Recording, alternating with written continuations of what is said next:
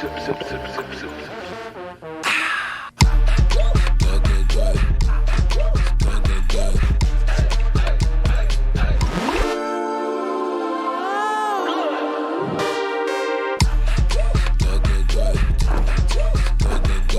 me how it tastes. You can tell me how it tastes. You can tell me how it tastes.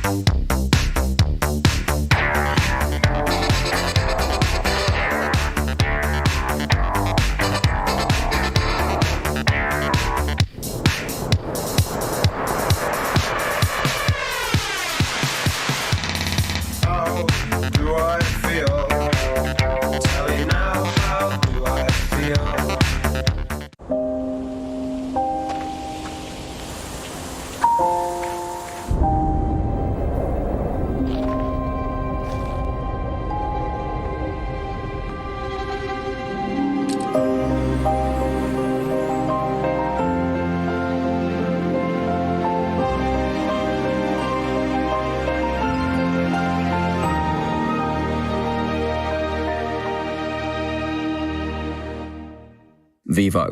I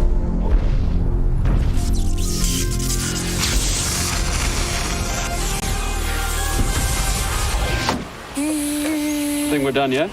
Yes, we are. Introducing the all-new Volkswagen Id4. Created net carbon neutral. 100% SUV, 100% electric. Volkswagen.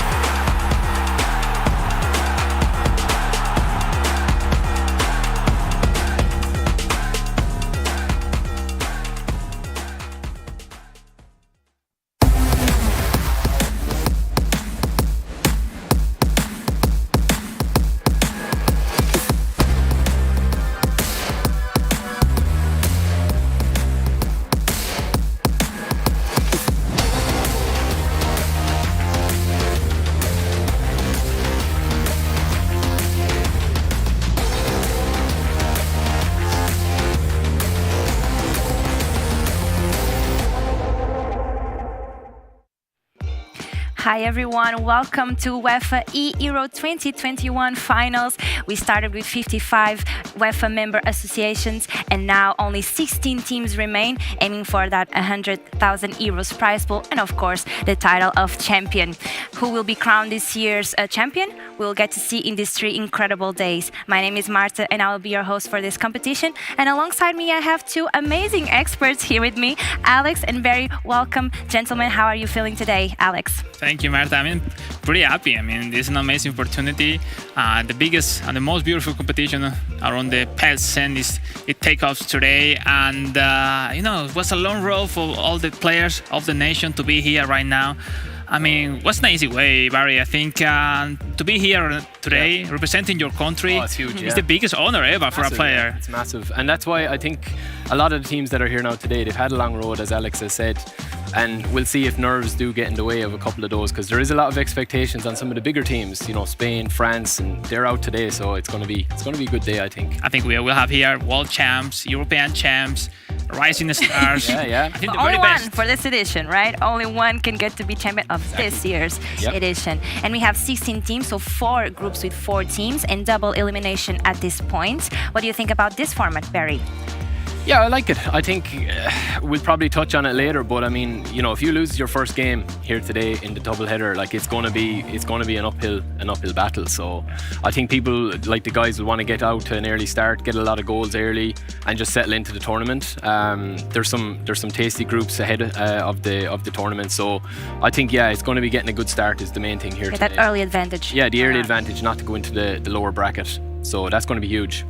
Yeah, when you have the 4 groups prepared for us to see, so Group A, B, C, and D for this competition. And starting out with Group A, we have Montenegro, Poland, Serbia, and Turkey. Alex, walk us through this first group. As a player, that's a great format. I think you still have the chances, with this format of groups. Looking at that Group A is really tight. You have finally Serbia as the favorite. They are the reigning runner-up from last edition. But then you could find Turkey with professional players, Mugahit, Poland with the rising star on the captain of Man United, the only one Zico. I think will be really excited to see today. And then we have Montenegro that maybe no one of us could expect a lot of them, but Art is really on fire in the last training session online these weeks before. So Barry, I think all the 4 have chances to go through, right? Definitely, I think. Yeah, it's a tough group. All the groups are tough. Tough. And they get tougher as we go along, as we'll see in a sec, I think. So. Exactly. So let's move on to Group B, where we will find Romania, Croatia, Portugal, and Russia. What about this group, Barry? Yeah, I think looking at it there, Portugal are probably the favourites. They'll look to kind of redeem themselves in this year's tournament, and they've got 3 brilliant players. Probably the star player is Christopher, very, very tactical player, will be able to adjust to anything that's thrown at him, I think. Croatia, again, very good team, very good players, and they've got a great team in the game as well, which is, Modric and them type of guys. Romania, again, they've got a good squad. I think with the stat balancing, they'll be well able to, achieve that as well. And obviously, Irma is probably the star player for them. And not to forget Russia either. I think they could cause an upset. To be controversial, I think they could cause an upset. So we'll see. And also, the Portugal's first period for Portugal, which is one of the favorites, and with players Christopher Barbosa, player for Arsenal, which made an amazing season this one. And Romania, special mention to Urma from Schalke 04 Nufia. These players you have to take a look on these upcoming games. This is exciting. It's very another exciting. group to keep on side, right? Yeah. So moving on to Group C, this one Alex is going to be very excited about, right? With Spain, Greece, Netherlands, and Germany. We can say it's the group of death at all, but having there Spain, Germany, Netherlands, even Greece, they are really good. They did an amazing first phase, and that's first match, Spain-Germany. It's everything on the table. It's the crucial game for both teams. Lots of rivalities as well. The Spain, my teammates from FC Bayern Munich. And the German players, both of them, Matador and Merriman from Schalke. And Heidenheim, but maybe we'll have a chance, I don't know if against Spain, but in the coming game for sure. And then we the have Netherlands. plenty of time for that. Yeah, for sure. And then the Netherlands, as I said, Aldrich O'Neill from Man United. Dominator from Arsenal. What a players. It's I'm sure names. People at home will enjoy a lot these games. I don't know how used the players are to this kind of national team after the last updates. I'm surely they will. I mean, they are professional and Adapt. they will Yeah, and give the it a fun and show. excitement is definitely. still getting started. So moving on to the last group, Group D, where we'll find France, Israel, Italy, and Ukraine. This one is a tough one, huh, Barry? Yeah, this is Very. equally as tough. I think this is probably as hard to break down. I mean, France jump out as early favourites. Italy, obviously, last year's winners of the eEURO 2020. course. But Israel, I think a lot of people, they're going under a lot of people's radar. I've heard a lot of good things about them. They've got some great players as well. A lot of confidence in that squad from what I've heard. So they'll be looking, and not to forget, obviously, Ukraine either. But yeah, France, it's hard to see past France in this one. I'm excited to see Aurel from Israel. Yeah, yeah. A lot of good info that he's player. really one of the best players to see in this tournament. And yeah, but obviously next to Italy and France, which are As a favorites. player, for sure, you are here just expecting to see all the games. It's just going right into action, right? I would love to see the best football possible. So that's why I think all the fans will like the same. So I hope we will see loads of a ratio goals. goals, skills, emotions. Exactly, and that's why we prepared a schedule for you. Unfortunately, we cannot see all the games, but here are the games for this half of the morning. So first of all, Montenegro against Poland, Croatia against Portugal, then Spain versus Germany, and to end, France with Italy. How about these games, Alex? I mean, all of them are really interesting. You know? It's like Montenegro against Poland. Looking forward to see if the draw of the order and make it possible to see Arti against the only one Zico.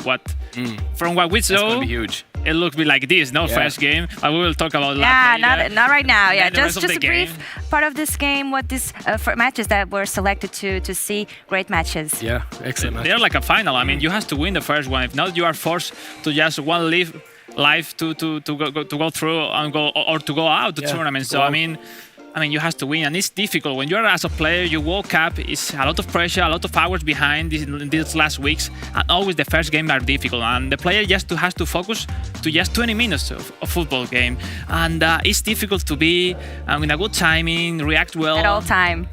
to be really relaxed. But I think most of the team are together in the same place, which is I have to say is a really amazing job for all the federation to make this possible, because to be next to your coach, your teammates in a good environment, in the same place. Representing your country. Yeah, represent. Yeah, exactly. This is an amazing chance, and I think it's so professional, and I think we will test it in the feeling of the player during the tournament. Yeah, and we'll get to see in a minute what your predictions and who you think will win this first match. But first, we want to let you guys know that you can also participate and support your team. We're going to show you a quick video on how to support your team. Do you miss the energy of the crowd? The UEFA eEUROs 2021 are here to fix that. Root for your favourite team using their hashtag in Twitch and YouTube chat or on Twitter, and you can amp up the crowd for the world to see. As you share your support, the crowd will rise to the occasion. Get involved and be a part of the beautiful game. So it's as simple as that. From home, you can support your team. Just use the hashtag eEURO 2021-Montenegro or -Poland in this case, if you are rooting for Poland or for Montenegro. So we want to hear who you are rooting for. Let us know. Let us see who you are supporting. Let's see those flags coming up to support your teams. And here on the desk, what do you think about this specific possibility to support your team with your flags on a virtual That's pretty stadium? amazing. I mean, it's an amazing opportunity for fans. Yeah. Keep Get involved. on this feeling of Euro, no? That we are in the real life with many matches, all this extra time that we saw in the real football, and now with this eEURO 21, you know, Barry, it's like I think so, yeah, to bring the excitement in. another chance, for your country to win it. And exactly. And we are like 16 have chances to win it this weekend. Yeah, if you can't be there, just spam it. Yeah, exactly. Hashtag. Exactly. And just like, I think the thing about it is that, you know, to get people involved as well, people want their nation to win, you know. I mean, especially as it progresses through, they'll really try and get behind their team. And all the guys playing are, you know, they're likable lads. They're very good players, and I think that's the big thing, is to support your team, you know. And there is a lot of work behind. I mean, the players take it very seriously during the whole season. It's been a really long road, a lot of game played, a lot of hours in the training session between them, because we had to mention that they train between them. So we will see games where the players know each other really, really good. So it will be really difficult to take a real advantage to the opponent. So, I mean, let's see. I mean, as a player, it's a big day for a player, really. So now I have an interview, I believe, with one of the players? First we go to a break. Don't go anywhere. We are going to come right after to prep for this first match.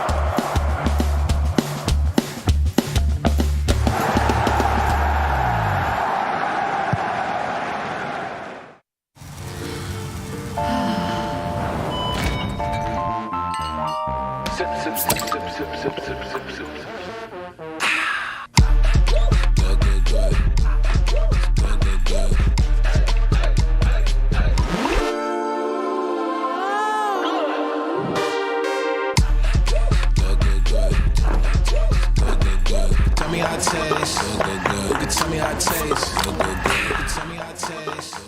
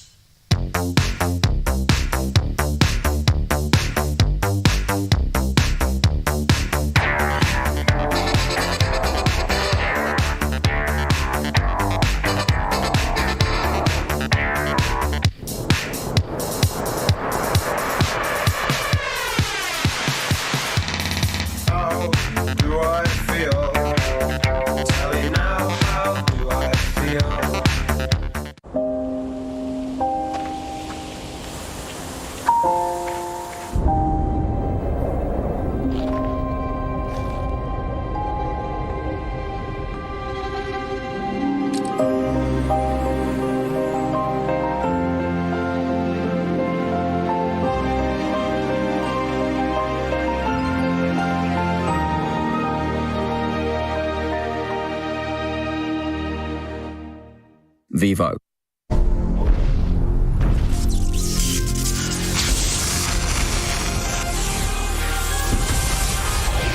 I think we're done, yeah?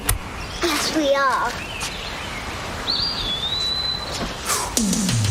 Introducing the all-new Volkswagen Id4. Created net carbon neutral. 100% SUV, 100% electric. Volkswagen.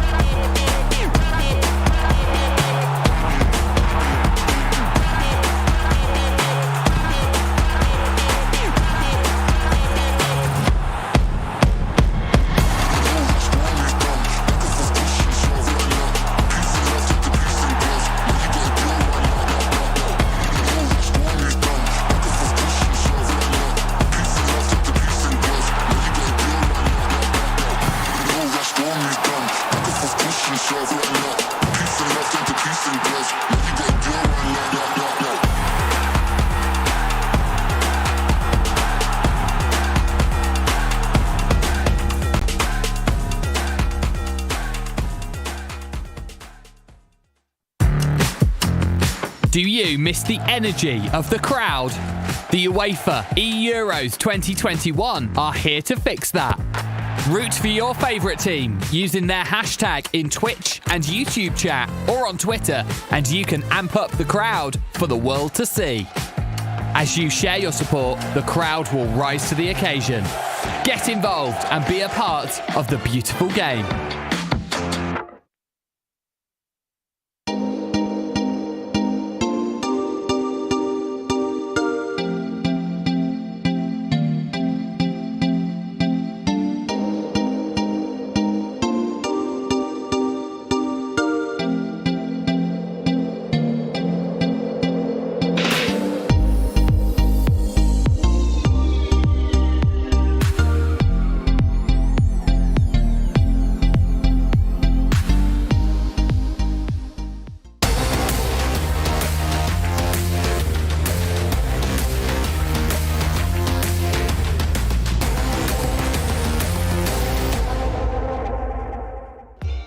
So now let's see who is rooting for who. We see huge flags coming up right now on the stadium. And there's some for Poland and some for Montenegro. So now, guys, I need to know who you are rooting for. So let's break down this game, Poland against Montenegro. I want to hear everything you got to say about these players, these amazing players that we have here, and what we can expect for this first match. Alex. I mean, we will expect, I think, really tight games. I mean, sorry for my friends of Poland, but I'm rooting for Montenegro, for Arti, and first game. I'm pretty excited to see that first game. Arti against only one Zico, the professional player. He's 17 years old from Manchester United, which is one of the recent stars on the PES scene. And, will be a really tough match. I think one of the best match of today. But then, don't to forget the people at home, this is a competition as a team competition, and the aggregate was matter. And the second player will be really important. Their performance with Jancio and right 19. So I mean, 4-3 for Montenegro is my bet. Barry, what do you think? Alex is jumping the gun on predictions. I just want to hear first about the game. We can leave that at the end.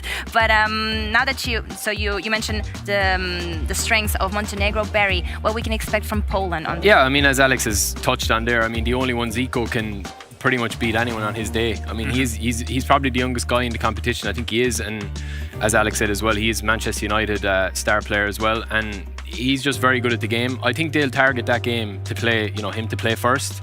I think they'll target that to win, and then maybe his teammate can pull through if he does have an advantage in the second leg or the second game. So yeah, I mean, again, on the pitch you're looking at like who makes the changes, who can, if something's not working, it's very enticing to just play to Lewandowski. Lewandowski is the star man in this game, and I think that he will be. If that's not working, do you go onto the wings? Do you change things up? Do you try play set pieces? I mean, Alex will be able to tell you that you have to switch it up every now and again, and then take the lead. It's really important. Also, for all the whole games that we are seeing, not to concede on the kickoff will be crucial. I mean, starting bad as that is horrible. Even will be a really close game. So taking the lead is a good advantage. Even thinking for your second game, taking the lead, it will be more relaxed for the second player to just start with this small advantage. So I mean, that's important.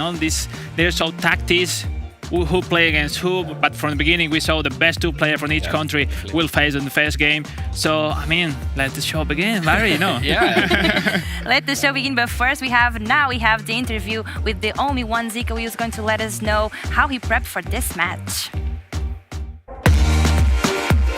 How did you and your team prepare for this competition? We made sure that we played about 15 to 20 games over Saturday, Sunday before the games on Monday in the group stage, and I think that's something that helped us out a lot, and that's something that we made sure that we've done to make sure that we are very get used to our players and make sure that we understand them a bit more, that we are that we know what to expect from them when we pass, when we shoot, or something like this. In terms of the finals, did that require some more practice and preparation, maybe different practice? Yes, of course. Now we have the best players and the best teams in Europe. So of course now it's going to be harder and harder from now on. We have better teams, better players. So yeah, now we just need to put more focus, more determination, more hunger and fight for these matches. And if you had to pick one player in the national squad in-game to be the most important player, who would you pick? Lewandowski, of course. He's a killer, as you've even seen in the real-life football. Everything he has, he just finishes. So, it's the same in this game. You just give him the ball, you just have the free space, the area, and then you pick the target and you shoot and you'll score. And also he's good in the air when you just whip the ball up with your goalkeeper, even centre-back, just smash it up front. He can win the header. Also, he can hold up the play when you don't have anyone to pass to, just dash front pass to him to the feet. And he's able just to, control the ball and hold it for that 1-2 seconds, what is crucial for another player to come and give support to receive a pass. So yeah, I think Lewandowski is the one for me.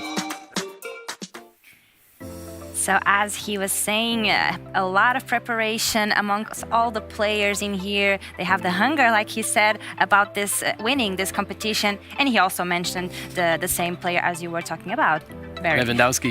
Yeah, well, I mean, he is the main attraction. And, as he was saying, as the only one Zico was saying, he's going to be, if they can stop him, if Montenegro can stop him, I think they're going to have to go to route, second plan or route B, and that could be where they come unstuck because if Lewandowski is in scoring form, I mean, they're not going to be stopped really, even later on in the tournament. I mean, Alex will tell you, when you've got a star player, you have to use him. It's as simple as that. I mean, it's your key player, your main player, and it's pretty awesome to have him on the team. It's really interesting was the only one Zico speaks about to get used to your players, because on PES is everything matters. I mean, every stats, the numbers, how tall they are, how strong they are, what's their speed, because you have to compare to the opponent's team to see what are the weaknesses where you can take advantage of. So, I mean, I think all of them really prepared it. I mean, it's not easy, but everything matters. I mean, how fast they turn, how far they can throw the balls, from where you can shot and scores.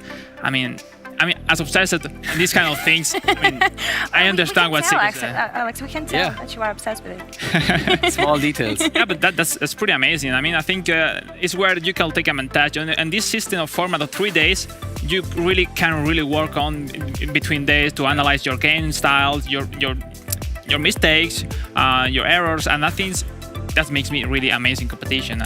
Let's see, if the coach role in their teams works on for this tournament. And I actually have good news for you, Alex, because the game is practically on its way to start. So we can just jump into predictions really fast and then go right on to the game. All right. Yeah, I'm gonna go with Poland to win this first game and to probably win it. Excuse me. Overall, I'm gonna go with Poland. I think that the only one's equal win his first game, set up the second one fairly nicely for Jancio, and continue it on and do the job. Well, you were saying what was the score? The final score? I think I said 5-4. Was it? 5-4, right? Yeah. So I'm gonna stick with that. 4 for Poland. Yeah. And you? I will be happy if Poland wins. They're friends of mine.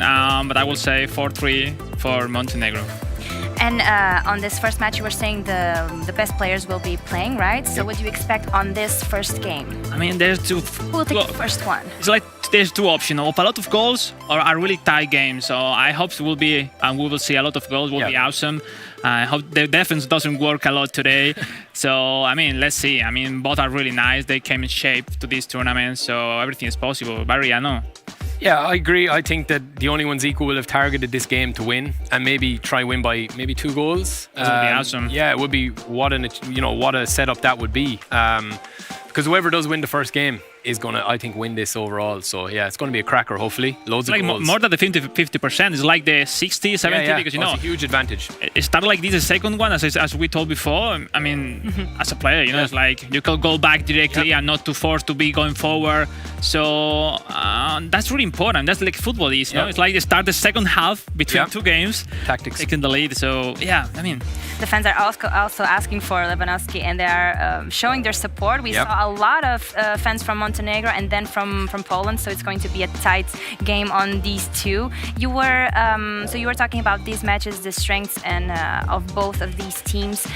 We are almost ready for the game, but before we jump into that, this is the first game that is going to set this in motion, right? Yep. The whole championship. So do you think that they feel the pressure? I mean, the only Zico, he looks very calm. He doesn't seem like someone that is going to stress out. Do you think that in Montenegro there will be also that calmness or more aggression? I mean, Montenegro, this is their second appearance in this Euro. They've been here last year, so I mean, they know to play this kind of situation. But well, in front, the only Zico is a professional player.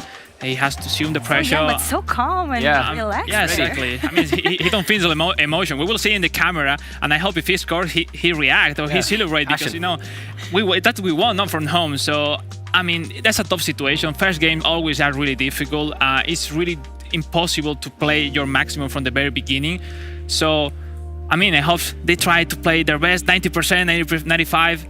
Not to make a lot of mistakes. No, I think that's the difference. No, Barry? Yeah, I agree. I think that it's going to be a good game. It's going to be a good game. So Montenegro against Poland, that will be the first match. So let's give our warmth welcome for our casters of this first match. Demon and Renee, take it away. Yes, thank you very much. Well, without further ado, let's get into the game. Renee, it is going to be Poland versus Montenegro, and they are ready to go. They're already underway, so let's get that on your screens before things get going. The only one, Zico versus Arti, the first game of the day. We just talked about how hot this one's going to be. We're hyped. This is potentially a great start and could be a high goal-scoring game. Oh, yeah, exactly. They've both brought out their biggest guns. For Poland, it's the only one, Zico, the man of Manchester United. We've spoken about him plenty with our experts. And RTPG, arguably the best player of Montenegro, and he's coming out as well in the first game. So this is a very important game. Of course, it's all going to be decided in that other game. But right now, let's focus here, as Poland had the first, well, not a big chance within 5 minutes, but they had a bit of a chance with the only one, Zico, who we may have known as Ostribuc in previous years. And he's a very young lad still. He's just turned 18 in May, and now making his way on to potentially another top 16 run at the eEUROs. They managed it last year just as well as Montenegro, by the way. Oh, here comes a chance, maybe at the edge of the box. Not going to happen just yet. Yeah, Arti clearing the danger, and a chance at a quick counter here as well, as he tries to bring it back and recycle the ball a little bit through the midfield and try and get players in positions. In the end, keeps possession down the left wing here. Real chance to explode onto the scene for Arti to try and set things running. Certainly to upset the Polish fans here, as Arti tries to wrestle it past the defender, but not going to happen. Zico, oh, he's let that one go. It's going to be a free kick. Yeah. Dangerous. Good position for a free kick. Good go in once. We've seen a lot of straight goals from free kicks in the past qualifiers, at least. We've seen them from Belgium, we've seen them from Italy. Here we go, good attempt, but the keeper is there to collect it. Wojciech Szczesny, of course, in goal for Poland, as per usual.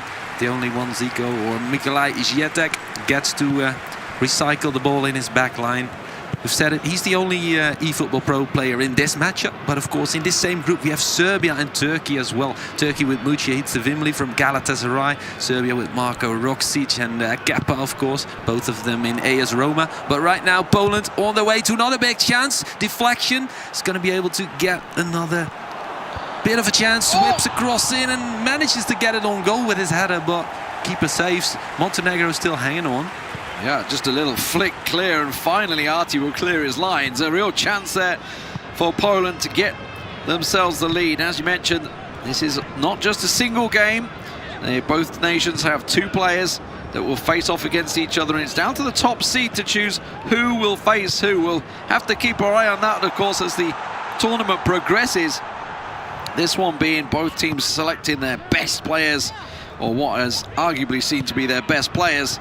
And that's a good interception for Zico as he tries to turn things around. And I don't think I've ever heard a Polish guy with a Scottish accent before. Yeah. But Zico definitely has a pretty strong Scottish accent, obviously living in Scotland, born in Poland. So, you know, that's the way of the world these days, Rene. Indeed, yeah, his dad had to move to... Oh, we're going to get a bit of a chance maybe for Poland. No, advantage played. Wow. Montenegro on the break. But yeah, he moved to Poland 10 years ago when his dad had to move there for work. So he's been living there for over 10 years. Of course, born in Poland, like you said. He has dual citizenship. He played in PES League for the UK, but then again he played in the eEUROs for Poland. Break. Yeah. Real chance here for Zico. Finds himself space. Oh, wrestled just off the board. Close to a penalty there, but not given. And Arti now on a clean counter-attack in play. Just managed to tap it back. Let's see. Going to go back down the right wing maybe here. Yes, he will. He's going to try and see if he can exploit it. Try and get further forward, but that's a bad pass back. Oof. And in the end will be a foul. Yeah. RCPG, PG for Pro Gamer, of course. He's been playing ever since 2013. He's made the top 16 last year with Montenegro, and many people did not expect that. They had a couple of tough cookies to crack on their way to a top 16 finish. Let's see if they can bring it again this year in a tough group with Serbia, Turkey and Poland.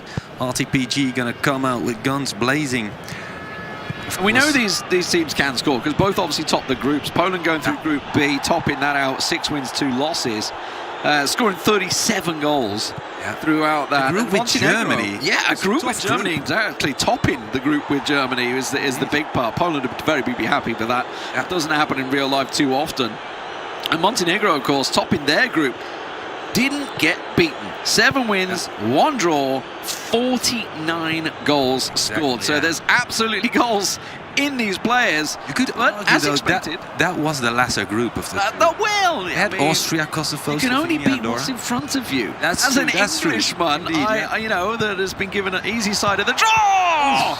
As Arti pulls the trigger, and honestly, the first real shot of anger in the first half. You know, we're talking about all these goals, but as Alex pointed out on the desk, you know, nobody wants to concede first. Exactly, yeah. We had that one header for Poland and a couple of half chances, but didn't get to pull the trigger on this one. Now a corner for Montenegro after that first feisty shot in the corner bottom.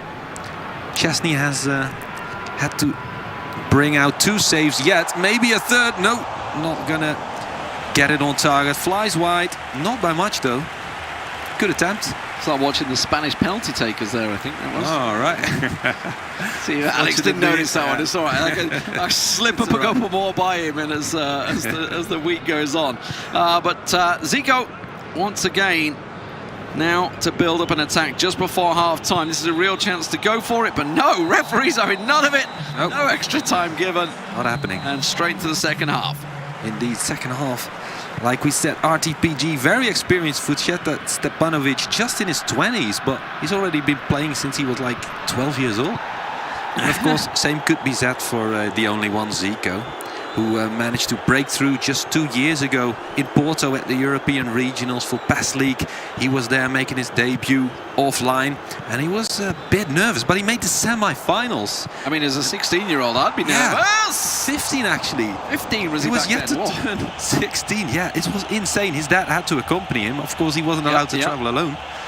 But yeah, amazing performance back then. And Osman Idris, aka the Omen, he called him the big hope for the UK scene, the UK PES scene, and now he's playing for Poland, so that's rough. There's no hope there, that's unfortunately. Plus he's living in Scotland, so I mean technically he could go with the UK scene, but I think Scotland would claim him before us as well. So yeah, poor old England, we missed out on that one. Still have Westertron and the only one pirate. That's it. We'll see. Bring it. They'll bring the heat. Arti, that's a great ball, and the first goal scored. Montenegro taking the lead here. Arti finding pretty much a direct through ball. I didn't expect it to actually make its way through, but the defender's completely caught napping. Yeah, exactly. Great combination on the right. Finally finding Mugosa with that through ball. Latches onto it. Good run. Look at that. Here it comes. Triggers the run. Then lays it behind the defense. Perfect weighted pass. And there the finish. As clean as you like. Montenegro 1-0. That's a big blow for Poland. Absolutely. Huge start here. Remember, of course, this is simply a Swiss bracket. So winner will go through and play the winners. And then the losers will face each each other. Obviously, you talked about the other match being Serbia and Turkey. We'll find out what is going on with that match, of course. Serbia certainly big favourites after being finalists last year. Indeed, losing only to Italy, one of the strongest three PES nations in the world, together with, in my opinion, Brazil and France. And then a couple of countries close, of course. Spain is up there as well. Not to just ruffle Alex feathers too much. There we go, Poland on the ball. Solid tackle. Play on given though, so we'll see what Zico can do with this one. Does rattle through. Artie will clear it, but I think we may see a card going drawn back there. We'll see. Artie playing it forward now, looking for one of those through balls that just split the Polish defence in half, and at the moment looking to try and keep hold of the possession. Yeah, solid line, solid back line for Montenegro. Midfielders compact as well, and then up front they've got three guys knitted close together to create space on the flanks for the upcoming wingbacks. Like here, there's the through ball, there's the finish. No, straight through the middle, and the keeper manages to save it. Chesney, of course, not bothered too much by that. Poland now straight at the other end, straight at the jugular. We've got a break. 4 versus 5 situation. Not much room to work with. Somehow the only one, Zico, manages to reach the back line here. Whips in across. Another header, another save for Montenegro, but that was offline apparently. All right, yeah, the rebound was offline. The rebound, yeah, offside. And there comes the yellow card you spoke about. There's the card, yes, so that's pulled it right back. That's like 10-15 minutes ago now. But yes, that card was brought back, of course, advantage played on. So, still remains 1-0 for Montenegro. Artie coming into this one. Really, honestly, in fairness, Artie is the only one that's had the clear chances. That was the real chance for Poland there, but as you say, offside given, so not going to happen. Simply played back to the keeper. Just trying the Route 1 system, see whether it works. A little header flicked on, and it kind of has, but he's offside again. Yeah. Way off. It's basically a traditional way to play football games, right? Reach the back line and whip in across. That's what the only one Zico is doing. It's not what you expect nowadays, 2021. Especially in PES, you get to see the short combinations usually and the through balls. Not the crosses, not so much. Then again, he's managed to whip in 2 headers already. Might very well be luckier next time if he just aims for that corner. Montenegro coming out once again. Dangerous 4 versus 4 situation. They don't get the backup from the midfield, but plenty of options to choose from. Goes for a shot himself from the right flank. I would have done maybe 1 or 2 more passes, right? Nice little follow-up though there for the rebound if it happened, but Chesney doesn't spill it this time, unlike a certain Danish keeper. Zico, it's going to be a tap-in, absolutely. That is as clean as you can make it there. A simple pass into the net. Yeah. Arsenal-like. Indeed, yeah, that body feint started it on the left. He just stepped over the ball and managed to create space for himself there, right there. And then again, yeah, when the defender steps in like that, no chance. Perfect. Well-played goal. And we've got an equalizer for Poland. Like we said, both these guys can score. They've shown it in the group stages. Instantly grabbing #1 spot in their groups, especially Poland in that group with Germany. You wouldn't have expected it, maybe. Strong football nation, no doubt about it. They did manage to make their way through the play-ins, but yeah, Germany second in that group. Yeah. Both with equal wins and losses. It was basically on goal difference, right? The difference, 3 extra goals for Poland. So we're obviously seeing that the only one Zico absolutely can score them. Gets the equaliser here as we have a tight first game, and I didn't really expect anything less, if I'm honest. You know, when first game of a tournament, always a cagey affair. Nobody wants to be the loser. Certainly you don't want to concede first. The only one Zico has done that, and you know, the mental strength to come back and get that equaliser. And honestly, starting to look strong here, but it is a Montenegro free kick. Let's see what he can do with it. Yeah, heading into the last 15 minutes of the game. Left to be played, Montenegro on the free kick, and like you said, they came out a bit cagey. Of course, keeping their backline composed and compact, but right now coming out and creating chances, both of them, at both ends of the pitch. Well played by Poland, but then the pass is sloppy. Montenegro gets to take over and wants to buy some time, maybe draw out the Polish forwards, try and create't straight in front of that backline. Poland is playing quite aggressive, it seems. They do want a winner here, it seems. Although Montenegro is taking their time recycling the ball at the back, trying to find space for a good offensive move. Some heavy pressing, no doubt about it, by the Polish forwards. Midfielders also in a great spot, but Arti seems in control. Just small, short passes at the moment, just managing to find the way through, keeping possession of the ball. Obviously, your opponent can't do anything with it if they don't even have the ball. That's for sure. So Montenegro building up their attack here. Pass to pass to pass. Good little ball to spread it on the wing. Finds himself space. And I've got to be honest, I think he could have took it himself. Maybe a pass too much there. Yeah, exactly. Could have just walked on and see what the defender did, and then it would have been a 2-on-1 situation. Then he could have squared, but right now we'll never know because he went for the shot instantly. Got blocked by the defender. Oh, that's a rough tackle. Advantage played by the ref, and he's going to go down as well. Certainly, you have to call it back. Yeah, exactly. Montenegro with possession, and then the referee decides enough is enough. Call the police. Oh, never gonna get away with that. Konaki on the floor. Vujacic with the foul. Straight through the back of him, and then his teammate chipping in as well. That's a bit too much. Chance here just before the final whistle for the only one. Zico! Oh! Saved on the line by the keeper. Ball retained though for the Polish team. Gets a little flick across for Lewandowski. Not going to happen. Gets it clear, and a counter-attack chance here now for Arti. Oh, there we go. Finds space on the left. He's got two guys there to deal with, but he finds his striker anyway. Montenegro in a 4 versus 5 or 6 situation. There comes backup from the midfield, but now all the speed is out of the attack, and we're going into injury time indeed. RTPG on the ball. It seems like he's waiting for that final chance to happen, making sure he's not going to get countered upon, and now he realizes it's the last minute. Let's go for it. Let's whip in a shot. It's Szczesny once again. Corner for Montenegro to maybe finish off this match. One little last chance for Montenegro to try and steal victory here over Poland from what was a real chance for the only one. Zico from end-to-end stuff here in this first matchup. Arti looking to try and whip it in maybe. Is he going to try and play it short? No, he's going for it. He's going for it. I love to see it. I love to see the Olympic goal. Go for that big header. Can he find his man? That's the question. Running that clock all the way down. He's going to go short. He is going to go short. I was wondering if he's going to go for it. He is. He's actually drawn the defenders out. In the end, he's got a little bit too far back. As well. Ball plays in, and in the end, cleared by the Polish defence. It's going to end here, 1 apiece in the first match. Yeah, heated affair. It was good stuff. And we're about to head into a break. I think we're going to see some replays maybe. Fantastic stuff, no doubt, for the Montenegro start. Getting that opening goal, you love to see it. But Poland did get themselves the equaliser. Fantastic finish. Little tap-in for Poland as well, in fairness. Here's the stats from the game. 54% possession for Montenegro. I kind of expected that the same. Here's the highlights for you guys at home.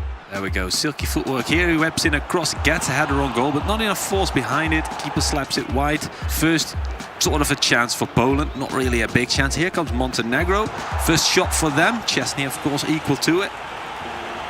Good stuff. Real shot in anger, and it was Montenegro that were the driving force, which I think is a bit of a surprise. Obviously, we knew it was going to be a tight game, Arti versus the only one, Zico.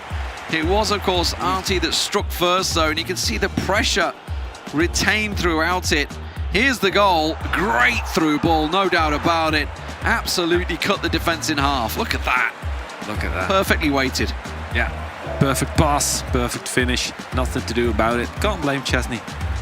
Obviously, in a 1 versus 1, short corner exposed, and he finds it. Of course, Poland wouldn't take it lying down. Here we go. Whips in a high cross, then manages to find his teammate there. I think he brings it in on the left flank. There comes that body feint. Oh, well done, well done. And here he creates space for the tap-in. Brilliant stuff overall. The two teams locked in at 1 apiece. Of course, we will have a second match coming up after the break.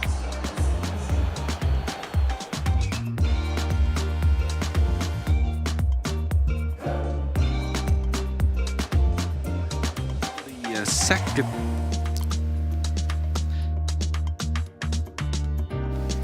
It was just a short break. We're back, ladies and gentlemen, into the stadium, ready to go. Poland currently tied with Montenegro. Both these teams coming through from the qualifiers, top of their group. We did not expect anything less here, Rene. Yeah. But now we have the superstars out the way. I say superstars because that's a little unfair on the teammates, because they're all superstars effectively coming into this one. Very true, yeah. And I was slightly leaning towards Poland with the only one Zico, but as you said, Montenegro was taking the initiative. More possession, more shots on target as well. So this is a fair result. You could have, in fact, gone for a win for Montenegro, to be fair as well.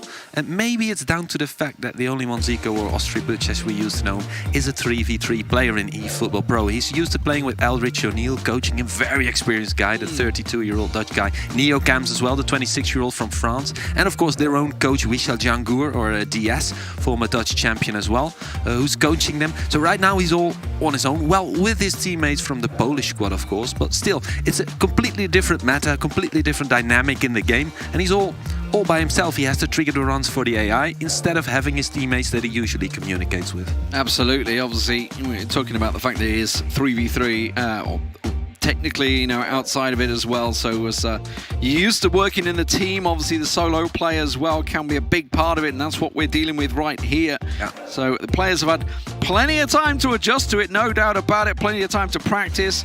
As Alex pointed out on the desk, a lot of these also are being pulled in. The federations for the countries pulling them into effectively boot camp, is what we'd call it in esports. Yeah. Putting them into the same location so they can play, get that communication together, coordination, and just help each other out, support each other. You know, sometimes it can be very tricky in these sort of 1v1 scenarios. You can kind of, especially in football, in PES, you can mentally fall apart yourself. Like you get in your own mind here. Look, great to see a lot of support for the teams out there as well. So great to see the guys getting behind them for Montenegro and of course for Poland. And for Greece as well there. I saw Team Laza, the coach for Greece, coaching a couple of young lads, and he's a lovely guy. He's actually a dual citizenship guy. Shout out for Weza. He's also there. a UK guy. Ah, Weza. It's a German shout out for him though, with the Moin Moin. Indeed, yeah. Everyone's shouting for Weza, isn't it? Everybody loves Weza. Right? We'll get Harry and Weza on. Don't worry, they're on for the next game. Don't worry about that. We'll have them in there for the Croatia-Portugal game coming up shortly. But for right now, we need to settle the difference. Settle the difference between two nations. Who is going to be going through to the winner bracket? Who will be down to the loser bracket? We're tied at 1 apiece. Poland versus Montenegro, and now we have time for the second players to step in. Indeed, it's tough to call it once again because it's Rada Pavicevic, or Red 90. 2 years of PES under his belt, a meteoric rise in especially the Montenegro scene, but also on the international scene.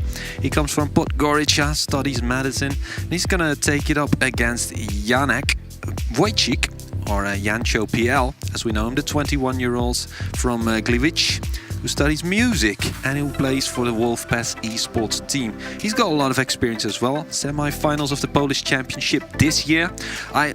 It's too hard for me to call right now. Who are you going with, Lee? I don't know. I mean, the guys on the desk were calling 4-3 and 5-4, so either we're in for a goal bonanza in this second matchup, or they are very much led astray. Obviously, with just a tight 1-1 first game, often is the case for your first group game. Nobody wants to come out on top, and nobody wants to get swept aside, that's for sure, in the first game. But get yourselves out there, by the way. Virtual cheers! Hashtag eEURO 2021, and then of course the dash and your country name behind them. For the moment, of course, it is Montenegro and Poland, and if your nation is involved later on, then get behind them as well. Obviously try and support as much as you can for these guys. They will very much appreciate your support, no doubt about it. Indeed, indeed. We've got a lot of great countries playing today. Of course, in this group, besides Poland and Montenegro, we have Serbia and Turkey. So it's so important to grab that first win, because honestly, Serbia, you've said it, a couple of eFootball Pro guys, and the finals last year as well against Italy came close to winning it all. Turkey, they've got Mucihit Sevimli and Simagal Erman. So this is it's a tough group. It's not the group of death. Surely it has chances to advance, especially if you have the Swiss bracket system. I mean, the fact is that all teams at this stage are pretty darn good. Exactly, they've gone through a grueling schedule. Obviously, 55 teams in total vying to be here from the very start. When we had the draw back in, I think it was January. Actually, we had the draw back then when me and Harry were trying our best to make sure everybody to get out their even groups. You know, we can't control exactly where the balls dropped, but I think everybody was relatively happy with their groups. Exactly, but if they did get wrong, then blame Harry. Blame Harry. The Dutchies were happy, and then in the end they came in second in their group, which was to be expected because they were in a tough group. I think it was Greek in the same group. Greece, sorry. Yeah, it was Greece indeed taking first place in that group. Georgia, Czech Republic there as well. Belgium were very happy as well. I thought they would have good chances to advance. In the end, they ended second in the group as well. And I was doing a lot of TV coverage for Belgium. Actually, I am a Dutchie, but I was there for Belgium to do the TV coverage. You guys all blend into each one. Oh, yeah. Benelux, they're all together. Exactly, yeah. Luxembourg in there as well. Luxembourg also managed to grab a second place in the group. So then there was that playoff stage because all the numbers 1 went straight into this tournament, right? Yeah. Then we've got 6 more spots to fill. So how did we do it? All the 10 numbers 2 went into a new group phase. 2 groups of 5 going at each other, and then only the top 3 of each group would proceed to this top 16 eEURO 2021. So, like you said, grueling schedule and only tough opposition left because some of the countries that even aren't here are very good past countries. I mean, even in like you were saying, the teams in second, like Italy were in there, Turkey were in there. And obviously, obviously you mentioned Netherlands. We don't even have Germany. Finland. We don't even have Finland. They've got good players. You see Alto, he's not even here. He wasn't we don't even have England in the second place playoff as well. I'm sorry, mate. I'm sorry. I didn't want to say it, but you brought it up. It's all right. We're doing great in real life. We'll take it. We'll take it. It's coming home, boys. Don't worry. It's coming home, indeed. But I had to get it in there somewhere, didn't I? But yeah, talking about this group, obviously, we're talking about the other teams in this group. It is Serbia and Turkey. And the fact is that Serbia were finalists last year. We've got the benefit of seeing a lot of the practice results. Obviously, we can see the guys have been practicing against opposition teams. So Serbia practicing earlier on, and Kepa has been smashing in the goals. Especially, even in the practice games. Even if it's not really a great indication of what's going to happen here, you can see that he's on fire. He's in top shape. Right? We were worried. We were worried, right? Well, he's had a child in real life. That's obviously Roxa, not himself, right? but Roxa, sorry. Yeah, Roxa had a child in real life. We were worried about how it's going to be for them, but seems that they're still on it. Just last September, he birthed a beautiful little girl, Elena, and of course his beautiful wife as well. She reminds me of Meghan Markle, by the way. She looks a lot like her. Ah, yeah. Royalty or not, as the case is these days. Yeah, gaming royalty. Yeah, at the very least. There we go. We'll take that. We'll take that. If you've just joined us, ladies and gentlemen, we've just had the first part of Montenegro versus Poland, and we're about to get the second one underway here. Arti and the only one, Zico, drawing 1 apiece in their first game as we now move on to the second match. And if that music doesn't get you hyped, I don't know what will kick off. With Poland on the ball, we've got Jancho PL, or like we said, Jan Wojcik. Friends call him Jan, his official name is Janek, but who cares? Right, as long as he brings the goals for his country, because this is it. This is competing for your country. You're representing your nation. The expectations on your shoulders. And of course, pressure was never as high as it is today. Can they deal with it? Poland right now regaining possession. Jancho PL launching a scathing attack. Red 90 right behind him. Trying to hold off that, tame effort, I have to say. Yeah, I thought it was going to be a bit of a harder one. I think the keeper was expecting a tougher shot as well. Yeah. In the end, a short clearance coming out here, and Montenegro going for that short pass build-up, as we saw Arti doing the same thing as well here for Radi. Going to try once again, see if he can build it through. Oh, trying that cutting through ball. We saw Arti pulling out. Maybe they've seen something in the Polish defence that they realise they can split apart, but of course, don't forget about Poland. They have Lewandowski up front, but he's gone down. It was a bit of a roll, if I'm honest. Almost like a Raheem Sterling right there. Yeah, indeed. And magically, he's ran away, indeed. So it wasn't much of a foul. Just a tough tackle, but well played. On the ball. Montenegro on the ball as well, by the way, here on the left side of the field, trying to find space, not much there, and finally here finds his right wing back, who will step into midfield to maybe try and create a sheer number forces that can overpower the Polish midfield. Not going to happen though, and here we've got Poland on the break. Jancho PL trying to find Lewandowski. He does indeed, now triggers the run. Then again, he's going to have to wait, and of course the defenders are there for Montenegro. Plenty of control there in the back line. They've got 4 guys in a row, and the midfielders are quickly there to help out, it seems. Oh, but the clearance doesn't come. That one's worked out. Jancho's managed to find himself a little space, gets the give and go, tries to go for the shot, but it's really a time effort in the end. It was a tough angle to try and get the ball past the keeper. The keeper really shouldn't be beaten on the inside post there, and in the end it was straight at him. We've had 2 shots for Poland, but neither of which came from Lewandowski, so that's key here. Lewandowski so far in the Firmino role, so to speak, bringing in his teammates on the flank, but they're going to have to find him deeper position. Oh, shot from Montenegro inside of the post and out, but they're going to get another chance, perhaps. Rebound falls kindly for them. Finding their midfielders, 3 guys up front, couple of options, but many Polish defenders there to deal with it. And now quickly on the break, already over the midway line. 4 guys running in, and there's Lewandowski. Of course, try and find space for a shot with him. No, not going to happen. Once again, bringing in the wingers, and he can't find space for a cross because right now, once again, the organization is back for Montenegro. A lot of red and yellow shirts to deal with, and it's too many. Trying to bend it the outside of the boot there to set up Lewandowski, as you mentioned. He was looking for the runners, you know, the player ahead of him had gone offside as well, so he really had nowhere to go in the end, had to just recycle it as best he could and keep a hold of it. But Montenegro with a real chance there, coming back off the post and looking for once again those through balls, those short little passes building up, and then suddenly there's a big sucker punch of a through ball coming out. That one though is going to find its man, but in the end the through ball will be cut out and read by the defender. Jancho on the clearance, only so far as his midfield.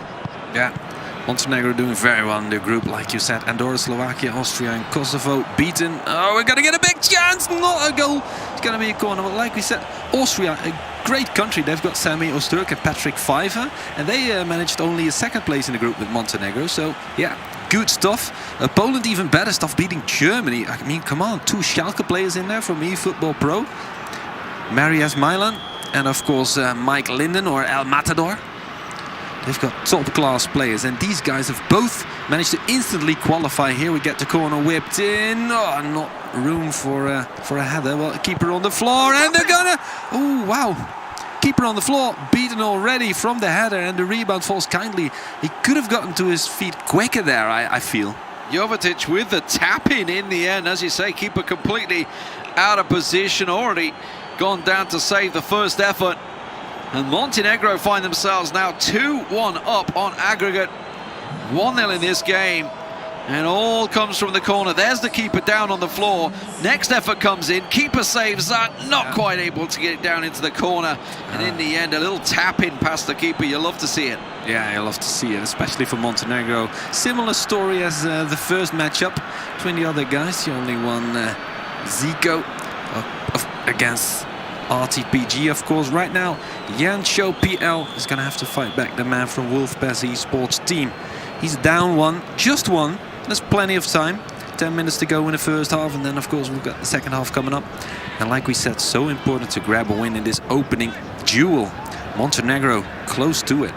A draw could be something as well that you could go for. Of course, we're still in the group stage, and it's the combined result for the viewers just tuning in. It's the combined result that matters from these 2 matches, and then whoever scores the most goals gets 3 points. Of course, we could have a tie, both get 1 point. No. Oh, extra we time. can't. No, there's extra time. Even no time. We're in Swiss round. There's a winner or a loser. There is no draws. Yeah, you're right. As it stands. Jancho, though, looking to get the attack building once again. It worked out well for him at the start, but now he's looking to try and whip something in. Can't quite find his man. He's actually managed to bumble off the defender. Gets a little lucky there, though. Montenegro will clear the lines, only up to the halfway line. As now we see Zielinski trying to bring it through. Not many options up front, but finds the runner in from midfield. Oh, well read. Trying to whip in across, it's not going to happen. Montenegro reaches the half-time with a 1-0 scoreline in their advantage. Looking very solid to take it so far. Absolutely. What a start this is for Montenegro. And the harshness, effectively, of this competition is 2 losses, you are out. Oh, yeah. You are done. Exactly. So you really don't want to be going down into that lower bracket. There's no doubt about it. Upper bracket will certainly be tough. We don't know really who the winner of the other match will be. Of course, Serbia versus Turkey. Certainly going to be a hotly contested match, that one. But at the moment, Montenegro looking to upset things here and take down Poland early on. It was Alex's favourite, as he said on the desk. You know, he's obviously backing these guys to take it. At the moment, they're looking pretty good for it. Indeed, I was slightly leaning towards Poland as well, as I said, but just 55-45, because I know what Montenegro can do, especially... Not quite on the fence, almost though. Yeah, exactly. Exactly. And we know what Montenegro can do. We know on a good day, they can grab a win. And certainly on their way here, look at that. Oh, Poland just stepping in time. That could have been a big chance for Montenegro. Poland on a break now, near the halfway line. He's got a couple of options up front, but still hasn't been able to reach Lewandowski in a danger zone.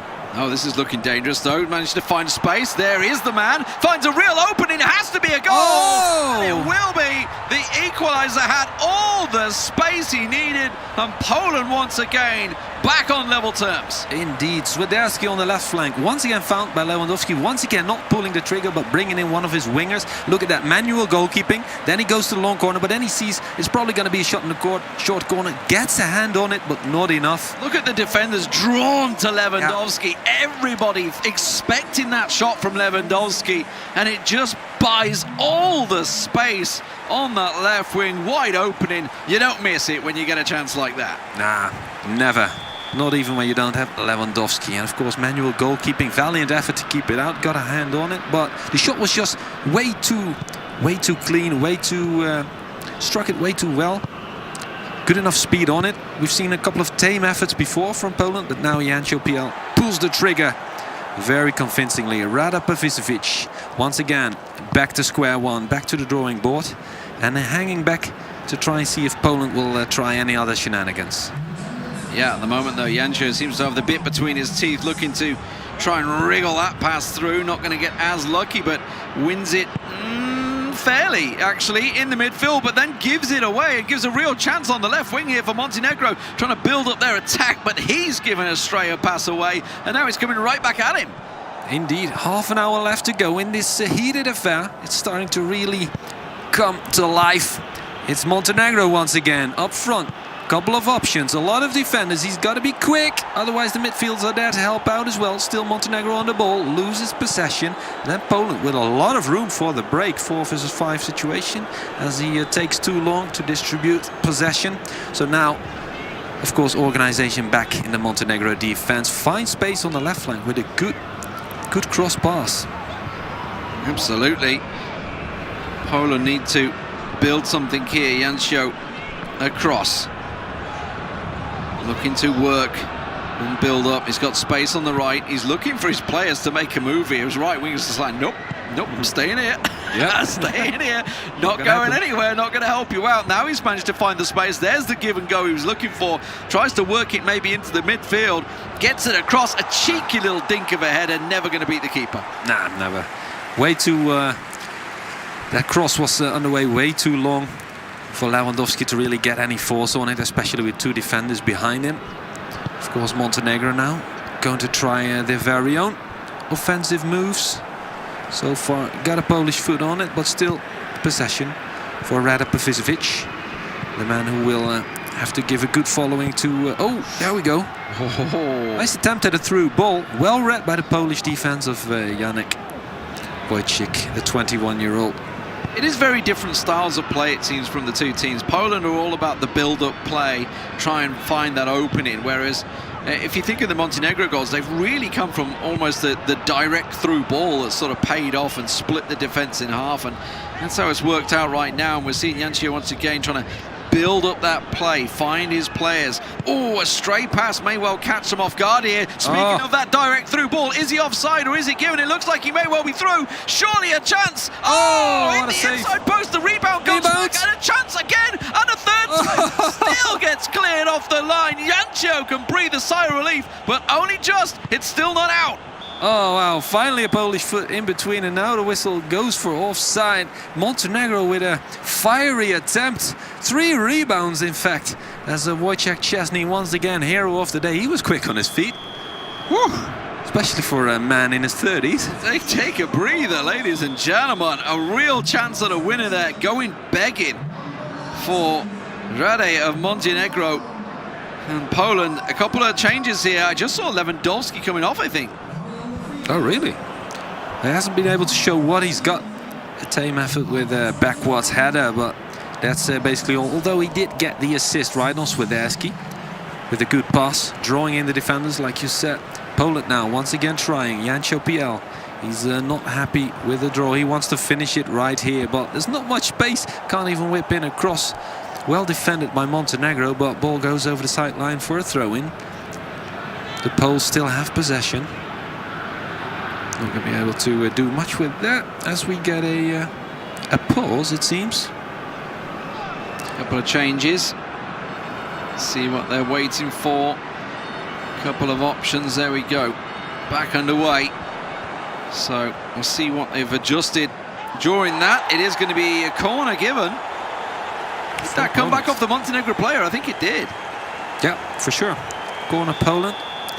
And let's see if they can whip something in. Like you said, Lewandowski isn't there anymore. He's a good header of the ball, usually. Jancho PL trying to create a chance. He gets the rebound, he gets the loose ball, collects it, but doesn't get through.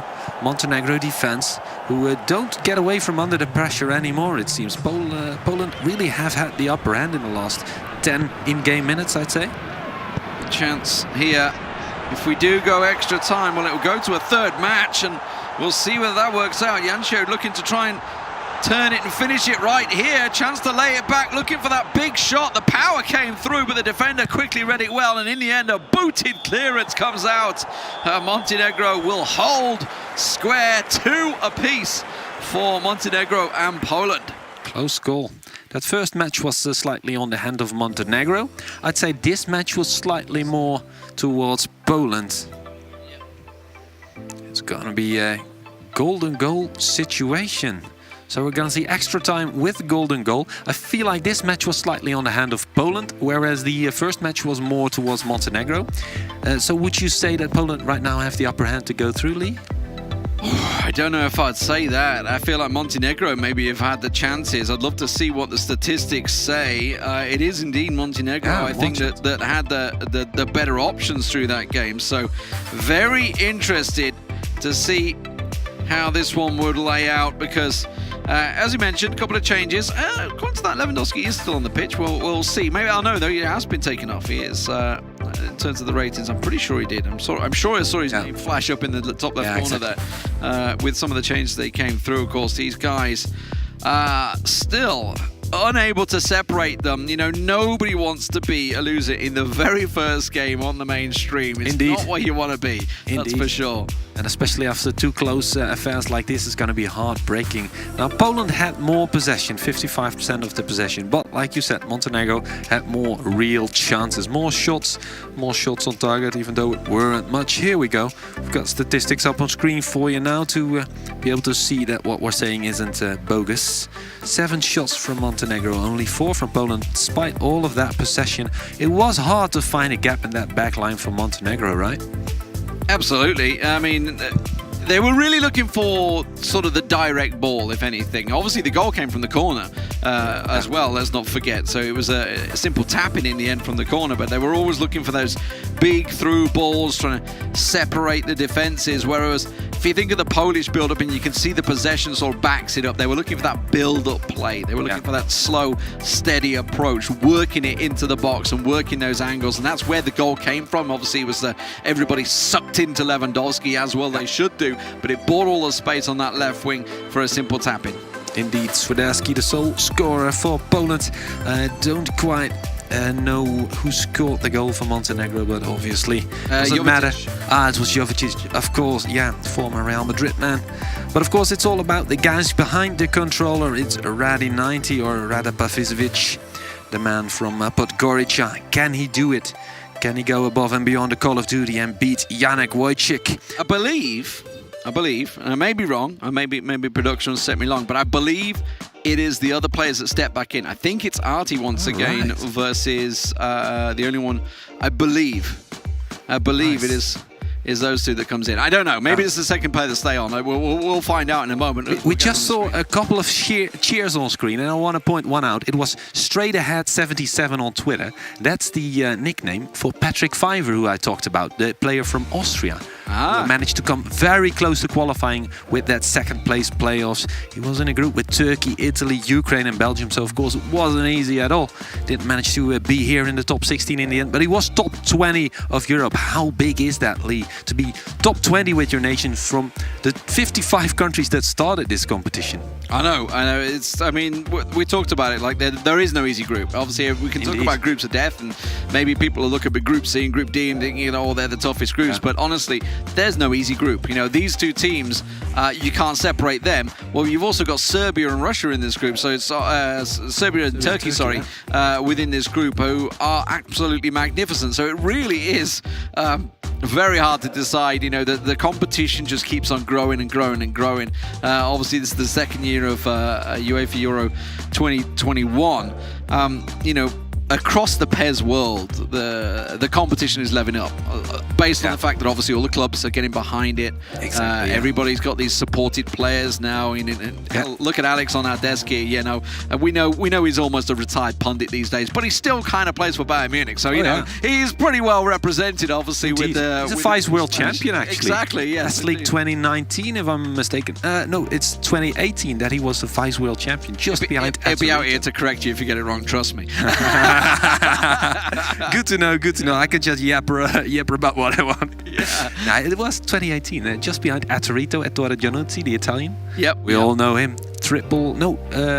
Twice world champion and a couple of times vice world champion. Of course, Ousmane Kabil from France, reigning world champion and also triple champion. That's why they were the favourites last year. And the favourite tag can be a curse sometimes. Oh, indeed. Going through. You've got a target on your back, right? Absolutely. Everybody wants to beat you, and that's what happened last year. Obviously, it's very rare that favourites actually do go through and win a tournament. Based on the pressure that's all their footage is out there for the world to see as well. All of them playing in eFootball Pro, with the exception of Italy, by the way. They've chosen to go with guys that could really focus on this event. Maybe that's the reason they came so far last year. Yeah, absolutely. But let's get it back on your screens. This being the first match highlights. I believe this is the first one. Second match. No, it's the second match. You're right. And it was actually early pressure from Poland. Poland were all over in the first half, but the first goal came from the Montenegro corner. You saw here that was a real big chance. That came back off the post. Could have rebounded anywhere. Could have easily been a simple tap-in in the end. So real pressure from Montenegro paying off, and that was the corner, obviously forced out wide for that corner. Indeed. And here we go. Good combination from Montenegro. They've created a lot of chances, like you said. I was leaning towards Poland, but maybe that's because that was the last thing I saw. The last 15 minutes of the game where Poland was really dominating possession and trying to find space, and Montenegro just hanging back. But look at that. Well played. Very good goal indeed in the 36th minute. Good cross in there. Poland not able to clear it pretty well. Falls kindly there off of a body of a teammate, but still well taken. Yeah, it's the header down, the pass, as you say, deflects, and then, well, it's a simple tap, and then the keeper was done off the deflection. He was already done and down. But Poland, you love this goal. I love it. Like, look at the players just swarm to Lewandowski, and it just buys all the space he needed on the left wing. And absolutely, as you say, manually tried to move the keeper to the left, saw it coming, just simply couldn't get in position quick enough. Indeed. Yeah, it's hard to control a goalkeeper like that because you're watching it in mirror view, so to speak, so you have to press right for him to go left. And then the first step, you can see it towards the middle. He goes the other way, Yeah, exactly. And then he goes with the correction to the short corner, but then it's already too late. Swiderski with a great goal. Montenegro with a big chance here. Claims for offside. It wasn't, though. And look at that. We're going to get a couple of rebounds here. Number one. There we go. Good back heel. Another shot. Szczesny 3 times. Can you believe it? Could have all been over for Poland. You don't need to remote control your keeper when you got Szczesny in the sticks, that's for sure. Fantastic stuff from him. So this is where we stand, 2 apiece between Montenegro and Poland. They're just trying to set the game up once again to get that third match ready to go, to see who the golden goal decider will be. And honestly, I couldn't decide. I mean, if you look at the possession stats for both games, it's been pretty even between these two teams. So I really don't know which way this is going to go. I do love the fact that we have a second monitor here, that we can see all the practice games that have been going on. We get to see all the players sort of practicing, and some big score lines coming in. You know, obviously it's great to see the Germans, and it is not only they're not always just practicing, for example, their own team against each other. They're practicing against the team they're about to be facing, just to see how it measures up. And that's something that Alex was talking about. You know, like the stats, the height of the players, everything that in there is really hard to get in there. It's hard to watch and not to play, but the PES community is a family, and I'm now here supporting the other talents. That's what I love to see. I love to see it, getting behind the players. And absolutely, you know, it's, as you say, 55 teams, there's only 20 could be here. So, you know, not everyone can be here in the eEURO 2021. Insanely hard. Absolute top countries missing from this competition, but we've got plenty of top countries left, 16 of them, and all of them are looking for that one big trophy, of course. 100,000 euros to be divided, 40,000 euros for the winner. And like you said, most of them have traveled to the campus of their national squad, the National Football Association. In fact, I know the Israeli players managed to travel all the way to Germany in order to optimize their connection. They're there in basically sort of an esports hotel. As someone that lives in Germany, I could think of somewhere else to go other than Germany to optimize your connection. All right, German internet not always known to be the most finest in the world. Holland, for example, is somewhere you could have gone to. You're definitely going to have a better connection in the Netherlands. But they are very central in Europe, so they might have a good ping towards all the corners. I guess if you're in Frankfurt, it's probably fine, right? That's probably the likely location. Obviously, big international airport, etc. Sort of that sort of location. But yes, Orel Daniel actually, do not go to Berlin, is all I'm saying. Orel Daniel actually sent me over a few pictures. They look good where they're staying. Sort of an esports hotel. But of course, we have to focus as the music intensifies once again. Jancho PL on the kickoff up against Montenegro one more time. Rada 90 once more into the fray, and we're about to see who gets that golden goal decider. You can see Artie sat alongside, supporting him, trying to egg him on, give him all the help that he can here. It's such a crucial game, there's no doubt about it. Jancho trying to build up here, as he has done in that first matchup, as his teammate did in the first game, the early one, Zico. And now looking for, well, what was almost a deadly through ball, but quickly read by Rada. Indeed, Rada now on the break, but usually takes his time, although he's more direct than Poland. I feel Poland a very patient team, very patient players, both of them in fact, trying to whip in crosses from the flank sometimes to try and catch their opponents off guard. Now Montenegro on the ball, advantage played. Seemed like a foul maybe, although it was with the shoulder, right? And there we go, Poland in between, and then the foul still gets called. That's the second foul. Pass comes through, and I mean, sandwich, Sterling-like-esque right there. Indeed. Certainly not in the box this time, and was given a clear foul. Referee looked at it, VAR looked at it, everybody was ready and happy with it. Now we see the ball laid through, tries to chip, the give and go, not going to get the header. And in the end now, it's a real chance for a counter here. Can Poland build on this? Absolutely, Frankowski on the ball. Looks for Lenati on that left flank, and Swiderski is there up front, but he's not going to be able to reach him.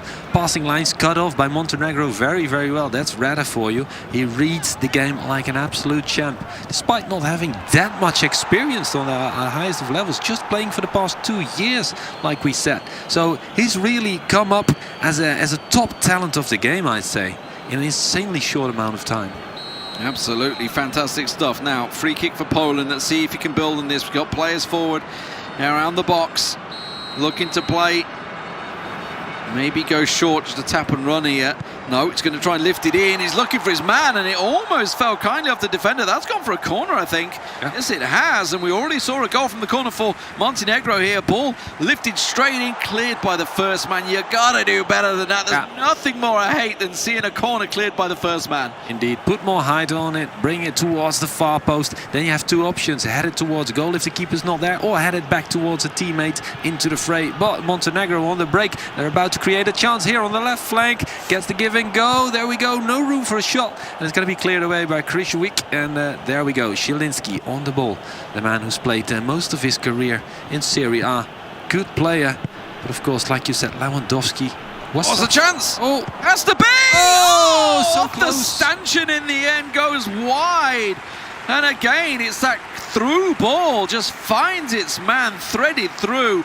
This time it works out wonderfully. Just a bit more curl and that was in. Exactly, yeah. The curve on the ball, just not enough. The keeper was close to it, but wouldn't have been able to stop that if it was in the inside of the post, I feel. Poland now with air to breathe, room to breathe, as Montenegro hangs back and lets them come to try and create space. Jancho PL. There we go. Good combinations. He's going to look for those star guys up front. Swiderski, scorer of the goal, right there in view. And he finds him. There's the combination. Now looking for Lewandowski, but he's in between three defenders of Montenegro. It's going to be hard to find him. Oh, that's a good give and go. Silky footwork. Lewandowski with the chance. He should have pulled the trigger. Oh, and Montenegro is there to defend it. How? What a silky run through, and you just thought as soon as it found the feet of Lewandowski, this was the moment, this was the time. But now Montenegro back on the ball, trying to build this, and that's a great through ball. Remember, one goal is the winner. Oof. Not going to happen. The rebound comes through, an audacious control from the defender, and now Jancho once again back on the attack. Indeed, and now there's space. Montenegro's organization is gone. He's going to have to be quick, though. There we go. Through ball for Lewandowski to latch onto. He's all out wide. Such a tough angle to do something. Maybe a corner. Not going to happen off his own teammate. Corner. Oh, that's a horrible corner to give away. Tries to put it in. And again, the first man is there. But this time they do get the deflection. Plays it back. Stays onside as well. Quickly blocked out, but not cleared yet. Poland still with a chance to try and work it in. Looking for that straight square ball. Not going to happen. And he in the end throws himself down in the box. Not happening. Montenegro back in control. Yeah, appeal for a penalty from the stands, but obviously we all know it wasn't a penalty. Referee knows it as well. Player didn't even appeal, and now Montenegro on the break. Look at the quick runner in midfield. No way to reach him because obviously there's too many Polish midfielders in position to deal with that. Montenegro once again very direct, very close to the edge of the box already. In just a few seconds Poland is going to be able to take it away.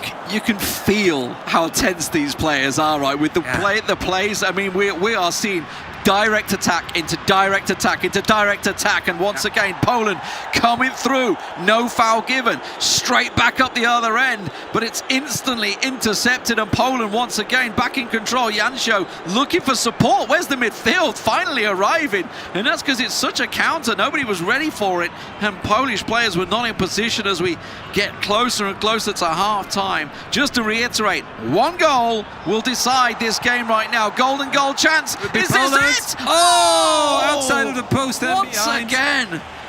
Did the keeper get a finger on that? That will determine whether or not we're going to see a corner for Poland. Right now they're going straight for it. We've seen two leads by Montenegro. Poland haven't had the taste of a lead just yet, but if they score a goal now, it's instantly over. So they would do themselves a huge favor. It's going to be the goal kick for Montenegro. Plenty of options to choose from, as Montenegro is going to try and find the jugular of Poland once again. And as we pointed out, you know, winner goes up to the upper bracket, loser goes down to the lower bracket. And, you know, Serbia, Turkey, the other teams, there is no easy game in these groups, in this tournament anymore. No matter where you go, it's going to be a tough matchup. But right now, it's the winner bracket both these teams are looking for. Half-time beckons. Poland with one last attack maybe before half-time. No. Cut out, Redwell, Montenegro clear. Half-time once again. Wow. We still cannot split these teams. It remains 2 apiece. Still looking for that winner. Indeed, if we're drawing symbolism with the actual Euros, it could very well go to extra time and penalties, am I right? There is a Seen it a lot. possibility that it reaches penalties. If we continue, I believe the next full half, we will end up in penalties, and nobody wants to be there. There's no doubt about it. But judging by the attacks from both of these teams, almost certainly there is a goal coming. It's just a case of when. Yeah. So foul given. Poland will take that one. Montenegro in the end, just a simple striker's tackle, I think is the best way I can word it. Indeed. And once again, of course, we have Lewandowski on the field. Could he once make the difference for Poland? So far, he's only been involved as an assister, but we could very well see a goal from him, and it would instantly be the most important one of the match. Although Montenegro, of course, having been the first to strike in the last few matches, could they do it again? Here they go. Not many options up front, but right now the runners in from midfield. Poland in between, well read, and Poland on a break. It took Harry Kane about 3 games to get going, so, you know, I'm fine with Lewandowski just staying quiet right now. He's the current holder of the Bundesliga record, and that's a great ball through. It's found an opening. Oh, the keeper's there. Szczesny once again called into action and saves Poland once more. I thought it hit the post. Let's see that replay. I wasn't watching the right screen. Yes, oh, it did, post and out. Szczesny didn't even get a hand on it. Just a little more aim on that, and it would have been Szczesny who had to save it. Or Montenegro, of course, finding their golden goal and a golden ticket into the upper bracket, or the winner's bracket. Poland on the ball once again. Need to find space. They will try and work their magic. Recycling possession at the back, finding the wing backs. That's usually where the space is in pass, right? You've got these midfielders and offensive line quite compact in the middle of the field. So there's usually place for a couple of guys from the back to rush in. That's a good run indeed. Jancho PL. Straight at the midfielder. Never getting past the Montenegro. They certainly work the ball a lot harder, I would say, a lot quicker, as opposed to Poland, who've been obviously building up that play, but there's no time to build it up anymore. 30 minutes remaining. Montenegro space on the left wing, but there is a player shadowing him right now, so he doesn't really have the option to go there. We'll find it in the end, looking for those space in the middle once again to switch it across. There's the man he's looking for. Quick give and go. Looking forward maybe to the left wing. No, goes straight through into the box. Oh, in the end, a rebound clearance, and Poland once again on the break. I like Jancho PL keeping calm there, just clearing it out of the box. Straight through the middle, finding a teammate there with the striker. Close, that's balls of steel right now. He's going to go for it on the other end once again, just behind that midfielder of Montenegro. Finding the Polish shirts, finding the right colors, but now into the danger zone. Good movement. Offside. Once again, that body feint, but it was offside indeed. So they're not going to be able to get that chance. Once again, Swiderski was something he did before. It was the elbow. The elbow was off. That was it. If it's Bobby Firmino involved, it could be any part of the body. The hairline is off and stuff like that. But it was just the backside, just offside there, and slowing things down. A couple of changes coming through here for Montenegro, so a couple of substitutions. This is the time to start switching out those slightly tired players. That is a bit of a rash free kick though, given away possession. Not sure this is the time to give away that possession, and also gives away a bit of a sloppy free kick. Although that was a smart foul to try and get the organization going once again, because many midfielders from Montenegro were out of position. They were, of course, venturing forward on the back of their own free kick, expecting to get the ball, and then suddenly gives it away with a cross pass towards Poland. Oh, there we go. Good interception, but still danger there, because Poland is on the ball. It's Zverchok. I'm going to just try and pronounce him. Oh, what's in the ball? Space in the box, looking for the tap in! Oh, he's there! He's got it! Will take it. Jancho gets the goal that they've been looking for, and in the end it was a simple through ball that made it work, and a bit of silky footwork in the box. Indeed, finally for the first time Poland takes the lead, and it's the most important time of all. They've tasted a disadvantage of 1 goal twice against Montenegro. They found their mental strength. By sheer will, they took the game by the scruff of the neck in this extra time. Find their golden goal. There it is. Fantastic stuff. It sure took us a long time to get there. There's no doubt about it. I think it was about 70 minutes into the extra time game. Certainly took a long time to close it out. Plenty of chances end to end, no doubt about it though, in this match. Indeed, there we go. Highlights. Montenegro coming close, just on the wrong side of the post, and they would do the same later again, even hitting the post then. Here we go, another big chance for Montenegro. Trying to get it in, not gonna happen, and that's well cleared by Poland. Yeah, fantastic end-to-end stuff. Poland hit the post here as well, and you know, non-stop chances throughout overall. Here we go, a curler outside off the post once again, not quite enough, but in the end, Poland were the team that picked up the win, picked up the goal. Fantastic stuff. We'll be right back after the break with the guys on the desk to break down that explosive first match.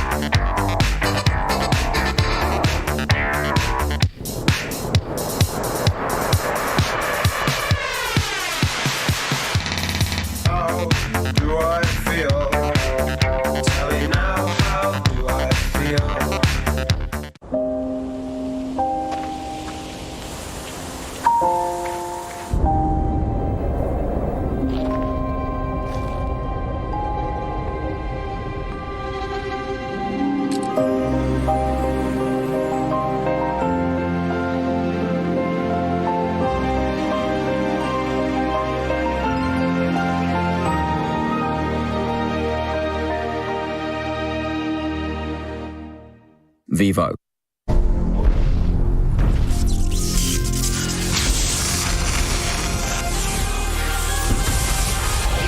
I think we're done, yeah? Yes, we are. Introducing the all-new Volkswagen Id4. Created net carbon neutral. 100% SUV, 100% electric. Volkswagen.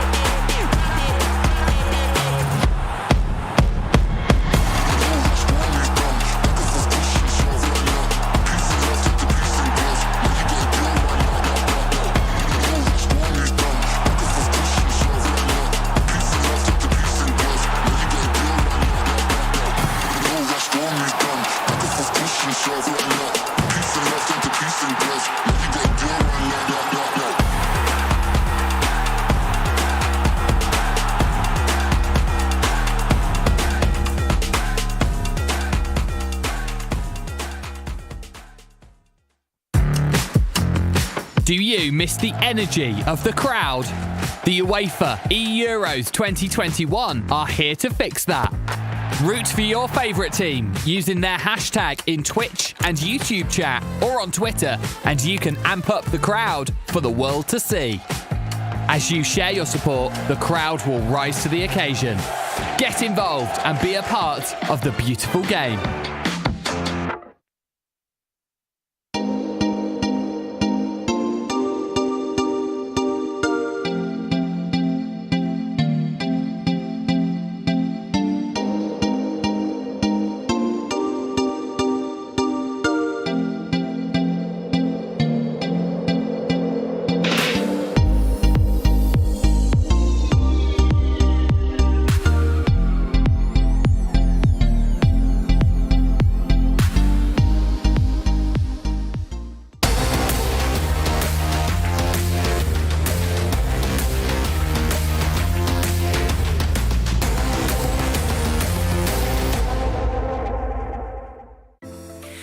First victory goes straight to Poland with Jancio scoring that golden goal. So you guys were right. This was a great first match to watch and definitely a tough one. Had to go to 3 games. Were you expecting this? Not at all, right? You were really definitely sure that Poland was going to win fair and square.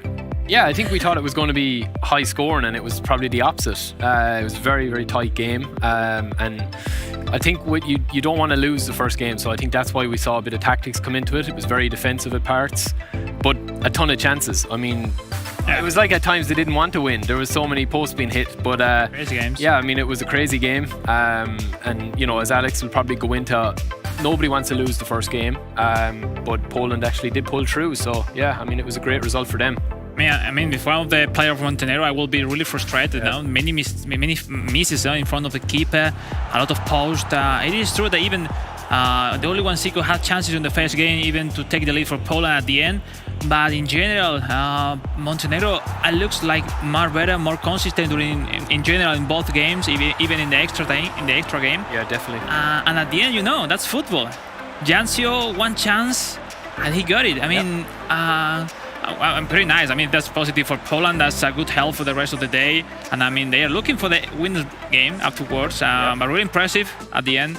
Yeah, I think Montenegro will be kicking themselves, as you said, because they did have the better chances. I mean, they were so even on possession. First game, everything, exactly. 3-4, for Montenegro, and then on the second game a little bit less, but still the shots were mostly from Montenegro. Yeah, definitely. And if I'm one of them, I mean, I will be really relaxed in terms of I'm doing pretty well. Yeah, definitely. I mean, I just scored the goals, the chances, and that's all. I mean, the feelings are really nice. Just the goals. I mean, that's poor for the beginning, but it's still a long day. They have another chance afterwards. And Barry, you think? I see them as a team to qualify. I think so. Yeah, I definitely think they impressed me today. I mean, we were probably praising up the only one Zico as nearly an automatic win. But Montenegro were fantastic in the first game. Artie was amazing. So I think they'll have a say. Yeah, I definitely think they will. Our system is maybe we will see tomorrow another Poland-Montenegro. Let's see. You never know. But today, Poland is in the winner match afterwards. Yeah, of this match, definitely. And what about these matchups that we saw?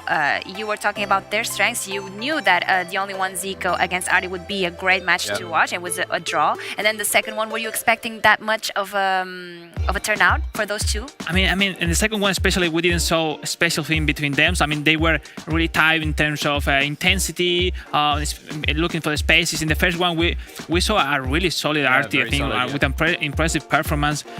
Tactically, I think it worked really nice. The defense goes back really fast, and he has systematically formed to build up their chances, and it was really impressive. I think he did a really awesome chances. But then Zico, I mean, he's one of the best players as well. It's like he wasn't feeling really nice, but he found spaces, he found the chances, and he scored an amazing goal. Brilliant goal. Barry, how was that for? Yeah, no, I mean, that's the sign of a good player. I mean, things weren't going his way, but he still came away with a good result for his teammate to go into. They did get I thought they got lucky. Like, they got a couple of the breaks that were going, but you need that in PES and in football. So, I mean, we're going to see probably a lot more twists and turns today as well. So, it's a good one to start us off with. Definitely. Alex, walk us through that play that you selected for us to see. I select in the last game, the deciding match between Raid and Jancio.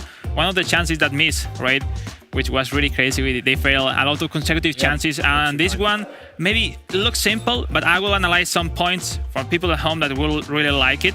As like we are seeing the chances, it's creating the build-up, its own passes, going out with L1 passes, and then right there, just before, we found how maybe it was really slow changing the course of the defender. In PES, you have to take back the defender, and we saw where here it was at the same line. You have to try to take back the defender to this position, to be in front of the striker when he received it. And then afterward, the control looks simple, open goal. But at the end, I want to see that. That's really important on PES. The defender, contact, he was touching him, probably saved it, and that forced not to have a simple shot, which makes the difference. Sometimes that moment, maybe the Montenegro have a bit more calm, wait the contact, and knowing he was going to win it, and then afterwards shot will be a goal. But you know, the nerves. Was it too rushed? The nerves, they decided. I think it's about timing. He waited a bit more. That's completely a goal, in my opinion. Yeah, it's easy. It is easy for us to say it. I mean, especially for me, that he should have scored. But I think the defender did very well. The pressure as well. Well, yeah. And you know, you do probably have to put those away. But they were just hitting the post for fun today. I think, you know, trying to rack up who could hit the post the most. So yeah, but still, we ended up with 2 draws and having to go to a golden goal on the very first match. So that tells a lot from both of these two teams. Very evenly matched. Let's see how the bracket is showing right now with these teams. So Poland is going to face Serbia right now, and then Montenegro against Turkey. What do you guys have to say about this, Alex?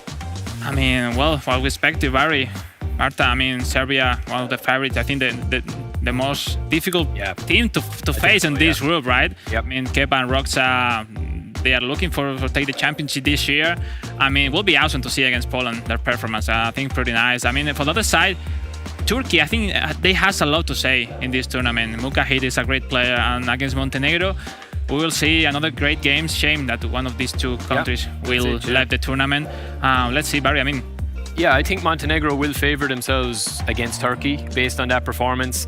Serbia were probably heavy favourites against Turkey, but now you're kind of looking at that. Poland are probably thinking, okay, if we lose to Serbia, we still get another crack at Montenegro.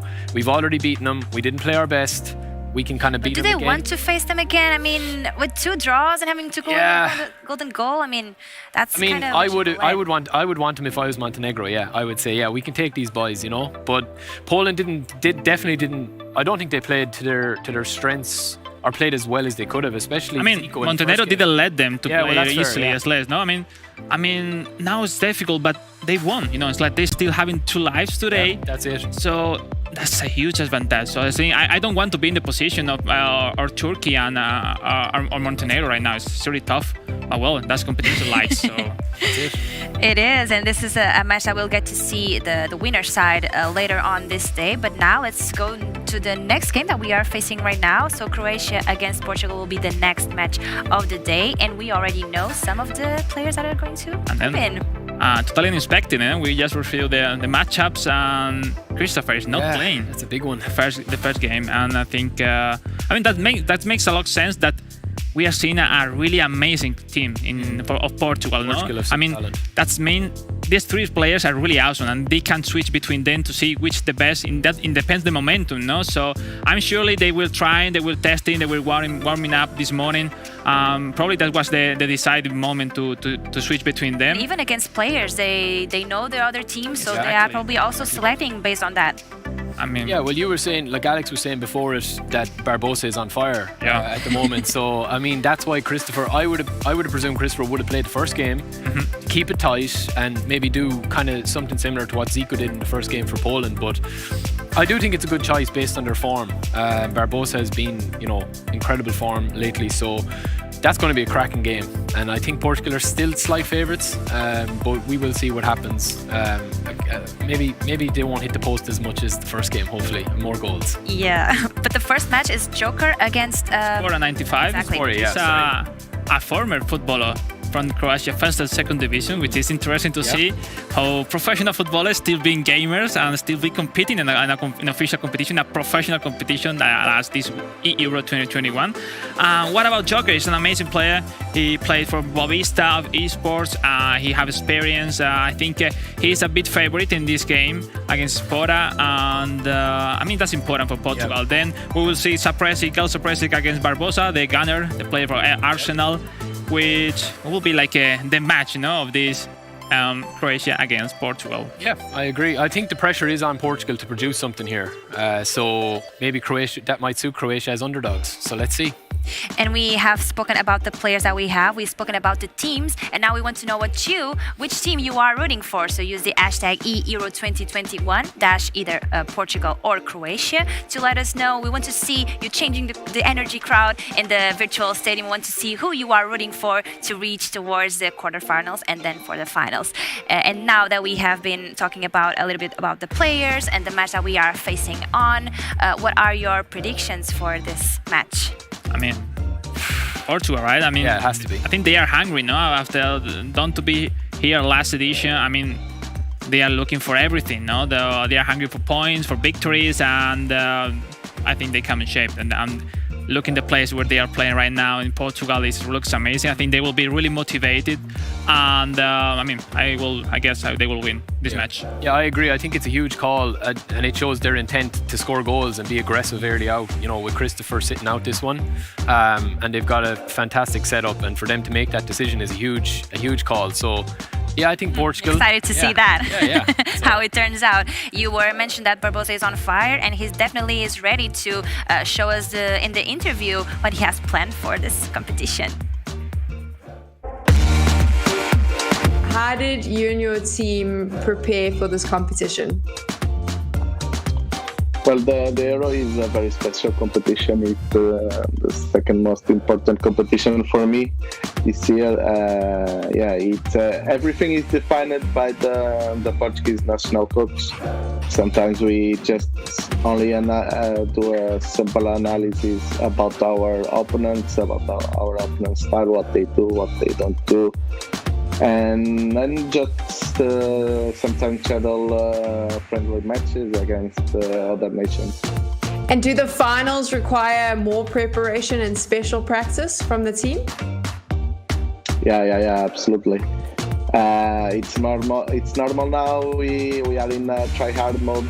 This can be the chance of our life to bring the title for Portugal, and we just need to give 100% of ourselves and a little bit more. What would you say are the strengths and weaknesses of the Portugal team in-game? Well, about in-game, we have really great midfielders in my opinion, like Danilo Pereira, Sergio Oliveira, William Carvalho as well. And about our weakness, maybe the strikers, because we just only have two, Ronaldo and André Silva. I know that Ronaldo is the best player in the world, but maybe have one or two more strikers would be great for us. If you could choose a player in the national squad in the game and say this is the most important player for us, which one would it be? Cristiano. Only his name says everything. If you hadn't have said Cristiano Ronaldo, I would have been like, no, we have to redo that question. The right answer is Cristiano Ronaldo. I would have done that. So there you go. Always Ronaldo in Portugal. Always. Did not expect any other name coming up. But Barbosa did say something that I find it's very important. He was talking about how the coaches are also helping them analyze the games and everything. So it's Armando Val and Kinzas doing that work with them. Alex, you have been a player as well. So you are a player as well. Not today, but you are.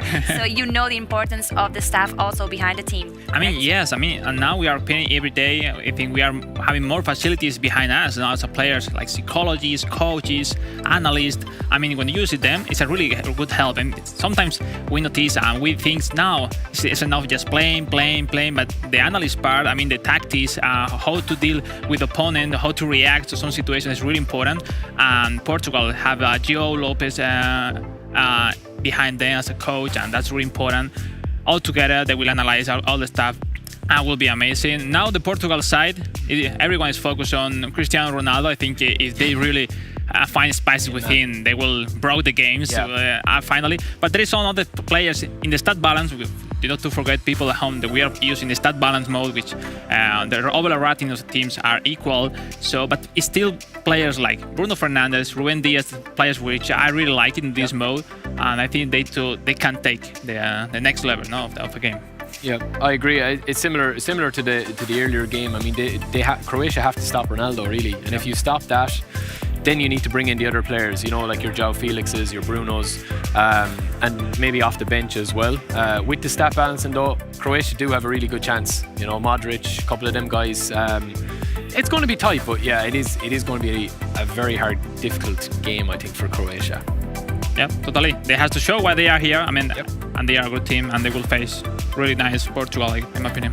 But does it weight more like the players that you have in game or the actual players outside playing the game? I mean, at the end, if you ask to me as a player, you have to play with everything you have. I mean, there's no excuses. But it is true that there is some difference in terms of stats, of if the player is really fast, or if he's really strong, or have an accuracy of 99%. So, I mean, and that's Cristiano Ronaldo, it's true. But I mean, there's no excuses. I mean, you have to play with everything. And as a player, Croatia will have many chances, as Barry said. Portugal as well. Then the substitution will be crucial. In this game, the stamina used to be goes down really fast, and you have to make the subs yes or yes. So I think from 60 minutes till the end, you will have another chance to score 1-2 goals to finally take the lead or take the victory, which is.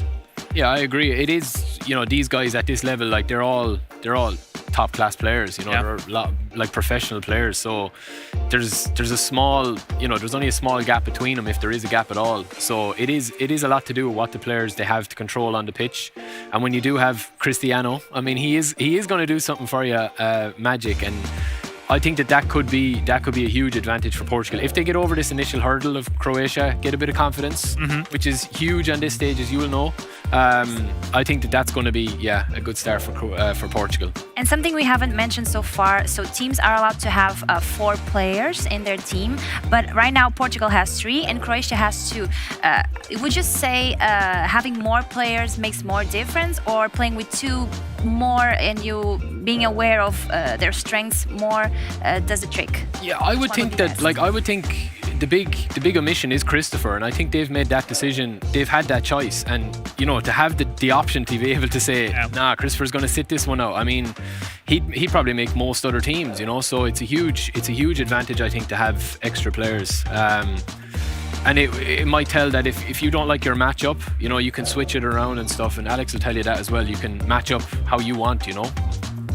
Very well. So now that we know that the game is ready, we will welcome another team of casters, this time Wonderboy and Weza. Take it away. Thank you so much, Marta. Yes, it's fantastic to be here. Although in a virtual capacity, we still get to experience the action with all of you watching around the world. Wonderboy here alongside my good friend Stuart Wesley. Wes, we've had the pleasure of covering the qualifying rounds all the way from phase 2 throughout the national team selections, and now we're here at the finals. Croatia versus Portugal. First of all, how are you doing? And second of all, what a matchup we have here. Well, I've just about recovered from Montenegro versus from Poland. I was on the edge of my seat, but we've got what I think is probably the sleeper game of today's kind of schedule. Croatia versus Portugal. Both teams top their group coming through the qualification stage. I'm expecting fireworks here. Absolutely. We welcome our two players controlling the national team. Spora 95 in for Croatia, who has a chance here early on, actually, to maybe open the scoring. Attacking from left to right, it's Joker going the other way with Portugal. Nice turn with Cristiano Ronaldo. Slightly confusing kicks, Wes, but you know what? It's nothing we can't work around. And this is a real revenge match, isn't it, for Portugal? When you think back to a year ago now in the playoff round, they had a real chance to qualify for the finals, but it was the opponents they face here who denied them the opportunity right at the very last kick. Croatia qualifying last year over Portugal. Yeah, and that's what kind of leans into my analysis of this being the sleeper hit of the day, is there is so much kind of rivalry here that stems from that kind of tournament game that they had. And I think looking at these two teams, the supporting cast of the standout players, it's about getting the best out of those standout players. You know, the guys highlighted on the desk about Modric and Ronaldo, but there are so many more players to pick out in both of these teams. But again, it's that balancing mode. Anybody can become a hero on any given day. So it's just going to be a case of who executes here the best. You know, surprising omission of Christopher, probably more tactical than we would think. And you probably expect a bit more of an attacking kind of mentality out of Joker.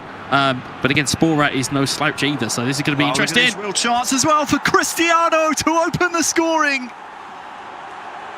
Joker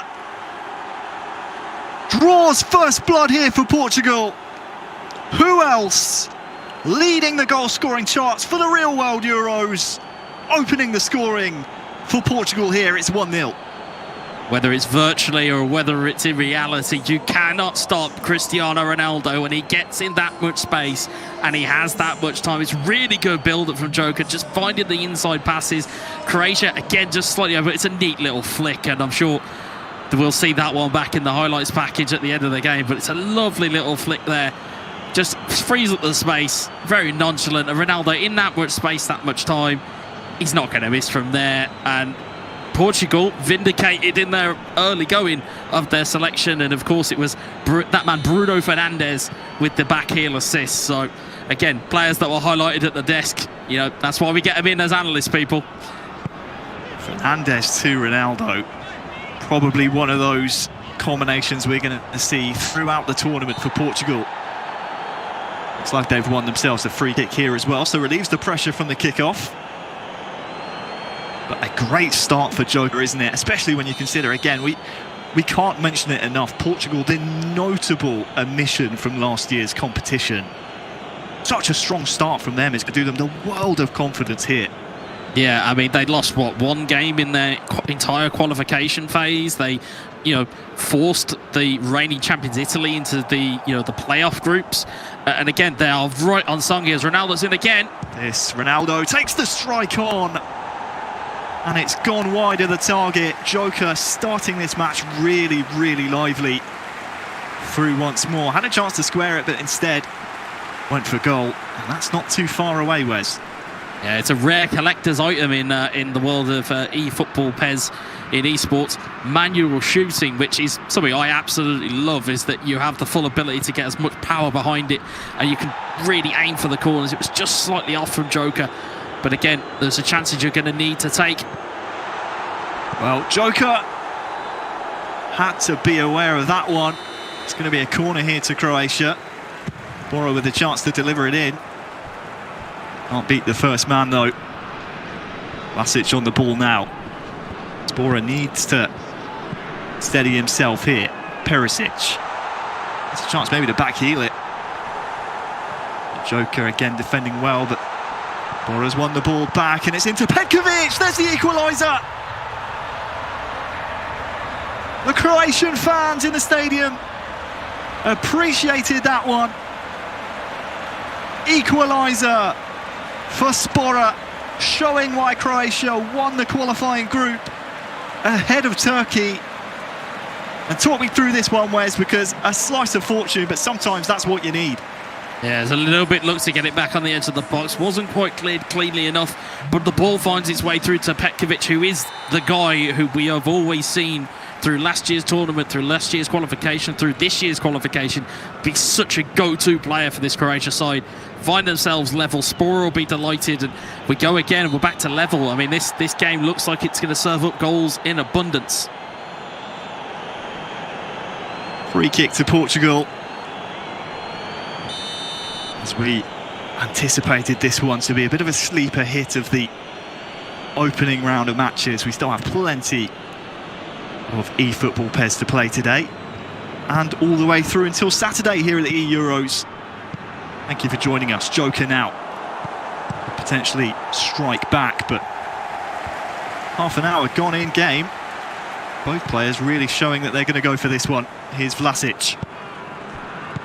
On to the goal scorer Petkovic, but it's cut out by Joker, and Portugal looking very threatening on the counter-attack.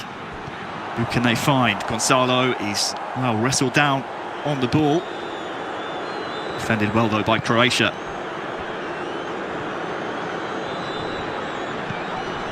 Vlasic.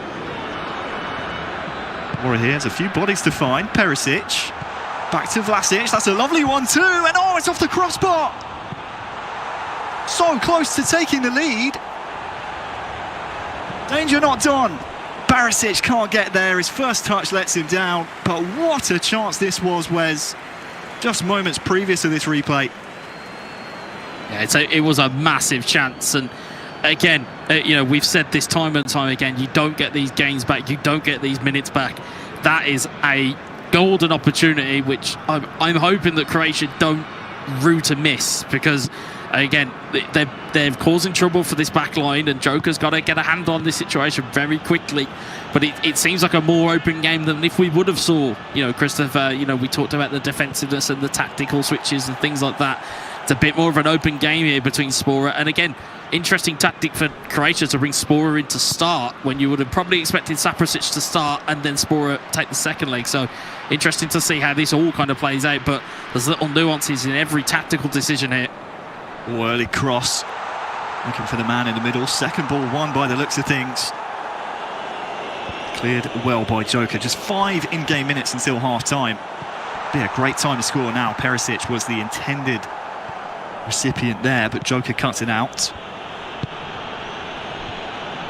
And you'd imagine here Joker just playing to keep possession until the added on time of the half. Get the final attack of the half. You certainly don't want to be on the receiving end of that. Instead, he turns over the ball. Modric, can he get there first? No, he can't. Ruben Neves. Now for Joker. Sergio Oliveira. Back to him now. Who can he find? Tries to find Ronaldo. That one will be cleared. And at half-time, Wes, it's one apiece. What's your assessment of that first half? Because, I tell you what, after going behind, you'd think maybe Croatia could let the floodgates open, but they did so well to get their equaliser. Yeah, I mean, it's been relatively tight since that equaliser. There hasn't really been a standout moment apart from obviously the crossbar hit, and we now have the complete set. We have both posts and a bar hit in the first 2 games of eEURO 2021. But again, I think it's quite a fair result as it stands. It's just a case of who's going to execute going forward here. Is it going to be Croatia? Can their stamina last out here? Because again, as much as we talk about start balancing, you've got to be able to manage your team effectively with the stamina that's there. As you can see at the bottom of your screens, you'll be able to see how tired some of these players will get, and it just depends on how much intensity you put on it. Oh, Joker almost getting all the way through. He'll retain possession here, and he's been dragged down in the box. Will he get the ball? Yes, he will, and there is the second goal for Cristiano Ronaldo. It was chaos, it was frenzy in the box. Portugal come out on top just 6 minutes after the break, Wes, and Croatia just couldn't get a handle on the situation. Yeah, I mean, we say that there's luck there. That should have been a penalty, regardless of however which way you want to call it. That's a rugby tackle from Croatia there. But it's just rewards. It's just rewards for Portugal. They've pushed the issue since they come out of the break. Guedes gets brought down, and again, wasn't given inexplicably, but Ronaldo didn't care. He saw the ball was still live. Croatia just freeze, and Ronaldo's in for his second. And again, how do you stop him? If you're any other team looking on, how do you stop Cristiano Ronaldo? That's going to be the question for a lot of these teams. If Portugal get out of the group and if Portugal go on and put a bit of a run together, it's how do you stop him playing? Here's Orsic, can't keep the ball in. Orsic, by the way, brought on instead of Perisic. He was taken off at half-time, and you said it's all about who's going to be fresh, who's going to be the weapons. Perisic, one of those main men for Croatia on the virtual pitch and the real-world pitch as well. He's taken off, but look at this from Joker. He's trying to make it 3. Off the stanchion in the end, is it? Really good chance for Portugal once more. Yeah, and on another day, that goes in. I mean, it's a pretty good opportunity. It's just not got the right direction. But as you were alluding to there, you know, if you look at the substitute bench of Croatia, have they got the same type of firepower that Portugal have? Probably not. You're probably looking at maybe Orsic to come off the bench and to try and mix something up. Maybe Brozovic to come in and kind of, you know, solidify that centre midfield spot. And as we talked about him, here is Orsic. On this near side. Up to Vlasic on the edge. Here's Luka Modric. Taken down. And this is going to be in a really appetising position for Spora 95. Ruben Neves will be lucky to escape this one without a yellow card, I think. Now the question is, do you play this short? Do you go for goal? Steps up, goes for goal! And finds it!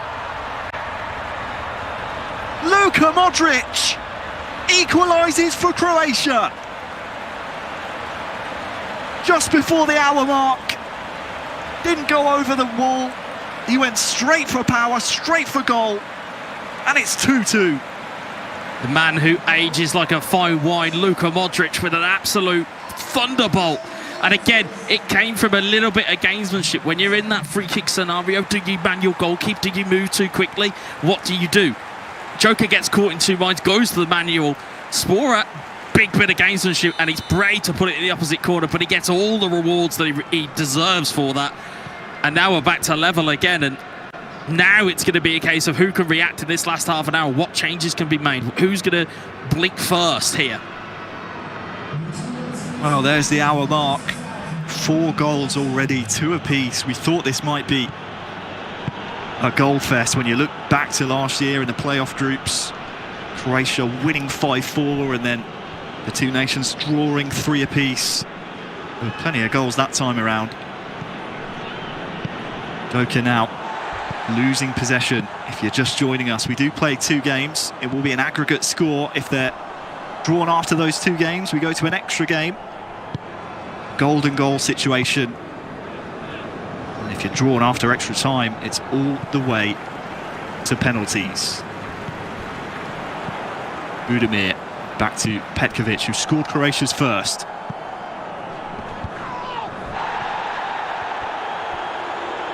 We're approaching the final 20 minutes now of this first game, and that's a bit sloppy actually from Spora. Here's Joker with Cristiano Ronaldo on a hat-trick, of course.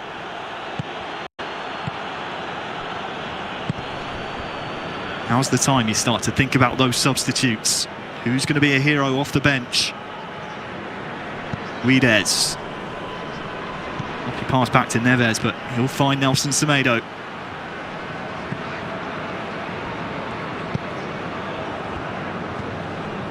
Orsic now, just slowing things down. Just before that free kick, of course, Kovacic brought onto the pitch for Croatia.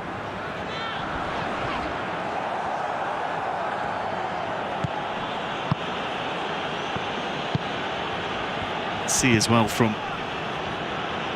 the overlay on the bottom of your screens on the right hand side, Croatia going defensive. They've actually moved that bar up now to a more balanced attack, and look at this, Orsic has lots of time and space. Can he find a teammate in the middle? It's cleared away. Second chance attack now. Kovacic puts a foot in. That was more of a hopeful ball than anything. Joker, though, just clears it, and time now maybe for changes to be made. Substitution is brought on. There's the defensive. Barisic has gone off.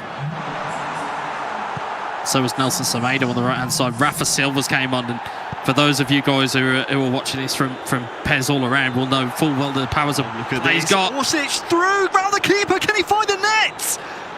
Oh, the goalkeeper recovers. Rui Patricio somehow denies Croatia, who had an open net, Wes, a surefire winner. Yeah, now we talk about manual keeping a lot. There's a dive button that you can press, which I think is what Joker has actually pulled off there in almost a panic, because I don't think he's realised that Croatia have got in there and has got away with one massively here. Croatia will be very disappointed that they didn't put that in the net. It's a golden opportunity that's fallen by the wayside, and now Portugal are in a bit of prime real estate here, but it's cleared away, and Spora will look to try and lead this down the left-hand side with Orsic. He's looked really lively here today, Spora. You'll be hearing the reports that Naprasic is the main man, and in fact, he wants to try and flip that script.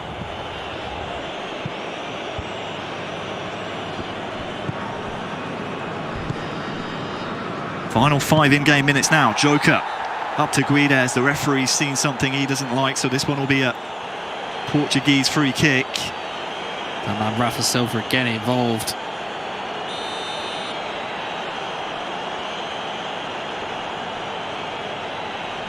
This is only game 1, Wes. We've still got another game, potentially more to come. Well, we did say it was the sleeper hit. We did say to watch out for it. It's sloppy from Joker, but again wants to retain possession as we tick over into the 90th minute now. 3 minutes to be added on. Croatia win the ball back. Budimir, through ball, through to Orsic, 1-on-1 to win it for Croatia! It's in! He's done it! Spora 95 will surely give Croatia the aggregate lead. Going into game 2 in front of the home fans in the stadium. It's the hero. Unbelievable. Spora 95. Surely he's won this first leg, Wes. Ice in the veins to be able to pull that off. Again, it's seen the run of Orsic, and we both know how good Orsic can be on his day. I mean, you know, we've seen in real world how good he is, but in stat balancing he still retains that pace. It's a brilliant through ball, and I think it's Pepe who's got a little bit flat-footed, but again, you could have easily rushed that, could have easily hit it at the keeper, could have done anything else, but instead to take the slightest of touches, loft it over the keeper, and it's relatively, I think it's pretty much the last kick of the game, and Spora coming out with a very, very good result to lead him for his teammate Saprasic. And again now, you know, I'm not to try and predict the future here, but questions will be asked if you know, the admittance of Christopher is that much of a distraction. But you know, full credit to Spora for his work here, because he's got himself back into the game. He's utilised his subs exactly the way he needed to, and has opened up the game. You know, it's gone from being a very congested in the middle type of game. He's brought on Orsic, he brought on Kovacic to kind of strengthen that midfield, and ultimately has just played his way through Portugal. Now, Portugal, you know, again, have made their changes, but they brought on Dalot at right back, they brought on Rafa Silva at the top. Pepe, is he that good in stat balancing mode? Does he need to be brought off because he's too tired?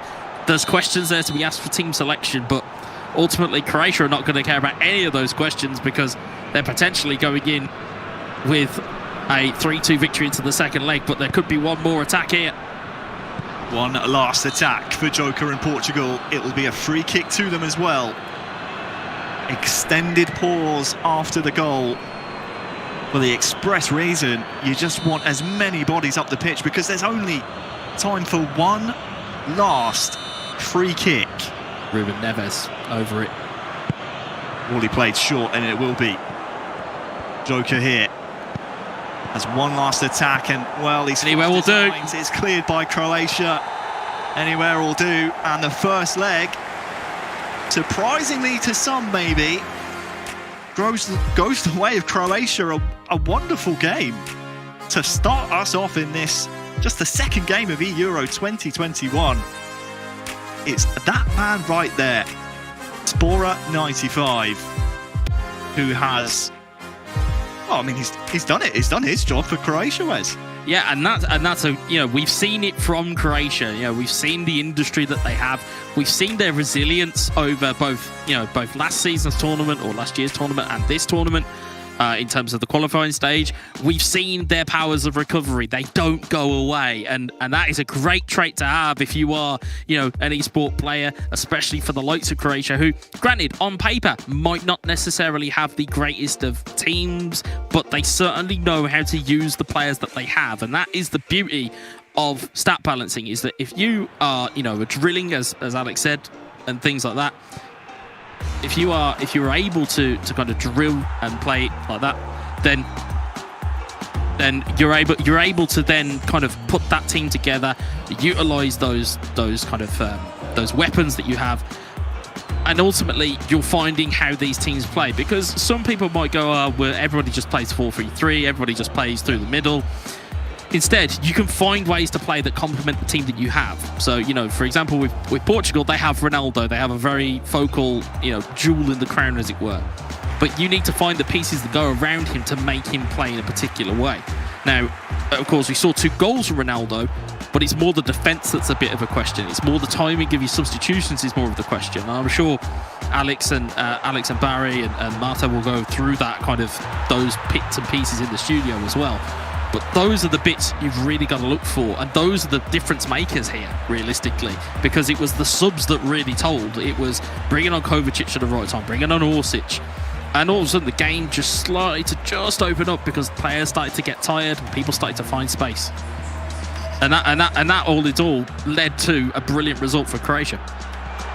That's the beauty of this type of competition, isn't it, Wes, as we just watch over some of the action from our first game, Croatia winning 3-2. It's not only that, as you said, we have 16 different nations being represented here at eEURO 2021, but also, if you're following eFootball, PES Esports, you know eFootball Pro, you know all these competitions that are 3 versus 3. This is 1 versus 1. This is almost the jewel in the crown outside of the eFootball Open. This is probably the biggest competition 1 versus 1 on the calendar this year. So all those players, such as Barbosa, who we're going to see in this second game for Portugal, who've been practicing and drilling 3 versus 3 co-op gameplay all year long, they're not necessarily going to be at their sharpest because most of their efforts have been with Arsenal or their respective eFootball Pro clubs in the 3 versus 3 part of the game. Yeah, and it's a totally different game with 3 versus 3. You know, if you're the ball carrier, you've then got to somehow, you know, you've got runners off you, and then you've got players that are moving independently and they can make runs. They can tell you're making runs. Whereas when it's 1v1, you're relying on the AI, you're relying on manually triggering the runs, you're relying on all these other different moving parts, and it is a vastly different type of game when it is 1v1. And I think, you know, we just saw there the clip of the free kick there. It's the street wiseness of Spora that I'm really impressed with. It's having that, okay, I know how this kind of goes. I know you're going to know to move your goalkeeper, so I'm going to punk you out and go for it. And you know, the worst thing that happens is the goalkeeper parries it, saves it, goes out for a corner. At its best, it rockets into the top right-hand corner, and it's one of the, you know, it's an early contender for goal of the day. You know, there isn't that much, you know, room for it. And as we saw, a beautifully deft finish from Orsic. It was just cheeky. It's cheeky. It's cheeky. So cheeky. Yeah, absolutely. It was almost an agonising wait as we waited to see if it was going to be on target or not, but it was so composed. Croatia then taking a 3-2 lead into the second game. We now see Barbosa step up. He goes up against Zaprasic, and we heard in the interview where's Barbosa going try-hard mode. As we take a look at the FedEx Performance Zone stats from that first game, anything surprising you here? For me, the possession going in Croatia's way, we often see Portugal as the favourites. They have such good midfield, such good attackers. But possessions going the other way. It's Croatia who have the most of the ball in that first game. I mean, the surprising one there, one is the possession. That much is definite. I would have expected to see more possession out of Portugal. The other questionable thing that I'd see there is the amount of fouls. If you know that your opponent has the ball and you are trying to break a rhythm that they have, because in PES you can settle into a rhythm, you can get your flow going, you can start pulling off passes left and right. You need to start maybe sticking a tackle in, getting a foul, break that cycle of them going, well, I can just play around here and I can just do what I want. And that was the interesting bit, is Croatia, they ended up with 5 fouls, but it's broken up the play where it needed to break up. It allows your team to reset, it allows the team to get the shape, and it allows them to really settle back into their own rhythm. So again, I think that's the kind of that streetwiseness that we're talking about. It's that ability to know where the danger is and to stop it from happening. Yeah, often when you see lots of fouls on the stats, you'll kind of expect there to be lots of offsides, but weren't that many, if any at all, in that game. Don't forget, of course, you can support your nations here at the tournament using hashtag eEURO 2021-your country. So, of course, we have Portugal and Croatia going head to head. And, my voice is the voice of PES. Not too sure about that. I appreciate it. Straight ahead. Thank you so much. Hope you're enjoying the show wherever you're watching us. Did you know we're on TikTok, Wes? Are we? We're on TikTok. I'm only seeing any fancy dances out of me, but welcome not. to all our TikTok viewers. I hopped in the stream earlier on and saw lots of "It's coming home" comments, so fan of that, of course. But we have to focus on this next matchup. 3-2 lead Croatia take into the second game. What's the mindset of Barbosa here? We heard in the interview he said, we're going try-hard mode now. Do you look at this as a 3-2 aggregate lead to Croatia, or do you just think to yourself, there's only one goal difference here? There's only one goal in it. I can overturn this. Well, the thing with it is that a one goal difference, or a one goal, swing, as it were, yes, it gives them the third game. But ultimately, as we saw from the third game between Montenegro and Poland, it puts so much pressure on that third game, especially with it being golden goal. I wouldn't want to be put in that scenario. So for Barbosa, he's going to have to come flying out the traps. The only problem he does have is that he has Gael Saprasic waiting for him. And as we've seen before, the skills that Gael Saprasic possesses, his ability with this Croatia team, it's going to be very, very difficult. But again, if there is anybody who is free scoring and has ability on this game to find the back of the net, we've seen it time and time again with Barbosa. So this one is, I hate to use a sporting cliche, it is too close to call. I'm very interested in exactly how it's going to pan out. I would like to see a third game of this, because the first game was so enjoyable, and hopefully the second game is just as enjoyable as well. I'd like to see a third one out of this, but it's too close. It's so close. And I'd say arguably the two best players that are out of these pairings are now going to match up.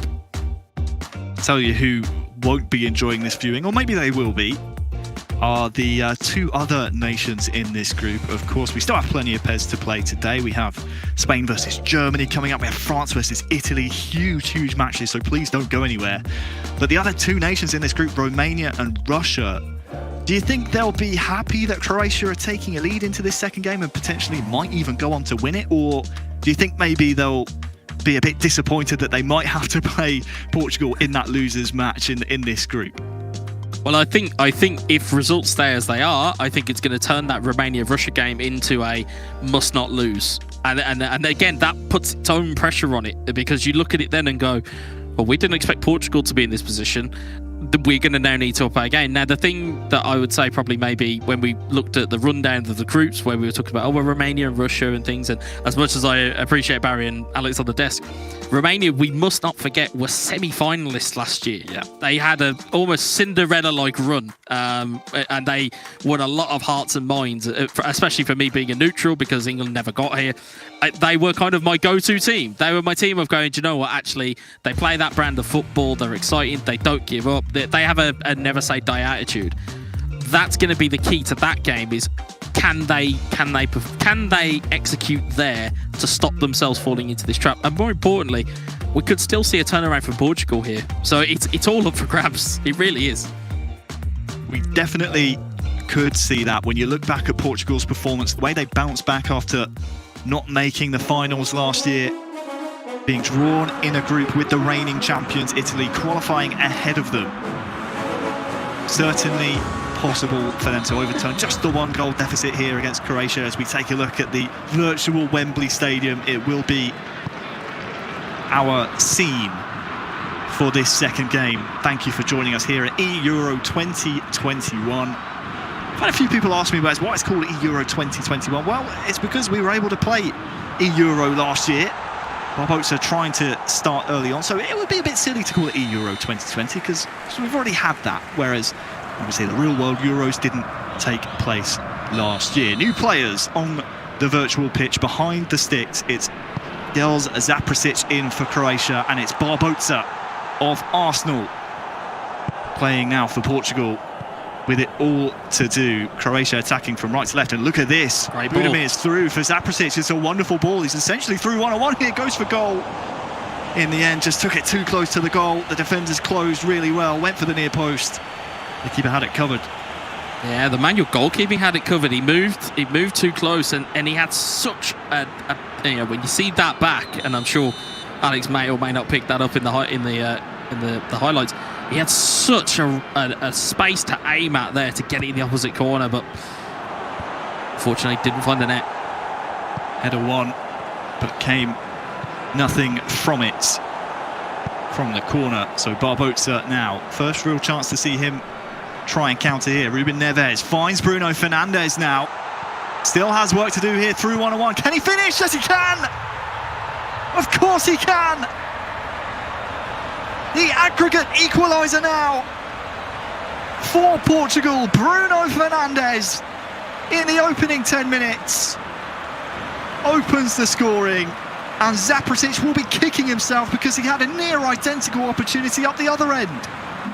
Yeah, and those are the fine margins in eFootball pairs, and you know, down one end you don't score, down the other end you concede. It can be as quick as that. And you know, we've spoken a lot in the build-up about Cristiano Ronaldo and about how important he is to this Portugal side. Bruno Fernandes is as important for his club as he is for his country. I mean, he's starting to turn up now. That's what, a goal and an assist at least for him in the opening 2 games here. But more importantly, it gives Portugal that foothold into the game, and now all of a sudden they have something to protect. So will we see a change in mentality? You can see they've gone full defensive to just try and stop anything happening from the kickoff, but Croatia are still coming back down the other end here. Yeah, Perisic can't poke the ball through. Subbed off at half-time in the first leg. But mentally, that has to do Barbosa the world of good. Getting that early goal in just the 9th minute of the match. And he's coming for more here as well. Tackled well by Zaprasic, and now maybe a chance to slow things down or just go straight on the counter-attack. Petkovic plays it back, looking for that long through ball to Budimir. Rui Patricio will get there first. Yeah, you can see that the slight differences in Barbosa's play, playing a slightly deeper line to try and negate that through ball, because he understands that once, you know, Croatia's pacier players getting in behind, it's going to cause problems. But at the moment, you can see here as the play kind of develops, you can see that line just starting to drop, and it gets further and further back. But you can see there it drops all the way back. So that through ball is not always on for Croatia, and that is a subtle difference in the tactical play between two players. You know, you see the advantages of doing it. Silva shepherded away from the box here. Barbosa has men forward here. Oliveira. Andre Silva was the target, but instead it will come out now. Ivan Perisic. Petkovic looked to try and feed Budimir through in behind, but 25 minutes gone. Barbosa now able to settle things down. If you're just joining us, 3-2 win for Croatia in the first leg, and a goal for Barbosa in the opening 10 makes this 3 apiece, as the ball there just a bit sloppy from Barbosa.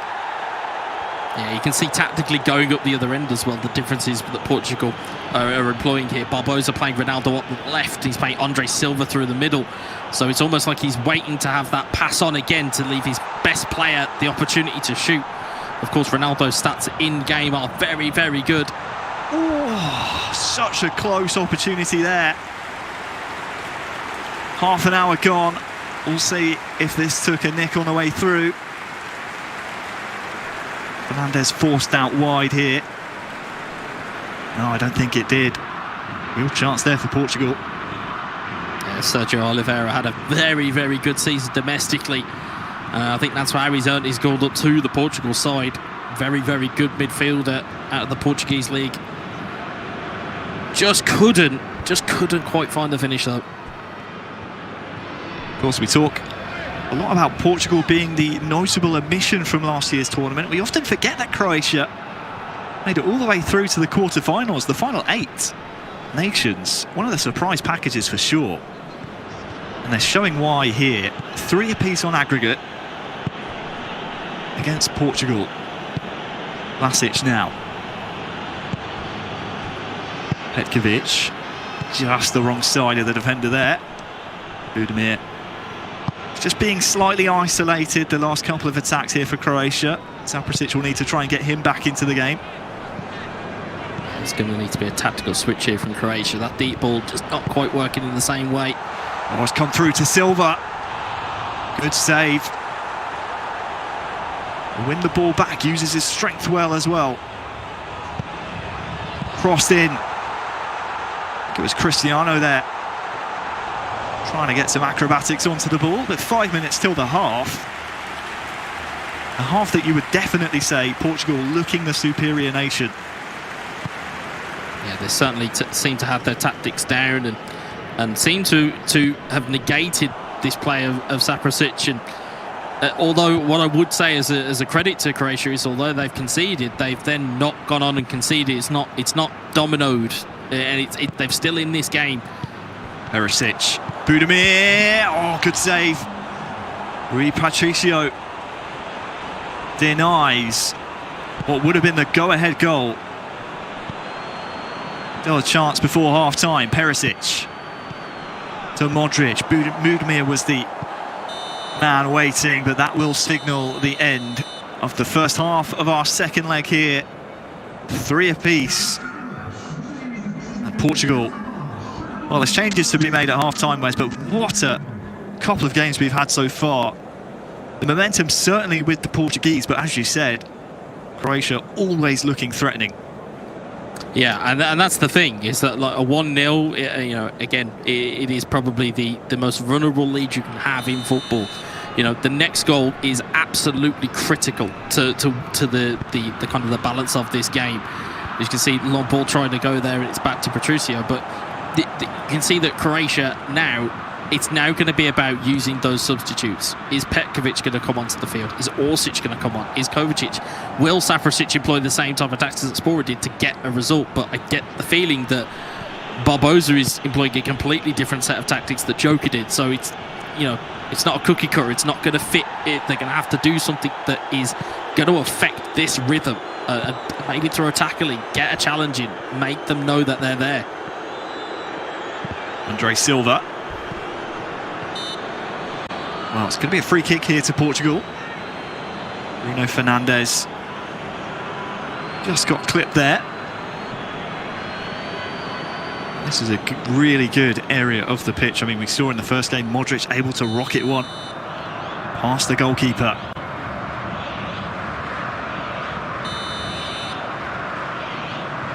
Ruben Neves stands over it. There's a few waiting, but it goes straight for goal. Livakovic stands his ground, and it remains 3 apiece. It'll be interesting to hear what the Portuguese fans think of this performance. Of course, not featuring last year. We keep going on about it, but make sure you use your hashtag eEURO 2021-Portugal or any of the 16 nations in this competition. Your tweets, your comments will be featured in the virtual stadium we have in the studio over in Poland. From where we're sitting here in good old Blighty, Wes, it's been a really good game of pairs. 3 goals apiece, and Barbosa here, well, looking to build from midfield, but he loses possession. Yeah, although this game hasn't had the same type of, you know, goal rush as the first game did, doesn't mean it's been any less entertaining. It's been a tactical battle, to say the least. And again, I feel as though Barbosa has found that touch to nullify, which is great for Portugal. Ball breaking to Croatia there, and again, it's now going to be about how much does Croatia have left in the tank? Can they get themselves a vital goal which will take them into winners bracket, or it could get worse? This Andre Silva is wide. We had the perfect angle on it. Andre Silva did not. And probably the best chance of the second half so far. Goes one sitting for Portugal. You talk about a man in form again. Andre Silva domestically has had a fantastic season. And again, 95 times out of 100, you'd put your money on him to score there. But as you said, quite rightly, we had the perfect angle just to see it swing away. Again, he was on the sprint. He did have a man getting to him. He was under a little bit of pressure. He had to get the shot away. And again, had he have turned back, he probably gets tackled, loses the ball, and then his team's in trouble going back the other way. So, you can kind of understand the reason to take that chance and take that opportunity while it's there, because anything can happen. That could swing inside the post, hits the post and goes in, and the game changes completely. But fortunately, just swings past the post, and now we are eagerly waiting to see what substitutions are being made here. And I'm sure we'll be waiting a little bit longer as tactics will no doubt be tweaked as well. Absolutely. If you're wondering at home what's happening, of course the game is paused while players make the substitutions. Whenever you see that screen, that's what's happening. No doubt formation tweaks as well. We have our brilliant team in the studio keeping an eye on all things tactically. Of course, Barry and Alex are two experts, and Marta keeping them in check as well. But now, though, 66 minutes gone, Barbosa has a chance maybe to take the lead. Zaprasic able to get bodies behind the ball.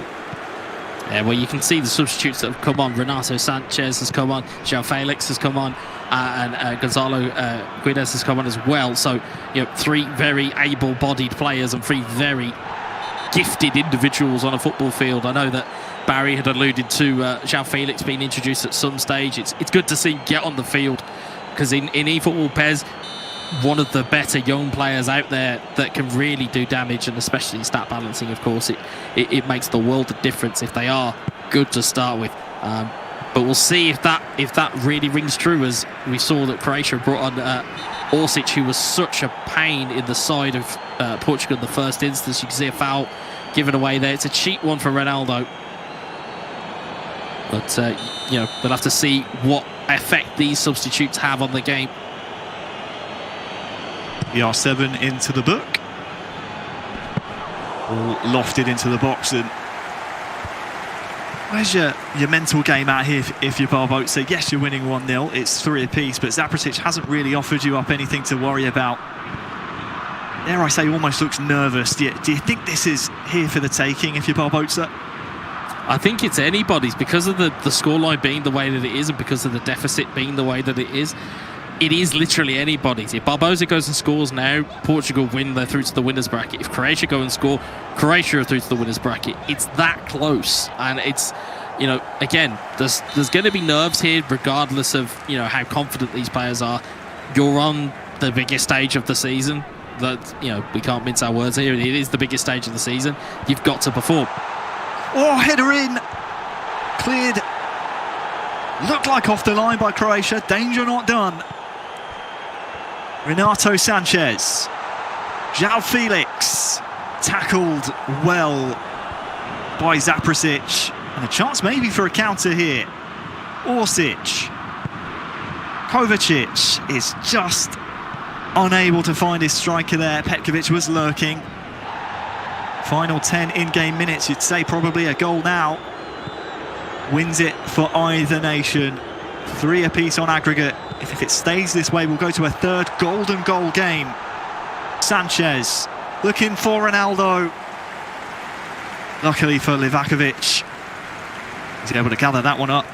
Yeah, you can see both teams trying that neat little triangle move. You trigger your run to pass and play on, You play into a centre forward to take it physically, try and take a defender out of the game, and then lay the ball off. Both teams tried it there.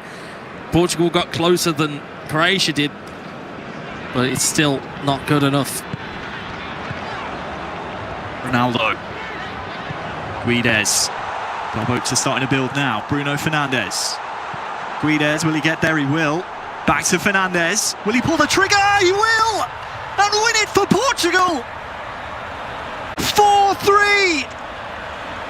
In the 89th minute, make it the 90th minute! One of the last kicks of the game! And Portugal, they beat their old nemesis, who denied them qualification last year. Will surely now send them to the lower bracket in this group. What a hit by Fernandes. It went through a sea of people, and you can see the build-up just gradually getting there for Portugal. But again, we talked about it ahead of the game. If you want one guy in the box seat needing goals to score, it's Barbosa. He has goals within him left and right. You give him a player the actual quality of Bruno Fernandes, and he's found 2 goals here that are absolutely brilliant for Portugal and will send them to the winners bracket if they can hold on here. If there's anything that I've learned in my time of watching football, is that if there is time still on the clock, it is not over. So until that whistle goes, it is not over. But Portugal in the box seat, in the driver's seat, ready to get into the winners bracket.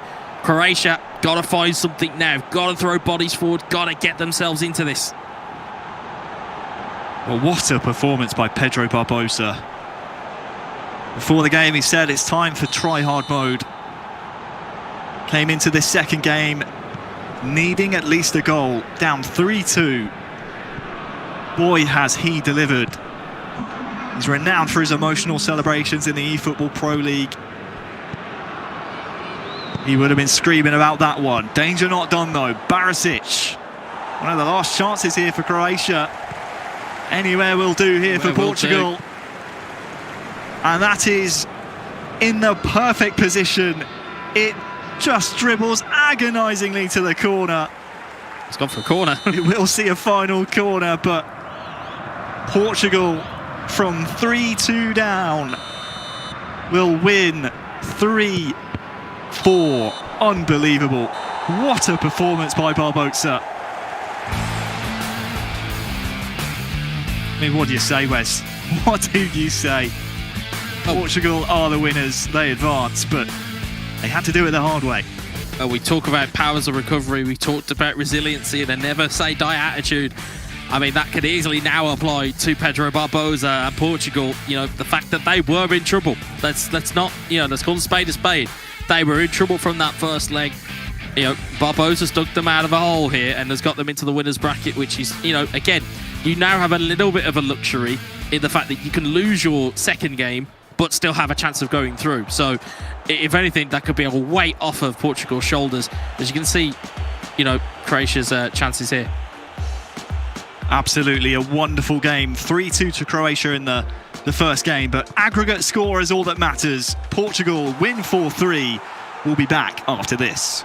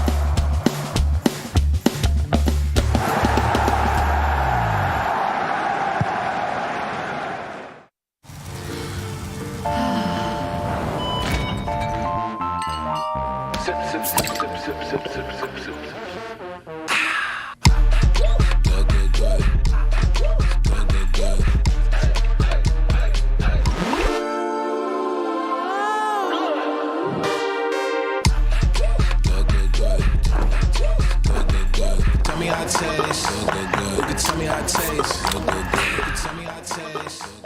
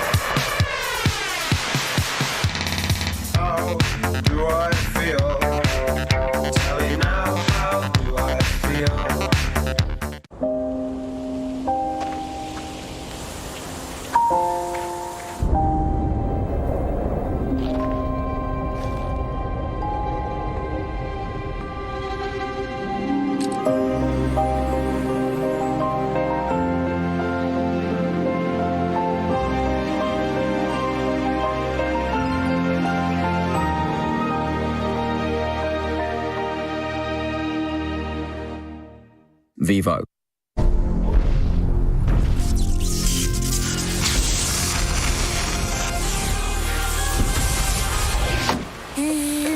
think we're done, yeah? Yes, we are.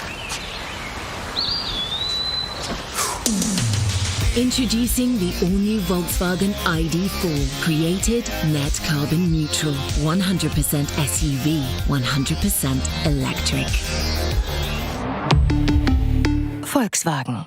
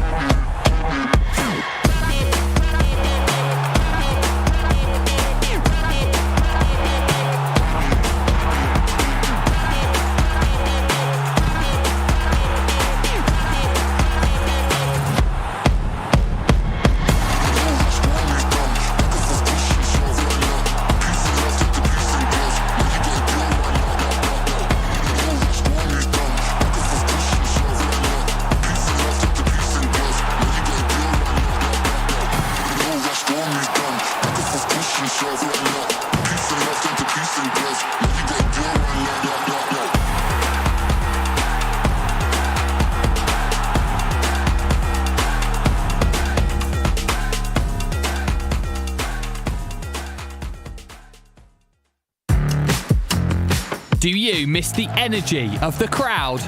The UEFA eEUROs 2021 are here to fix that. Root for your favourite team using their hashtag in Twitch and YouTube chat or on Twitter, and you can amp up the crowd for the world to see. As you share your support, the crowd will rise to the occasion.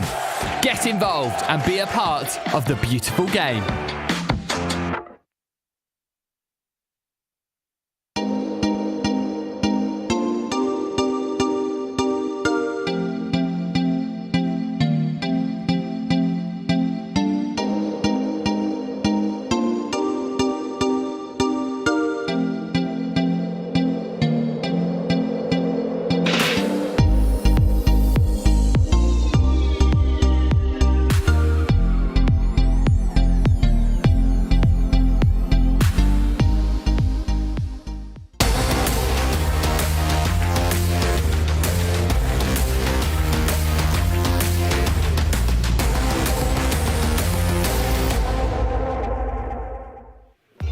So Portugal takes the winning on this one, like you guys predicted, both of you. So congratulations on that one as well. And what a close match this one was. Also, Barry, do you want to start to let us know how did this all go? Yeah, well, it all came down to the second game, really, didn't it? I mean, yeah, definitely. Barbosa had a lot to do in that second game, but he showed his class. And we were talking before about it, and the lads in commentary said the omission of Christopher was huge. But look, when it works, I mean, it's paid off for him, and Portugal go marching on. But I mean, Alex, like we were saying, Christopher being out was a huge one, but Barbosa is the red hot player for him. So, like, now you think that was a brilliant decision? I mean, that's the best. They have so many choices to make. Finally, they have won. That's the matter. I mean, a special mention to Spora 95. I think we could say the first really surprise of this tournament, beating Joker 3-2. Well, really surprised. Then afterwards, Barbosa has to make everything to make the comeback for Portugal and against the best player for Croatia. And well, he did 2-0. I mean, that's true.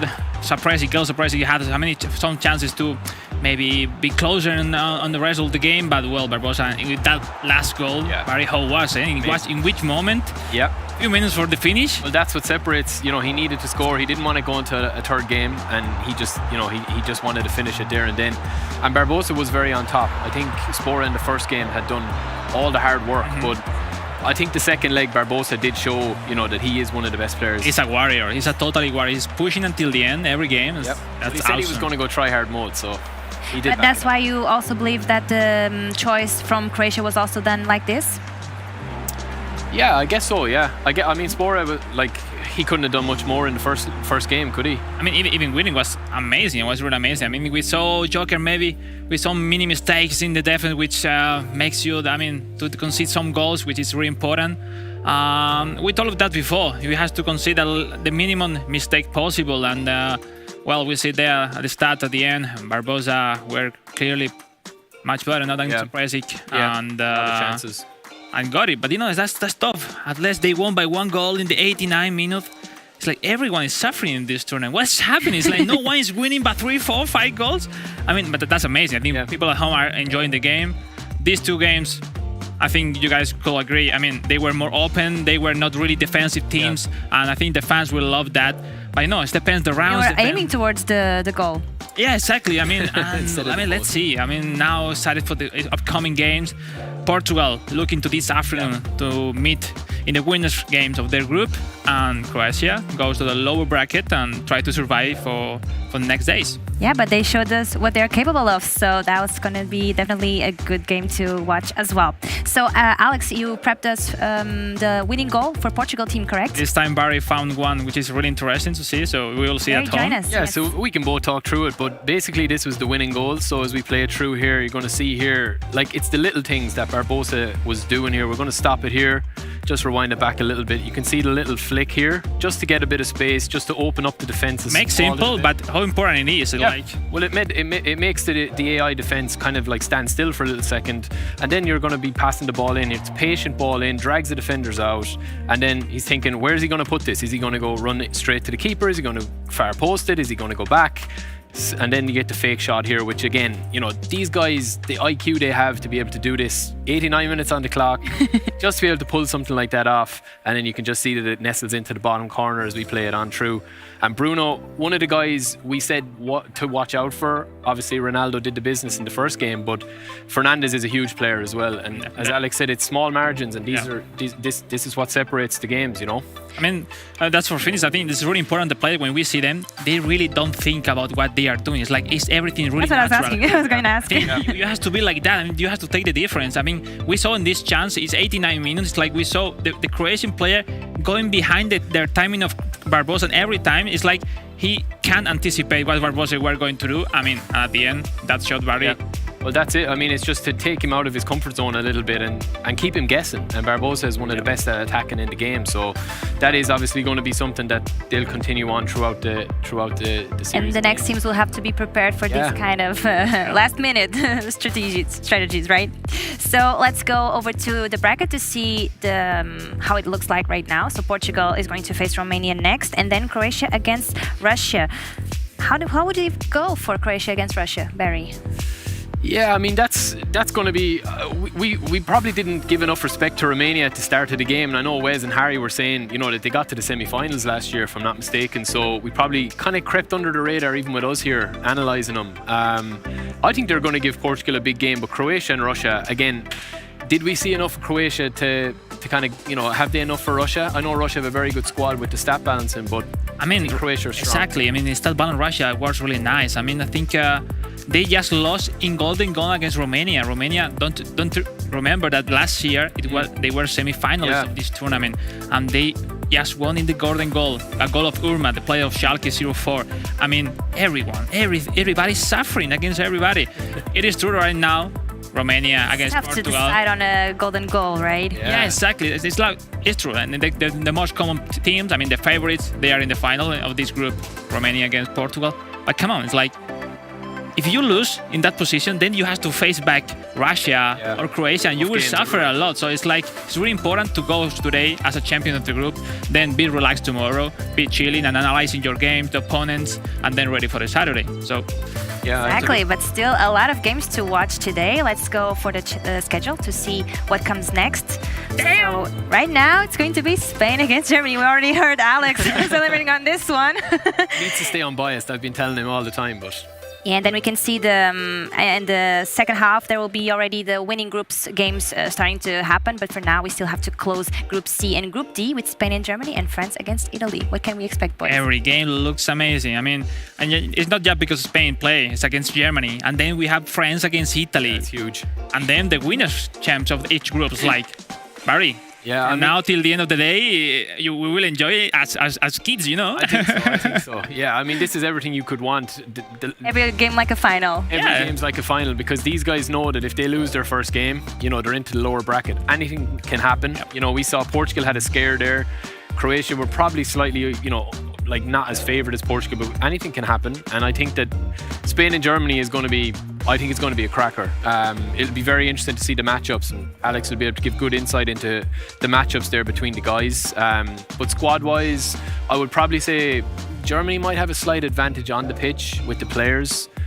So it's probably going to come down to, again, those small margins, because these guys are they're so good, they're so good.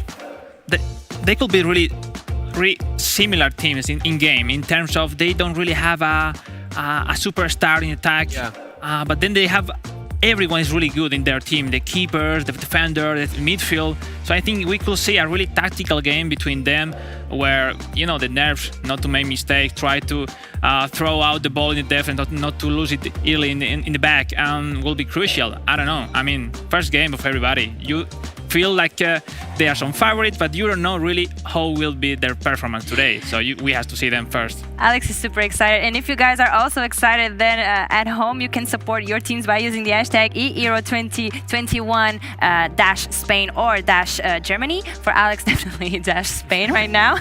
We can see it in his eyes and voice. But you were focusing then on this next match. So let's talk about matchups for this first game. We have El Matador against Jose, correct? Exactly. What can you expect from this first match?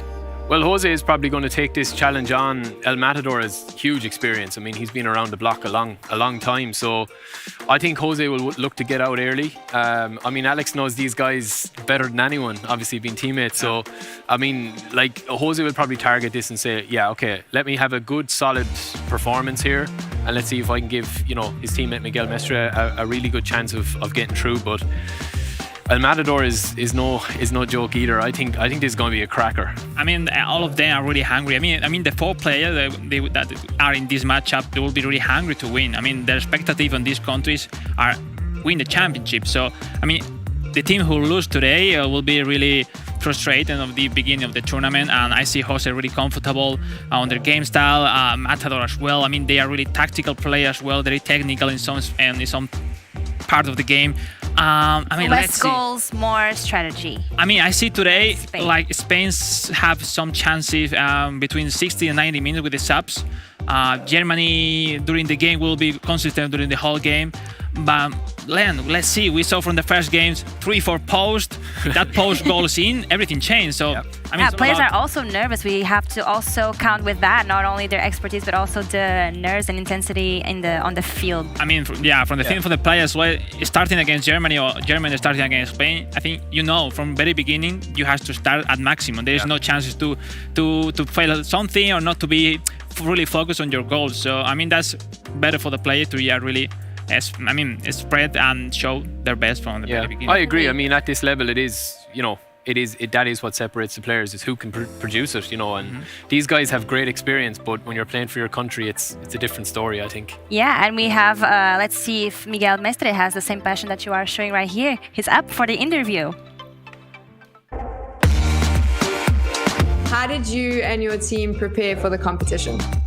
Yeah, right now it's hard to prepare the competition because we don't have the squads in game that we're gonna use. We are obliged to do a boot camp, so I did a boot camp with Jose to prepare a bit better the tournament. So we are having high expectations for the tournament. And do the finals require a little bit more preparation and practice? Yeah, we are almost there. We can win it. So we require a bit more of preparation than the first round because we are near to do it. So we want to win. So we have to do a lot of sacrifice. So you mentioned sacrifices there. What sort of sacrifices does it take to be a professional PES player? Yeah, you know that to be a PES player, a professional PES player, you have to you play your hours that you have to train, and then you will have this topic in your mind. Maybe you are thinking about how to improve some aspects of the game. But for example, in another works, you don't have to be. You do your work day and then you are done. But here you have to think about all the day. And do your friends and family support your career as a professional esports gamer? Yeah, at first, at the beginning, it was hard to explain them how this works. But finally they understand it when they knew how important is this. They knew and they accept it and they support me, my family and my friends as well.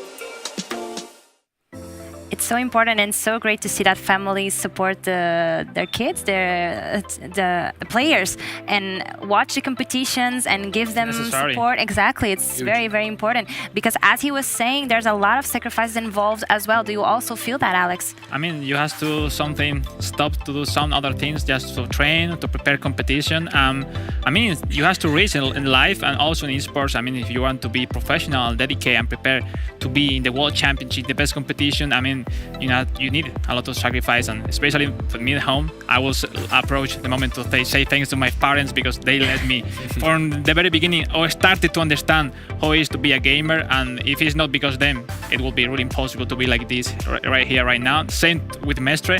I think Mestre and Jose are really hungry. I mean, we were really frustrated last year to be out in quarterfinal with 3 extra times against Serbia.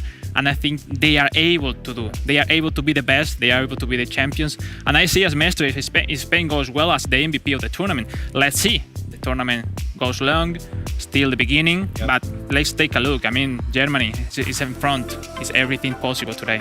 And he also looked very focused there and really thinking about the struggles they also been facing to coming here. Yeah. So they definitely want to close this one and move to quarterfinals. Yeah, I think so. And I think, as Alex said, like they won't. I don't think Spain will get too high or too low if the first game doesn't go exactly to plan. I mean, they're very experienced players, and that could be. Through. Yeah, they can push through it. I mean, we saw with Portugal what happened.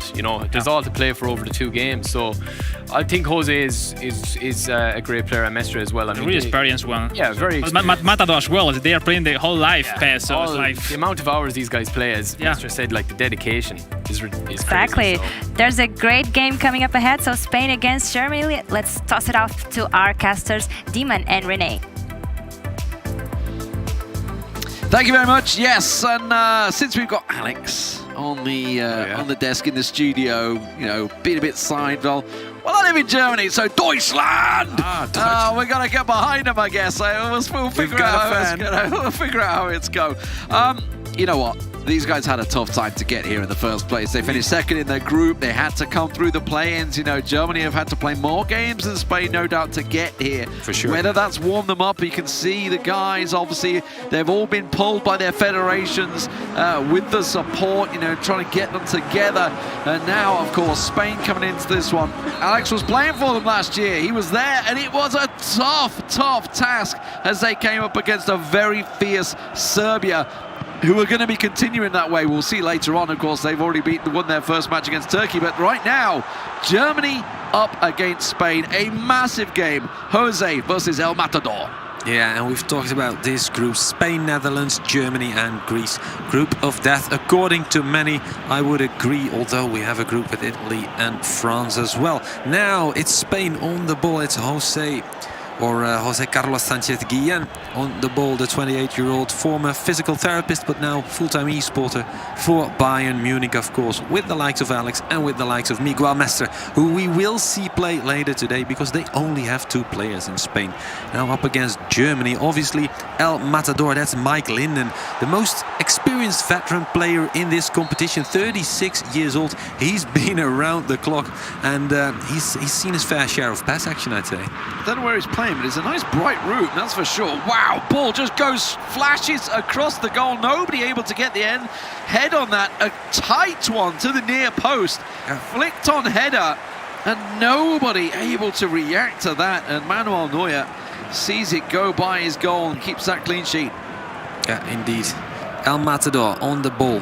He's a world champion, a European champion, and a 7-time German champion. The man from Remscheid, although I think he might be playing in the Schalke home base, because both these players are playing for Schalke 04, of course. Well, I'm saying both these players, but it's going to be Payam June playing the second match, and he's a former Schalke 04 player. I was expecting Merab Azmailan, his teammate in Schalke, but he will be sitting this one out. But of course, he's an option for potentially other matches coming up. Maybe the winner match, maybe the lower bracket match. Here we go, good combinations from Germany, right outside of the box. But Spain is going to be able to clear away the danger. Of course, it's Jose on the break. Some good football from both of these players so far. Some real nice passing, build-up play. It's what you love to see. As they looking to try and get the cut back here, maybe flash it across, straight into the defender's legs. Not going to have anything there. Gundogan standing strong. Gnabry getting it clear to Muller. El Matador looking to use Muller down the right wing here. Does have Timo Werner, and it's interesting, obviously, they're talking about, obviously, the strikers, both, obviously, Morata, Timo Werner, certainly players that, while fantastic strikers, are not the superstars that you'd like, you know, your Lewandowskis up front that they would hope Karim for. Benzema, Cristiano Ronaldo's, those types of strikers. Yeah, it's El Matador on the ball. Ironically enough, it's the German player with the Spanish nickname, the Bullfighter. Right now, we're going to see Spain with, well, not really a chance, but good effort to try and latch onto that ball, but then not a good touch. And the Germans are on the break. In fact, they are quite quick, with Mike Linden on the ball. Circulating possession in midfield, trying to find a gap. There it is, found his right winger, plays it in. Oh, good defending by Spain, read that well. And now they're on an adventure. Looking like a bit of a 4-2-3-1 from Germany, certainly as I would expect. Trying to use that man up front. That's a good through ball, just cut out nicely. Humped upfield to Timo Werner, not the tallest player, so certainly won't be able to get his head on that one, but Muller will find him eventually as a little give and go comes across. He's got player support on the right. He's going to go back to Gundogan, and Emre Can also being used by the German team. Now a chance. Oh, it's just a real trickle straight to the defender. The second cutback does work out, but the defender is there, and it's played upfield to Moreno. Yeah, good match so far. Neither player pulling their punches, really going at it, really coming out strong in the opening phases, really putting their opponent to the sword, well, trying at least. Jose now this time does take his time, finally finds a good combination, the 1-2, the give and go. Here we go, finds space on the left flank, once again attempts the through ball to try and reach Velo. It's not going to happen. And there we go, a little German mistake, who finally does get the ball cleared with his keeper. In fact, maybe no, won't stay in possession. It's Jose who takes over with his Pau Torres, who starts in defense. You can tell the level of football that these guys play is both very similar styles, both trying to play the same style, just a little pass into the striker in the box and find himself that opening. None of this big through balls that we saw earlier on. Some of them may well work out, but right now... Very aggressive, both of them, very direct. Yeah. I like it. Oh, Rudiger almost losing the ball there. Gundogan in the end will bumble it clear, but it's still far from clear at the moment. And you can see frustrations at the moment as Jose looking to build this one up now on the attack. Little give and go, great little work from the left wing here. Try and cut it back. There's the supply that he's looking for, but again the defender is there, and El Matador will clear his lines.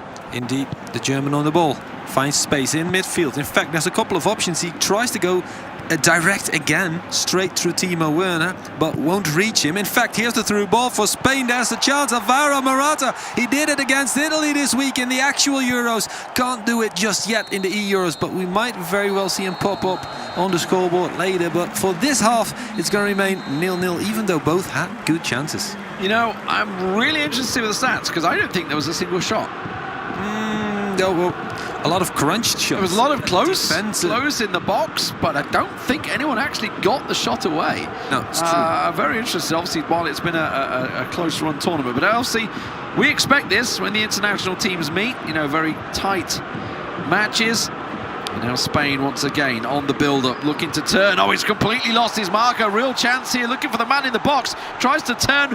Oh, can't go and get the flick away. Just a little toe on it from the German defender. Maybe enough. Still not clear. Chance here! Top corner! That is an absolute worldie! Buried by Jose. First shot, first goal, like you said. They've had a lot of dangerous opportunities, but never got to pull the trigger. This time it does happen, and the captain of Real Sociedad, Miguel Oyarzabal, doesn't make a mistake. Beautiful goal, and of course, yeah, David De Gea in this digital goal. Very appreciative of that effort. Obviously, great goal by Jose, and look at the man from Remscheid, Mike Linden. He's focused, he's calm, but still, he knows he's in trouble right now.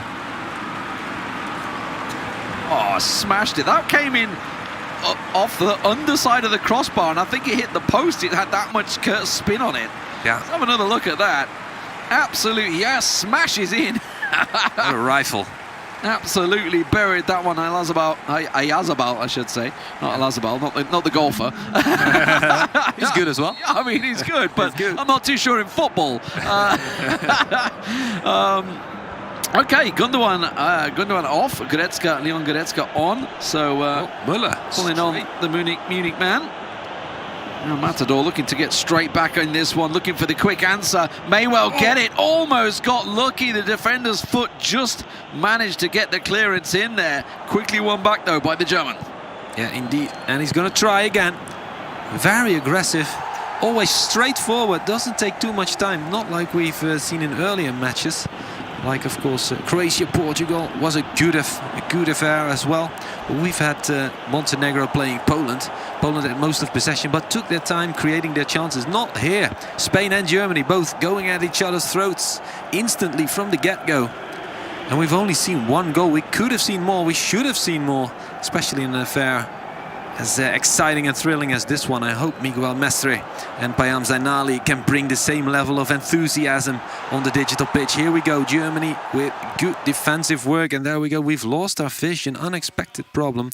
We'll try and find out what's going on while we wait, but obviously you can have this sort of thing happen in an online competition. We're back. It's all good. It's all good. Just a brief little blip there, as these were the highlights earlier on, and we've come back to a German goal. Thomas Müller. Somebody hold Alex backstage, because he's not going to be happy about that. The little technical blip in there. Let's have a look at the goal, because it looked like it was a good one. Oh, yeah. Nice little work play. So Gnabry across, finds Werner, and in the end, Müller simply puts it across the goal, across De Gea. With his lefty. Side netting. Honestly, with his lefty, that's a great goal from the veteran, the man who always delivers at big championships, always at the World Cups, always at the Euros, always scores, and nowadays he's more the man of the assists. He did find Timo Werner in a dangerous position earlier, didn't get a shot off. Thomas Müller is the one who gets this party started for Germany. 1-1, and Pablo Sarabia already coming in, Thiago for Koke, and Rodri for Marcos Llorente already at 63 minutes. 3 big substitutions for Spain. Would you have done the same, Lee? Oh, a triple sub, no doubt about it. Big work. Gnabry also off for Kevin Volland as well. So Volland on for Germany. Yeah. Obviously, Gnabry, a huge player for Germany, so surprised to see him coming off. Indeed. And El Matador winning the ball back somewhat luckily, I would say. I think it's the best way I can put it. His player was actually running back into position and it bounced off his leg, but couldn't make any benefit from it. So now Spain looking to push forward. Oh, that was a crunch tackle. If he'd missed that one, that would have been a clear open chance for Germany, and it still may well be here as they make a back pass that goes astray. And at the moment, the passing's gone a little awry in the midfield. It's not kind of as clean as it was in the first 45. Very true, yeah, and I do like the direct approach, but now it's getting a bit too opportunistic. The German ball just in with a through ball. When you see that defender is there, why even try it? Try and keep possession, try and go for the clean chances. Right here, we're going to see one for Spain, maybe. Silky footwork tries to unleash an assist, or maybe a shot, but it was a tame effort if it was a shot. Defender can jump in between, and Germany on the break right now. Here at the halfway line, good through ball. 4 versus 3 situation. Can he make this count? No, he goes for the pass. Should have gone for the shot, maybe. But we'll never know. I mean, it looked like he had all the space in the world there. The ball in the end, wow, okay, that's a high German line to catch him offside, almost at the halfway line there. So really getting behind the ball here, El Matador sending his players forward.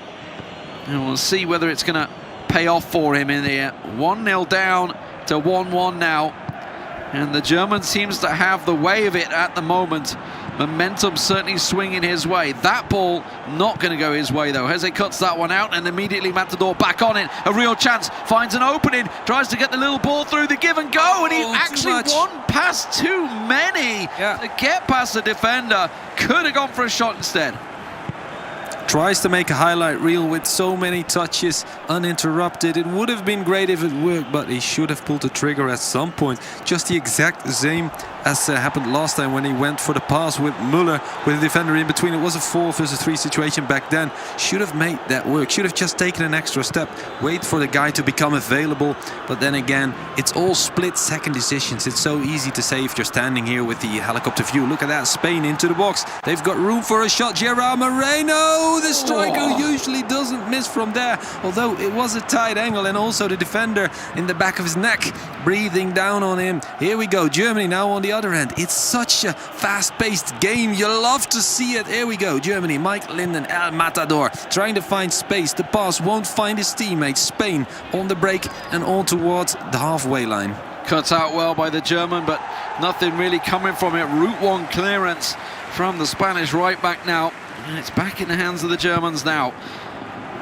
For Deutschland, 89 minutes. Time to get a final goal, steal it away, give your teammate a real big advantage coming into this one. It's looking good as the build-up works out. Oh, I gotta be honest, there was a lot of space for that player to have a go.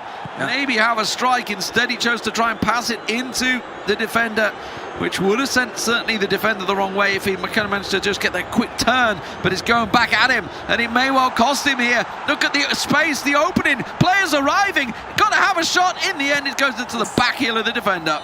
And injury time is over. The man from Alicante won't get another chance. The man who won the eFootball Pro Cup last year, not the league, but the cup. And he was the MVP, Jose Carlos Sanchez Guillen, the 28-year-old man, the veteran for the Spanish squad. It's going to end up in a 1-1 score against the German veteran. That's interesting. Now we're going to see the younger players on both squads. But this match, do you feel like we've got a deserved draw, or should either of these players have taken it? Well, I mean, the first half was definitely a cagey affair. It's what we expected from these two teams, and it's what we expect to see throughout the tournament, honestly. You know, you won't generally get these big early goals, and you can see that the chance came early, just flicked across the goal, but in the end, nobody on the end of it. And really, there was a lack of shots. I mean, look, you can see we're into the 49th minute. The first 45 was very, very quiet. Indeed. Sure, they had the chances they built up, but nobody actually got the shot away until this one. Yeah. Beauty. Absolutely rifles it home. Mikel Oyarzabal. El Rifle, we could call him, although that was Walter Pandiani's nickname, of course, so we might be sued. I mean, it's going back a few years. I don't think anyone will remember it these days. Probably. I'm trying to educate the younglings watching. Nobody remembers the hand of God these days after the Sterling effort yesterday. But these things happen in life. Beautiful goal. Moves on, and well, the Germans actually moved on as well because they got the reaction that we were looking for, and it was a smasher from Thomas Müller. El Matador evening things up with a really nice strike, and in the end that was where the score settled, 1 apiece between the two, Jose and El Matador. Yeah, I think we're gonna see one more big chance maybe where he should have done more, but good goal, great stuff, good equalizer. In the end I can live with this result, even though Spain had a bit more chances, a bit more actual shots off, like this one. We're about to see it. That's the big chance I was referring to, and tight angle, so you can't say that should have been a goal, but maybe try and find a teammate there in the box. Spain-Germany 1-1. On towards bigger and better things. It's going to be Miguel Mestre, the 22-year-old man, also from Bayern, teammate of Jose. Oh, look at that. Come on, Spain, yes. A lot of Spanish fans, or would it be Alex Alguacil behind the stage? Jose with a banger, I agree with that. It was a fantastic goal, no doubt about it. The Matador of Getz, absolutely. Of Getz. In the response, jawohl, indeed. Anoman 96. Schland! Let us hear what you think. Let us hear. Did you like this match? And who you think is going to win the next one? I think that the Spaniards will go for their team. Stats says it all though, doesn't it? Just one shot, one goal for the Germans. 50% possession either way. That about makes sense. And in the end, Jose did get 5 shots away. Definitely all of them coming in that second half. Some real chances, but not quite taking enough from it. Just the one corner as well in that game. When you think of, obviously, earlier on, we had quite a few corners in the earlier matches. But it's not all over here. Even though it doesn't end this way, because we have 2 more players to come. And as you said, the young boys now stepping into the fray. Absolutely. Payam Zainali coming out for Germany. Payam June 69 is how we know him. The man from Essen, Alten Essen Nord to be exact. He's got Irani roots, was born in Urmia, works for a big German telecom provider, and he was champion in PES 19, vice champion in PES 15 and 16 in Germany. So this man has got what it takes. But he's going to go up against, like I said, the teammate of Jose is Miguel Mestre, the man born in Gandia, nowadays a resident of Valencia, and of course under contract with Bayern Munich, coached by King Esports.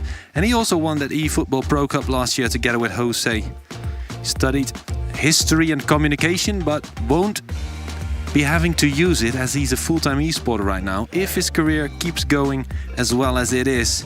So he might have used that study for naught, as esports is right now taking his main focus. Well, we managed to get a few words with the players. Let's see what they have to say. Which team would you like to face in the final? The team who will lose to us, I think. For sure, France or Poland. It's a pretty easy choice. The reason why is because Kams, my teammate, is the coach of the France team, and Mikolaj is the player of Poland. So either one of those two I would want to face in the final. I think I would like to face France or Netherlands, and that's because my teammates from Manchester United play for France and Netherlands. So I find that'll be a good rivalry between us, and it'll be a great show for fans and people watching on on the social platforms, and that'll be something for us obviously good to brag about. For example, if I win, I would always have the edge on them and just say that I'm better and stuff like this. Benfica will pick Italy. They are great players, and they are also great friends of us. I think Italy, because they beat us last year and we want to take our revenge. If I have to say one nation, of course it could be Spain, because I really appreciate one of the players of Spain, his way of play, and this player is Mestre. I think my personal revenge, I would like to face Serbia because we lost against them in the quarterfinals last year, and I lost the decisive match. So I would like to face them on the final. But also I would like to face France because they have the best players, Ousmane Kabyle, the third times world champion. So I would like to face them as well. That would be definitely France, because both of my players really want to face France. Obviously having two professional players again, and having Ousmane Kabyle, who is the 3-time world champion, so it's a big game to face France in the final. I think French. They are a really good team. They're really strong. It will be a really interesting final. I would like to face with them. I think Serbia, because they eliminated Romania in the last edition, and I think it would be nice to have a rematch, but in the final. I would like to play against the Netherlands and try to win finally them. Can be a strange answer, but Greece, just to have the revenge of 2004. Great to see so many rivalries, so many people wanting revenge matches. But we got a long way to go before we get to them. At the moment, Spain are facing Germany and they are tied 1 apiece. Jose scoring first, but El Matador strikes back for Germany. And it always feels weird saying El Matador for Germany, right? A Spanish name for Germany. But now it's the part of the second players. Now, they're not going to want to leave this one out on the field. I'm starting to get repercussions right now of Montenegro versus Poland. The 1-1 first game, 1-1 second game, going into that golden goal. Nobody wants to be there. Exactly, yeah. And in the end, it was Poland getting it, while Montenegro was the one taking the lead twice in both early games. But then, when it mattered most, it was Poland who came up with the goods earlier. And here we go, crowd cheering for their favorite teams. Dash Spain or dash Germany, let us know with the hashtag eEURO 2021, and then of course the dash behind it. Let us know who is your favorite team and who's gonna win this. Predictions on Twitter, Instagram and Facebook. Give it all to us, because honestly it's up in the air right now, isn't it, Lee? Yeah, and we just heard from Miguel Mestre. He was in that video talking about obviously the loss that they had to Serbia. That he was the one, the player that lost. So that's always going to be in the back of his mind, especially coming into this tournament. The first game for him he's in hungry this tournament. Already for revenge later. In this he's tournament. hungry for revenge, but they've got to get past Germany. You can't look too far down the line. Serbia themselves are in the winner bracket matchup against Poland in a little while, but right now they've got to be looking what's in front of them. As a man that plays for Bayern Munich, he's going to be well aware. Even after that, first it's Greece or the Netherlands in wait before you even reach that. Tough games. Oh man, even just this one. Next up, it's Payam Zainali up against Miguel Mestre, and like you said, Mestre, he's hungry for revenge, but will he get the chance to take it? That is the big question on our lips, on your lips. Everybody is awaiting to see what they can bring to the table. Two fantastic nations with a lot of expectations, there's no doubt about it. Both these teams will be expecting, great footballing nations, expecting them to deliver here in the virtual world. Indeed, yeah. Most of these guys on all these countries are my friends, but of course I'm slightly rooting for the guys from this city, Amsterdam, the guys Eldridge O'Neill and Jos Sonneveld, my boys. But they've got a target on their back. I heard them proclaimed as a favorite opponent 3 times, but here we go, it's the kickoff, and it's Payam June 69 or Payam Zainali, the German with Iranian roots, to kick things off. The man from Erbia with some good touches, and he manages to keep in possession, because of course we again see Spain coming out like a bull from a cage. Well, it was El Matador that tamed them, though, wasn't it? Yeah. And at the moment, it is Germany on the attack. There's a big ball through. The defender had to meet it because you saw Timo Werner was absolutely in a position to try and match it. Now we see Miguel Mestre on the attack, trying to turn things around. He's got a real chance here. Tries to give the give and go, but wow, bundled into by the defenders. That is going to be a free kick on a real tough spot. Havertz in the end just coming in from behind. And we've already seen a fantastic free kick scored, but this time it goes the other way. Yeah, absolutely. Good to see Rudiger without a mask. Apparently it's healed that fracture. Good stuff. Spain now on the ball from the kick of Neuer. Manuel Neuer. I want to say Oliver Neuer. What's that? Oliver. Bit of an Oliver Kahn mixed with Manuel Neuer. Yeah, exactly. I mean, two fantastic goalkeepers, no doubt about it. Indeed. For Germany, and they are going to retain possession. So Payam Jun looking to run it up the left wing. Actually finds a ball straight through the middle. The give and go actually pays off. Kevin Volland fires it into the top left-hand corner. And this time a starter for Germany. Came on as a substitute in the previous game. Kevin Volland, absolute rifler. Yeah. The only real out-and-out 9, the only real striker in this squad. He chose Timo Werner before. Well, that was Mike Linden, of course, teammate of Payam Zainali. And now we've got Kevin Volland, the man known from mainly from Leverkusen, I suppose. And here we go. What an absolute rifle shot. No way of clearing that if you're the goalkeeper. Even David De Gea can't get a hand on it.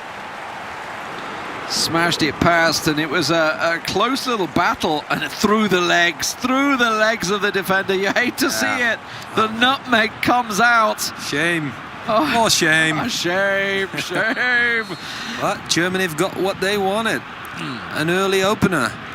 They're 1-0 up, and of course the grand score in total will be 2-1 now in favor of Germany. We still see the old score, combined score from both former players, as Germany once again has possession early on after kickoff. Spain should have done better with that possession, although right now they are hunting Germany.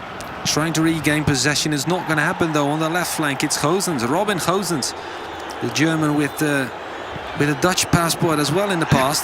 We were hoping he would choose for the orange squad, but he chose for Germany, unfortunately, because he's a top-class player, isn't he? Absolutely, scored an absolute cracking goal against Portugal as well in the European tournament. But Thomas Muller, that was a fierce tackle, and in the end, should be a yellow.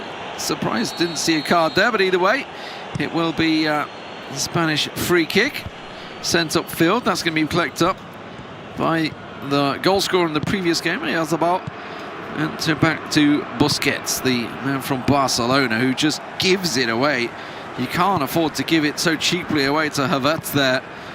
And Hummels now, who also scored a fantastic goal against France, be it in his own net. Yeah, that's true. Like the top strikers, but on the different end of the pitch. Although he scored quite a few headers as well for Germany and Bayern. And of course Borussia. Right now Payam Jun trying to find space to maybe even get a second goal. He's really dominating proceedings, I feel. He's had more possession than Spain, and he's had the big chance. Of course, instantly puts it away as well. 1-0 the scoreline in his favor, and still we need to see an update on that overall score, because right now it's 2-1 in favor of Germany, but it will happen soon enough. Right now on the right side of the pitch, trying to find space to whip in a cross. Maybe no, that's not going to happen. Thomas Müller did get booked for that offensive foul. It was a bit of a harsh one, wasn't it? Didn't pull his punches. Mestre trying to get something back, salvage it, make it 2-2 perhaps. Here's a chance on the right wing, looking to try and stir things through, but some solid defence once again from the Germans. Would you expect anything less? And honestly, retaining possession very well here as well. Got to be careful he doesn't lose it in a dangerous area. Rudiger playing a little bit of a tight game there, but in the end it will be quite easily cleared back to Hummels. Indeed. Germany once again on the ball. Will be able to try and launch a new attack. Sorry, just lost my connection there. And then it's Jun trying to find space on that midfield. Of course, there's many Spanish players to deal with, but it's not a negative approach from either country. They both go at their opponent with the high press system. They both try and launch scathing attacks early on during possession. We're about to see Spain for the offside of Germany. And there we go, lofted through ball over the top. He manages to head it to a teammate, gets a shot off, but it gets crunched in a body of defenders, and then an easy prey for Manuel Neuer. Neuer finds Müller on the right flank. Does well to keep possession with Klosterman, his right wing back, in possession right now. Hunted by the Spaniards. Oh, almost loses the ball. Would have been a 3 versus 2 situation in favor of Spain. Could have meant trouble for Germany, but Klosterman does well to finally deliver that ball to Mats Hummels and in fact draw the foul as well. Sandwiched in between 2 Spanish opposing players. Spain is really not making a secret of the fact that they do want an equalizer before half-time. Absolutely. So as it stands, Germany will progress. And Spanish heartbreak may well fall foul once again. There's a long way to go in the lower brackets, though. If they were to get there, there's a long way to go in this game at the moment. Still only in the 40th minute at the moment, but it's the Germans that are really looking solid at the moment. They will lose the ball in the midfield. Now a chance here for Miguel Mestre. Hasn't got too many forward at the moment, so he has to try and hold the ball up a little bit. Finally, support arrives on the wing, looking to turn it back. Oh, the space option on the penalty spot. Didn't go for it, chose to go for goal. I'm not too sure that was the right choice. With Goke, he's not much of a rifler. If that was Marcos Llorente, I'd say go for it, sure. But Goke, he's known for his... yeah, exactly. There was an option on the left. It was that number 7. Is it Morata? I couldn't see who it was. It was number 7, wasn't it? I think it was there. Yeah. It wasn't Morata. It was, must have been Oyarzabal is 21. I'm not sure who that number 7 is. Ferran Torres, maybe. Daniel Olmo. Oh, there we go, inside of the post and out. Almost an Olympic goal. Almost straight from the corner. What is that, Spain? What tricks do they have up their sleeves? It's it's Miguel Mestre, of course. It's not Jose anymore. Oh, good shot. Rifles it in. Side netting. No chance for Neuer. Look at that. And it's Koke, the man I said who couldn't shoot. Oh, I'm put to shame. Caster's curse. Look at that. I jinxed it for Germany. And there is Koke with a beautiful give and go. And there. Oh, spectacular. Smashed it in.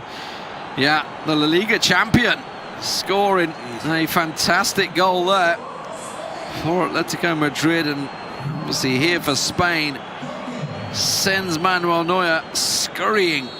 And we are tied once again just before half-time. Wow. It is all square now, 2-2. The scoreline 1-1 in this game, 1-1 in the game previously between Jose and Matador. And now it is all to play for once again.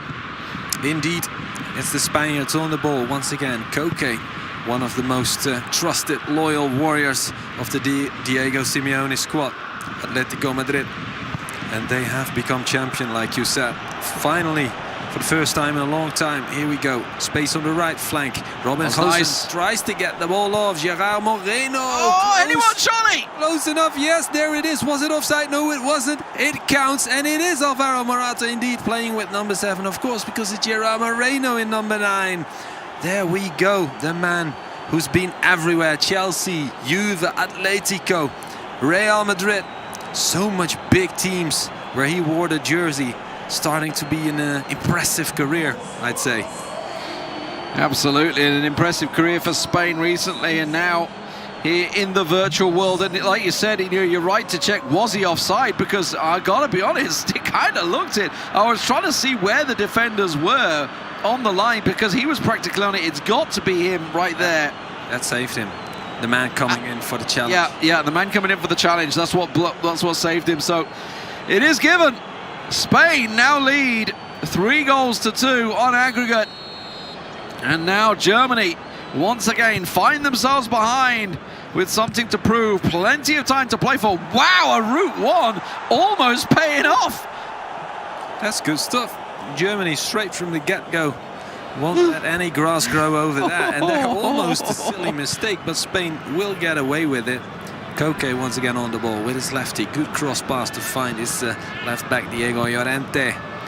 Trying to find his friend Marcos Llorente maybe on the left flank. Mikel Oyarzabal there.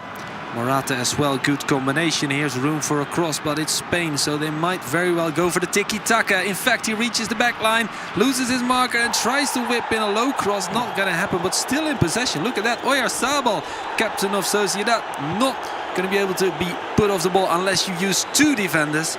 That's exactly what Germany does to put that to rest. And in fact, straight on the other end, 3 versus 4 situation. Be quick, great ball. Good through ball, 1v1. Oh, you saw him teeing up the shot. You saw that power bar straight in ready.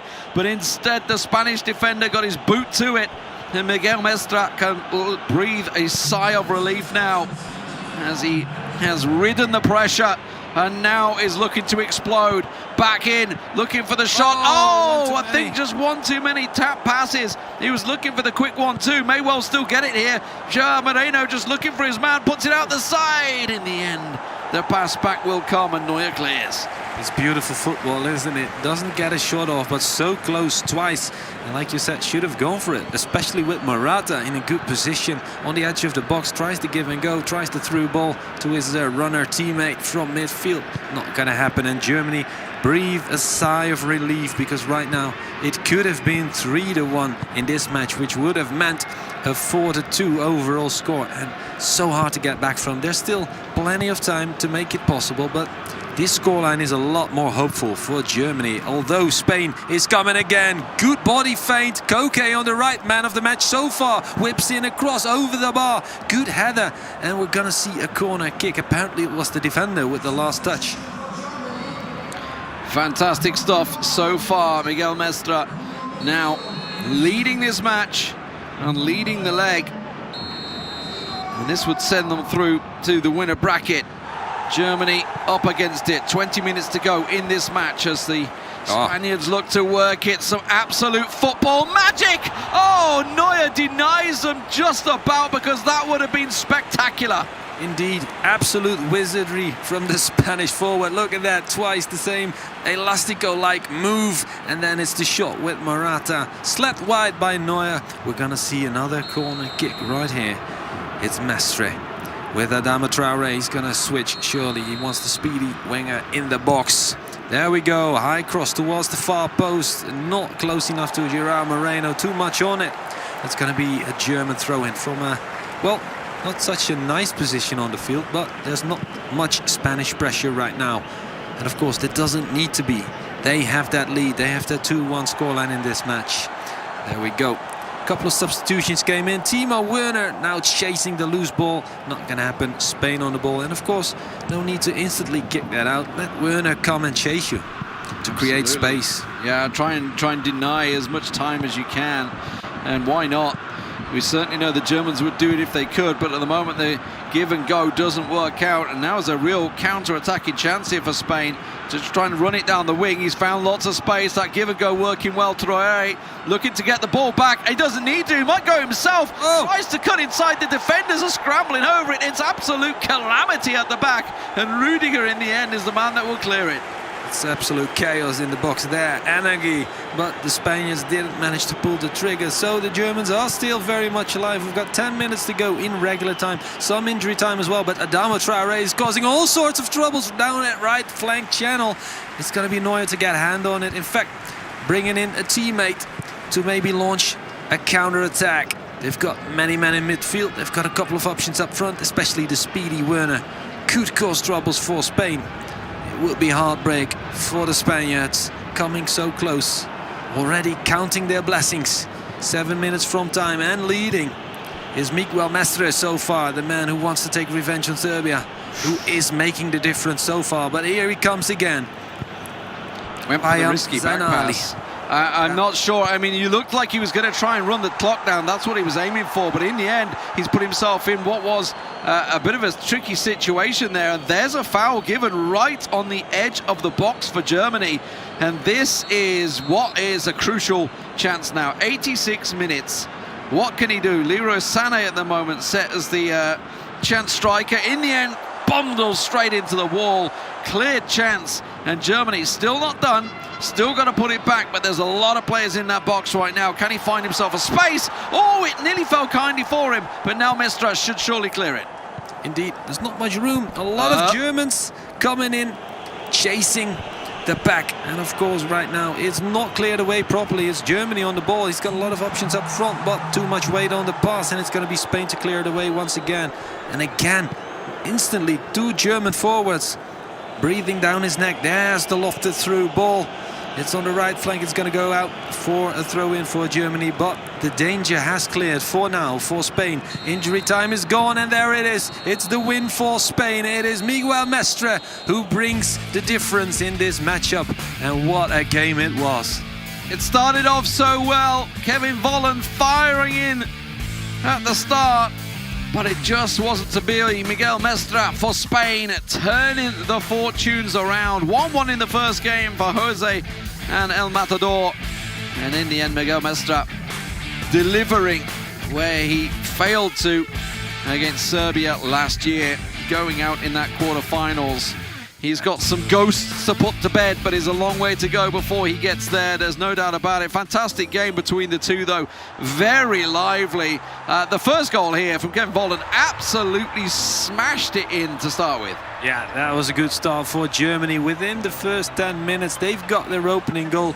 Somehow it would later all go pear-shaped, but this was well worked. Look at that. Perfect start. Rifle finish. No chance for the keeper. And it took such a long time for Spain to really get their gears going. You could see the work was there. It was all there, but the final product took such a long time to come. This big lofted ball in the end fell kindly. The shot bobbled out there. And in the end, it was really just a couple of I wouldn't say fortune, because we saw him sort of testing the waters with Gerard Moreno, with Koke as well, just beforehand. Yeah. I think this may be the first effort here that just flashed wide. Tell like that was the one that went in. There was one just before that and it just went wide. Yeah. That one in the end was absolutely buried. Look at that perfect combination. 3 quick touches and then smashes it home. Fantastic stuff overall. And then Miguel Mestre gets himself the winner. Fantastic performance overall for the Spanish team. They will go through to the winner bracket, and we'll be back after this.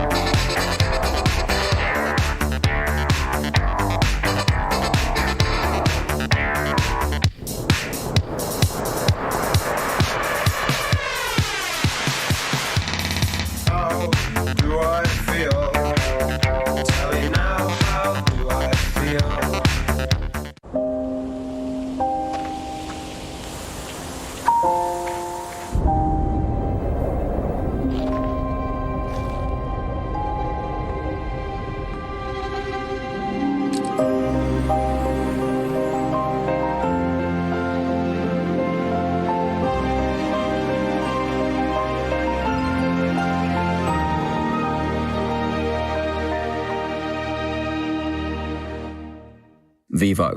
I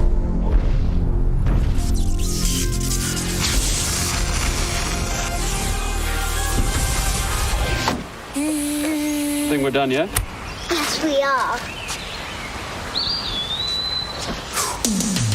Introducing the all-new Volkswagen Id4. Created net carbon neutral. 100% SUV, 100% electric.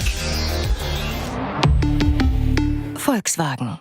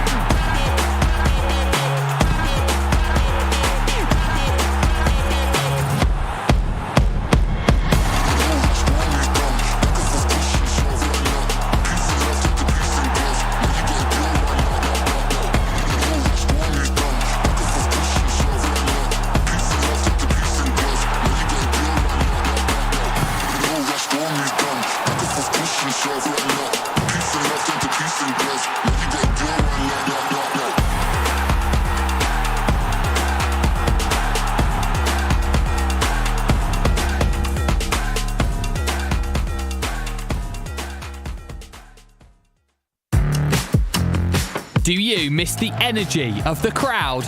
The UEFA eEUROs 2021 are here to fix that. Root for your favourite team using their hashtag in Twitch and YouTube chat or on Twitter, and you can amp up the crowd for the world to see. As you share your support, the crowd will rise to the occasion. Get involved and be a part of the beautiful game.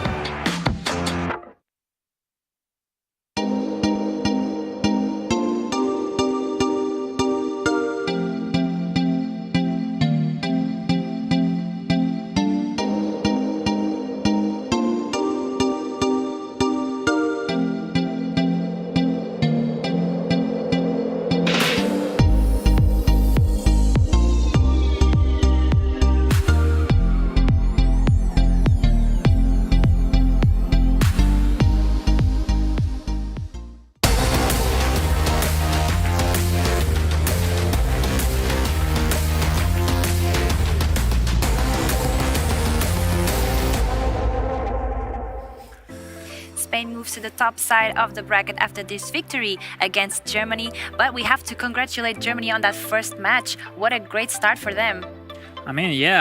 So also took the lead afterwards when maybe Matador were controlling less the game. He took the draw.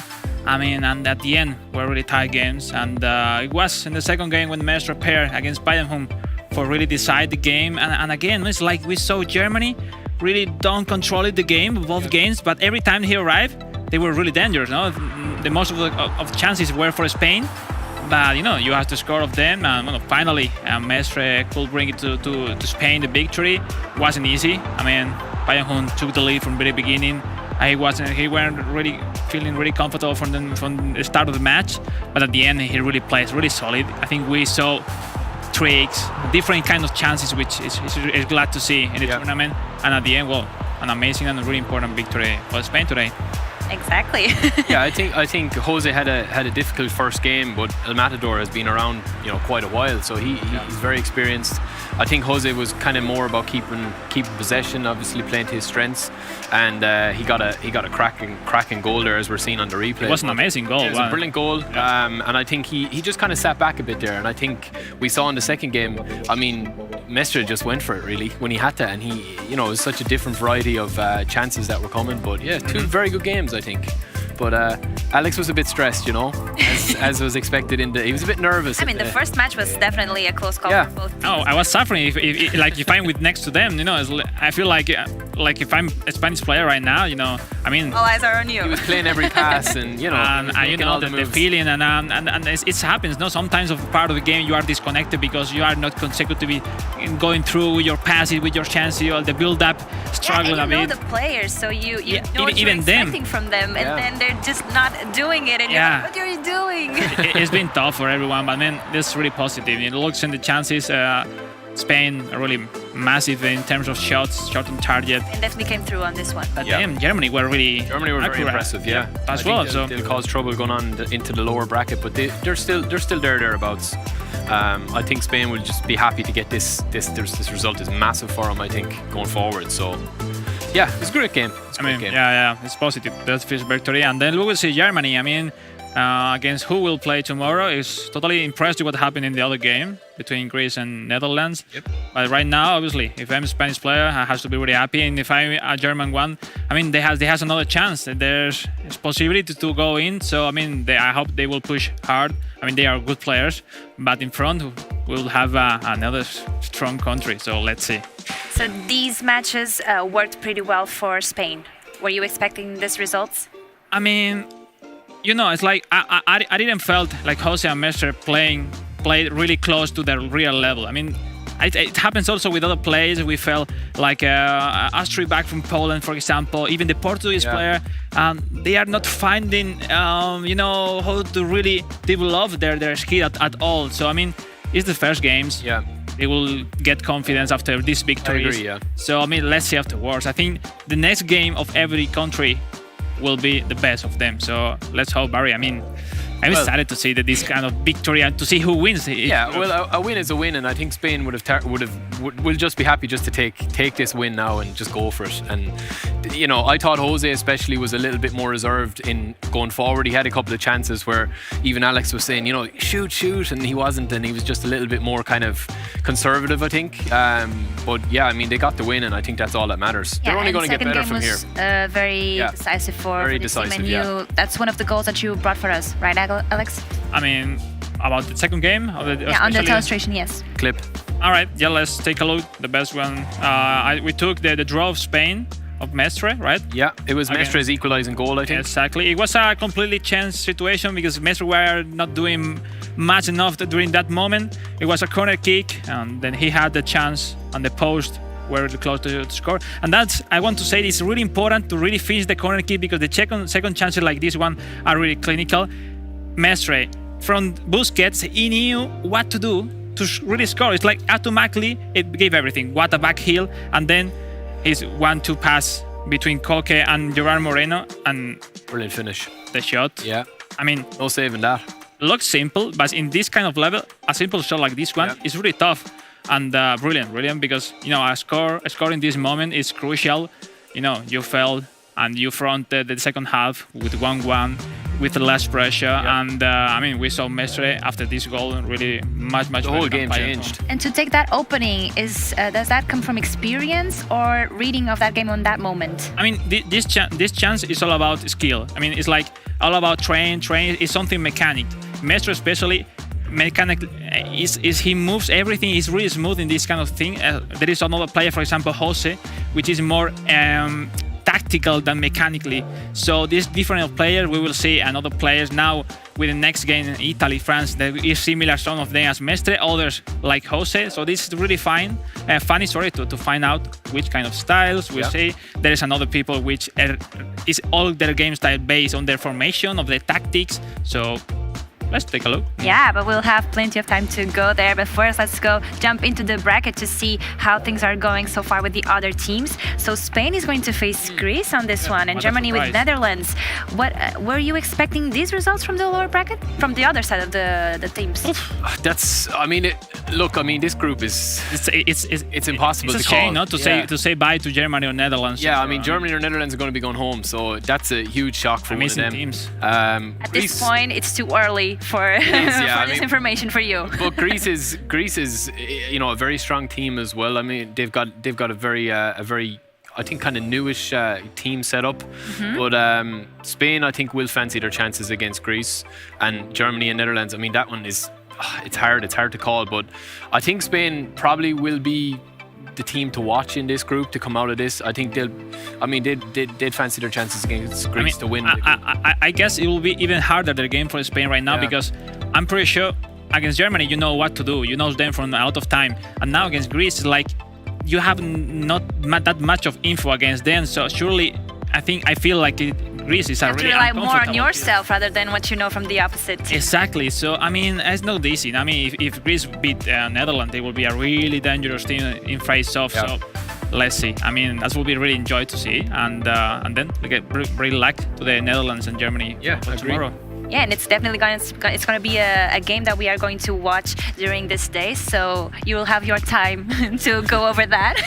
But first, we still have one more game to close up Group D, and that will be France against Italy. So against the last year's champion, right? It's like semi-final of last year. It will be even if they both qualify today, it could be a final this Saturday. I mean, we are seeing Usman Kabail, 3-time world champion. We'll see Naples, which is one of the killer player of the tournament. Nikaldan, that will be. It's a player, but he could be like a coach. He understands everything tactically, so amazing. And then Lotfi, which is a really young player, but he's still playing from he was a kid. And they both, with Usman Kabail, they are professional for AS Monaco. But Nikaldan plays for Fiorentina in Italy, and Naples from Pisa as well. So I mean, that's a battle for 4 professional players. So.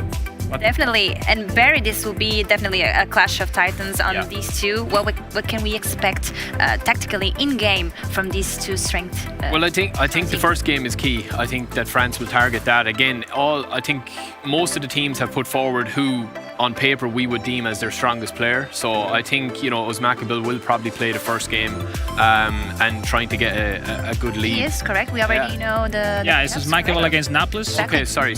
So I mean, Usman Kabail is going to be trying to take that on, and maybe Italy have tried to counteract that by. I mean, the thing is like Naples is really fast. Yeah. It's like you can't control him. It's like it's kind of player like Mestre. It's like you could defend him 99 times, but the 100 times he will score. But in front is Usman Kabail, 3-time world champ. He could be losing 3-0 in the halftime, and you have to be scared of him. So it's a worry. You cannot look the other way ever. You Exactly. have to be really focused the whole time. And as Barry said, first game is crucial. I mean, for Lotfi to start with advantage, or for Nikaldan, is a really defensive player to start with 1 goal up or things like that is crucial. Not to how to prepare the game. So I mean, Barry, prepare for amazing games in front of us. I mean, France as well, like in game, their squad. I mean, that's what it comes down to as well. We're going to see, a huge advantage with France, and Latvia and Usman Kabail will know how to utilize France. Yeah, because it's important to tell people at home that the players depends on the real squads for the real Euro squads. I mean, Italy, for example, lost some key players, Saniolo, of many others that really worked really nice on this game style, on this pace. And France is a really complete team, physically strong, really fast. It's amazing in every part of the pitch. So, I mean, I'm not saying Italy can't. Italy have a lot of good team, a lot of good players. So let's start, let's enjoy. I will take some popcorns because while these two are still deciding which team they are rooting for or hoping to win this match, you at home, you can tell us who you are rooting for, who you are supporting. Use the hashtag eEURO2021 either France or Italy, and let us know who you are rooting for, who you want to see in the grand finals. Is it going to be France? Is it going to be Italy? Let's find out, and then you guys will have to give me a prediction. All right. Enough.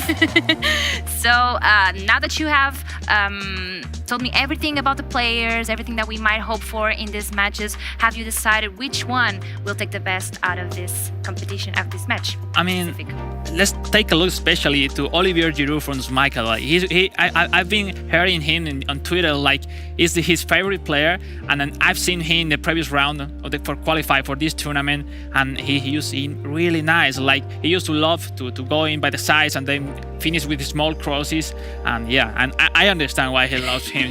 So I mean, let's take a look. That's important. Who takes the lead? The momentum. I mean, Naples will have their chances. He will have like 20-30 minutes where he will be better than Usman Kabail. But Usman Kabail is really consistent player. So France or Italy? That's the. I guess golden goal, and in golden goal will win France. Golden goal. Okay, bold one. I'm gonna go for Italy. Just to be different and just to say, I mean, it's possible, yeah. It's kind of, they are the reigning champs. I mean, they're the defending champs, so we do have to give them a lot of respect. But Yeah, I think Italy can do it. It depends. The first result is going to tell. I think whoever wins the first game, if it's if somebody does win, it's not a draw. I think that's who's going to win overall. So I'm going to go with an upset on the cards for Italy here, just to be controversial. That sounds fair. But first, before jumping into the game, let's get to know a little bit better our players. Which team has surprised you the most in the tournament so far? For now, I say Ukraine. Absolutely, Ukraine for me. They finished the runners-up playoff group in the first place. For me, it was a really big surprise. I would say Ukraine because they won the playoff group. Ukraine, I can say them. They in playoffs they had really great performance and they surprised me. I think they made really good job. I think I will choose Ukraine. Their performance in the playoff was amazing. I think for me it's Ukraine because I did not know they are so great nation, and I see their game on playoffs and on qualification, and they did very well. France surprised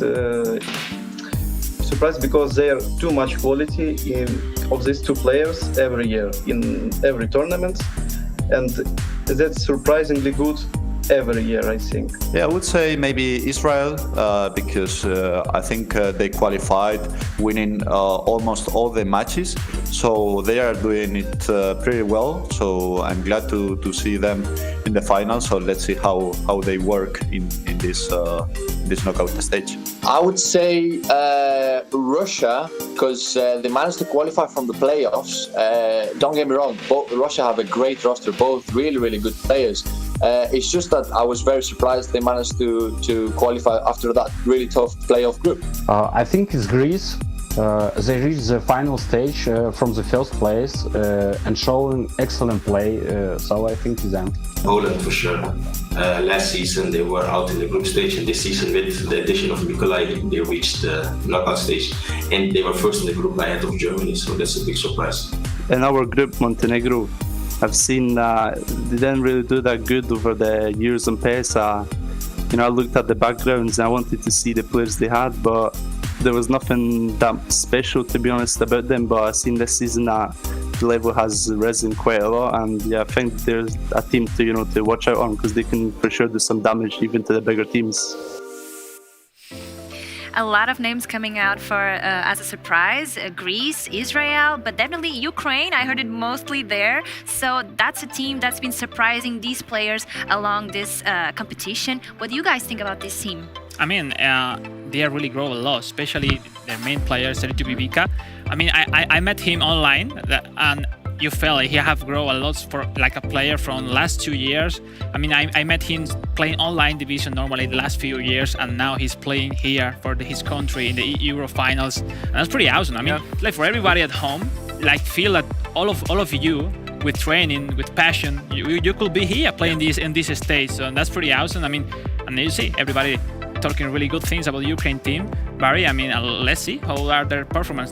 Yeah, I mean, from people talking, they said they've been very impressive. I mean, they did win I think they came runners-up in the group stage, and then they won the actual Group B playoffs, I think. So that was very impressive as well. They front of Italy, yeah. So, I mean, that's, they're, again, all the teams at this level. I mean, sometimes we kind of overlook some of the teams, but yeah, they're a huge team as well, I think, in this tournament now. So that's a team to watch. Yeah, exactly. Fun to watch in this competition. All right, I think our boys are already ready, our casters. So let's hear it for Weza and Wonderboy. Thanks so much to our studio team over there in Poland. Me and Wes are here in the virtual stadium. Wes, and what a game we have here. It's a rematch of last year's semi-final. We're still only in the groups, but it's a mammoth affair. It's France taking on Italy. I mean, what can we say about this one? It's such a massive game so early on.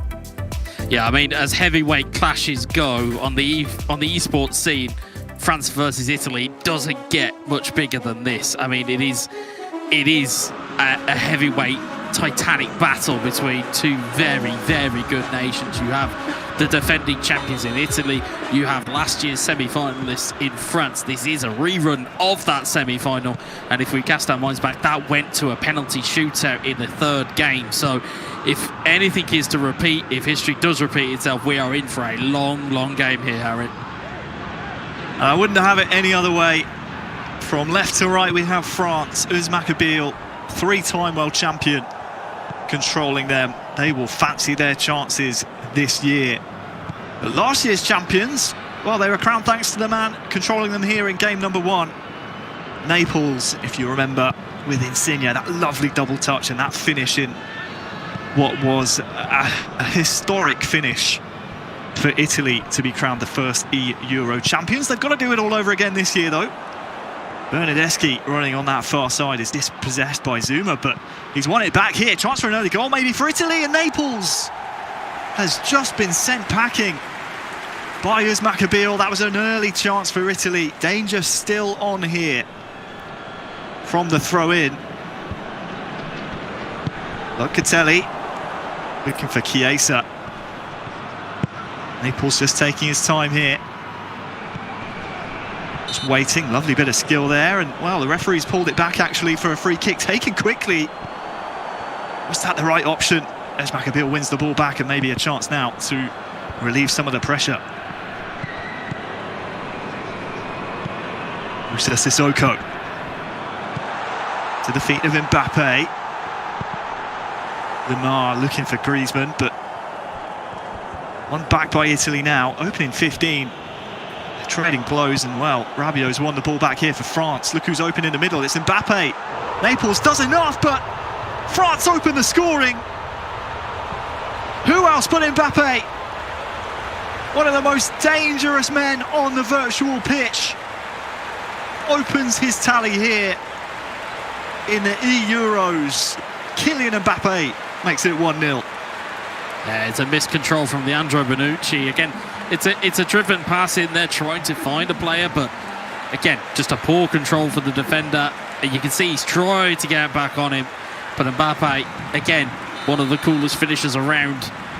Just really good finish. And again, Uzmakabeel's not going to care about exactly how that ball gets the goal. So long as it gets there, he's not going to care a jot. And Italy now are again up against it. Well, Marta, Alex and Barry all seem to have the same opinion, that it depends whether or not Lotfi in the second game against Nicholdan will have a lead to defend. So far so good here for the French national team.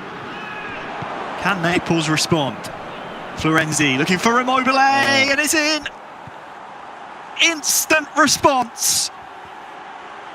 Not 20 minutes gone, and Ciro Immobile has scored here for Italy to make it 1-1. Well, I apologise for crashing your vocal, Harry, but you heard me just let out an really good, well-worked goal from Italy. Again, you can see that the game plan from Italy, it's to use those wide players, it's to use the likes of Chiesa, it's to use the likes of Insigne, who they do have. And again, in terms of predatory strikers, none more so than Ciro Immobile, who is down that end for Italy. So a great way to get themselves back into the game. It's just going to be a case of how they react now. Look at this, Thuram! 2-1! This is going to be an absolute slugfest. It took just 2 minutes to reinstate the lead. And Wes, you've just had one goal to break down. Here's another one. Well, you saw the run, the run from Mbappe. It's where Uzma has played off that pass, where the AI has then tracked Mbappe's run. It's pushed everybody back, which has allowed France to get the space to create it for Thuram to get his goal here. And again, it's an instant reply.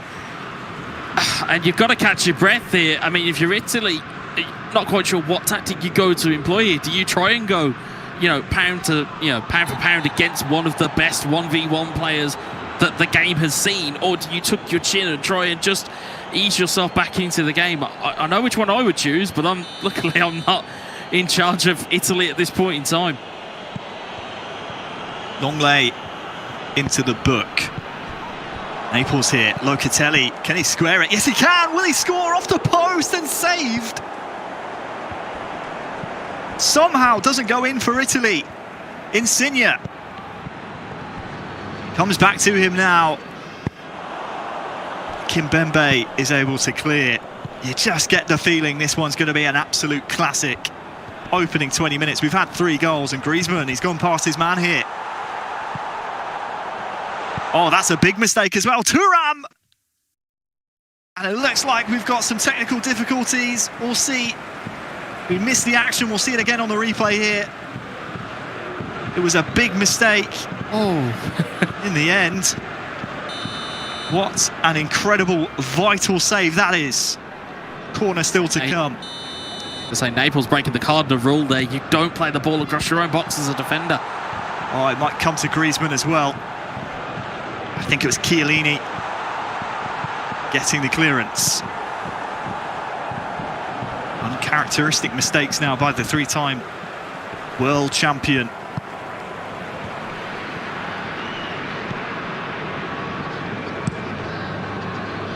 Half an hour gone in game. And well, that one's a gift to France. I was going to say maybe time now to just slow the game down. Remember the occasion if you're Naples. You've been here, you've done this before. Scored the goal against Serbia last year. To crown your national team the champions. I don't think have a free kick here, Wes.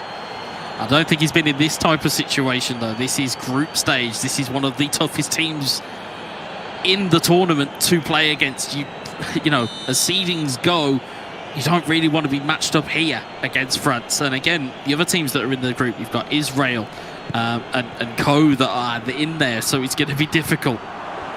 But you've got to somehow find a way. Side. Dealt with well by his Maccabeal. Response since the goal was a little shaky from Naples, but he's starting to build now. There's 10 minutes to go till half-time. Thuram, who fired in the second goal for France, first time. His pass no good to Sissoko. Now maybe a chance to break. Bernardeschi.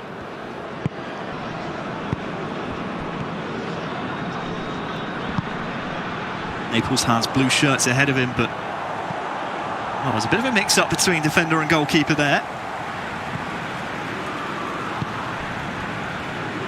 Half-time soon. I do wonder whether or not there are changes afoot, or maybe even one last chance at the half, as Maccabeal would love to make that one his. Griezmann to Sissoko. Might fall to Lamar, fake shot. Dealt with by the Italians. Will be a French throw-in here right on the stroke of half-time. Little stoppage time to be announced. Sissoko, minimum of 2 minutes to be added on, and as Maccabeal seeing that, knows he wants the last attack of the half to come his way, but instead it might go the other way. Into the feet of Immobile. Lofted through pass out to that far side. Bernardeschi. Who can he find? Well, only the feet of a French defender. And the referee's seen enough, Wes. What a first half, 3 goals. France have the advantage. Yeah, all the action popped up and came in very short timing, and it seems to have just died down a little bit, but you know, Italy have got themselves steadied a bit here. France, again, looking, if anything I could say from us, Maccabeal, looking slightly nervous now that he has the lead again. But again, this Italy team can and have found a way numerous times before. And again, you can see they're just trying to work that ball inside, but a player like Uzma will be smart and will be switched on to this. So it's going to be, again, we talk about it all the time. It's about who's going to execute here, who's going to, you know, again, just this next goal could be very vital here. Lamar and Mbappe threatening to combine, but Naples' defence since the goal has been fairly decent, and to be fair, fairly straightforward. Rafael Varane now. Griezmann turns nicely. Mbappe, has he stayed onside? The linesman says yes. Saved by the goalkeeper. Lovely fake pass inside there. Bernardeschi turns his man. Will Immobile bundle his way through? Well, if Zuma has anything to say about it.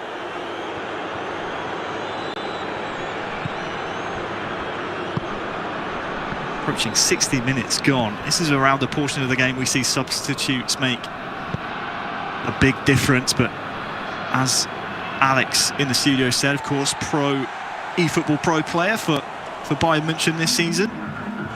All these national teams are beholden to the squads that made it to the Euros, so no key players for Italy like Zaniolo, I believe, who have been such an important part of Italy's championship winning season last year at eEURO 2020. For now though, is Maccabeal looking for his third, and defended well by Naples.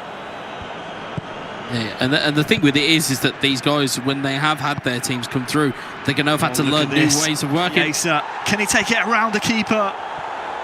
Not quite. Danger not dealt with yet. Barea, Chiesa, Immobile, Raspadori, saved by Hugo. Huge save from Lloris. Yeah, and that's what we're saying about the players who have now come in. You know, these guys will have had to have learnt their new ways of working. They're going to have learnt about these players in a very short space of time. So, again, you know, the likes of players who are missing, like Zaniolo, we saw be used to great effect during the qualification phase and through the playoffs, is no longer here. But again, it's the same for France as well. They've got new weaponry. They've got different players at the back. They're going to have had to have found their own way of working as well. It's the same for all of these squads. It's just a case of who can adapt the quickest. Pogba into Mbappe. Pogba's continued his run, but it's Maccabeal, as you say, happy to use the footwork. And look at this, Thuram almost in behind. It's miscommunication, miscoordination at the back here for Naples. Griezmann. Pogba charged down well by Barea. Now is the break on. Insigne. Raspadori dispossessed by Kimpembe, but the referee said unfairly so. Now a free kick to the Italians.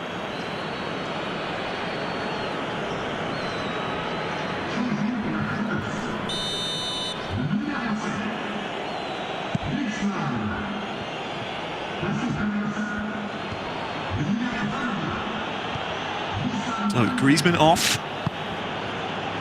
Ben Yedder has been introduced now for France, a player who is Maccabeal will know very well during his time at AS Monaco. Here he is now. Thuram on this near side, lots of space. Cross comes in, looking for Coman. Really dangerous ball. Chiellini had to be alert to it, but in the end, just had a little too much height on it. Final 15 in-game minutes for Italy here in this first leg to try and get themselves an equaliser. Chiesa. We will get the 50-50. Back heel looking once more to Chiesa, but as we tick over into the final 10 in-game minutes, have to be very wary of the counter-attack here from Maccabeal. Thuram looking for Coman in behind. One of the most dangerous back passes you'll see this year. Manages to get away with it though. Early cross looking for Coman. He's looked lively. You can see where Rusma's kind of found a little bit of a weakness in this Italian defence. Is go aerial, try and get those feet a little bit off balance, and trying to just get that ball just over the back end. As you can see there, drill the ball into the box and it's going back out wide. But you can see where Usman's mind is ticking over here, trying to get a third goal. He's trying to rest on his laurels.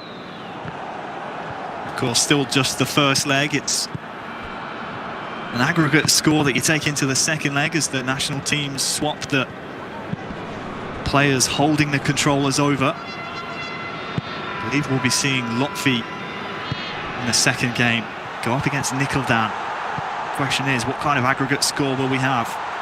Thuram wins the ball, releases a rifle! A rifle that might just sink the hearts of the Italians here.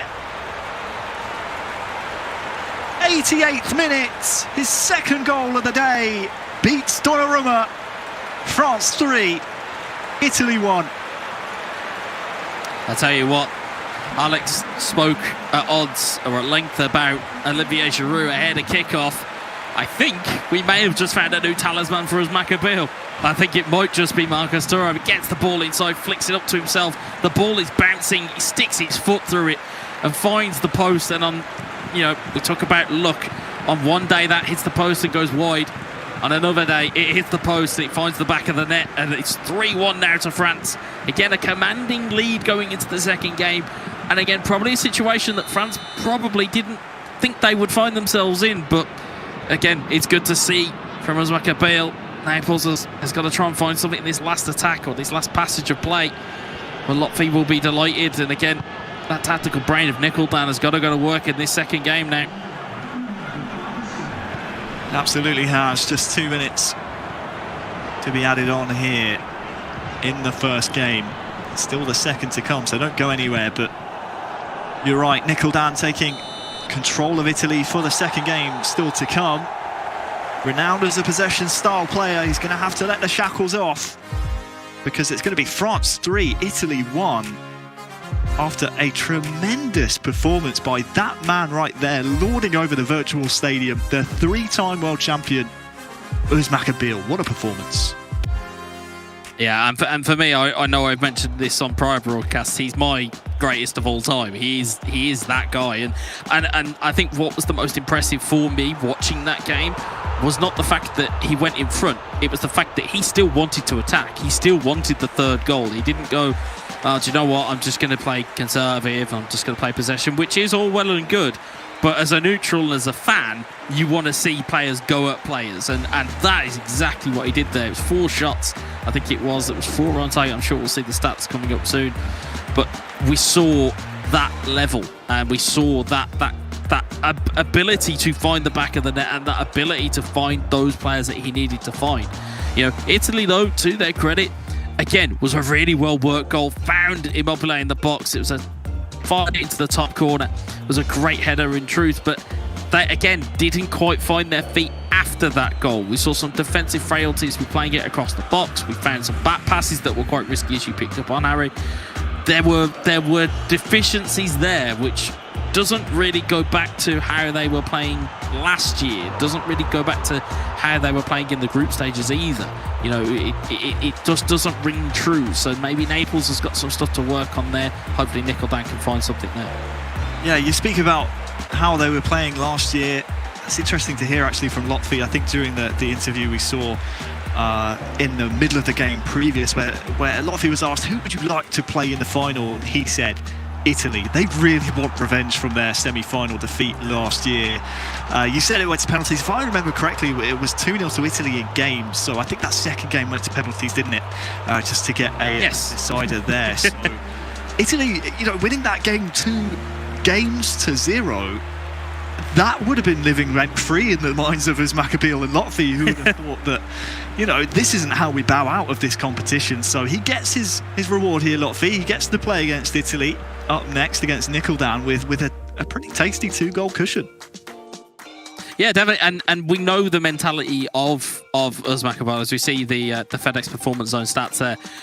You saw that although Italy had the possession, you saw there, as we said, France doing what you should do. If you see that your opponent has possession, foul them, break up the play, break up the speed, do something to jolt, get them out of their own rhythm, and that's what we kind of found is that for as good as that goal was from Italy, they never really got going after that. It then was an immediate sucker punch from Uzmaka Bill, and then it became Uzmaka Bill then trying to find that third goal. So I think in terms of how we see those stats, it's probably a fair reflection of the game, and more importantly, 100% shots on target from France. If you get the ball on target, you're going to score, or at least you're going to cause an issue for the opponent. 55% possession and more passes from the Italians, but it's those numbers right there that matter. 3 goals to 1. Don't forget, you can support your national team here in the virtual stadium. Use the hashtag eEURO 2021 and the country that you're supporting to cheer in the amazing virtual stadium we have right here, Forza Azzurri. Now I think it's time that we hear from the man who's going to be playing next for France. It's going to be Lotfi for France. What has the team been practicing and how's it been going? Well, we prepare like for the qualification. We train a lot, train together with my teammates and with other nations too to have a different style, different opponents. But yes, we train a lot. I think it's the key. It's the most important to train. And when you train, you can have your maximum level. And what sort of sacrifices do you have to make to be a professional PES player? I think the main sacrifice are the time, because you have train all days, sometimes the weekend, sometimes you have competition the weekend. So yes, I think it's the time, because you have a train a lot, many hours, all days. So I think it's the main sacrifice, but it's like this to be at the top. So you mentioned one of the big sacrifices is time, and obviously that means time with your family and friends. So do your family and friends support your career as a professional esports gamer? Well, yes, my family and my friends, particularly my father, see all my games in all competitions, and my friends too see maybe not all games, but when I play a big games or a big competition, they see my game and they send message and support much when I play. If you could pick one French player from the game and say this is definitely the most important player in our team, who would you pick? I think it's Mbappé. Mbappé is for me our best player. He can change a match alone. I think other player we can change. We can. It depends on the game, but Mbappé is for me our best player, and yes, he's very decisive, very important for us. Well, great to hear there from Lotfi. He's obviously very, very ready for this competition, Wes. One of the unsung heroes, would you say, of the PES world, especially where esports are concerned. He's a very solid player, both for Monaco, but also for the French national team. Is this one of his opportunities now to really make a statement and tell everyone that, hey, we are here and I am here to win this whole tournament? Yeah, I mean, I use the analogy of it's very much like France's equivalent of Batman and Robin. You know, you have Batman in terms of Uzmakabil, and he's front and center. He's all emotion. He's very much the fire side of France, whereas Lotfi is very much the coolest. He is he is ice personified. He can be as cool as you need him to be. And, he might not be the loudest person in the room, but a lot of people do forget just how good Lotfi is as a 1v1 player. I mean, you talk about his history in esports.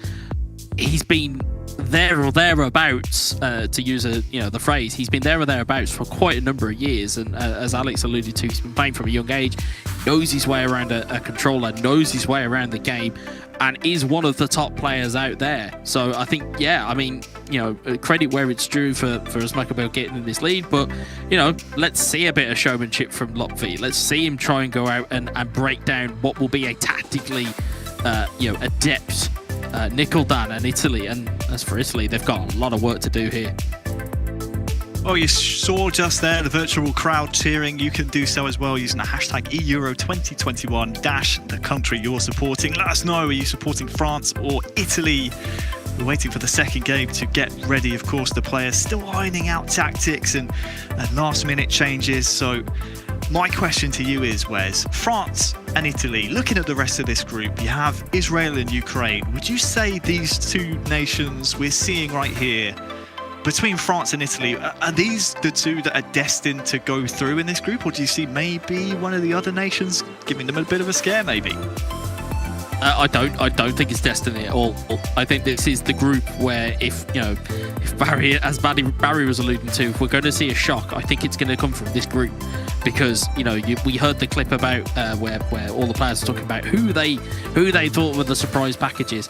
All the names that came out, the top two were Ukraine and Israel. So I think if you are France or Italy, you don't want to be going into a loser's bracket to then go and play either Israel or Ukraine, because there could be a high percentage chance you could go home very early. And if you're France, it could be you want to get into that winners bracket to make sure that you give yourself the best possible opportunity. If you're Italy, though, you're defending champions. There's very much a national pressure that comes with that, let alone your own personal pressure with it. So I don't think it's a foregone conclusion that it's France and Italy that go through. On paper, yes, you'd say that, but on the way that these guys can play, it's anybody's. So much pressure on the Italians, of course. Not only are they in the Euro 2020 final to be played on Sunday against another country, we won't mention them, but also, as you said, winning last year, being the first and only champion so far of the eEUROs. Now the pressure is well and truly on Nikoldan here in this second game against Latvia. Attacking from left to right will be the Azzurri, famous blue strip with the white shorts. France will be going the other way, and they'll have the 2-goal cushion. As you see, 3-1 they won in game number 1. Yeah, and the thing with it is with Italy, you don't want to have what I would call passive possession. You don't want to have it where you have possession but you're not really attacking. You need to have the possession, and you need to be proactive with it. You need to push. You need to kind of find those gaps in the French defence, because they'll be there. It's just finding them. If obviously you're France, you kind of just want to kind of sit back, maybe hit them on the break, use the pace of Mbappe. As you can see, Italy trying to make their throw. Mobile threatening. That's interesting points that you raised, Wes, as well as the fact that we're now going to have to see Nikoldan come out of his shell a little bit. When I think about his style of play, likes to control the game, almost Christopher-esque. Christopher, of course, representing Portugal here at the Euros, renowned for their possession style, really tactically sound.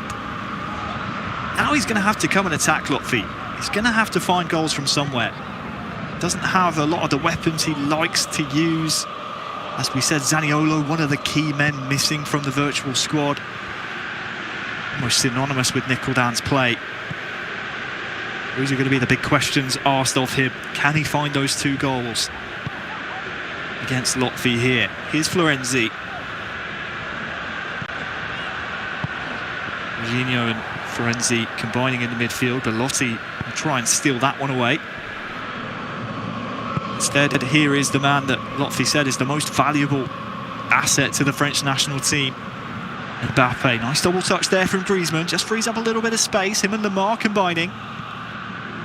Bonucci able to bring this one away. 20 minutes gone, still 0-0. Yeah, the thing, if you're Italy, you've got to be careful of is that France will set defensive traps. They will set a trap and make you think a ball is on, as we saw there almost perfectly from Latvia.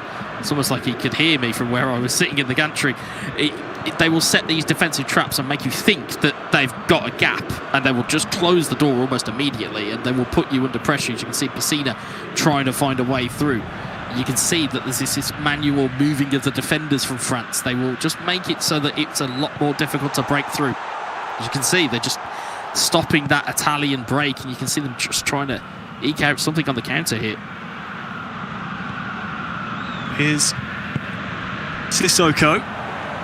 Thuram's got across his man. Fake shot. Has he done too much? Forces the save. Corner still to come, but exactly as you were saying, Wes, the defensive traps have been laid. The counter-attack with the pace of Griezmann, the pace of Kylian Mbappe could really be the key to victory here for Latvia and France. Of course, it is the Italians who need to find goals. One whipped in, punched away, and it might actually fall to Lamar in the end. Scuffed clearance. That one will be another corner. In-swinger coming in then from Lamar. Headed away well. Only as far as Sissoko. Neymar into Thuram, goes for goal! And is that the goal that seals it now for France? Is that man again? It's Thuram, the secret weapon to make it France 4, Italy 1. And now Nicholdan finds himself well and truly in a hole. It's great build-up play there. It's just a neat pass inside. It's taking the opportunity to shoot when you can take the chance. It's that, and that is a separator between some players. Some players will look for, you know, the percentage shot. They'll look for it to be, oh, do you know what? It absolutely has to be a goal before I shoot. These players who shoot instinctively and find those opportunities, you know, they're worth their weight in gold. And Lotfi very much falls into that category. Falls into the category of, do you know what? If there's half a chance on, I'm just going to take a shot and see what happens. And it gets all the rewards in the world for it.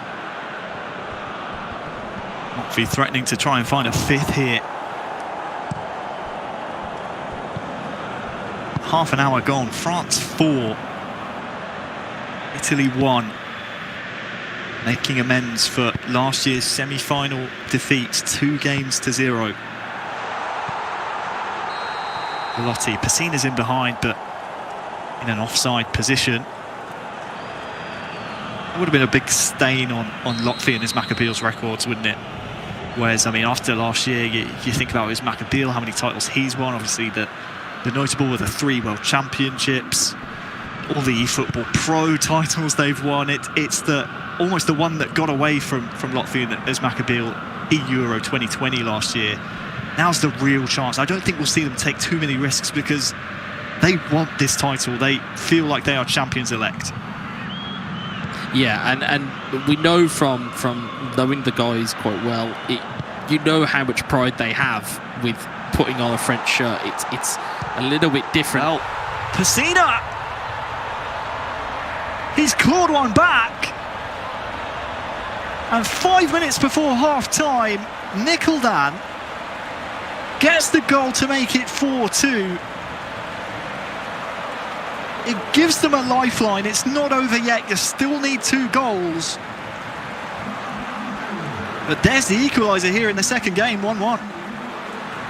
Yeah, it's a little bit something out of nothing as well. I mean, you can see there the ball that comes out for Pessina. You can see the run that's made.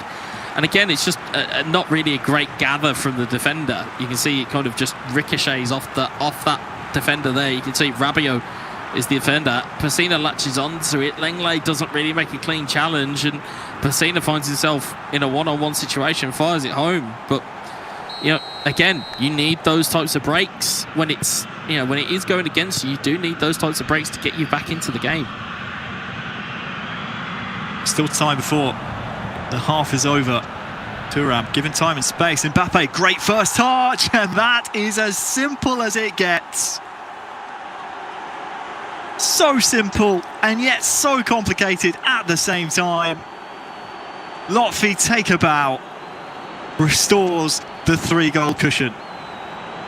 Yeah, the skills that are in there. There's a super cancel in there. There's a ball, you know, there's a through the balls through the legs feint that you can see in there.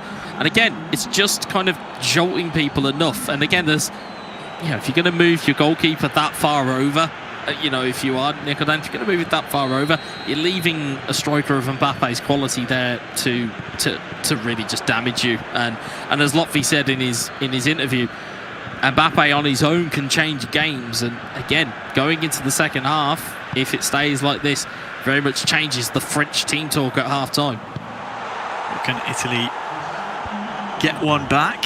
Lotfi taking no risks. And I'll tell you what, he might have a break on here. It's 3-on-2 at the back. Italy getting numbers back, but Thuram uses his body well. Antoine Griezmann cannot find the return ball. The double touch got him lots of space, but for those keeping track, it's France 5, Italy 2, as we kick off the second half of this second game. I mean, were we expecting this kind of deficit at this stage when we looked at the two nations on paper? I'll come back to that as Nicholdan looks to try and again snatch a goal back.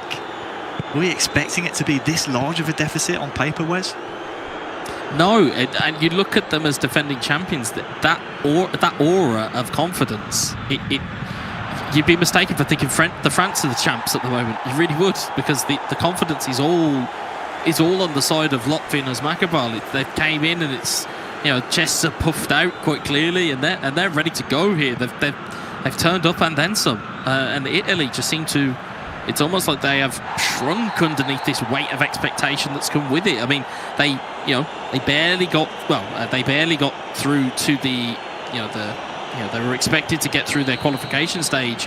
They got knocked into the playoff group by Portugal, and they looked a little bit tentative in that playoff stage. So it seems to have just kind of bled through into the actual eEURO 2021 as well. So I don't know what they've got to change here, but they've got to do something. Yeah, running out of time here to make things a reality. Pessina's through edge of the 6-yard area. Cristante out to Jorginho, tackled by Varane and cleared as well. And see in the top right, a pause cued by Nickeldan. Here's Immobile. Step overs, twisting one way and the next. Jorginho's touch is a heavy one, not for the first time, and Varane nice and calm under pressure. And well, look at the men forward here for France. Bodies forward. Mbappe and Lamar getting their wires crossed there, but I think Lotfi knows there's spaces to be had here. Happy to keep the ball and frustrate Nickeldan here. The reason why I chuckled, the reason why I chuckled there was because we saw the exact same tactic employed. I believe it was in Italy versus Portugal, where Italy went 1-0 up and just frustrated Portugal to no end with a very negative and conservative style of play. And it just made me chuckle there that there was an option on to go and score another one, and Lotfi's gone, nope, going to turn back and play it a different way. Immobile turns, shoots, and it's in! Finish. Cracking finish. 5-3 with time still on the clock. Maybe Lotfi's hesitation to not go for the jugular ways might come back and bite him in the backside here, because this, as you said, a great finish. Yeah, it's great. It's great work from Italy as well to make that angle and make that space. I think it's Zuma that's caught lacking against Immobile. Fantastic finish from Nickeldan. And again, we've seen comebacks. We have seen them. Myself and yourself, we've commentated over enough of them to see them happen. There's time left on the clock. It's 20 minutes. He takes a slight deflection there off of Clement Longley, just getting into the back of the net. And now all of a sudden the pauses are there. What choices are you going to make here? More importantly, are you going to make the right ones? If you're Italy, if you're France, you don't really want to play possession against the possession game, because if anybody knows how to get this pressure on them, it'll be Italy, because as a player, you will train to play against the you'll play against that formation, you'll play against that that way of thinking, and you'll know the pitfalls of it as well. So you'll know the pluses and the negatives of playing a possession style game. So if anything, Italy will know how to combat this style of play. So it'll be an interesting last 20 minutes here, as there's a bit of an extended pause. We're going to take a look at some of the highlights here, Harry. Yeah, right you are. Extended pause, and if I'm Lotfi, I'll maybe bring in players back in defence, maybe start thinking about parking that bus. You still have the 2-goal cushion. Nickeldan will really fancy his chances now. Yeah, still 2 goals down, but we know how fickle Pez can be. Taking a look at some of the replays here. We're ready to kick off after the goal. 2-2 in the second game. 5-3 now on aggregate. We'll see more of the highlights in the studio after the break following this game. But Lotfi, well, he has a chance here with Benzema! Saved well.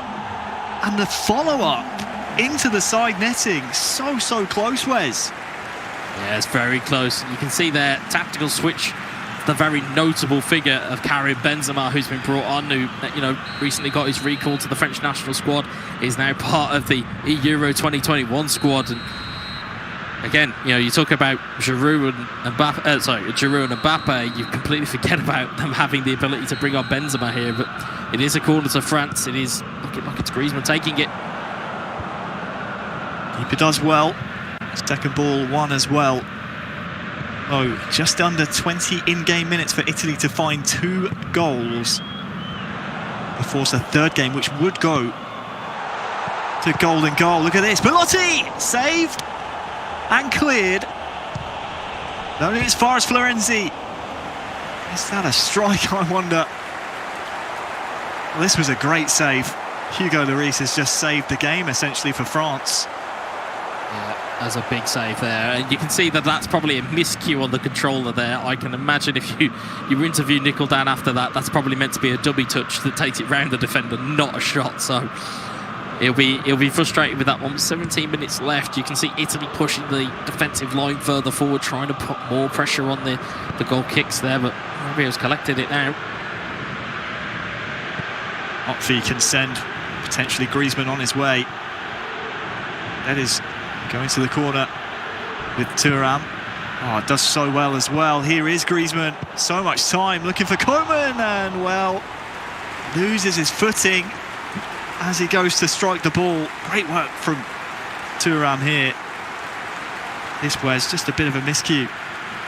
Yeah, it's great work in the corner by Thuram. Again, getting the ball across the box. It falls to Koeman's weak foot on his right-hand side. Again, looked a little bit like Bambi on ice, trying to get his feet in the right place at the right time. But again, time is just valuably ticking by now. And the more it ticks on, the more trouble you can feel that the reigning champions are in. Cynical. Cynical challenges, but necessary, you would say, from Latvia. And I believe it's Cam's sat next to him. Barely mentioned him. He's part of the coaching staff, of course, for the French national team this year. Player for Manchester United in the eFootball Pro, has turned into a supporting cast member. So far, so good for France. But Nickel Dan wants to try and upset the odds here. Belotti, will he come away with the ball? Gets a strike away, but so many challenges flying in. Hugo Lloris, grateful to have the ball in his hands. Less than 10 minutes to go now, and it's looking less and less likely Italy will find their 2 goals they need. Pessina, Raspadori, Belotti tackled well by Zuma. Pogba clears. It's coming right back at them here. Chiesa, Belotti, it's blocked. One of these needs to go in here for the Italians. Pessina took too long. It'll come back to them now. Raspadori, Belotti, once again, it's just a wall of French defenders. Bonucci's venturing forward here. Pessina has almost too many options to find. Into the 90th minute now. And Benzema is going to bring this ball away. Only 2 minutes to be added on. By my money, Wes, is going to be a famous victory for the French E national team. Yeah, it looks like it, and you can see every French defender absolutely battling with everything they've got, and they have been superb to a man. And there goes the final whistle. Well, 2-2 between Latvia and Nickel Dan in game number 2. All the 2s, but it will be France who take victory overall. 5 goals, 2-3. An incredible victory by the French national team. They will advance in the group onto the winners' final now, I believe. They're 1 game away, are they, Wes, from advancing into the knockout stages? Yeah, that's it. Yeah, so we work with a winners with a Swiss bracket. So the winners of each game will go into a winner's spot. Losers will go into a loser's game. If you lose that game of the loser's game, you're out. If you win it, you're into the tiebreaker. Again, same with the winners. If you go through to the winner's game, you lose the winner's game, you'll then go into the tiebreaker. And then, of course, if you win that game, you are straight through and home and hosed into the knockouts. But if you're Italy, you're going to be disappointed that they've not shown the same level and the same application that we saw of them last year. And whether it's a case that a little bit of inertia's maybe crept in where they feel, well, we won the first one, so maybe that might be the case. We'll have to wait and see. Well, a great victory for France. We'll have analysis and more from Marta and the boys in the studio just after this.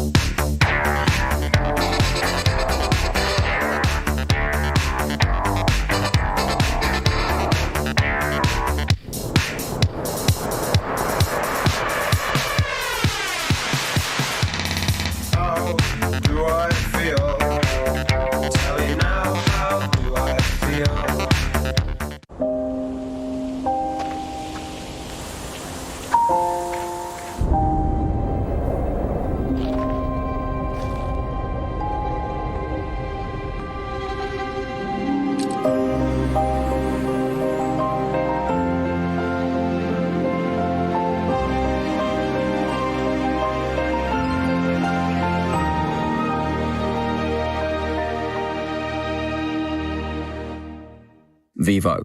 I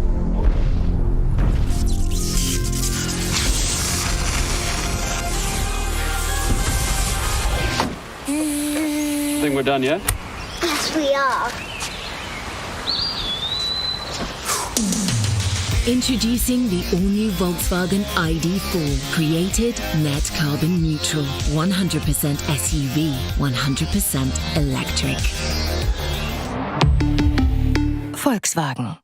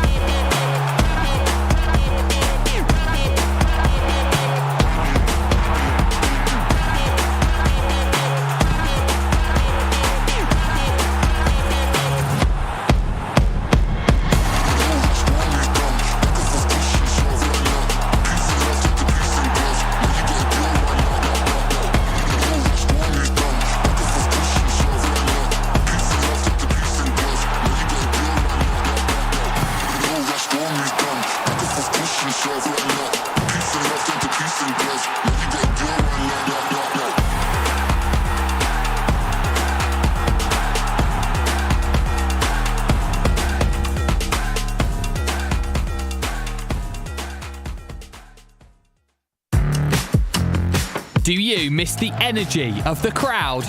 The UEFA eEUROs 2021 are here to fix that. Root for your favourite team using their hashtag in Twitch and YouTube chat or on Twitter, and you can amp up the crowd for the world to see. As you share your support, the crowd will rise to the occasion. Get involved and be a part of the beautiful game.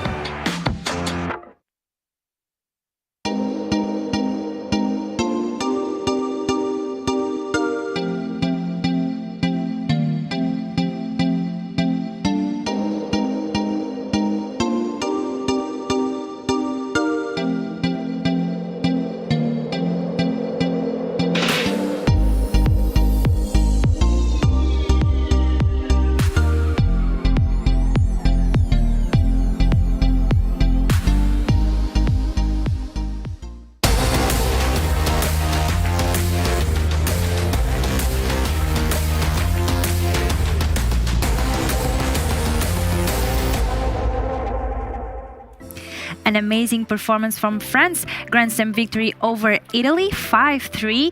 And how dominant was France from the beginning, right, Barry? Yeah, I mean, very dominant. And we probably kind of, well, I know I picked Italy, so I have to backtrack now and apologise to the guys that I picked Italy. But no, France were awesome. And I think, as Alex had mentioned in the first bit of analysis that we did, that like, they are favourites, really. Not favourites, but they are probably one of the top 3 or 4 favourites. So, yeah, I mean, Uzmakable had a serious performance in the first game. Definitely. Yeah, and I think from that, it was an uphill battle. I think it was going to be, not that he didn't try. I mean, the second game was very tight, but I mean, France look like a serious outfit now, and they're firing on all cylinders. So, yeah, I mean, it was a difficult second game, but.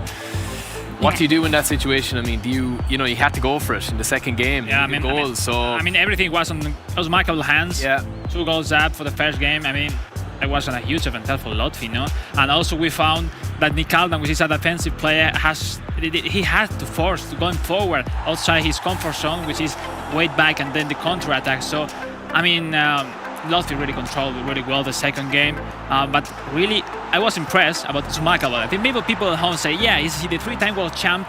But I was impressed. It's like, he's back, he really is on shape. It's like he needed like 3-4 chances for 3 goals. He's super clinical today, and that's mean he is back and he's really serious to this eEURO 2021. Shame of Naples, he did an amazing game, but at least, Uzmakable was really... Yeah, but that's actually true. 3 out of 4. Yes. So I mean, we have seen the best player in Europe missing a lot of chances, and then he arrives, boom, goal. And we saw the game were really close with Naples, but Naples failed one, and then Uzmakable takes it 3-1 and was decisive. I mean, maybe it was, from what we saw, too much difference for a game like it was, but well, it's Uzmakable in front. Shame for Italy, he had a really good level. I think we showed in general an amazing both matches of high level pace. Yeah, and it was very refreshing on the second match. the Italian player was pretty great on that game. So he almost managed to equalize that score. He was really pushing through, like going on for that 2-2, and at the end he couldn't just. You could see there like that. Yeah. He had to go for it, so he went full out attacking, and it nearly worked for him. But I think Laffy was a little bit of game management. I mean, he could have probably scored another goal or two, but he just recycled the ball back.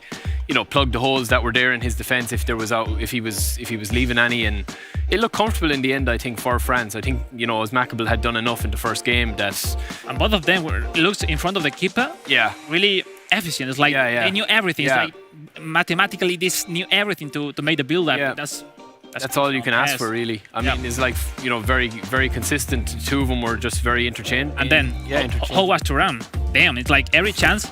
It's like MVP of the tournament from day one. Thuram, it's like every chance they were looking for him. Yeah, and they were like a monster. Well, that's with the stat balancing as well, as we mentioned before. It throws up these guys new players that people are using and going to. And it's not just Griezmann, it's not just Dembele maybe as well. Or Mbappe, no, but and then we found Thuram as the best. Yeah, he was one of the best there for them. He's scoring all the goals. Yeah, but you really focus there on Ousmane, and the play that you selected is also from him, right? The last nail in the coffin on the first game. It was. I just want to see if I can just try and get this up here. Let me see. So yeah, this was pretty much the third goal and the final goal for Maccabi, and you will just run through this here. I mean, it's not a spectacular goal, but I think this was just really what killed the tie. This decided the tie, and we did mention at the start of it, even though control there. Yeah, that control there was unbelievable, and then we did mention at the start that whoever did, even though I picked Italy, I thought whoever won this first leg was gonna. And it looked like it's really simple. He did nothing. No, he pushed R3. Yeah, with that R3, it's like the ball goes up, then the tackle of the run of the defender. Yeah, that's true. Yeah, can't do nothing. Yeah, you can't do anything against that. And then he was clearly lined to shot Barry. Damn. Yeah, and Thuram, it's like I'm a fan of Thuram right after this game. It's like, come on. It's really, what should players do against this team? I mean, aside from praying. It's just the beginning of the tournament. Yeah, well, that's true. Of course, definitely. And it was a final for them. Maybe we can find this kind of different teams. For example, that's important to say, they will face Ukraine later on during the day. It's an uncomfortable team as well. It's the same case as Spain with Greece. It's like when you play the best team, you are used to the best skill, to similar stuff that you are doing normally, but then Ukraine play completely different than them. It's like you can anticipate their movements. So he's starting to struggle a bit in the defense, instead as playing against Italy. So I don't know. It's tough. It's a different kind of games. Now it's Italy. Unknown grounds. I think Italy will look back on that, and you were even saying it to me. They were very unlucky as well. It's not over for them. It wasn't just like the scoreline, obviously 3-1, and that's why with the clip, it's easy to say, the tie was over at that, but Italy I thought they were very unlucky. You know what I mean? And now the thing is to face Israel tomorrow, and Israel was the favorite, and they lost against Ukraine. Totally the biggest surprise for them, in my opinion, for the tournament. Yeah, it's a huge we told before, Marta, about Ukraine, and everybody was talking good thing about them, but them is their first appearance here in the eEURO. Them beating Israel, which even they are moving from Germany to play the competition with players as Sorel, and come on, it's like we are back as before. Germany or Netherlands, one of them will be out of the tournament tomorrow. And same case in between Italy and Israel. It's just a shame, Yeah, let's look at the bracket to see how they are standing so far. And yes, as you were saying, France against Ukraine, and then Italy against Israel. And Italy and Israel, one of them might be going home from this competition then. I mean, no, it's like competitions like this, but that's the best thing. It's like that means this is professional, because if you find we come here and all of our prediction goes well, that means there's not really competitive a tournament, and it is pretty amazing to see Ukraine, Poland winning without maybe giving their best, Greece surprisingly Netherlands, earlier on. That's the beautiful of the tournament. Yeah, well, we said it at the start as well. There are going to be twists and turns in this, such as PES, such as football. I think though, as the tournament goes on, the cream will rise to the top, and a few teams will probably think, okay, it didn't go well for me in the first game. bounce back. Yeah, let's bounce back and come back and have a look and see what we did. I mean, these guys, their IQ of playing PES, they've so many hours played of PES, as Alex will tell you. You know, so many button presses and so much then muscle there's memory. those wild cards, right? Yeah, exactly. And they have replays, they have time tomorrow for analyze their mistakes, their opponent as well. So in case do we see this is a 3 days tournament, which is have something difficult, which you have to prepare just for 1-2 games, but at the same time you can prepare really well your games. I mean, we are get used to play 20 games in a tournament day, and it's impossible to really prepare. You have like a 20 minutes between games, and right now it's totally different. So as we said before, the coach now is the biggest part. We saw will make a difference France, here. Italy as well, which one. That's the best. I mean, so. And we can see the schedule coming right away. And these are the 4 games. So we had 4 amazing games in the morning, and now we have 4 more games to decide which of these 8 teams will be going for quarterfinals. Guys, a lot of great names here. Harry. Yeah, and again, your eyes are immediately drawn to that glamour tie, I suppose, of Spain and Greece. You know, Alex has obviously mentioned it before. You know, Spain had a good win, I think. Poland and Serbia, I think Serbia have been, I mean, they're one of the favourites, certainly as well. We haven't really spoken too much about them, obviously, but we will be seeing them in all the action. They were solid against Turkey. Yeah. It's Turkey not easy. No, very, very solid and a good. The only one who won by more than 3 goals. Yeah. I think all the games were really tight. Like Serbia 7-3, which that means they come strong.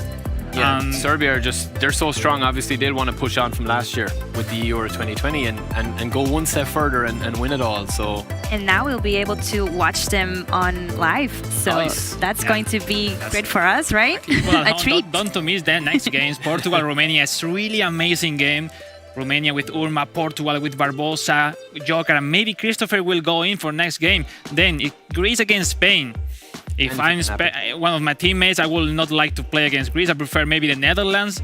And the last one, France against Ukraine. Yeah. It's totally unexpected. So up in the air as well. Yeah, but we have one first game to go before that one, and that will be Poland against Serbia. We watched Poland play. Now we are going to watch Serbia. But we want to know at home who you are rooting for. Which team is going to pass over to quarterfinals? Is it going to be Poland? Is it going to be Serbia? Let us know. Use the hashtag eEURO 2021-Poland or Serbia. And we want to see those flags coming up on the virtual studio to see, on the virtual field, to see who you are rooting for. And what about here, guys? What can we expect for this match? I'm Barry. We already know the team. We know who to support Barry today. It's like he's a totally Poland fan, and I would like to support, really, to root for Serbia. I mean, I've been in touch with Roxa these days. Like, everybody was training hard 8 years per day, and in his social accounts, he's been with the family in holidays the whole day. It's like, come on, man, you have a tournament next week. No, man, I'm fine. You are more nervous than he is. And then first game, 7-3 against Turkey. It's like, boom, you know. Yeah. I mean, I really like it because I used to be like this. There's kind of player that needs to train 10 hours per day to be really on shape. Some other a bit less. But no, Roxa is another kind of wolf. It's like, you know. But maybe he's right. I mean, maybe relaxing and getting your head over for a few days and then coming back and focusing might be better. Exactly. Yeah, let's see now. I'm excited to see Barry. I mean, anyway, yeah, we're going to see if it's paid off against Poland. So give me some predictions. What can we expect for this game? I'm root for the AS Roma players, Roxa and Kepa. I would like to see Austria back. I think they will do an amazing performance right now, but I will say 4-1 for Serbia. And this yeah, I think it's going to be maybe around the same, maybe 4-1, 4-2 maybe to Serbia. I think they're very strong. So Serbia is going as a favorite, coming out as a favorite from this analyst desk. That is great to know. Okay, so there's a favorite here on the analyst desk. Let's see what our casters think about this match.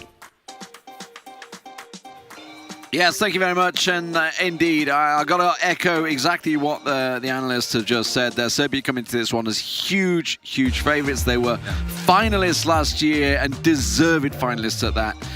Roxa and Kepa, very strong players. Yeah, it wasn't like they had an easy group or easy part of the bracket last year. None of that. They've beaten some big names last year. Kepa and Roxa, of course, top-level players, both of them. Playing for AS Roma together with Emiliano Spinelli, the German-Italian, or S Venom, as we know him in the scene. But let's focus on Kepa and Roxa, or Stevan Slavkovic and Marko Roksic, as they go up against Poland. It's going to be Kepa first, Stevan Slavkovic up against the only one, Zico, aka, of course, Mikolaj Zietek, formerly known as Ostribuch. Poland on the ball after a kickoff, I think, although Poland is playing in the white kit. I mean, okay, who's fouled who there? Who just fouled each other? It's just a friendly hug, isn't it? 50-50, take it. I thought it was going to be a drop ball for a minute, but no, it will be a Polish foul in the end now. Now, obviously, the only one, Zico, we saw him earlier on, obviously had the draw against Montenegro against Arti earlier on. Yeah. Kepa himself did get the win in his matchup, and a pretty big scoreline prediction, actually. 4-1 predicted by both analysts there, expecting some strong scores, strong results, and we'll see how it works out, because at the moment it's a Poland attack, and Zico comes forward, gets the shot away, and it just goes wide. Well controlled, and then just drags it wide, but he did everything right there. Look at that, the through ball on the flank, drags it forward for his man to latch on to, whips it up and unleashes a volley. It's just barely besides the post. Keeper would have been unable to keep that out if it was just inside the post. Poland with the first shot, and like we said, Mikolaj Zietek, top level player for Manchester United, of course, together with the likes of Elridge O'Neill, Neo Camps, but he's gonna have to do it all by himself right now in the 1-versus-1 type competition. And yeah, who feels better in those types of competitions? It's hard to say. Kepa has made the regional finals for Europe a couple of times. He's made the world finals twice as well in PES League. And of course, the breakthrough season 2 years ago of just a 15-year-old, the only one, Zico, for playing for the UK back then, of course, Scottish citizenship. We tried to keep hold of him. We tried. Oh, yeah. And then Poland came calling. Kepa's come calling. Offside, right? Oh, didn't get the rebound, and no, actually came off the defender. So that's would have been a goal. Yeah. Yeah. The only one, Zico, Mikolaj Zietek, still only just turned 18. The 28th of May, he blew out 18 candles, and look at that, he's got a big chance to open the scoring here, and he's gonna not do it. I thought the rebound fell kindly for him, but just behind the striker. Oh, honestly, Poland has had 2 big chances right now, and of course Serbia trying to get on the break. That's once again a 50-50, this time not called back. Serbia with danger here, but the pass is sloppy and Poland can clear it out. Nothing given this time around. You know, I do wonder. I mean, he's definitely not old enough to remember Zico. You and me are old enough to remember Zico, the old Brazilian player. But sure, many goons ago, the legendary shout. Guys at home, check it out on YouTube. It's probably in there somewhere, just not right now, because right now this is the football you want to be watching. Serbia up against Poland in the upper bracket as well, the winners bracket. You know, the winner straight through into the round of, has it been a round of 16? Guess what a turn and what a goal! The only one, Zico, for Poland, and Lewandowski finally strikes.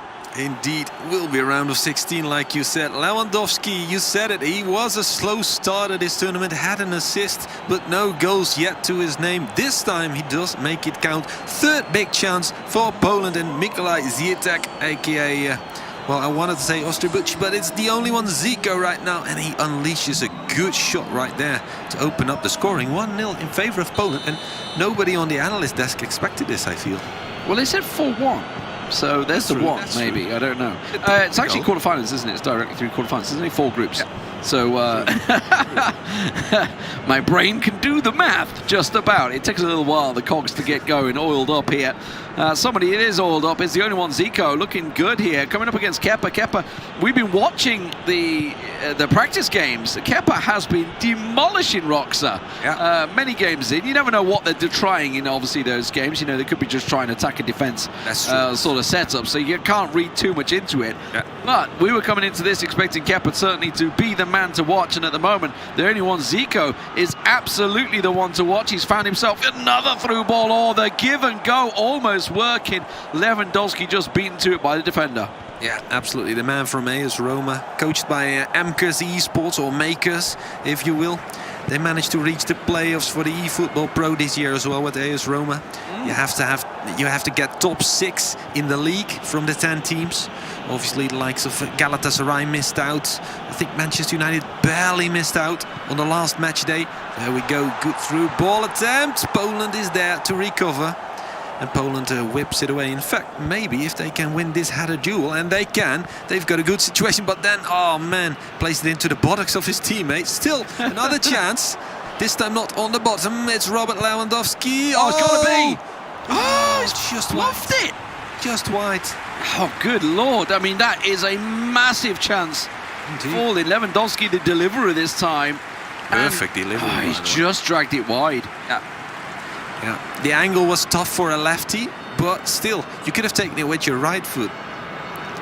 He could have even just controlled it and had a shot afterwards, maybe, but he was looking to try and go for the instant impact, get the power generated by the cross straight through. Either way, the only one, Zico, is looking far more alive in this matchup than he did in his first game against Arti earlier on today. And this is another big chance, goes through, it has to be in off the post. Lewandowski, we were talking about how we didn't even see him in the first two games for Poland. He has absolutely woken up here. 2 goals on the hat-trick now. Indeed, he's come alive, and we could say the same about the only one, Zico, the man of the impressive debuts. I remember his eFootball Pro debuts, goal of the match day instantly against a top team in AS Monaco, the reigning champions back then in his first season, which was the second season of eFootball Pro. His debut 2 years ago at PES League, instantly semi-finals in the top 32 of Europe. He instantly carves out the top 4 spot for himself in his first big offline appearance.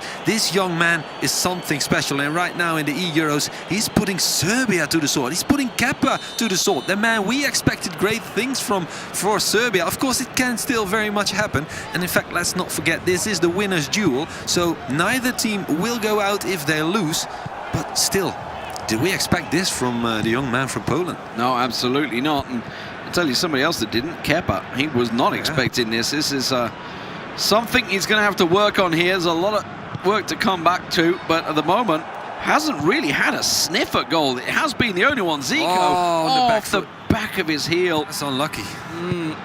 Could have been a real big chance once again, you know. Lewandowski already on that hat-trick, but Kepa now looking to try and sort something out here. May get lucky, tries to muscle out the defender, but in the end, it's a 2-0 first half for Poland.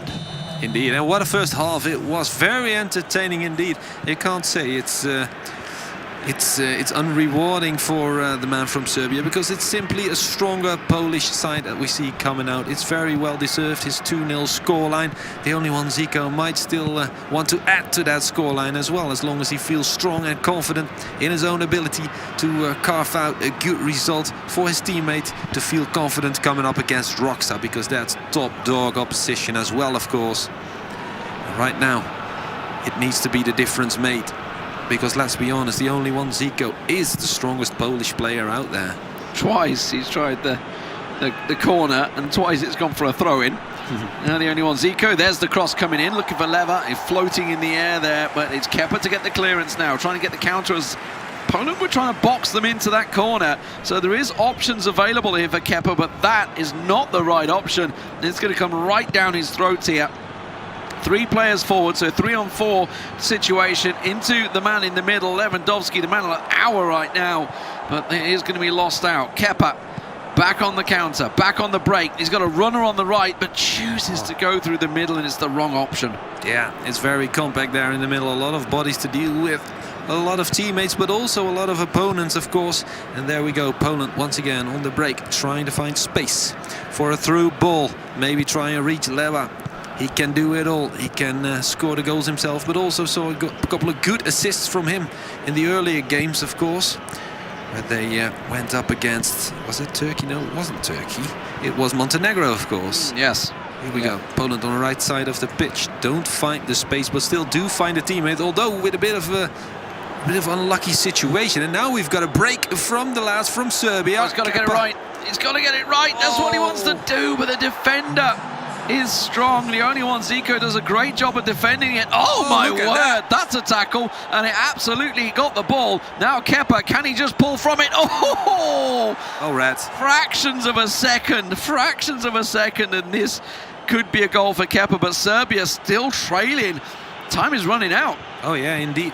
It's Slavkovic not pulling his punches. Great to get the possession back there in midfield, but then doesn't make it count where it counts the most, there in the box of Poland. Poland once again on the ball, and now the urgency is gone from his play. He's just recirculating possession at the back, trying to lure out the Serbian attacking force, trying to make sure there's enough room there in midfield to work with. And of course, he's looking solid. He's really composed, controlling the game in his own half. You can feel that he's comfortable hanging on to this lead, I feel. Yeah, big surging run from the only one Zico down this left wing. Wing back plays it in to the winger, looking to try and make sure he retains possession, doesn't want to play anything too wild here. Matic trying to chase him down, but and actually getting it as well. Now with a chance here, they had committed men forward here, Poland, so got to play it through. There's the man, the runner in the middle, finds him, looking to the left, looking to the right, can't find anyone available, has to recycle it back in the midfield now. May just be time to turn and shoot, does try, but the defender blocks it. It's going for a corner. Yeah, that was a dangerous situation. Serbia almost finding the gap, but it simply wasn't there. Well defended by Poland. Still, they do have to give away a corner kick. We're going to see it taken short, maybe. Nope. The only one, Zico, very sharp to cover that angle. It's going to be whipped in. Good cross, but the keeper gets a hand to it. Serbia still in possession, though. Here we go. Kappa, the man from AS Roma, one of the star man on that team. Not going to be able to unleash a proper good shot. Defender gets in between, and Poland in possession once again. Once again, venturing forward, lofted through ball over the top on the left flank, running the channels. That's well done. 3 versus 3 situation. High ball towards the second post. Was it an attempted goal or an attempt at a cross? I'm not sure. I was trying to figure that out myself. It's like, what's he going for here? I would have thought he'd actually looked at keeping possession maybe, but instead, yeah, I wasn't sure if it was a through ball or what. That is a crunching tackle. That is definitely a card. Got the man, I believe, is the phrase there, and the ball. Everything all in one. Collector's item. Man first, so that's definitely a yellow card. Gets given, gets awarded, but no harm, no foul. It's only 10 minutes left to go. Unless he grabs a second within 5 minutes, it's not a problem for Poland. Serbia now on the ball in the box. Finally does get cleared by Poland, but not in possession anymore. So Serbia can unleash a new attempt at creating danger. But so far, we've only seen that one big shot from Serbia. Yeah, real upset here maybe. There's Kepa, finalist last year. And the man that put all the work in all honesty, he is being put to the sword quite convincingly by the only one, Zico.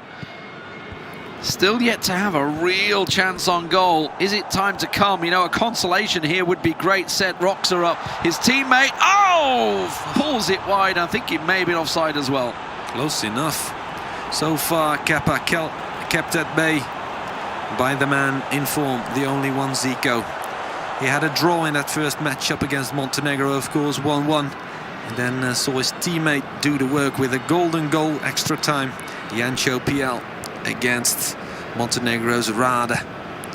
And right now, the only one, Zico, is giving Jancho PL a great scoreline to work with in that second game, because it's once again gonna be him. Baldis won't be playing today. Talking about Ron Balto, as you will know him from the gaming world. Poland in possession, just injury time to go. He could launch one more attack. I think he's gonna do that, but it's gonna come too late. There it is, the final whistle. 2-0 scoreline in favor of Poland. Robert Lewandowski delivering the goods for the only one, Zico. Mikolaj Ziatek from Manchester United doing the work for Poland. Yeah, fantastic performance from him this time out. Had a very cagey first game, it's safe to say, against Latvia earlier on today in the Montenegro game. They came out on top in the end, 3-2 on aggregate, thanks to his teammate, who is now coming into this being gifted a 2-0 lead. Yeah. It's really just about the perfect start for him. And I gotta be honest, I don't think I remember a threatening moment. I'm watching the highlights now. I don't remember a threatening moment coming from Serbia. It was all Poland. It could have been more than two, right? That ball just dragged one of the goals as well. Yeah, brilliant. Absolutely. You got to give it to him. Ziatek, powerful performance, always accompanied by his father at defense. This time playing from home. So obviously accompanied by his parents once again, but no need to travel with him anywhere. The comfortable seat that you're used to, and it's working for him today. He's had a draw so far, he's had a win, 2-0 win so far. He's really putting Jancho PL in a great position here. Oh, look, that could have gone in as well, close enough. Could have been 4 goals if he had been perfect in the box. Yeah, just that. I mean, that one of all things looked like a simple tap in, and he just pulled it wide. This being the second goal, another fantastic performance. Hit in off the post, beats the keeper Lewandowski with the double. And as you say, like, obviously, there's multiple ways you can look at it. You know, go into the federation setups and the gaming rooms, and it's great because you've got your teammates with you, a coach setup. You know, you got time to look at replays, time to discuss it, because it's always good to have somebody you can bounce off of. For sure. But also, it's great to be in the comfort of your own home. You know, you're in that comfortable environment that you've played hour upon hour into the game, and that's where you've really honed your skills. So it can also be beneficial to sit there. And obviously, finally, we're seeing the only one, Zico, showing up as we know he can, right? So he's putting out a performance on the world stage now and taking down Kepa 2-0. That is a statement. That is an absolute statement. Yeah. The only one Zico has yet to be beaten in this tournament individually, and obviously as a team as well, because they managed to win against Montenegro. It could all change here if Roxa brings his A game. But look at the statistics from this game to enforce what we were saying, that Poland really deserved this win. All right, maybe 2-0. Yeah, I think it's a good scoreline. 3 shots on target against the 2 from Serbia. It's hard to really think of the 2 big chances for Serbia. It must have been half chances or shots blocked by defenders. Anyway, 40% possession for Serbia as well. So you don't feel like there was a last 15 minutes in the game where Serbia really enforced their will on their opponent. It was all Poland. Absolutely. Some tough matches, of course. These guys came through from the group. Obviously, Serbia knocking down Turkey down to the lower bracket. Poland beating Montenegro 3-2 in their game. I think it was 7-2, wasn't it, for Serbia, if I'm not mistaken? Yeah. Or 7-3, I'm not too sure. Against Turkey. Against Turkey, yeah. So strong results. Yeah. But right now, you can see the score on your screens. That is the stat that counts for absolutely everything. 2 goals to 0. Fantastic start to start with here. And of course, you guys at home getting involved. The big shouts for Lewandowski. He is the man of the hour, no doubt about it. And Ostojic, obviously his other name that is known as the only one, Zico, absolutely killing it, no doubt about it. Poland coming into this one. Strong favourites now coming into the second matchup here. Absolutely fantastic performance so far for them. And obviously we've had a couple of words from the only one, Zico, over the time. It's great to hear his little Scottish accent for a Polishman. I love to hear that. Let's hear, though, what they have to say right now. To become an ambassador for your team, which footballer would you want it to be and why? Malinowski. I think Malinowski. Why? Because right now he's really good player, and his pass to Atalanta and scoring goals, giving assists, he was very hardworking. Kylian Mbappé, because he's young and talented, probably one of the best players we will have for the next few years. So it will be nice to have him as an ambassador. I choose a player from the past, and this Paolo Maldini. He's my idol. That would probably be Kostas Fortounis. Obviously, both of the players agree on that one. Being a key player in game as well, so it would be great to have him as an ambassador for the official federation as well. I think I would pick Yanis Hagi, because of course he's Romanian and he had a great season, this previous one. I also saw him some media appearances of him, and I think he would be a great ambassador for our team.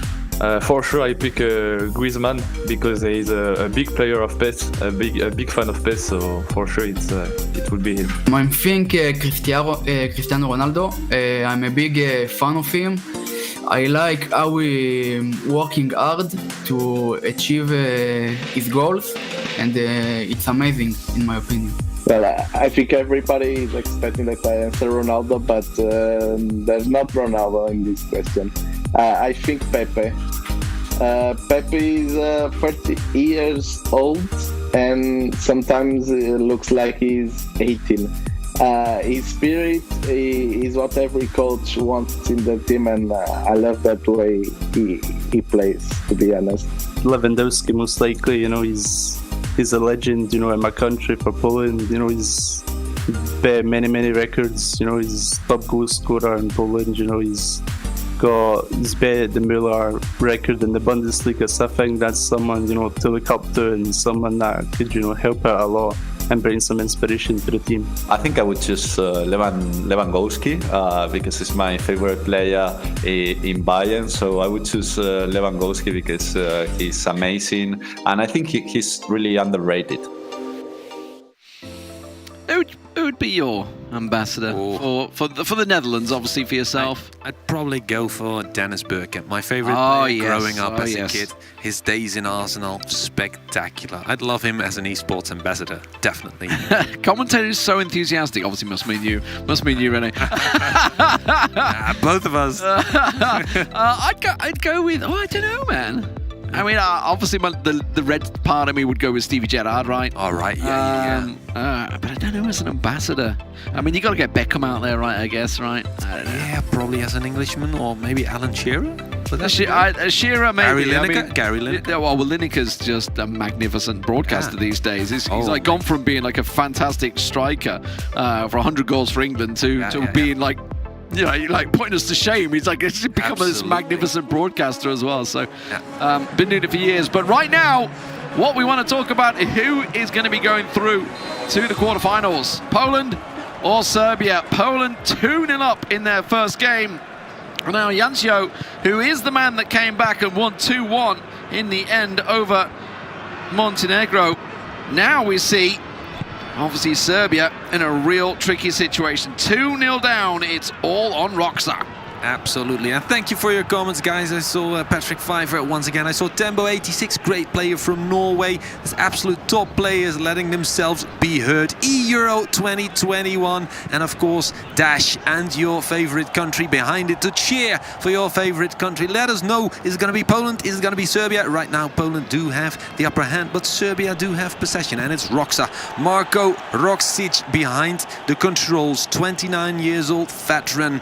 He's from Obrenovac, and of course, like we said, a teammate in AS Roma from Kappa. So this man could very well turn it around. But of course, Jancio PL, not gonna be easy. This Polish lad has seen it, been there, done it, but he's gonna not equalize, but he's gonna concede. Oh my, that's a great start from Serbia. Celebrating as if he were Andrea Belotti.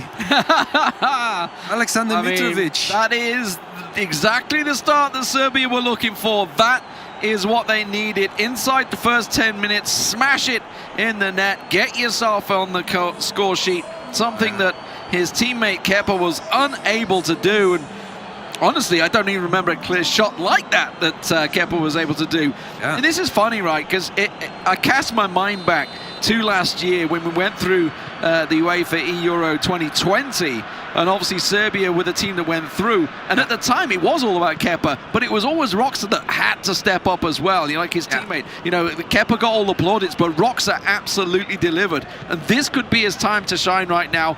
Brings it back, gets that one goal, but he's got to be careful he doesn't give one away straight away to Jancio. Inside of the post and out, straight across goal. Oh my days, could have gone over the line, doesn't. Serbia breathing a sigh of relief, and Roxa, he was in trouble for a bit, but he gets out of it.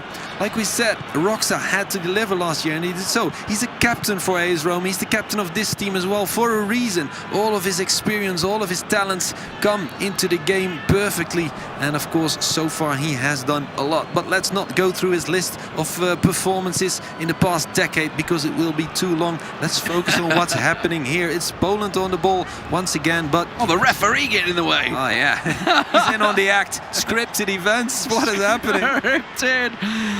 It sometimes happens, but it was Roxa that managed to get the tackling. Currently, though, Jancio Just needs to settle his nerves a little bit here. Still has that goal advantage, and that is a great overhead through ball coming, looking for the cross into the box. Lewandowski header, not possible. And in the end, it was desperately cleared out there by Roxa's defenders. Now a counter chance as they've committed forward, looking to maybe try and work that. They do go for the through ball. I was just checking whether it was offside. Actually, it looked like it was coming back from an offside position.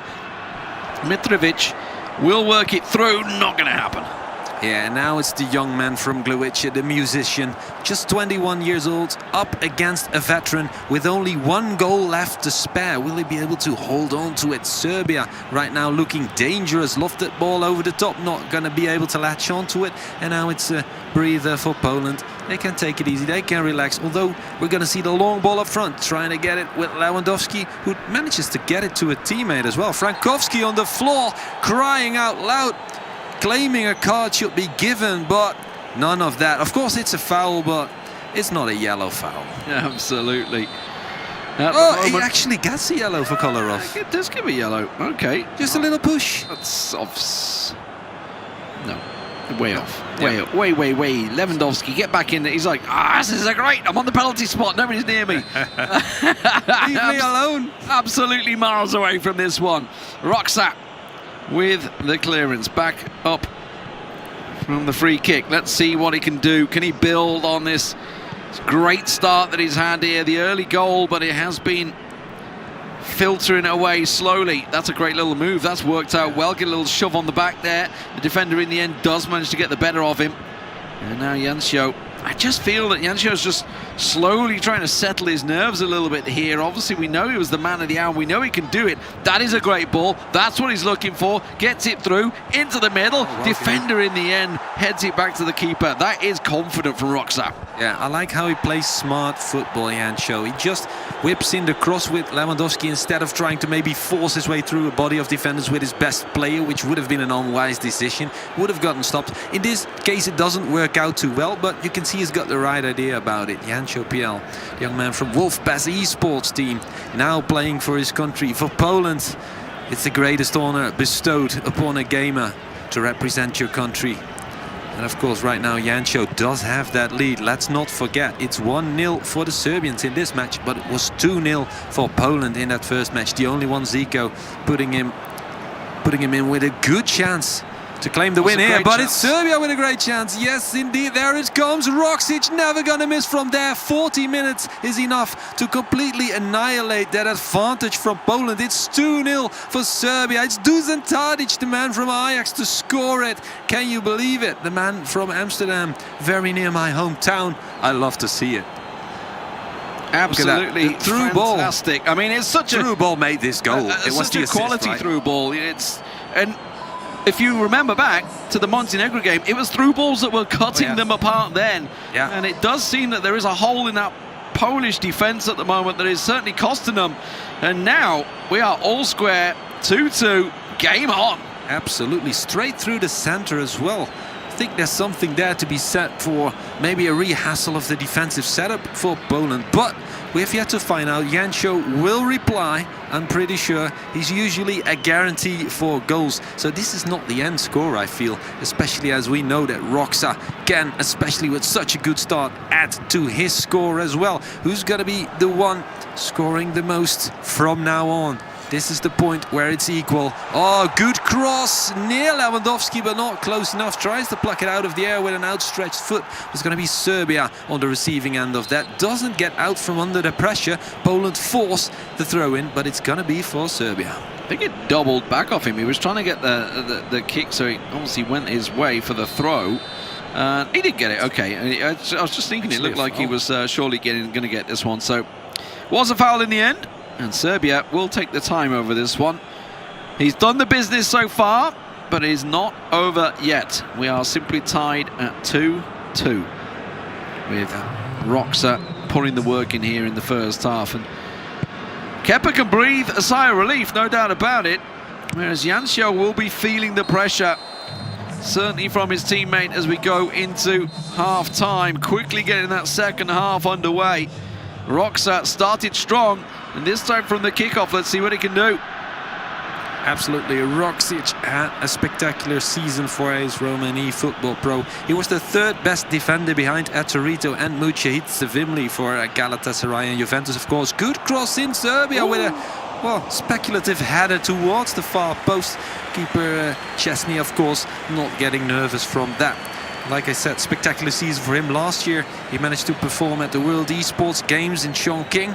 Or was that 2019 already? Time flies by ever so quick. That year, I swear to God, 2020 is just like, it's a year that you click your finger and it disappeared. Everybody spent it indoors, and it just went straight by. Absolutely straight by. So, yeah, flew past. Roxa, though, is someone that's not looking to fly past. He's looking to get himself an early goal in the second half here.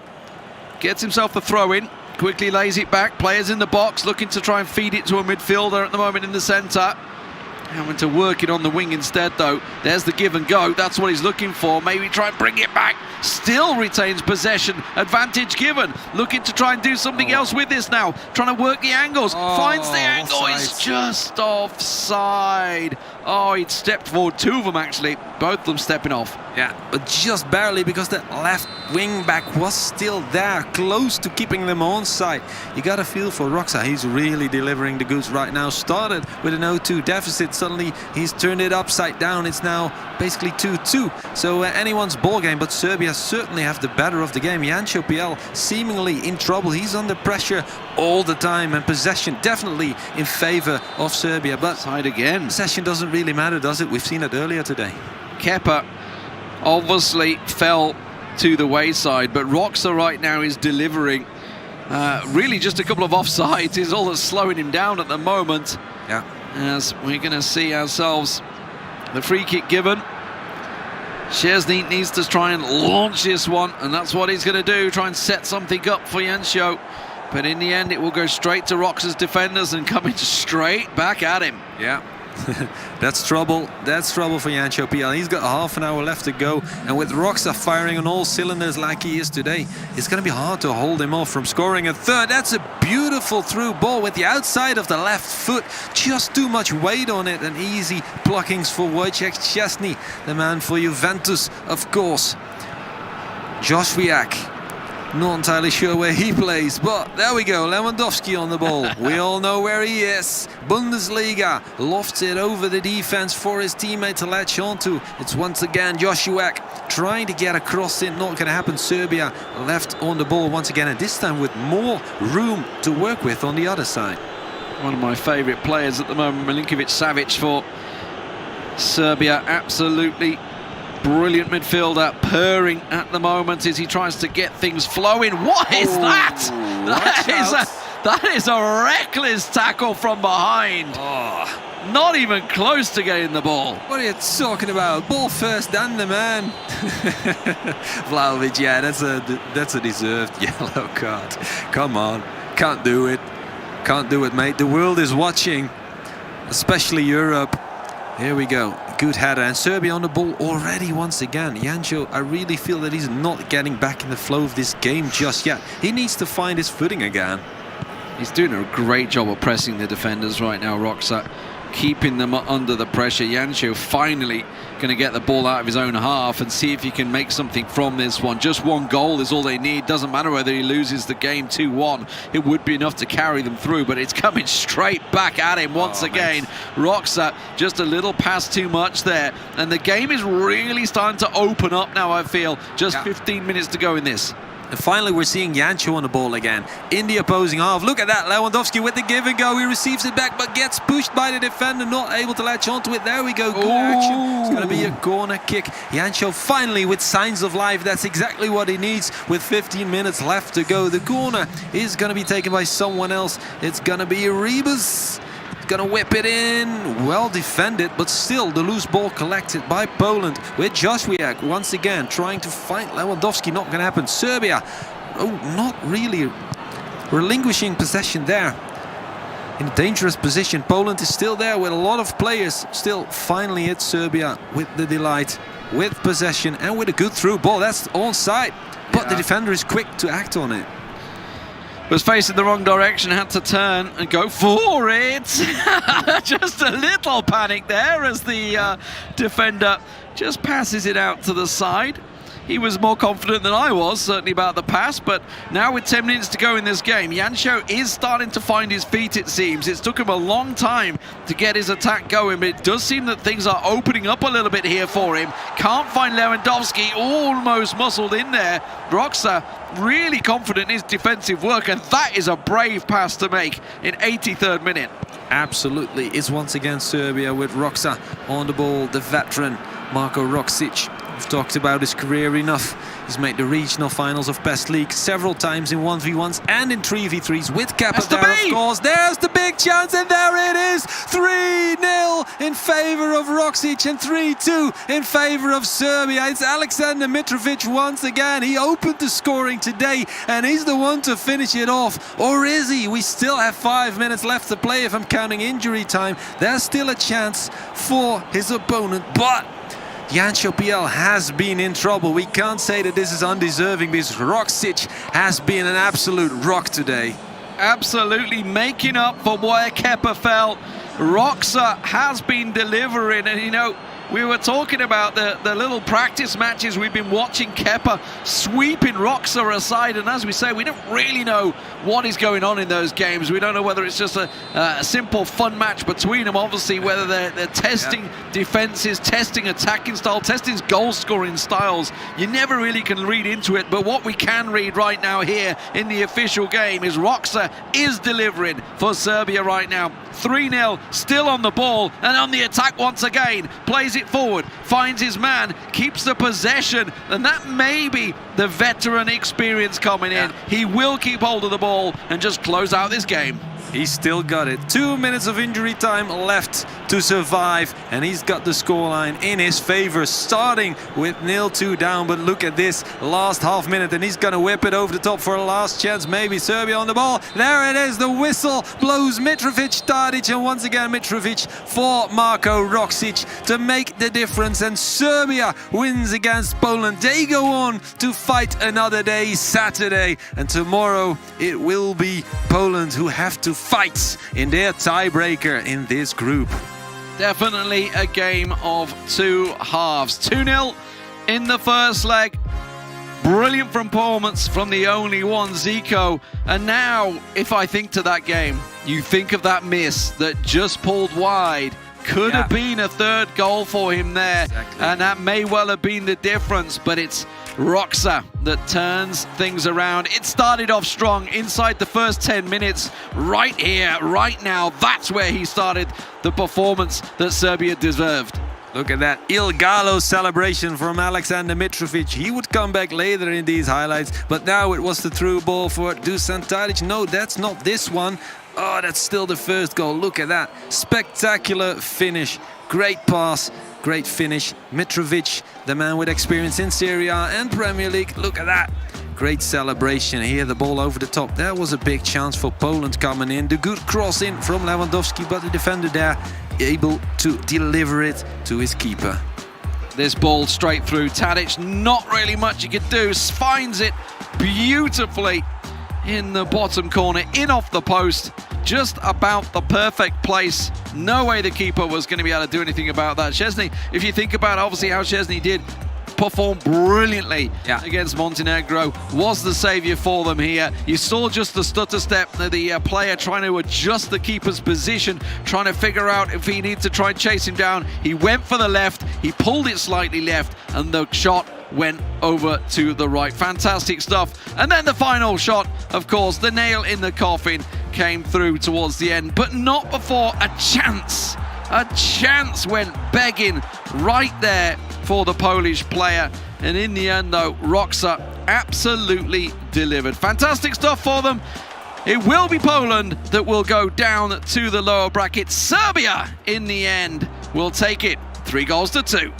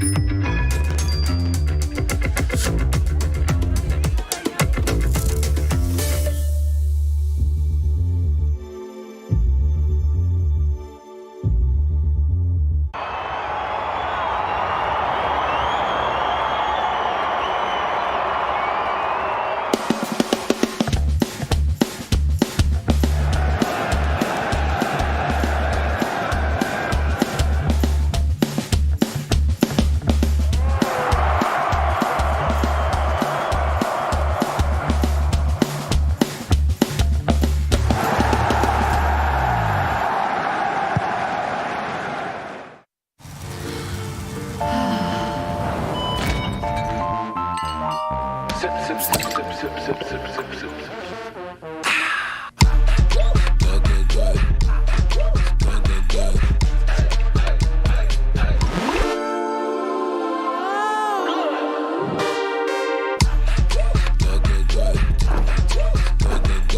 me how it tastes. You can tell me how it tastes. You can tell me how it tastes.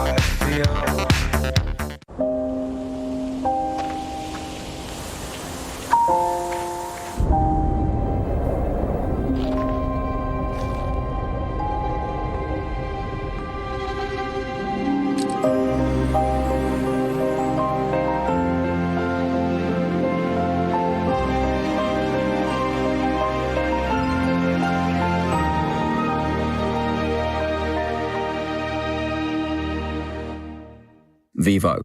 I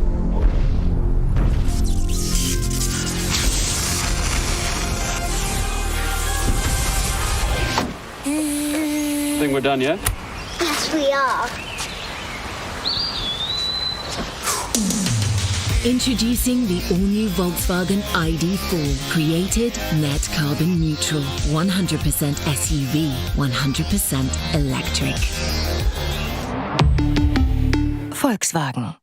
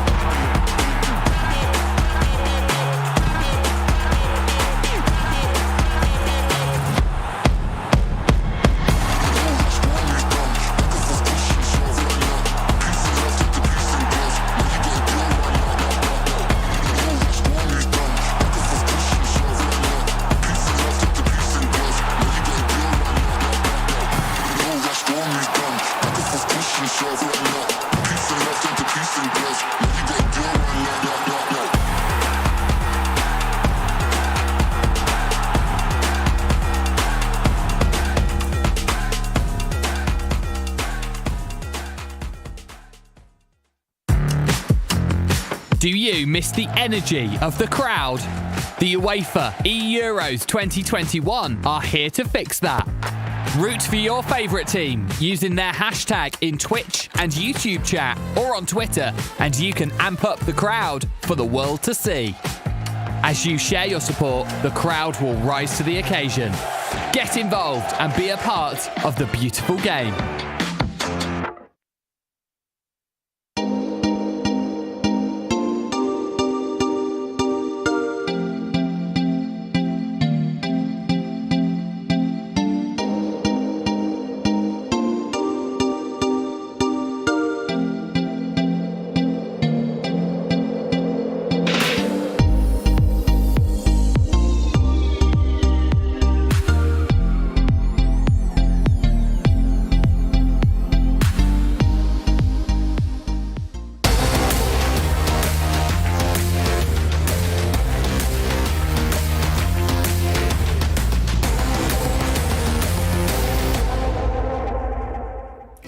an amazing performance from Serbia, sets them out to be the first team qualified in quarterfinals. And I have to say, Roxa really proved you guys right, huh, Alex?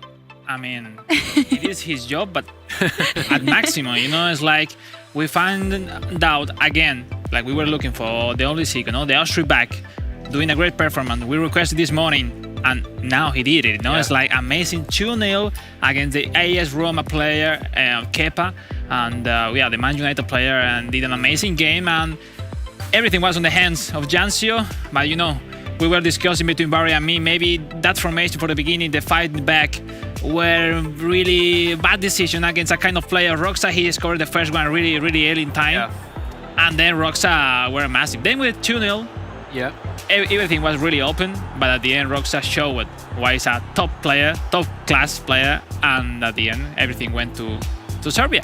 Serbia, it went to plan. I think, as Alex said, they scored I think Roxa scored after being 2-0 down. He scored it like 8 minutes gone, I think. So you can see the goal there. It's just a simple enough finish, but that really put him thinking, I'm going to win this. He obviously feels confident. They have the experience. They have the previous results of last year, and they feel confident that they were going to overturn this, and they did. But that's predicted, right? Yeah, it is. Well, our predictions were nearly right. We were maybe a goal short or two, but Jancio was the idol and the man for Poland in the first game of the day. Today was a difficult role to defend a result, but in front was Roxa. That's the best to have two amazing players in the team. If some of them doesn't make the best, as in the case of Kepa, and then Roxa makes an amazing performance. I think everyone after today will try to make his tactics about to make holidays the day before the tournament, because it's very hard to look some tired. It's rested now. It looks. It proved you right. I'm pretty awesome. Look in Serbia last year, they were second in their group in the Euro 2020. This time, the winners of their group, and that's really important. They will face a second team in another group, so that's a really positive thing for them. But still, from this match, we can see that Poland still has a word to say, something to say. In that first match, Austria really took it as a 2-0, so 2-0. I'm really happy with him. And now they are on the decider side. So they are on the decider side of the bracket, and they will be waiting on Montenegro and Turkey. What team would you believe would be the best outcome for this? The best. For us, I want to see Montenegro probably. Poland probably won't want to, but they'd prefer Turkey maybe. But I do think that Poland, like as Alex said, we were waiting for Austria to have a performance like that in the first game. We really he is right. Yeah, he is their star player, and he didn't really get going. Maybe a bit of nerves. Maybe, I don't know. It's the first one, but the morning something's happened. You're a bit tense. It's difficult. Yeah. But I think he has to do it. He did it, so that's pretty amazing. I think you can see here, even from the stats, Poland were just never in this game, and to have only one shot on target after all the work done in the first game by Austria, it was never going to be an easy one for them. But I do think that if they are going to be playing either Turkey or Montenegro, they need to probably be a little bit more aggressive across both games. I think we saw that they had a 2-goal lead. They went 5 at the back, and it also backfired. shows having the lead doesn't make that you win the game. That's it. It's a very complicated tournament. Not at this level. You can't have just a superstar and win it. You need a really good team behind. And if I'm the Polish guys, you have just to believe in your players. If Austria make a good job tomorrow, they can't believe to go through the quarterfinals. So Jancio can do pretty well. Instead, if Ron Balto can go in, he's another good player as well. In front, Turkey, they are pretty good player as well. Mukahit, the professional player for Galatasaray, is another top player. It is true that Emir maybe did not a great performance against Roxa this morning, but you never know. The important is that Serbia look for Saturday. Tomorrow is another free day for Roxa, and then definitely let's take a look for. Let's see then. The rest. Yeah, but then we have in this situation of a tie 2-2. We found together that the last goal, the 3-0 for Roxa, was the best one. Let's go to analyze. It was a tie moment. It's like they passed the whole second game without many occasion. That one, that's really important. It's like the simple pass for the build-up. And luckily for Jancio, Krishovia took the ball, and then afterward he was really slowly compared with the build-up of Roxa. What a two next pass is amazing. And then in that part, I mean, he decided, as you will see here, he decided the best way, no, to be in front of the keeper, and an amazing goal. You know, I mean, this kind of moment is like you have the press, and even the simple passes, you have your hands like this, and you can do your best, or the typical thing that you do every day. And here you could say, I will look to this celebration because represent a lot how Roxa is. Like, you know, it's this kind of player that can look to you, to the camera, and say, "What's up? I am here, you know, and I beat you." And he's like this, and that's why he's fantastic. And we need bold and aggressive. That's what we want to see also here in the competition, right? Yeah, of course. That's great, and many different ways to play. And Roxa in with Kepa, and really interesting. I mean, I want to be watching the best player playing on Saturday, and this is one of them.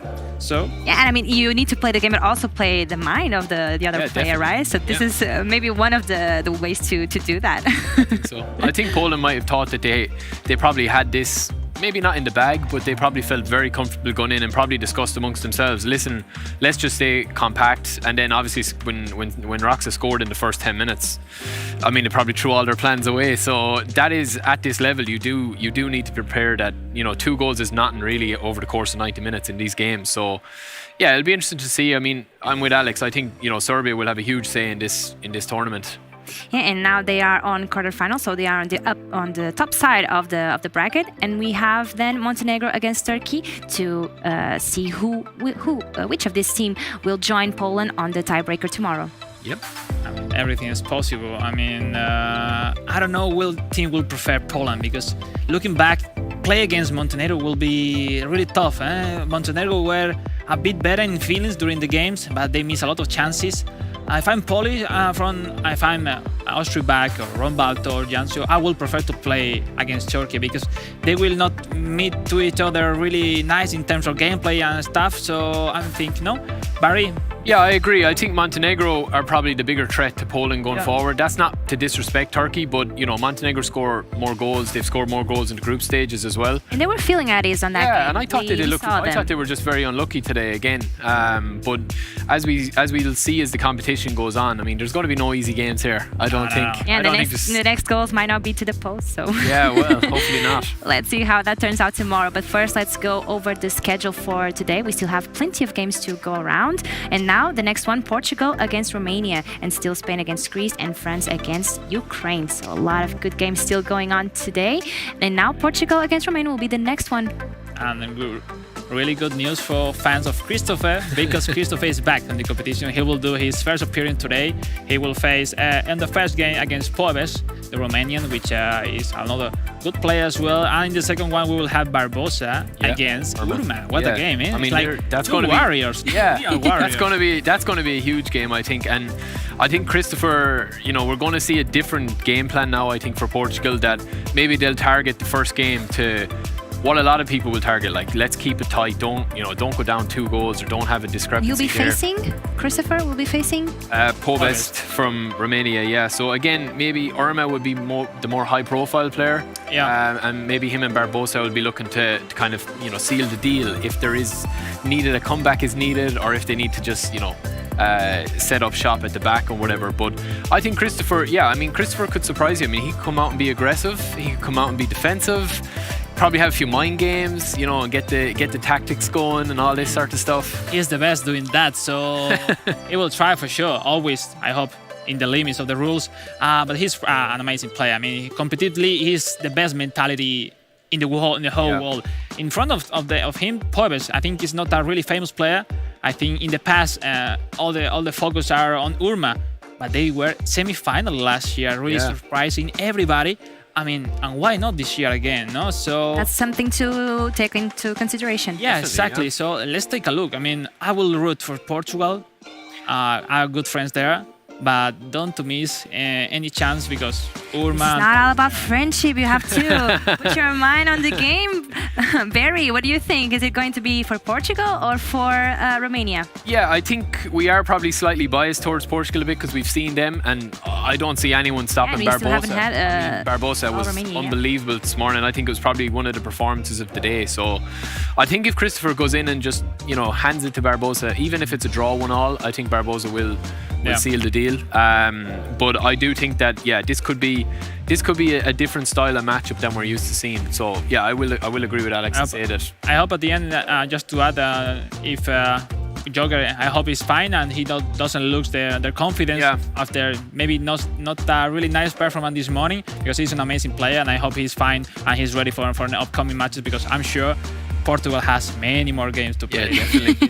I think it's a tactical thing with Christopher coming in maybe as well. I mean, that's it. I hope he be confident. Just a tactical change in between. A lot of excitement, a lot of strategies going around here on the desk. But we want to know what's the color of your flag, the one that you are rooting for. So use the hashtag eEURO2021-Portugal or Romania and let us know who you are supporting. Show us your flag on that stadium and let us see who you are rooting for, and change the crowd of the energy of your crowd on that monitor. And as for us, so Portugal is set out to be the favorite from this desk. Is that it? Do you want to just lay out some scoring? Possible scoring? I will go back with 4-2 for Portugal. I seems them both games really tight. So I mean, I don't see a really huge difference. I think. I think maybe 4-3 we'll go with. I think that it'll come down to the second game. Yeah, I have to do it, you know. But I think it'll be maybe a very tight game. I think Christopher's game will be tight. I think Barbosa will turn on the style going forward. So yeah, I want loads of goals. So maybe 4-3. Lots of goals, and Portugal comes out as favorite from this analyst desk. Boys, over the virtual studio, what do you think about this one? Oh, thanks so much to the team in the studio. We think this one's going to be a fun one, to be honest with you, Marta. It's an interesting fact that I think Barry brought up on the desk there, Wes. Maybe a bit of recency bias for the people in the studio, the people watching at home maybe, because we've seen Portugal play already today. We can't discount Romania though, can we? Because again, as the people in the studio said, semi-finalists last year, Irma is a tricky customer, Pobest can pull out results as well. So this one should be quite a close encounter, shouldn't it, between these two nations? Yeah, I mean, you know, the immediate kind of first thought is, this is Portugal, this is it, this is theirs, this is fine. When actually it's not as simple as that. I mean, you look at this Romania side, who aren't too dissimilar than the Romania side that got to the semi-finals last year. You look at the likes of Irma, you look at the performances he's put in and the reversal of fortunes in Schalke's season, and that kind of being the catalyst for it. And Pobest, we've seen ourselves from the qualification phases, has not been a bad player, has put in some very good performances. This will be a tricky test for Portugal, and if Romania can get their noses in front, I think we can expect a little bit more of a shock, a little bit more of a tighter game than when that was first predicted. Absolutely. A welcome to our new players behind the sticks. We have Christopher making his first appearance of the final so far for Portugal, and Pobest in for Romania. We saw earlier on a bit of a revenge mission, so to speak, for Portugal against Croatia. They bested them that time around. I'll come back to my point as Pobest here with Puskas has a chance maybe to open the scoring. But Croatia, one of the nations last year that denied Portugal entry, the other against them right here, Romania. Pobest cannot crack the Portuguese defence, but back in 2020, both of these nations drawn into Group B. Romania topped the group by 4 points and took down Portugal a year ago, both times 2-1 and 5-4. We'll see if there's just as many goals still to come. Cristiano Ronaldo now on the ball for Christopher. Bernardo Silva on that far side has two bodies to aim for here. Andre Silva was free and clear, but with 20 minutes gone, neither nation really having a huge chance yet. Wes, do we maybe expect this to be a tighter affair, especially in game one with these two players? Yeah, I think you can see the early goings of it. It's a little bit cagey here, and we've seen from Romania's qualification phases that the man to look out for is number 9, which is Puskas. As you see him, neat little turn inside. Here he is. Pobest almost opening the scoring with the danger man, as you said. A real chance. It'll be a corner still to come. Great little dummy inside there. It took the defender out of the game. It gave so much time and space to Pobest. It was just equal to it by Rui Patricio. Corner wasted and cleared by Portugal.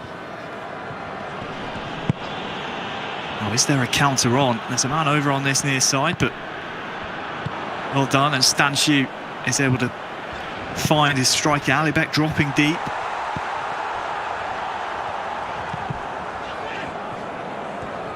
Just a little rushed at times here from Pobest. Nice feint from Andre Silva here on the near side. Now, can Christopher find Bernardo Silva?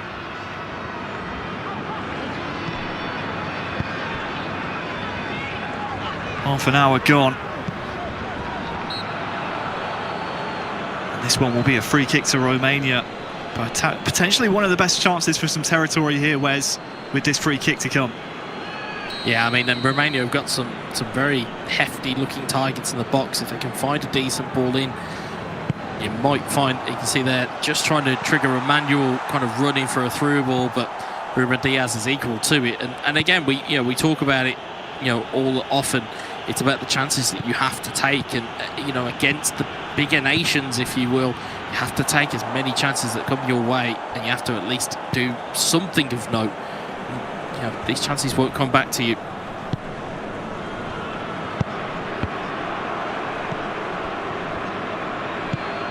Ruben Diaz. Over half an hour gone now. We thought this one might be a very tactical affair between these two. Christopher renowned for keeping the ball. He's lost it there though, but presented with possession once more. Bruno Fernandes. Lofted through pass looking for João Felix, but first time ball really there for him. Now can Pobest maybe string some passes together, but that's an area of the pitch, Wes, that he's really struggled with in terms of maintaining possession. And with 5 minutes to go till half-time, the last thing you want is Christopher in possession of the ball. Yeah, I mean, this first half has very much flew by here, and there hasn't really been a lot to speak of apart from that Puskas opportunity.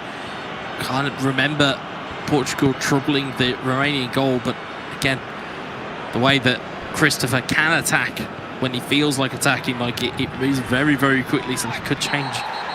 As you see there, a bit of a cynical foul thrown in there. Yeah, sliding in, and I think the reason for that was because Christopher saw what I saw, many yellow shirts breaking ahead. So Pereira into the book, the ball into the box, but cleared by Christopher.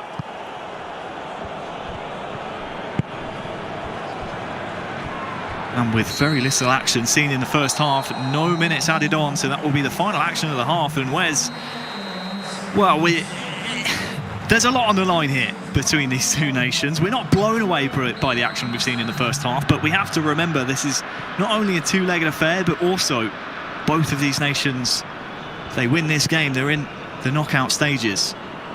Yeah, I mean, from a commentary standpoint, we haven't had a lot really to look at, but at the same time, you then have to remember that both of these teams have a lot riding on this game, so they're going to take as many touches as they need to. They're going to pass it sideways, they're going to go backwards, they're going to try and find those gaps in between the lines, as it were. And granted, it's more of a tactical joust than it is anything else. It's not really, the firepower that we've expected. Instead, it's a bit more of, well, what skills can we get involved here? And it keeps breaking down the key moments. It's only going to take one of those moments to go the other way. You can see maybe either a mistake or a moment of magic that's probably going to break this game wide open. We will see which way that moment of magic will come. For now, though, Pobest into the feet of Puskas. Marin has seen his man on this near side. error on a yellow here. Has just gone in, and this will be a Romanian free kick, but the question will be asked, harsh if he's are there further ramifications? As you said, bit harsh. No further action needed other than the free kick, which is cleared away. And Portugal, not only do they live to see another day, they also have a potential break on here. Cristiano Ronaldo dispossessed. Maybe just took too long there looking for his options, and now maybe Romania can come the other way with it. Look at this from Pobes. Great footwork. The referee plays a good advantage. Ali Beck can't connect on the pass. And as we trickle over to the hour mark in the game, it's still 0-0. Portugal, though, living very dangerously. Yeah, indeed. It's a credit to Romania at the moment to still be in the game in the level they are. You know, like we kind of alluded to earlier in the commentary. You know, these guys are previous semi-finalists. These guys know their way around this Romania team. It's just a case of trying to utilise those, you know, weapons that they have. They may not have the strength in depth, but they will make up for it in tenacity. They'll make up for it in desire, and it's those intangible qualities that makes this Romania team so dangerous.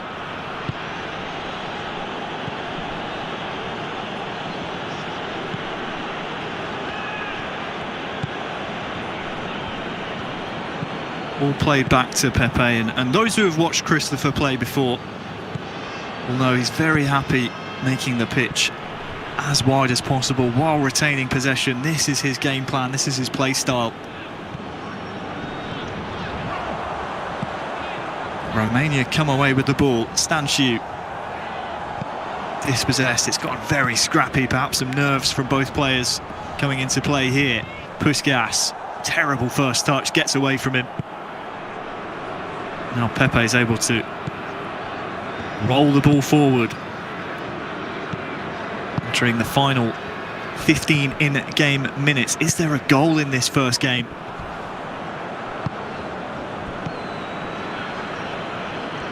Ronaldo and Bernardo Silva combining. Here's the former, Andre Silva. Once again dispossessed by what has to be described as a very regimented defensive performance by Romania so far. They've been sloppy going forward, Wes, but at the back, very organised indeed. Yeah, and maybe that might be the game plan from Pobes here. It might be a case of get it into the second leg as close to the game as possible and just keep them in it. But looking like they're coming forward here. Yeah, Marion back to Puskas. Can he get the ball in the goal? He can! 10 minutes to go! And Pobes breaks the deadlock. 1-0. Romania lead. Now, we talked about it needing a moment of magic, and I'm not even from my positioning here, I didn't even see that pass on. That's a wonderful pass from Pobes, and it is to the danger man Puskas. It goes, ricochets off of the heel, goes into the back of the net. It's frightfully unlucky for Portugal, but Romania aren't going to care. The ball's in the back of the net. The scoreline reads 1-0. And all of a sudden, there might be a tiny bit of a shock on the cards here. Fortunate, definitely, with the deflections, but I feel like Pobes might have felt a little hard done by Wes based on the first touch that his player took. But in the end, he kind of evened out on the spell of things, as once more we see a pause. So we'll look over some of the replays of the match so far. I mean, Christopher, what does he do now? Does he push all his men forward? There's only 10 in-game minutes left.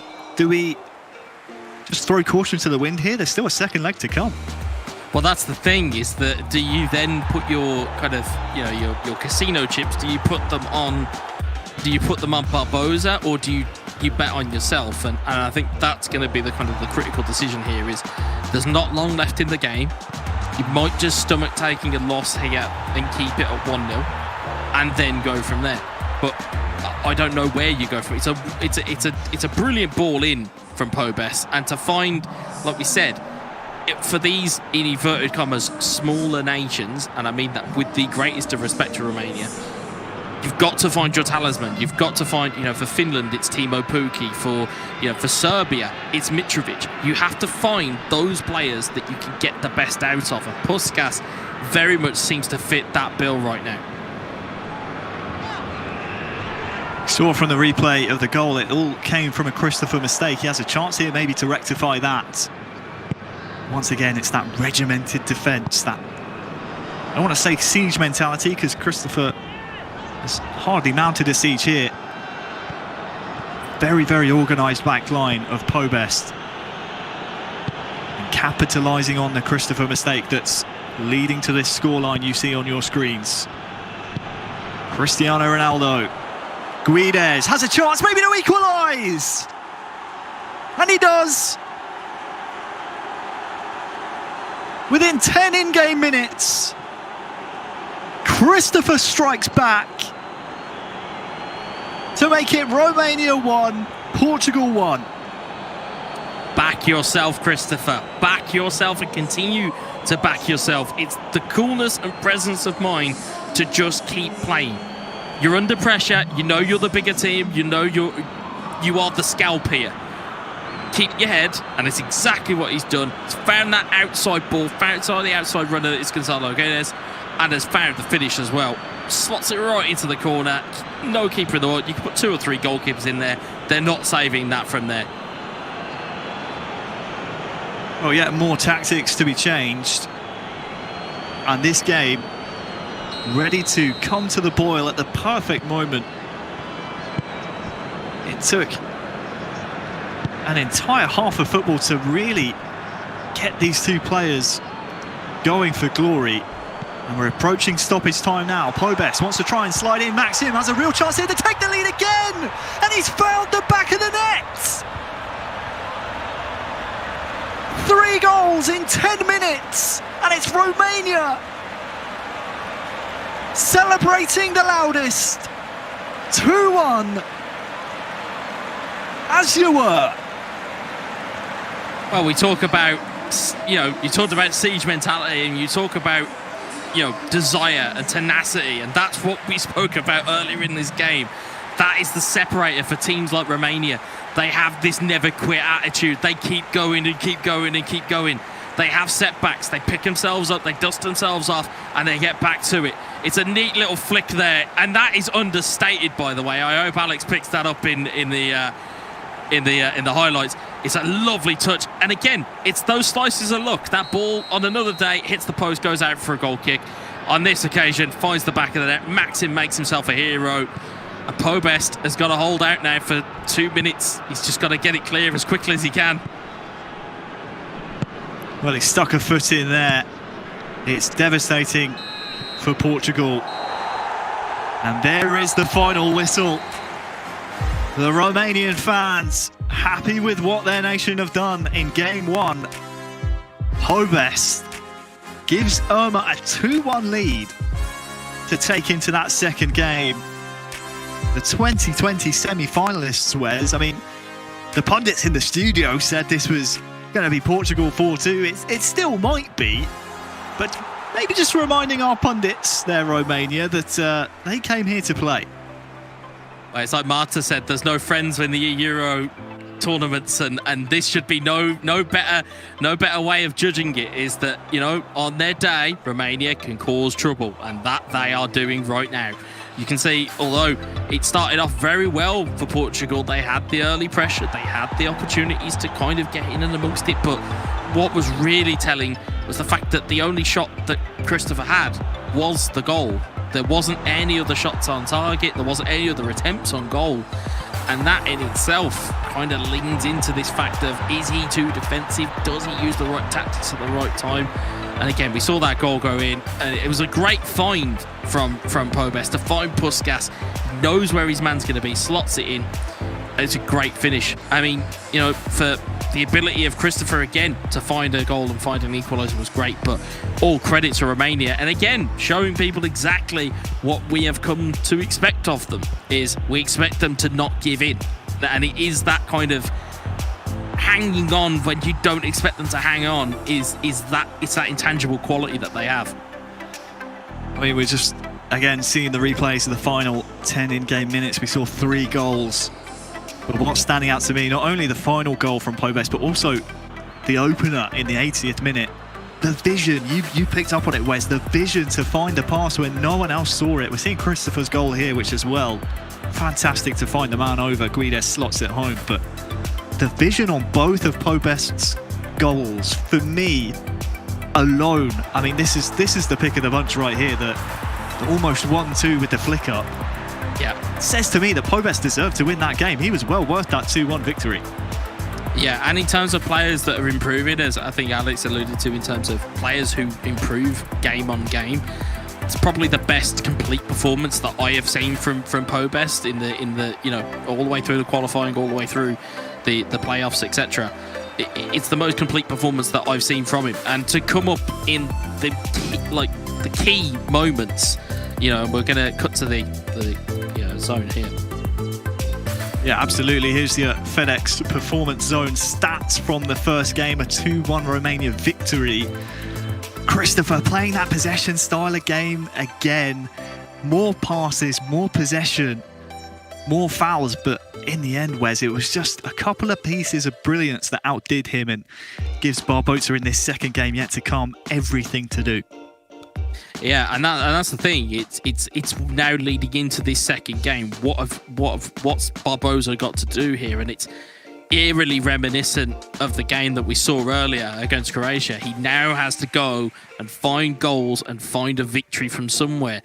The issue that he has is that I would argue to say that the team that he's going to come up against, the player he's going to come up against, is a lot more superior than what he came up against earlier in Irma. So, you know, again, this setting up to be, you know, a grandstand finish for who gets into this winners, takes it out of the group, and who ends up having to go to the final eliminator. Well, you're seeing here what the Portuguese fans have to think about the game. You can get involved in the conversation as well. Use the hashtag eEURO 2021 -Portugal or -Romania in the YouTube, Twitch chat, or on Twitter. And you can pump up the crowd as well. Lots of Romanian fans.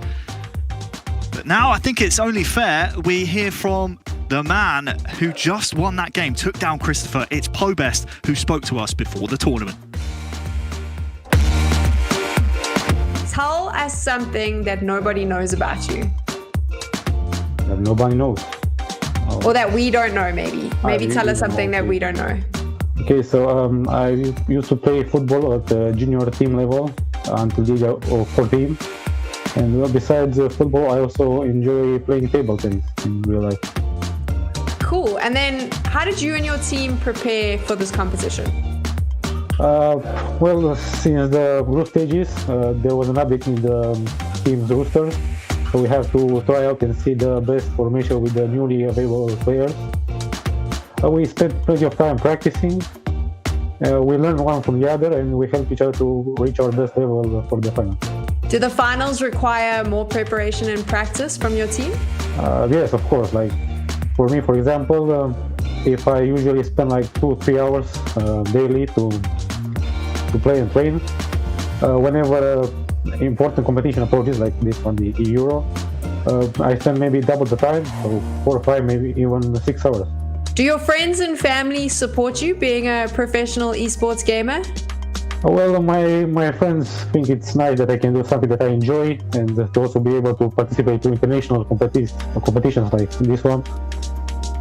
My family, yes, my brother is cool with it. My parents, well, let's say that in the beginning they didn't really like the idea, but now they are starting to get used to it. They're starting to get used to it because you're obviously wearing that national shirt, which is very exciting. What would you say are some of the strengths and weaknesses of the Romania squad in-game? I think we have a well-balanced team. We have enough solutions on every playing department. Maybe we lack a little bit of physicality in the midfield because we have some players that are short. But I think we can make up on this lack of physicality with agility and technique.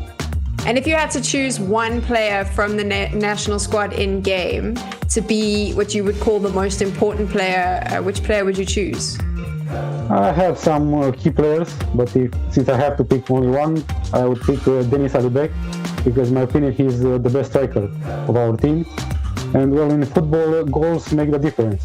So I would pick him because he's my main goal scorer. Well, great to hear from Pobest there, of course. Spoke to us before the tournament, Wes. Great to hear from Sam Wright as well. She has conducted all the player interviews, bringing us all this great content. So thank you to her. And of course, Pobest has done the job now, Wes. It's time to move on to our second game, in which Irma has a 2-1 aggregate lead to take into the game against Barbosa. Which way do we see this one going? Goals, lots and lots of goals. No, that's all I can really predict here. I genuinely feel as though it's just going to be the irresistible force meets the immovable object. These two players are at the height of their powers, and again, you talk about intangibles. The pride of representing your nation in this tournament, in the biggest tournament that there is nationally, it is something that will set something off in these players. I think we're going to see a completely different side to Irma, and I think we're going to see more of the same of what we saw from Barbosa earlier, and that's why I just think there's just going to be goals. There's going to be goals everywhere, and I can't wait to see how this pans out. Well, if you're a believer of history repeating itself, here's a fun factoid for you. When they matched up in the qualifying groups, in Group B in 2020, Wes, they played each other twice. The first game ended 2-1. The second game ended 5-4. So your predictions and prophecy about goals, if you believe history repeats itself, could well come true here. But I believe this one will be a fantastic game between two fantastic players, two eFootball Pro players, yet I think two very similar players, actually. They both joined squads and clubs that were struggling the year previous. Barbosa, of course, going to Arsenal, and Irma coming to Schalke. Completely turned their two clubs' respective fortunes around in the 3 versus 3 game. Now we see them go head-to-head on the 1 versus 1 stage for what is essentially... I mean, you win this, you're in the final 8, you're into the quarterfinals. You lose this, you have to go into a win or go home game to be played tomorrow.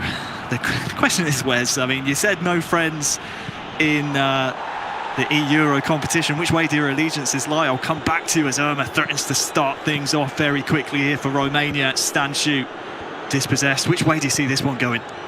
Well, again, I'm gonna stick with my guys who I genuinely loved last year, which is going to be Romania. I just think that there's going to be a little bit too much for Barbosa to overcome, but Barbosa, again, can turn it on at any given day. I mean, we've seen goals galore from him across the board. So I think it's going to be tight. I think Romania edge it just because they have that goal advantage already. But expect fireworks. Well, opening 10 minutes, Irma's been on the offensive. Doesn't want to sit back on this 2-1 lead whatsoever. Very positive from the man who won many hearts last year with his performances in eEURO 2020. It's Barbosa, though, for Portugal, coming up the other end. On that far side, Cristiano Ronaldo. 1-2 with Ruben Neves. And it'll come off a Romanian player, I believe, for a corner.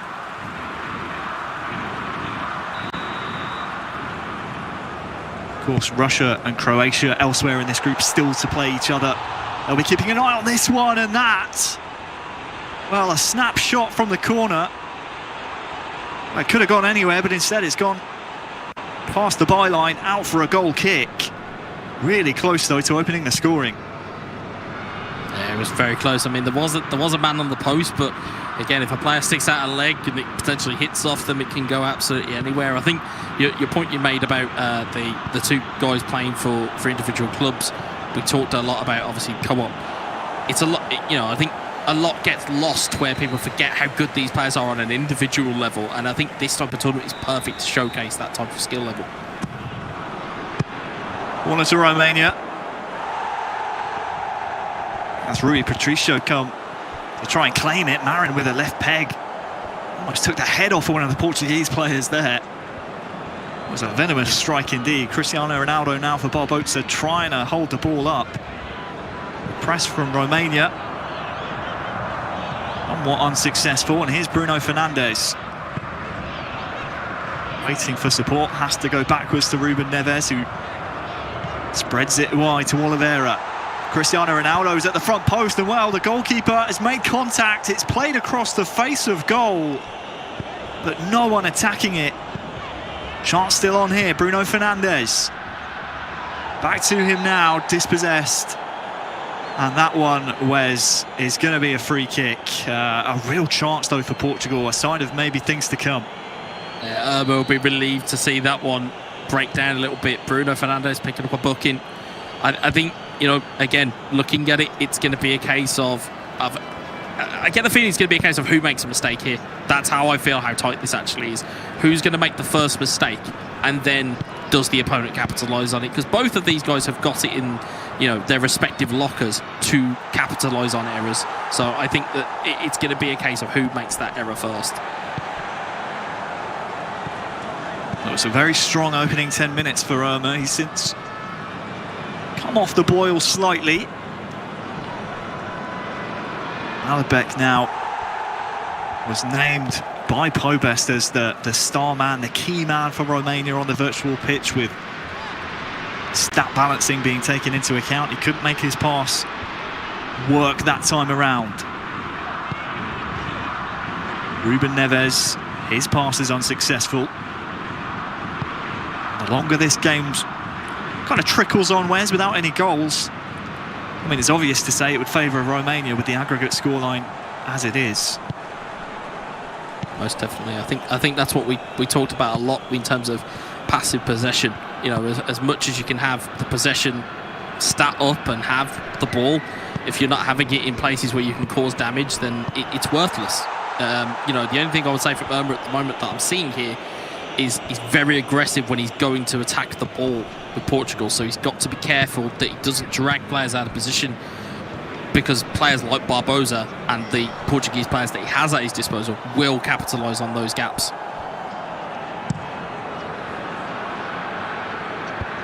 Five minutes till half time.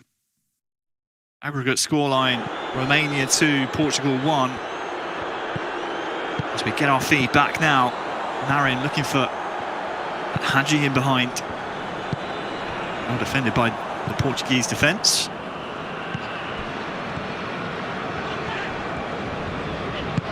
We mentioned Portugal on a bit of a revenge path. They've taken down Croatia, who were one of the nations who denied them qualification. Euro 2020 just a year ago. Here is the other nation. It stands before them. Bruno Fernandes couldn't quite twirl his run around, and that will signal the end of the first half. 0-0, Romania leading on aggregates. Big half of football here for Portugal.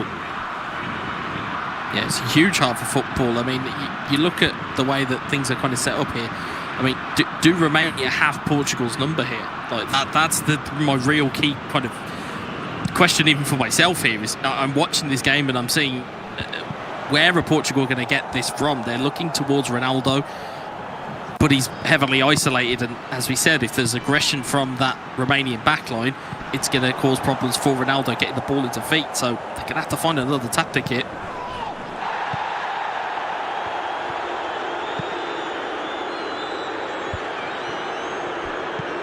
It's good passing out of the back. Barbosa, he's played around the Romanian press very well indeed. Ruben Neves trying to pick out a pass. Good tackle by Sergio Oliveira. Bruno Fernandes into Andre Silva. Back to Fernandes! Lifted it. Or at least attempted to. Over Tatarusanu. But good defending in the end by Romania. Dangerous though from Barbosa.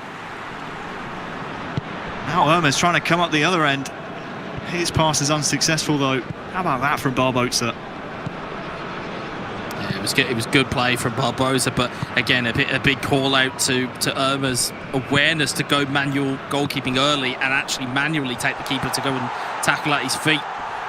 He's coming forward again, trying to spread it to that far side. Approaching the hour mark now, and it seems to be Barbosa pulling all the strings here.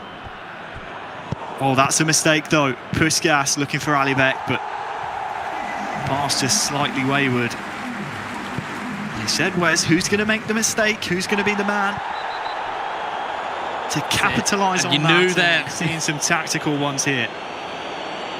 Yeah, and that's what I'm saying, is that Irma has recognised there that there was a little bit of rhythm seeping into that Portuguese attack there. He's just put one on Ronaldo for the UK speakers out there. He's put one on Ronaldo, and by means as in he's just heavily fouled him, and it's kind of just jolted that attack. But it just means then that Romania can reset, they can get back into that defensive shell. And I know that you were speaking about their defence in the first game. I would define it as stubborn. That's how I always define these types of defences, where they're incredibly hard to break down. You have to move the ball quickly to just kind of get them out of their defensive rhythm. But at the moment, this ball's not moving quickly enough. I mean, 66% possession we saw there just flash up in the top left-hand corner of the screen. But it's great having the possession. If you're not having it in the right places, then it's worthless. Well, while we were watching the replay, Stanciu went into the book and off of the pitch for Romania. So Irma clearly not wanting to play with 10 men, or even risking that being a possibility. So far, so good for Romania. It's Portugal who need a goal. Into the final half hour now.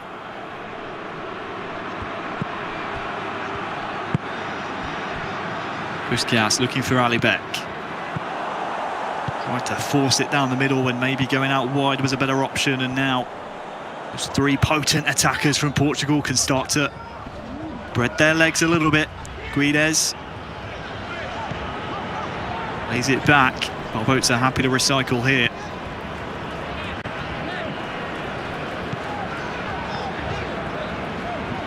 Nato Sanchez. Guedes, nice turn inside. Andre Silva looking for the layoff through ball. Instead, he's only met by a yellow shirt, and now Puskas looking for Alibek on the channel. He'll actually get there. Time running out now for Barbosa and Portugal. They need a goal.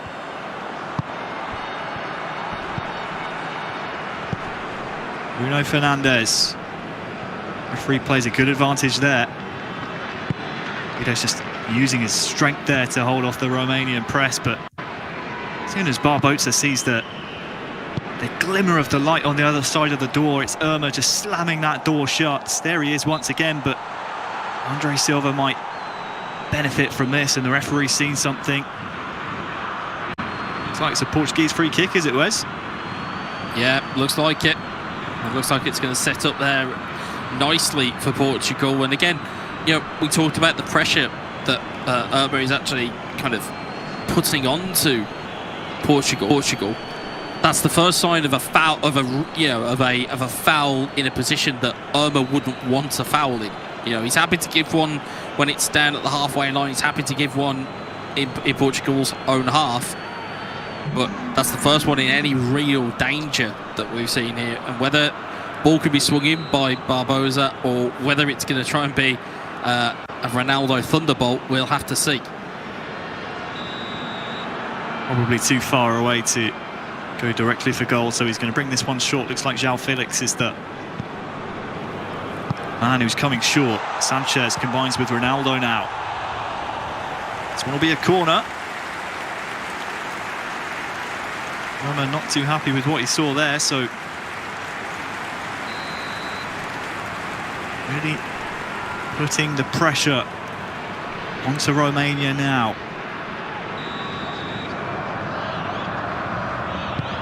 This would send the Portuguese fans in the stadium into the raptures. And look at this, Cristiano Ronaldo cannot turn around Manea. And Irma dribbling with the ball. Get that ball as far away from your own goal as possible. And Manea from one end to the other on this near side, up against Ruben Diaz. But he did his job there, Irma. Final 10 in-game minutes, and well, everyone's stepping up now for Romania. Irma has yellow shirts to aim for, but you can see the gamesmanship here, game management comes into effect. He knows his nation's winning 2-1 on aggregates, so get that ball to the byline. It'll be a goal kick.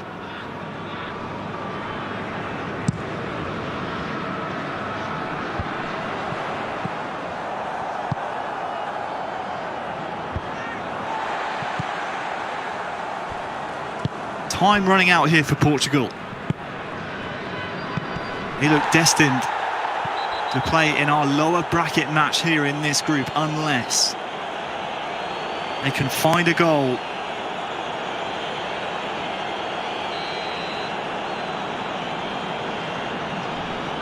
They've got to find one real soon. It's going to have to punt it forward. It's going to have to be a ball from the gods to find someone here. Well, the header only finds a yellow shirt. Onside, I think. Irma's through, onside, has a man to square it to as well, should he need him. Here's Puskas through 1-on-1 to finish it for Romania.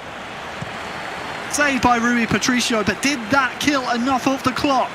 Big punt up the pitch, header one as well. And well, this is going to be a final corner of the match. Send Rui Patricio up. Bruno Fernandes on the in-swinger. Looking for a Portuguese shirt. It goes for goal. It's going to be another corner. Late drama here. Portugal still alive.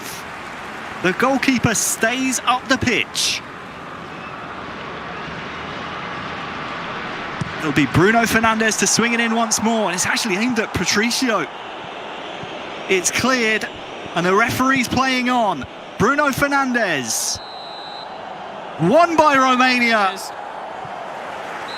Game 2 ends Portugal 0, Romania 0. And thanks to Pobest's heroics against Christopher in the first game, Romania are into the knockout stages for a second year running here at eEURO 2021.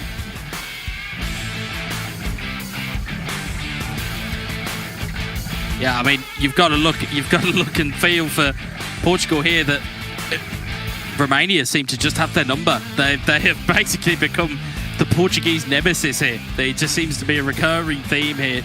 And as much as we talked about Pobest's performance in the first leg, Irma's as just as good in the second. Absolutely. Romania, the second nation through to the eEURO 2021 knockout stages. More from Marta and the boys in the studio after this.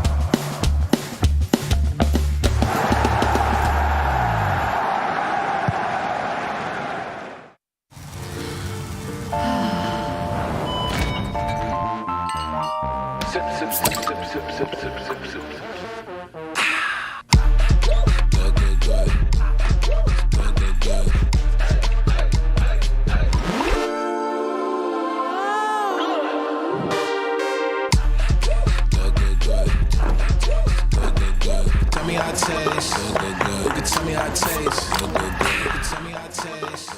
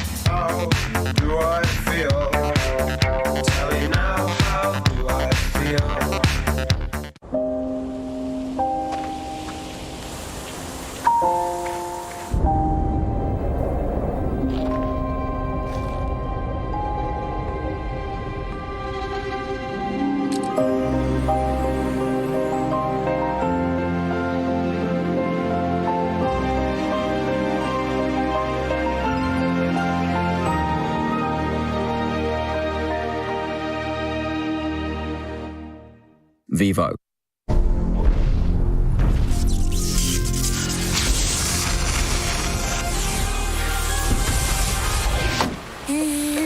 think we're done, yeah? Yes, we are. Introducing the all-new Volkswagen Id4. Created net carbon neutral. 100% SUV, 100% electric. Volkswagen.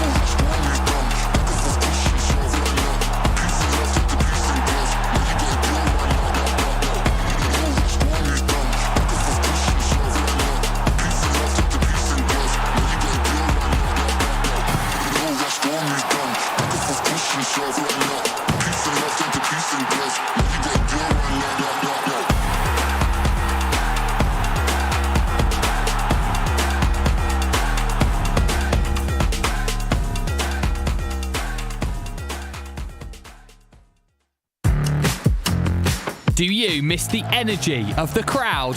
The UEFA eEUROs 2021 are here to fix that. Root for your favourite team using their hashtag in Twitch and YouTube chat or on Twitter, and you can amp up the crowd for the world to see. As you share your support, the crowd will rise to the occasion. Get involved and be a part of the beautiful game.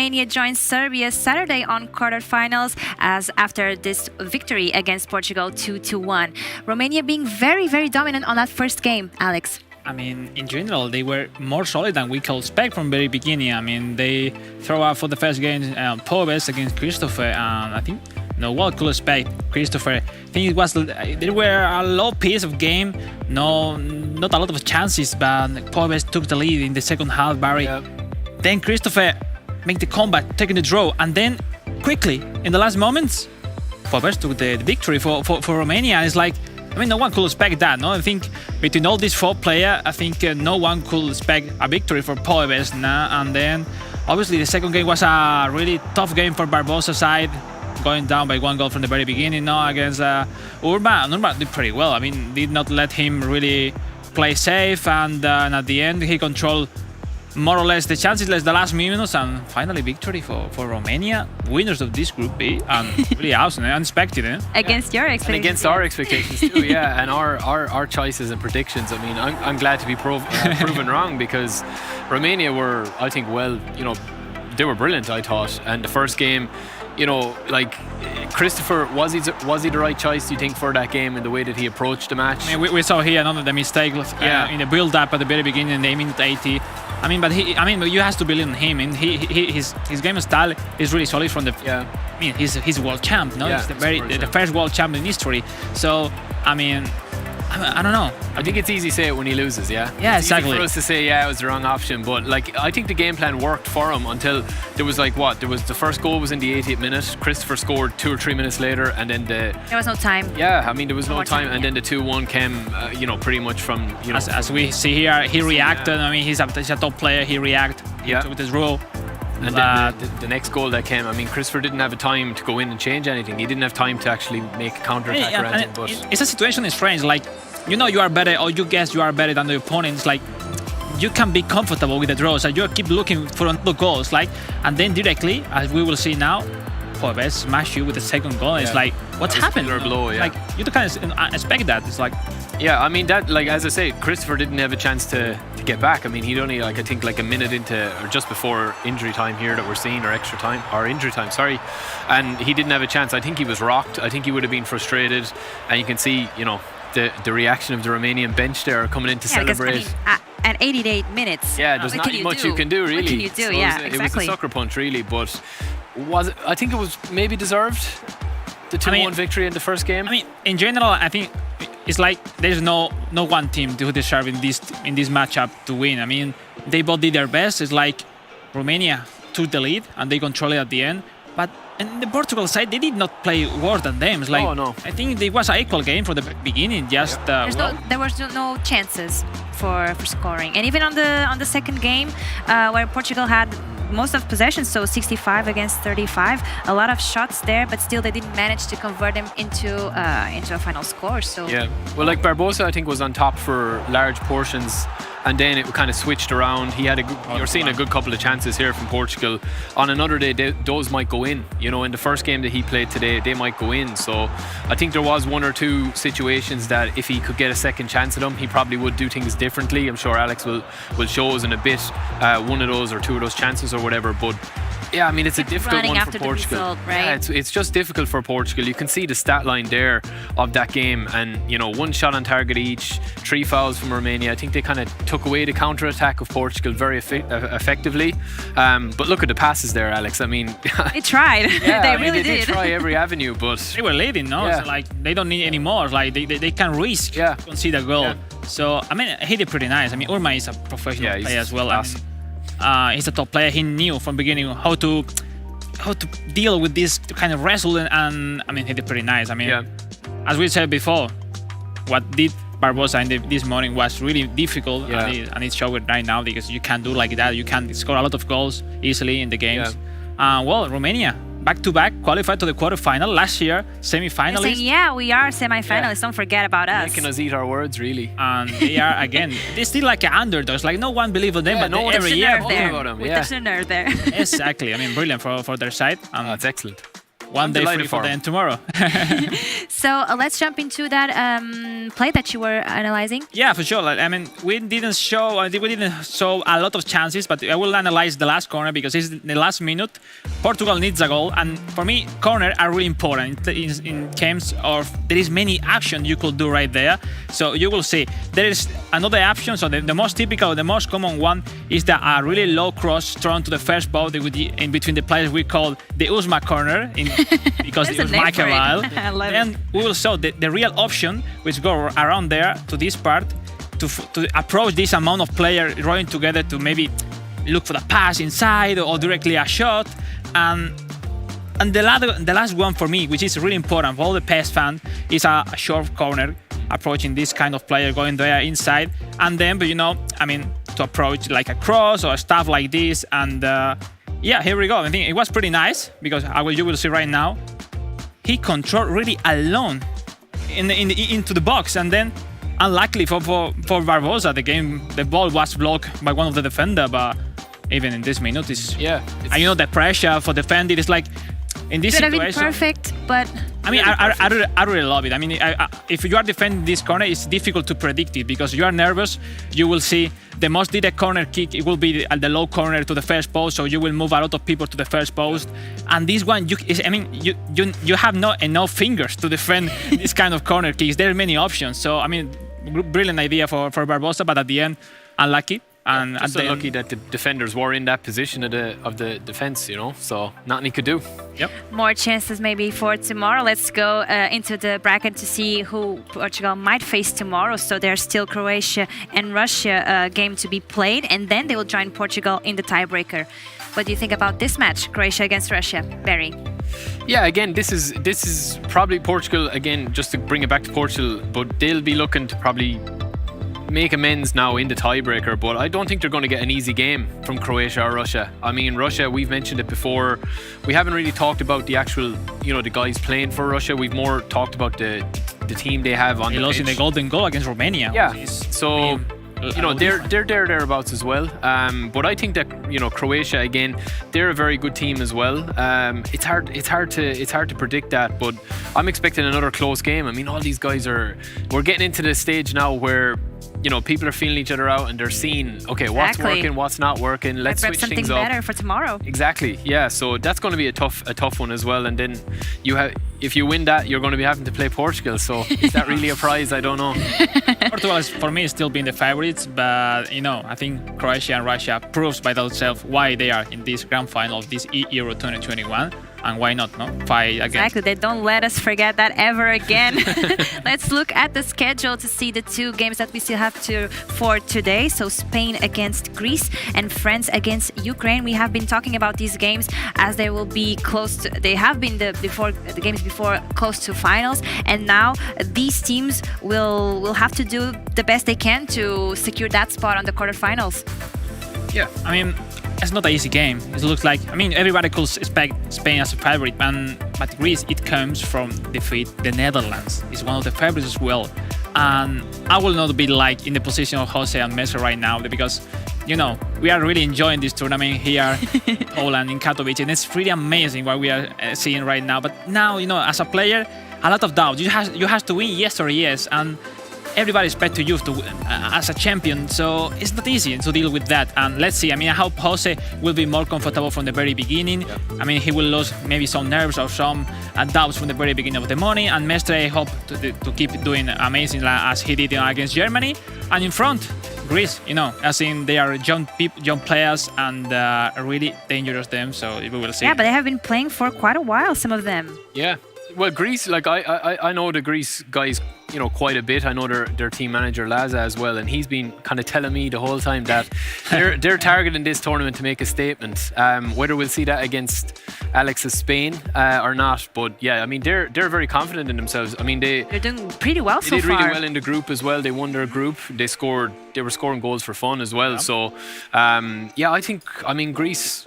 Obviously, they dumped out the Netherlands in the earlier game, so this could be a cracker. And I do think, as Alex says, I do agree. If Jose I think if Jose kind of settles into his game, He has to. Yeah, he has to compared to this morning. I think that'll be the big change there, where he'll be a bit more confident. And let's see. I mean, in case of, for example, we saw on Austria back, this kind of player that they are improving with the time. It's like they are losing the nerves and stuff. And I think it will happen the same. I think that the big players do their best in the best moment. I think right now is the moment. You have to qualify. I think there's no option. It's like if there's a lot of flags from Spain here, huh? Obviously. You see a lot of flags from Spain Alex's, and from Greece. So if you want to support your team, if you want to do as they are doing right there in the field, you just have to use the hashtag eEURO2021-Spain or Greece to show your support to your favorite team.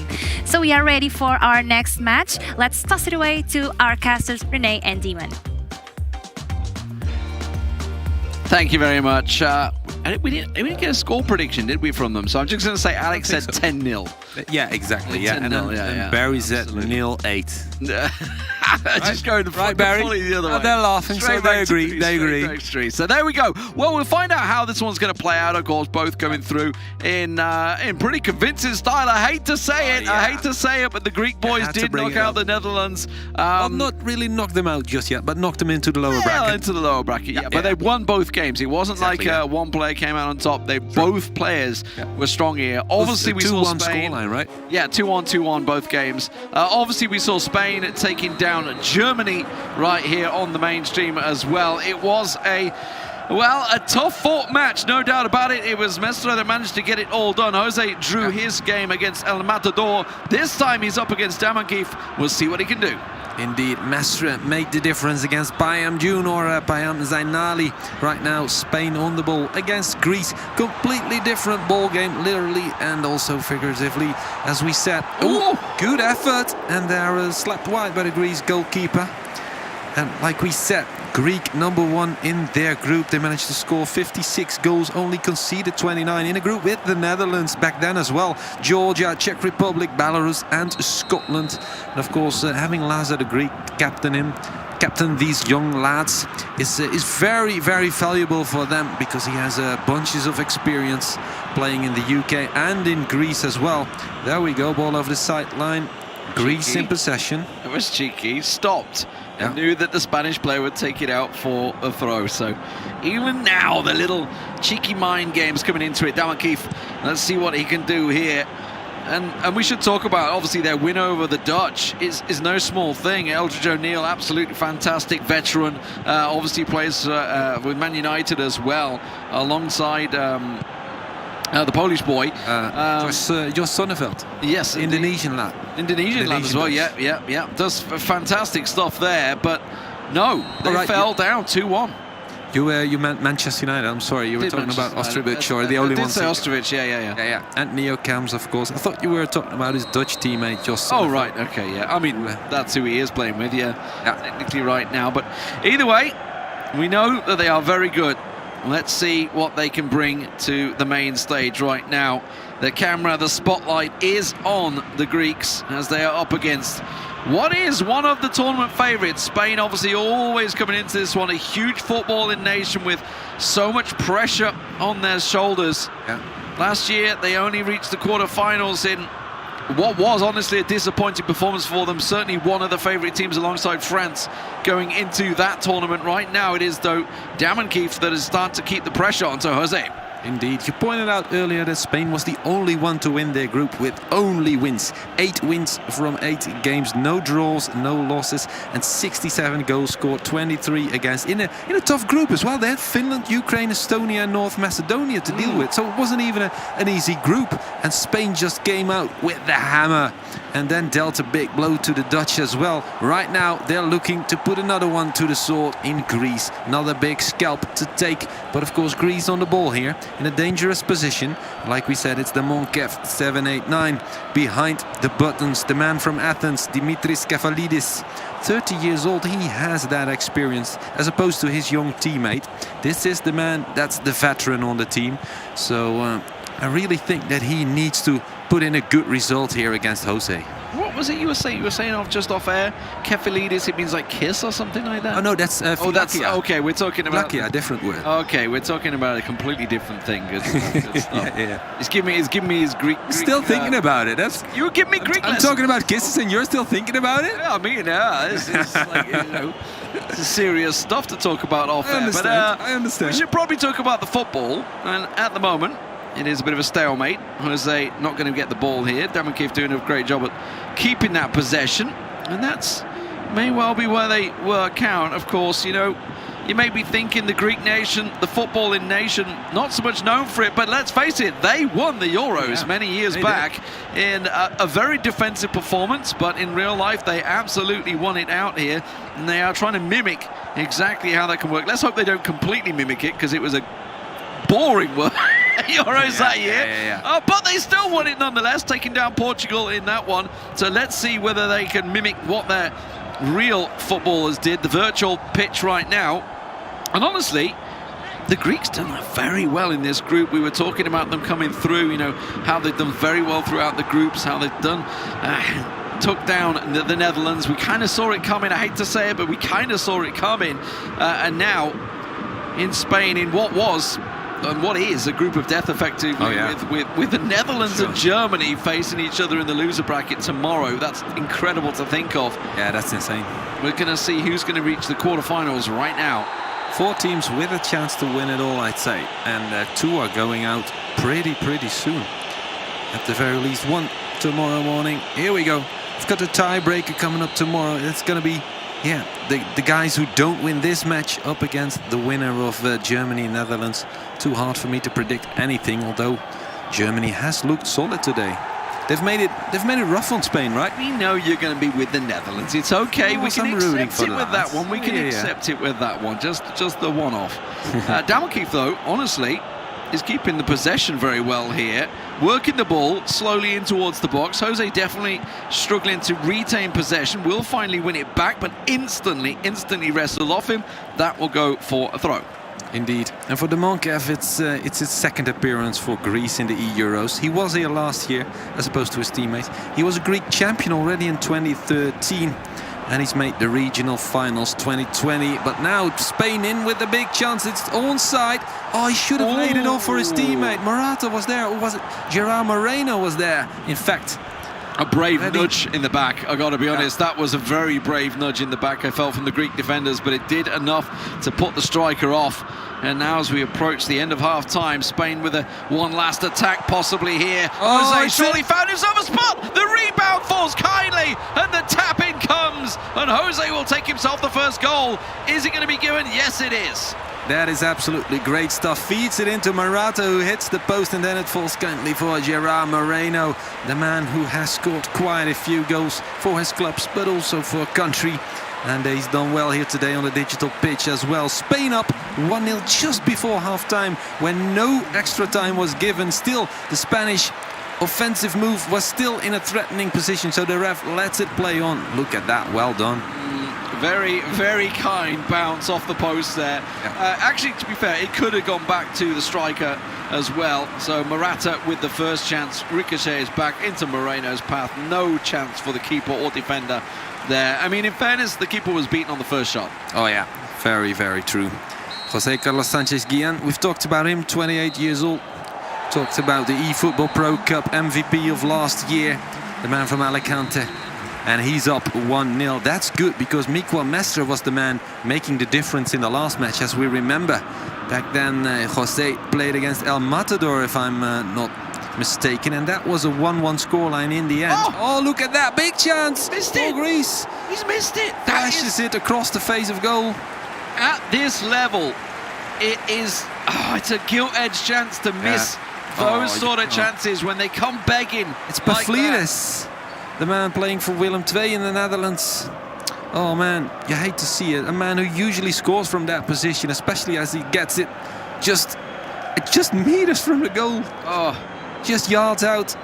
Yeah, a gilt-edged chance, and well, there's a chance given here because that is a sloppy clearance from a goal kick given away by Spain. We'll see if it comes back to bite them. Chance down the wing, players in the box looking to try and deliver something here. He's waiting for the supply to arrive, but he's not able to beat his man. Finally gets round one, but the second arrives. That's a good ball back, little nod through. In the end, was way too weak to find itself his man, and a real counter chance here because Greek have got a lot of men forward. They're looking for the pass through the middle. They'll find it. Chance for Morata, goes to Moreno. Moreno can't get past his man, lays it back, and it's Llorente's in the end is going to put it well wide.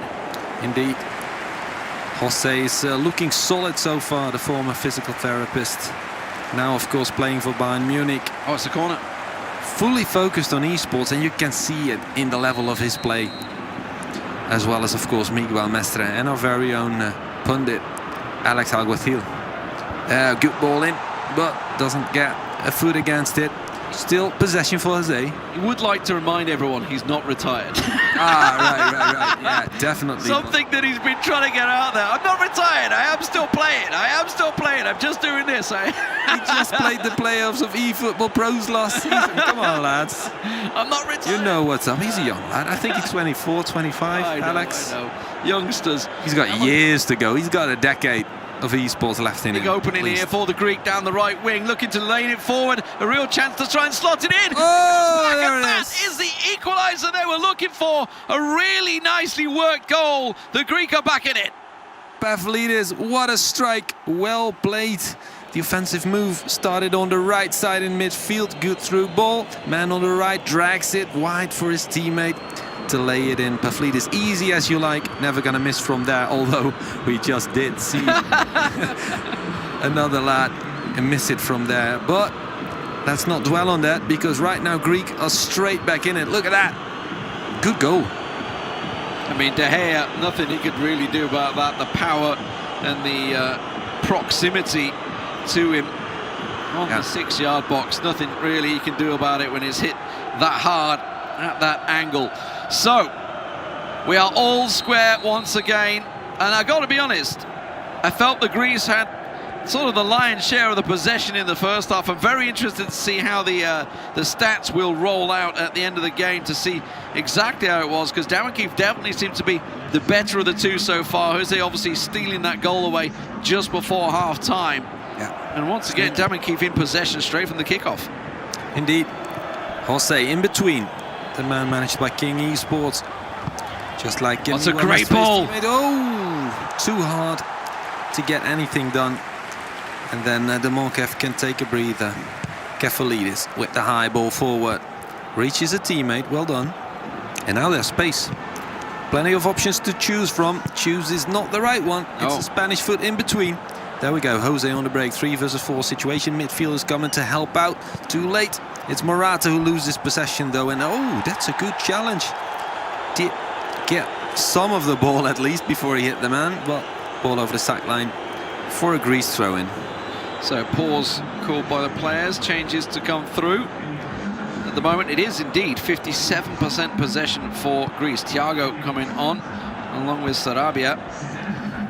And Kokeoff as well for Ruiz. Again, so big changes. Triple sub for Spain. Yeah, Greece also looking to make the triple sub. Mandalos on as well. And yeah, triple sub for both teams pulled out there. But the Greek team are the ones on the attack once again, working it in from the right wing here, trying to find himself an option, finds it, gets it, makes it, looking great for him, finds the man in the middle! Oh, and he buries it! And from 1-0 down, Damankeef finds himself 2-1 up for Greece. Indeed, the Greek squad never laying down, always fighting for their chances. 2-1 once again. That's a scoreline we've seen before today. Can he hold on to it? We still have 20 minutes left to go. Jose will have his chances, but then again, Kefalidis will have his very own chances as well. The veteran, the 30-year-old, he's doing it. The Greece champion of 2013. Can you believe it's been a while? But he's here at the grandest of stages and once again performing like an absolute legend. It's great to see as well, because the game over the years certainly can develop, and sometimes you're good on one version and then not quite as good on the second version. You know, your skills sometimes don't carry through. We've been talking about obviously different goal styles from as Mekabel earlier on as well. So obviously, you know, different things work in different eras, and right now it's looking great, but Jose should get himself an equaliser, and does. Near post, beating the keeper. Should never really happen, but this time it works out, and Moreno gets his second of the game. Yeah, absolutely. I thought he went out wide too far, but then suddenly smashes it in short corner. No chance for the keeper. Such a fiery blow from Spain against the Greece. I told you he was going to get his chances. I told you Jose wasn't down and out for the count, and he's still here. He's still breathing. He's still standing and fighting. The power in the end is what put it past the keeper.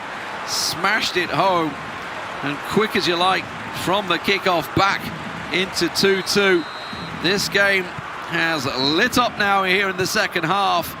Took us 45 minutes to get the first goal, but now it is 2-2. And Jose back on the ball. Let's see what he can bring forward here as he finds men forward. There's an opening on the right, an opening through the centre. Finds another fantastic ball, looking to lay it back. It has to be. Well done. Oh, but it's come back off. Deflects back to the striker. And in the end, the Spaniard will score another brilliant stuff here. 3-2 now for Jose. Absolutely. I thought he squandered it when he shot it up against the defender, but the deflection is there for him to pounce on, latches onto it and scores the goal. Spain up in front again. Jose 3-2 up. What a game, and such beautiful goals. Look at that. Fantastic, fantastic response from the man that found himself 2-1 down, and honestly looked like he was slowly falling out of the game, but Damakif now has to respond. 2 goals without reply. Jose looking great. He's got the ball again. He's off already, looking for that man on the left wing. Will this time get read by the Greek, and that's a great switch of play as well from Damakif to try and keep himself and separate the space from the defensive Jose. Slowly trying to work it. 10 minutes to go here, Rene. Is there enough time to get himself an equaliser? Oh, there would be, but you don't know if it's going to happen. Got a corner from that. What? Yeah. Okay. Did off the post. And then, of course, the corner for Greece. Can they do something? Could go for a short corner, but he's going to whip it in near the first post. Not going to be able to get his hat onto it. An absolutely phenomenal performance from Jose, showing his mental strength. Such capacity to come back from 2-1 down. Greece can still tie it up. Plenty of time. Maybe even snatch 2 late goals. But it's Jose on the ball. Tries with a tame effort. And then it's, of course, Paschalakis who collects the loose ball. Trying to look for Giacomakis up front. He's not going to be able to win that header duel. I never realized, but until I saw them play right now, they have a lot of players from the Dutch division. Giacomakis as well for Venlo. Here we go, Spain. On the ball, Jose. He's not done yet. That's a great...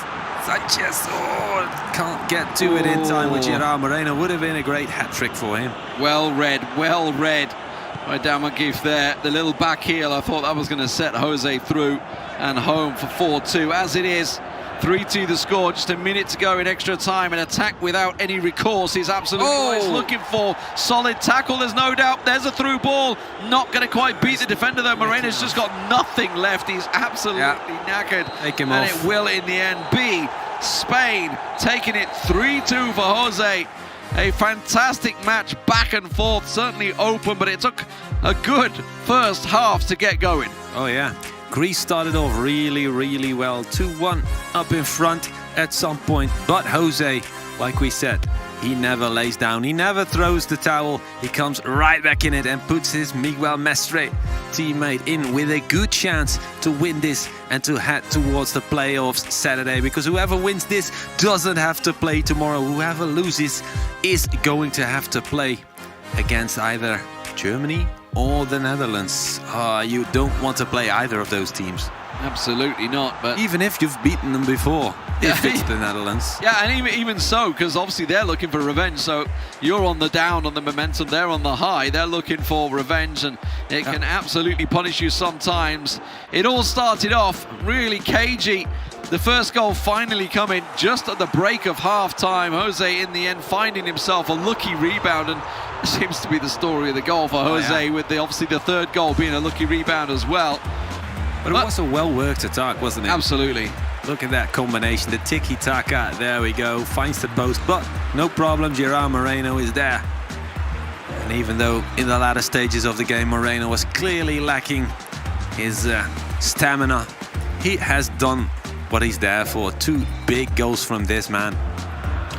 Yeah, the response was strong from the Greek, and we know there's going to be more goals, no doubt, in this one, in the second leg. Damon Keefe, though, with that tap that absolutely fluffed it. We thought, what is going on? That is something you have to be scoring all day long, and almost came back to bite him. The shot in the end deflected wide, and I've got to be honest, if it didn't deflect, I wonder if that would have gone in. Came off the defender's leg, spun out for the corner, and then finally the Greeks do get themselves their first goal. Yeah, could have gone in. There we go, that's the goal for the Greece. Pavlidis latching onto it, making up for that earlier miss. This great goal, the number 16. There we go, Greece once more. I love the work that the second goal brought as well after this one. I really worked it well from the right wing. This one, obviously the simple cutback and tap in. Nothing the keeper could do about that one. 54% possession. It did start to fall away of Jose towards the end of the second half, and you can see in terms of shots, it's very much all Spain. 8 shots, 6 on target, 3 of them going in. And I mean, 6 shots on target, that makes sense because there was 2 rebounds in there as well. Oh yeah, true. So obviously that doubling up your effectively. Stats. Yeah. So let's say it was 6 shots and 4 on target, but still a deserved win, I feel, for Jose.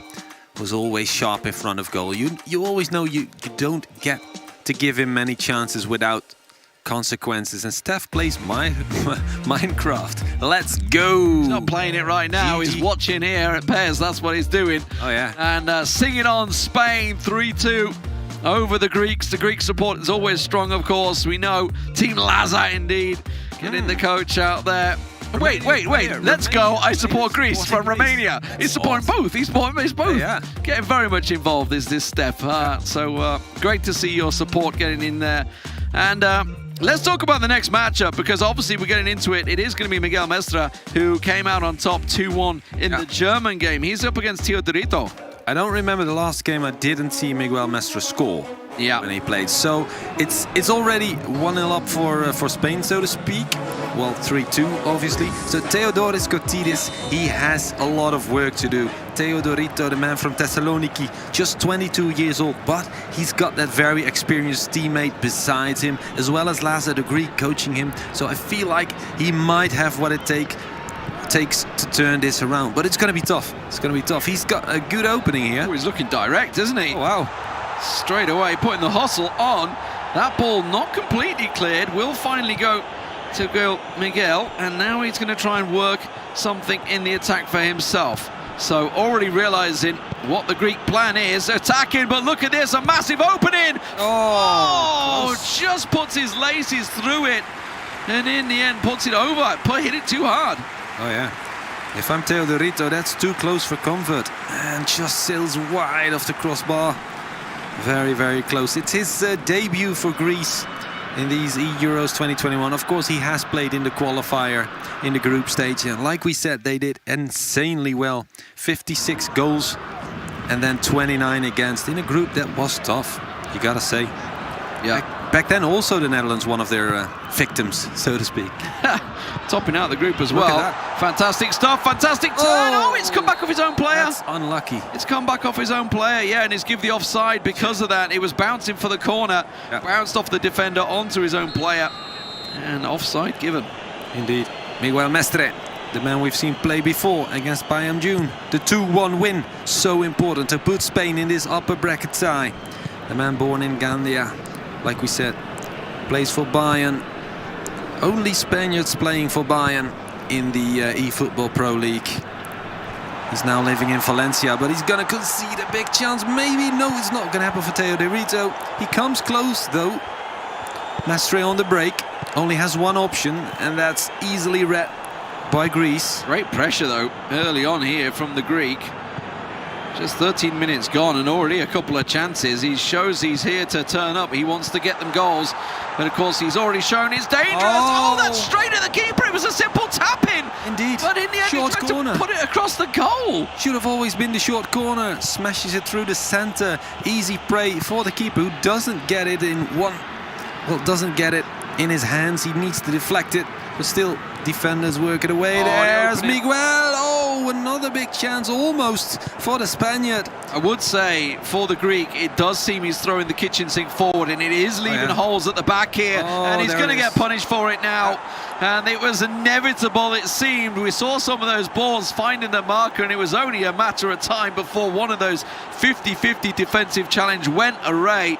Morata is the man that finds the space. You can see him opening up completely unmarked, and a simple tap past the keeper. Yeah, Mestre never going to miss that. We said he was going to score. He already does it in the opening stages of this match. I think 20 minutes haven't even passed yet. The man who studied philosophy and communication, but he's now full-time e-sporter. Let's hope he can keep that up for the next decade or so. And then maybe a career as a coach, commentator, who knows? Commentator, I'm guessing with stealing our jobs, that's what they're after, are they? I mean, for our jobs. It's 4-2 now, the aggregate scoreline for Spain, 1-0 in this matchup, 3-2 the score for Jose, coming out on top for the Spanish side, looking strong in the groups now, and this would put them through to the quarterfinals on Saturday. And of course, enough's a comfort, no doubt about it. They can sit and have that day's rest, watch out what's going on, what their opposition's going to be. And at the moment, the pressure very much coming from Miguel Mestre. Oh, yeah. He's really putting his Greek opponent to the sword. But there's always chances. Like here, if he's fast on the break, there's going to be space. The Spaniard is going to get exposed at the back, and it's coming, the big chance. Oh, this time he does choose the short corner. He does get the rebound. Likeness resembling that first goal from Spain in the first match. Jose's goal. This one, Koulouris, the goal scorer. And it's the entire Greek team chiming in. Right now, score 1-1 in this tie. Of course, overall it's 4-3 now. Still in favor of Spain, but life signs from Greece. Oh, you know there's more goals in this game. This is open football right now. It looked like he may well score before the Spanish goal went in, but that was a massive opening. He's going to be feeling aggrieved that didn't go in first time, but got a little lucky, actually nutmegged the defender as well for the goal to go in there. So very, very lucky on the rebound. And now back in with a shout here as the game goes equal. Oh no, straight through for Miguel! Right back up the other end! And once again, the lead stands at 2 goals. We're going to have a 6-3 scoreline if this keeps up in just this match. 1 goal per 10 minutes. There we go. Miguel Mestre always does it, doesn't he? On nights like this, days like this, he always brings his A game. And if he brings his A game, then you're in trouble. Defender stepped up, completely out of position, left his teammates absolutely in the wind. And Morata is there again for his second of the game. Let's see what the response will be. It's definitely a gut punch for Teodorito as you know, making that comeback, getting himself back in the goal, getting the game going back in his favour. And now he needs to do it all again, trailing by 2 goals, 5 goals to 3, the aggregate scoreline currently for the Spaniards. And well, there is another coming. Look at the space at the back here. Has to be, lay it across the goal, simple as you like. Oh, he's missed it. Flashes it wide, way wide. What is that all about? We're going to see a replay, but how did he... it was almost too easy for him, I feel. Yeah. What might he... Yeah, I shouldn't have attempted a cross. It must have been a shot. It's going to sail wide, and it's going to be Greek on the ball once again with Socrates. Man, we still know from many, many Euro tournaments. Greece, winner of Group J. Didn't have to play the runner-up qualifier tournament, but still... Oh, what a ball! Oh, wow. Oh, so close as well. You saw what he was going for, wanted that far post, and absolutely was the right choice. Just pulled it a little too wide. Absolutely. No chance for the keeper whatsoever. Look at that. Man, we might be looking at a cricket score here if they keep this up. This is end to end right now. We're only 35 minutes in. Yeah, exactly. You gotta love it. You gotta love it. It's Spain on the ball once again, trying to whip it upfield, and that's a good header to keep in possession. Look at that, over the top, in behind the defense, but not close enough. Although, yes, he struggles beyond the defender, tumbles, falls, claims, appeals for a penalty, but obviously that was not the case. Greece now straight at the other end. 5 players up front. Can they do it? Bakasetas, not close enough.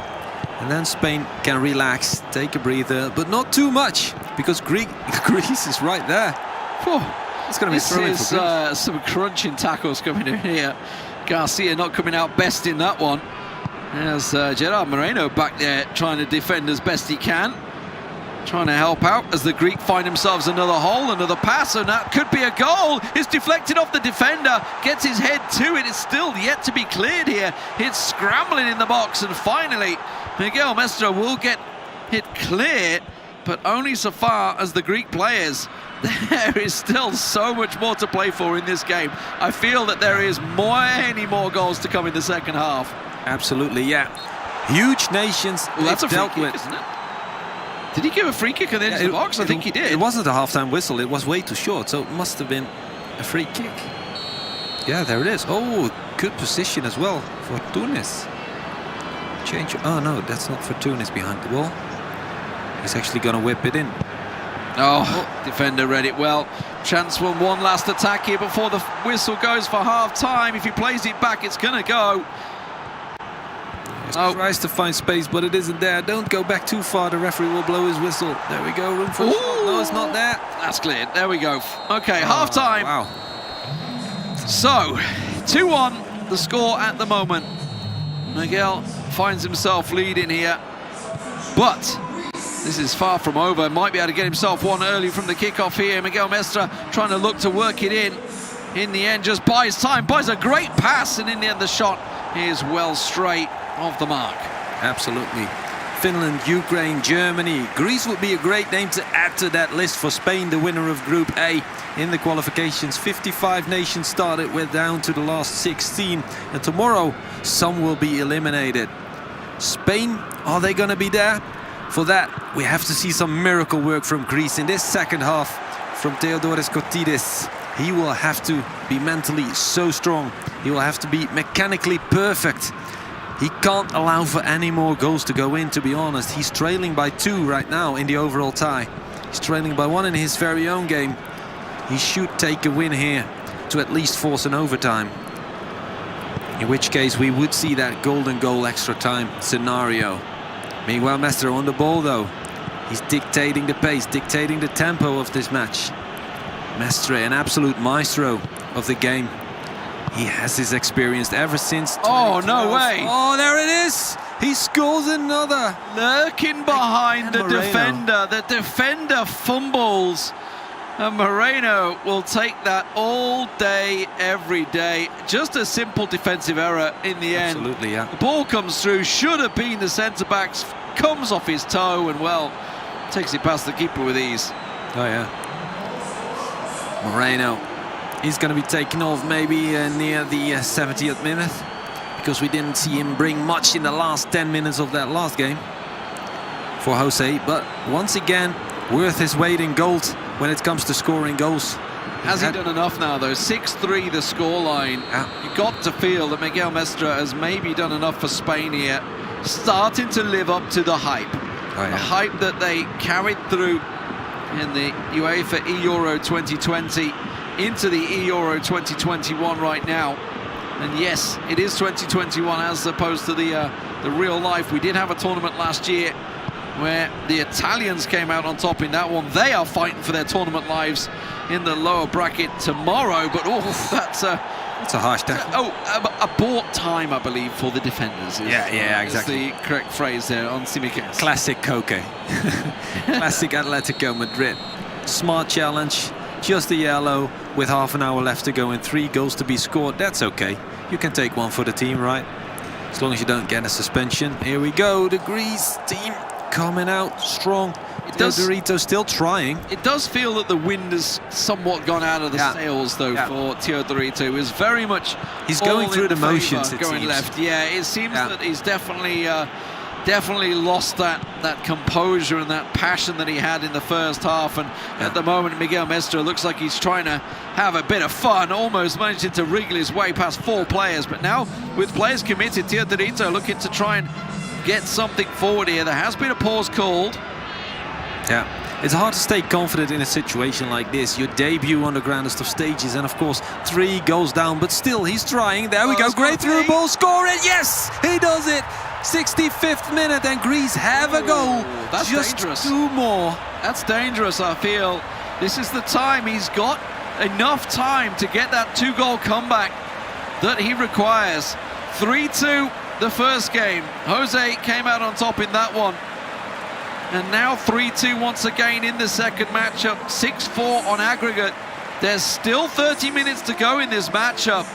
There is enough time, just about, but just as he was looking a little bit deflated as well there, this is the perfect time for him to score. Yeah, we have angered the beast. We have awoken the dragon. He heard us on the live stream, and Teodorito strikes back in anger.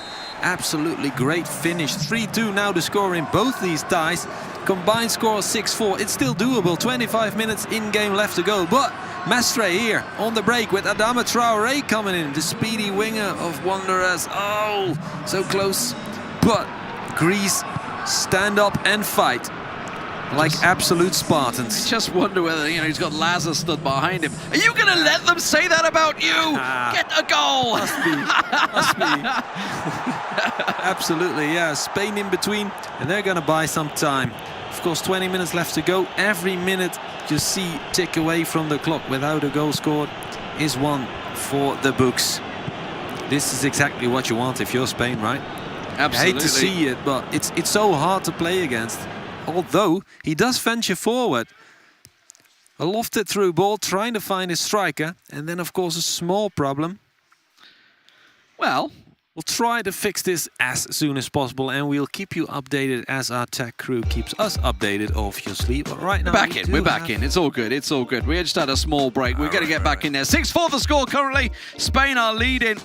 And we'll try and get that back on your screens in just a second. There has been a tackle coming in from the Spaniards. So free kick for the Greeks here. Nothing lost as we get back in the game. That was a replay. It's going to be their replay, yeah. Yeah, this is the lead up to the goal here for the Greeks, actually. So he's going to score in a moment. Yeah. You can predict. I thought Koke just grabbed a second yellow card, and then I was like, oh, no, this is a replay. So well, we know that there will be a goal coming in a moment. We're just having to, obviously, the tech issue came through, so we're having to run this one back. And you know what? I'm going to be, I'm going to guess. They're going to go up the other end. The pause is going to get got called. a feeling, right? I got a feeling he's going to go up the other end and score. I got to say, the wind is out of his sails, mate, right now. He looks deflated.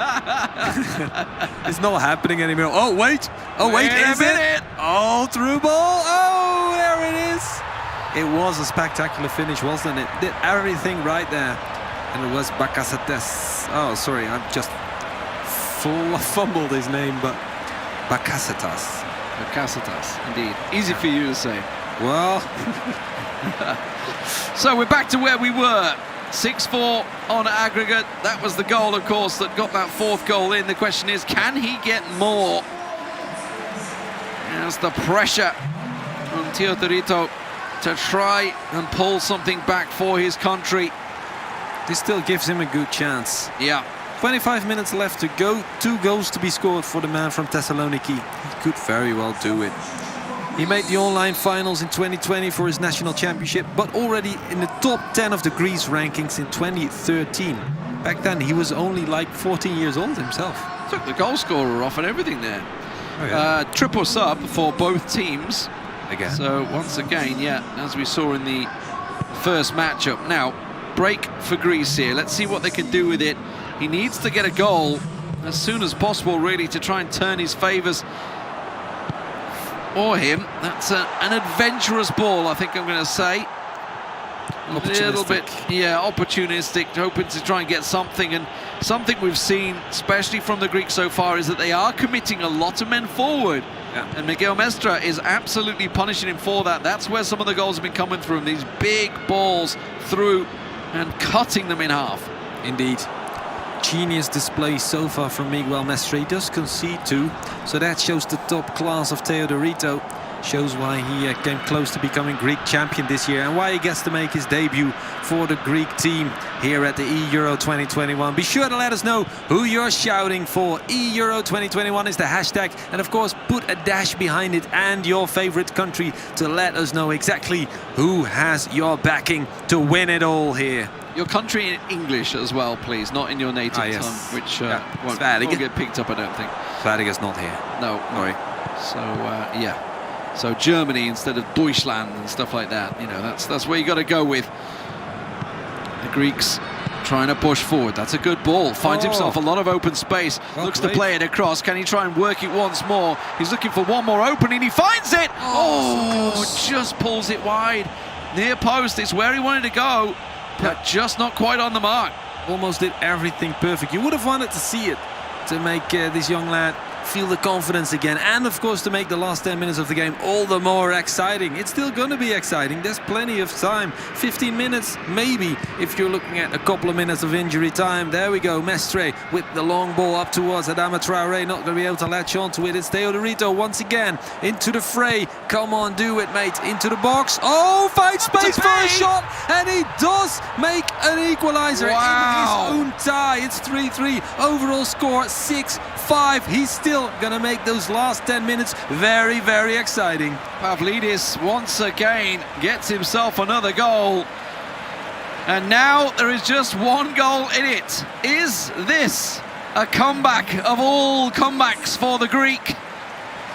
What a performance it has been. It looked to be put beyond all doubt. Honestly, when it went 3-1, 6-4 on aggregate. Now we find ourselves at 6-5. This is a real chance here for Theodoritis to pull back a heroic play for the Greeks. It would go down into the esports history books, wouldn't it? If he pulls this off, the comeback, forcing the overtime and maybe grabbing a golden goal. You can't believe it. Miguel Mestre, so much experience, even though he's only 22 years old as well. He's not playing for Bayern Munich for nothing. He's been around the scene, Spanish champion before, and great opposition in that country as well. We've got Lo Scandalo, we've got De Palma, we've got Alex Alguacil, we've got Jose, and then Miguel Mestre still managing to best some of them in the national finals. Spectacular efforts. And on the international stage as well. We're going to see him whip the ball in for Adama Traore. Well played. 5 minutes left. I caught that one. He'd completely done him with the false pass. He's like, nope, you're not running past me. No, that's not happening. That is not happening. Free kick dragged back here.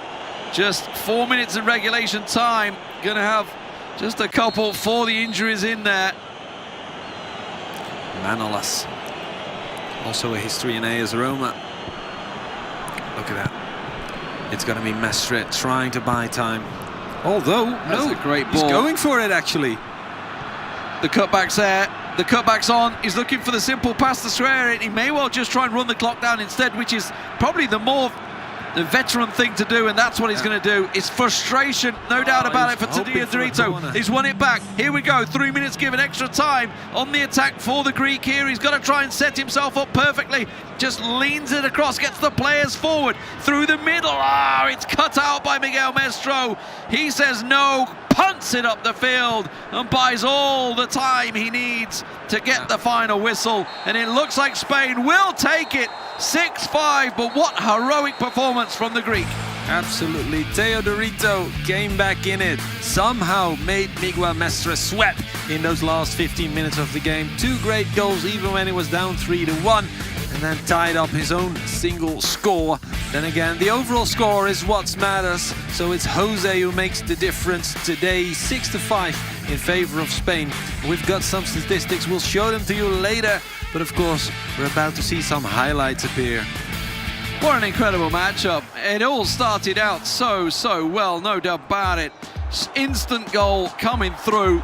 And at that point, when it went 4-2, you just thought maybe it's a little too much. The Spaniards starting to take advantage, and Miguel Mestre finding all the spaces in the Greek defense. Oh yeah, absolutely. Morata was gold once again. Here we go, the number 7. Taps it in easy as you like, never makes a mistake from there. Although, of course, we have seen him make some mistakes in good positions. It's the Greek here with the answer, Teodorito, but this one would go off the post. Finally does go in from the rebound. Thank Lord. Through the defender's legs as well on the rebound. A little bit of luck, no doubt about it, for Teodorito, who did all he could, but they were certainly committing men forward, which is where we saw some huge openings at the back in the defense. The ball through, absolutely fantastic, if the post, and slides down to just about recover and get himself the equalizer. And you thought just then, is it enough to make the comeback? But then Miguel Mestre stepped up. What was the winning 2 goals? Absolutely, Morata once again. Clean finish, good, well-worked attack. Look at that. Great tiki-taka once again. Spain, but a little more direct than the Barcelona-style tiki-taka. Straight for the finish. Good stuff. Fantastic stuff. That was the second goal. Of course, the third was to come. And that's where the real problems started to open up. Oh, that one. And now I think about it, the winning goal, it just bobbled off the defender's foot. You hate to see it. Absolutely, yeah. We would see 2 more goals, but as time is short and we have another match coming up, we have to go into a break. We'll be right back with you after this.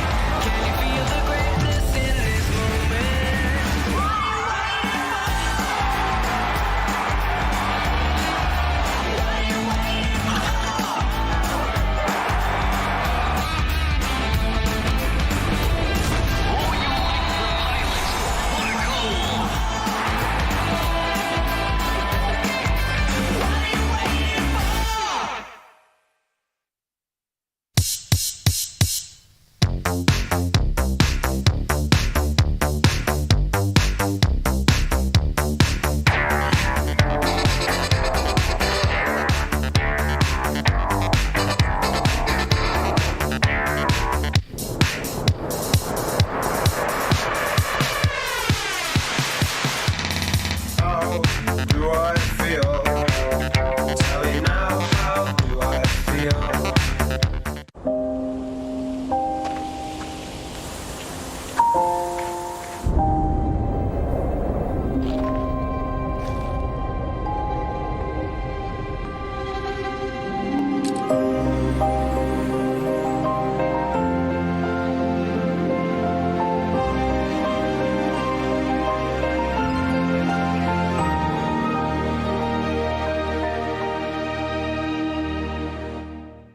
Vivo. I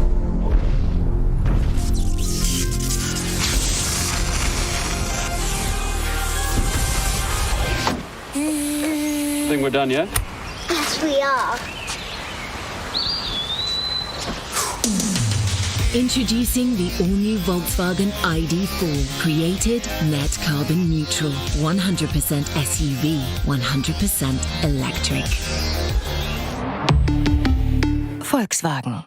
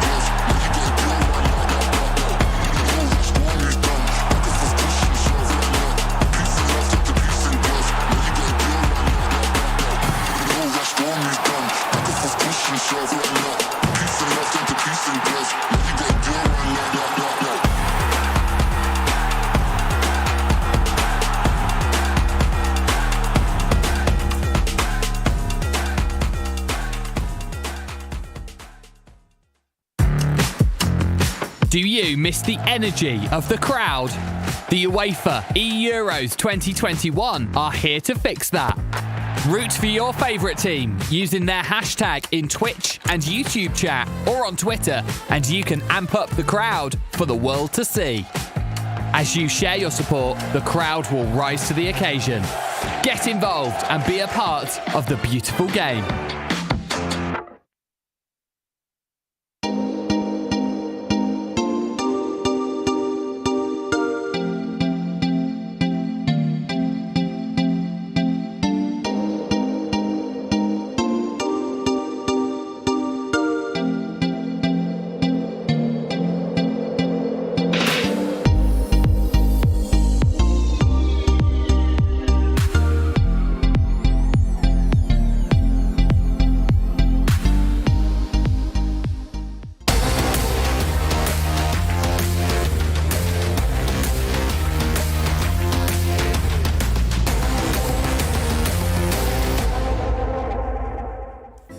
Spain takes the best out of Greece, moving towards the quarterfinals. But a huge shout out to the Greek players. What a heroic performance, like Demon said, on this game, right, Barry? Yeah, huge performance from Greece. They just couldn't do it in the end. I think it was. But they tried. Yeah, they tried. I mean, we knew. I did say that they were gonna look to make a strong marker or lay down a strong marker in this game. And against Spain, you know, they were going to get the opportunity to do so. But I think Jose had it kind of tied up enough he just did enough in the first game that they couldn't. I don't know. They just couldn't. They couldn't break through there towards the end. But you'll see from a couple of the highlights here that Spain just got out. They got a couple of lucky breaks. Would that be fair to say? I mean, they caught a couple of lucky breaks, maybe a couple of errors at the back as well, not clearing the ball when they should have.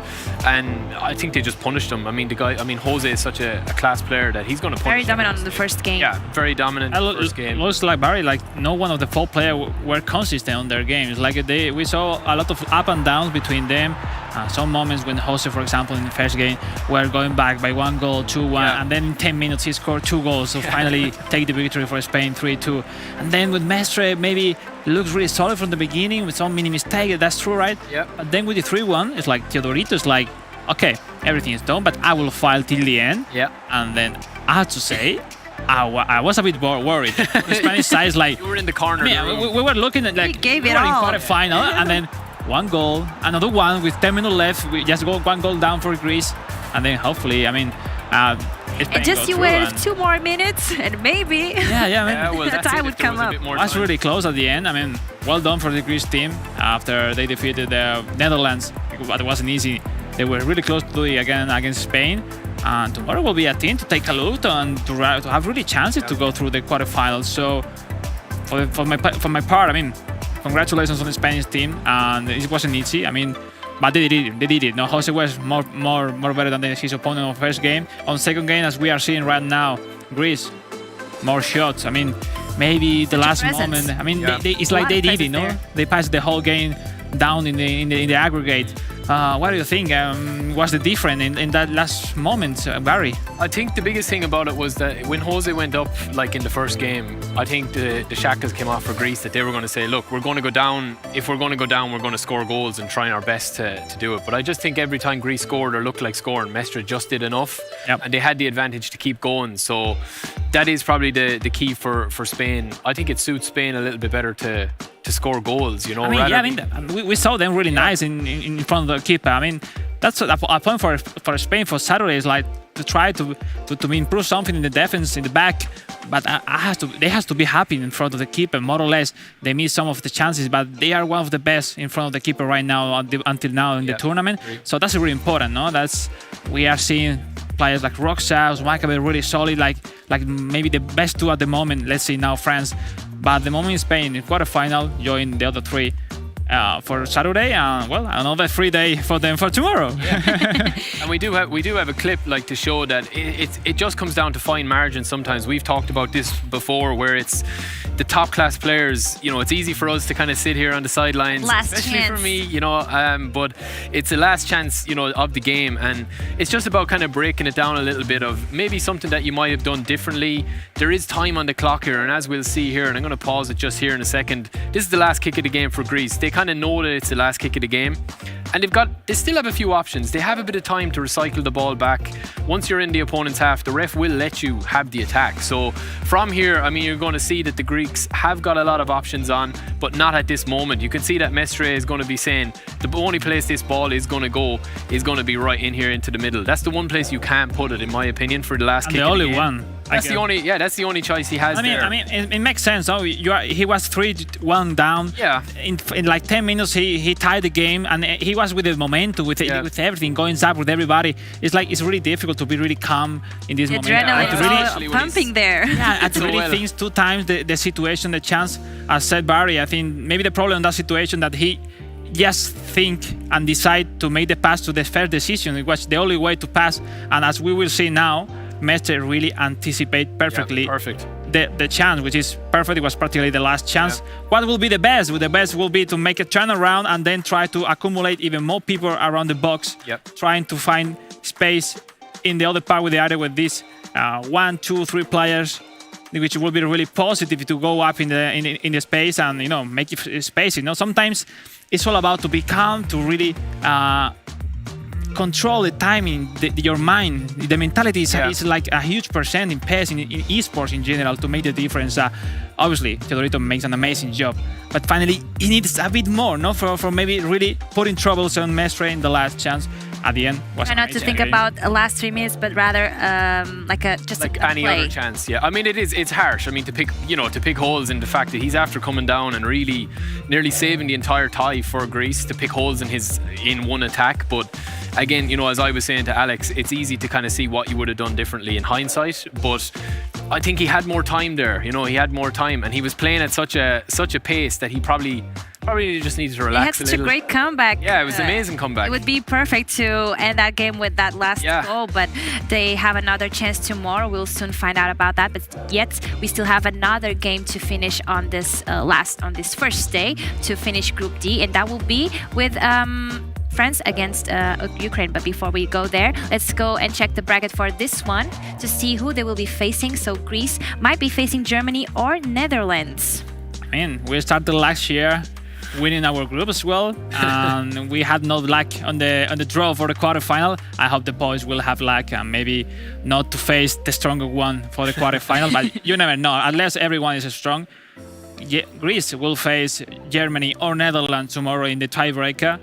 I mean, one of them teams to be going home is huge. We did say it at the very start this morning that it potentially could happen, that one of the big guns were going to go home early, and it looks like it's going to be the case now. So Netherlands, I mean, we haven't seen them play, so it's going to be interesting to see how they adapt to playing Germany. Germany, I thought, looked very good today, and they've got a lot of experience. But I mean, Jas and Eldridge are good players as well, so they will adapt, I think. But it's sure, it's like the winner of this Netherlands against Germany will be really, really confident for the next one, even for the rest of the tournament. So sometimes a great victory against a great team is the best, to really go from the down to the maximum. So let's see. I mean, it will be great. Yeah, and they still have to face Greece. Don't forget that one. So for today, we are going to see now France against Ukraine. That is the last game that we have prepped for this day. And we have been talking about how strong France has been showing, the strengths they have been showing on this tournament, but also Ukraine, that surprise everyone was talking about, and they made it through to this point. So they might be going to quarterfinals even sooner than we anticipated. Yeah, I mean, Ukraine are, I think every time we've mentioned, Ukraine, they've kind of made us eat our words a little bit, because they have been amazing. Them and Romania have been really good.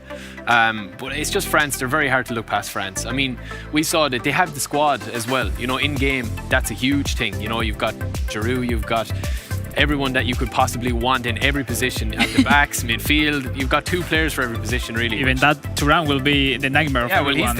He's the new guy on the block for Uzmakabel and Lotfi, seemingly. So, yeah, I mean, it is going to be an interesting game. But, I mean, France, I think they'll want to push on. I think they'll just want to continue to dominate opponents. But I think they'll get a tough game in Ukraine. Yeah, I mean, Bibica, it came for defeat Israel. I think no one could expect Ukraine in this position right now. I mean, Israel now is in a bad position for tomorrow, and I'm sure, I mean, France, as you say, will try to take the lead early and try to close the game as soon as possible, but Ukraine is here. They defeat Israel, and then take a look, because it's coming a really top match for finish the day one of this eEURO 2021. Definitely, and as you could see, the flags, a lot of French flags over there.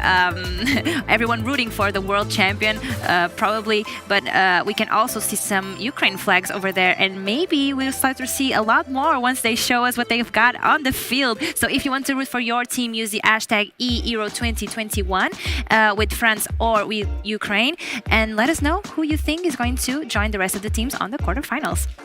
And now for this match, just to settle down, what are your predictions before we jump on to the casters? I'm gonna stick with France. I think they're still, from what I've seen today, I still think they're the strongest team, and I think Uzmakabel is playing the first game. I think he'll look to get a good win in that. I mean, he might not be the most exciting player. I mean, Alex has touched on that before. He's not the most exciting player, such as maybe Barbosa or Mestre, but he is so clinical. He gets the job done. He rarely makes mistakes. He has the most important is how to score, and he has it. So. He even has a name for the corner, right? Yeah, corner. Exactly. Corners, his special corner. So let's see. I mean, I will expect 3-4 goals from Thuram, and then I don't know what will happen. But I mean, I don't know, like 4-2, 4-1 for France, maybe even 5 goals. It depends the first game. Let's take a look. Uzma against Maxson will be the first one. Then Lotfi against Sergio Bibica. I think France will try to take a huge lead from Uzma from the picking as first player, and then let's see. I mean, let's see if Maxson really can handle the world champ. Let's see who goes, who gets to quarterfinals from this match. So France against Ukraine. Let's toss it away to Weza and Wonderboy. Thanks, Marta. Yes, it's time for the final match of the day and to decide who's going through the winner's side of Group D. Wes, we were chatting a little bit about this one before we came on air, and the guys in the studio, of course, Barry and Alex, all day long giving us great insight, great commentary and great analysis into the games we expect to see. We have this one a little bit differently, don't we? We don't expect Ukraine to come out and shock the world. However, we see this one as a bit of a free hit for the Ukrainians, don't we? Even if they lose this one here against France, which, as the guys in the studio and now no doubt plenty of people at home expect them to as well, they still have another chance tomorrow. They're still in that elimination match tomorrow. So this one, I mean, you just throw caution to the wind if you're Ukraine at this point, don't you? As we're about to kick off here our first game. Yeah, I think with the Ukraine, I think, as we kind of allude to it, or kind of lead into what the guys were saying in the studio is, nobody expected them to be in this scenario. If you would have, had assigned or given this group out to people before the ball was kicked and said, well, who do you think is going to be the danger team? You probably would have said Israel. And actually, to overturn Israel, to come in and get themselves into the winner's match as opposed to the loser's match, it's a great spot for Ukraine to be in because, like you said, it is a bit of a free hit. But let's not discount Ukraine here. They do have some weaponry at their disposal. You have Yarmolenko, Malinovsky, as you can see, trying to put the ball in there. Yaremchuk, who's trying to get himself free. But it is a French juggernaut that we saw earlier that are capable on their day of blowing teams out of the water. So expect a compact and a resolute performance from Ukraine. That may not necessarily win the game, but they might just give themselves a little bit more about the game than they thought. There's Maccabeal with a lovely through ball. And well, the French fans in the crowd thinking maybe the referee should be calling this one back. A great spot, wasn't it? Will be a corner in the end. But the three-time world champion has a chance now to swing one in. And there's some slight storylines in here if you're a fan of the underdog. Very much a David versus Goliath on one side for France. Uz Maccabeal, three-time world champion. On a lot of people's Mount Rushmores of Pez. One of the best to ever do it. On the other side, you have Maxson, who was the team manager. And I'll come back to that as the first goal goes in. And it's Kylian Mbappe opening the scoring for the three-time world champ. It's 1-0 to France. Players of that quality will make all the difference. But having the likes of Mbappe, Griezmann and Thomas Lemar at your disposal, it makes it a very tough job for Ukraine here. I mean, you see the ball go out wide. You can see that it's that neat inside pass that we saw. It's very neat. It's very tidy, and we've been seeing that inside ball and utilising that style of pass from Uz Maccabeal. We saw it earlier. We've seen it now to great effect, and it's simple. Pez doesn't have to, as Barry alluded to in the studio, it doesn't need to be the most glamorous. It doesn't need to be the most skillful. It just needs to be the most effective, and that gives France the lead. Uphill battle now for Maxson. He's going for it here, just inside the D. I was saying before, was the coach, was the manager, had to step in when previous player Igor unfortunately had some family issues, so was unable to play. He's lifted it over the goalkeeper here, has Uz Maccabeal. But nothing will come of this. We, of course, hope all is well with Igor. We hope to see him back playing for Ukraine really soon. But for now, all attention comes down to this matchup, our final match of day one. And what a day one it's been as well. Both of these nations hoping to join the other three nations already qualified for the quarter-finals. We'll have our full quarter-final lineup, of course, after tomorrow, where we have the lower bracket action from all of the groups.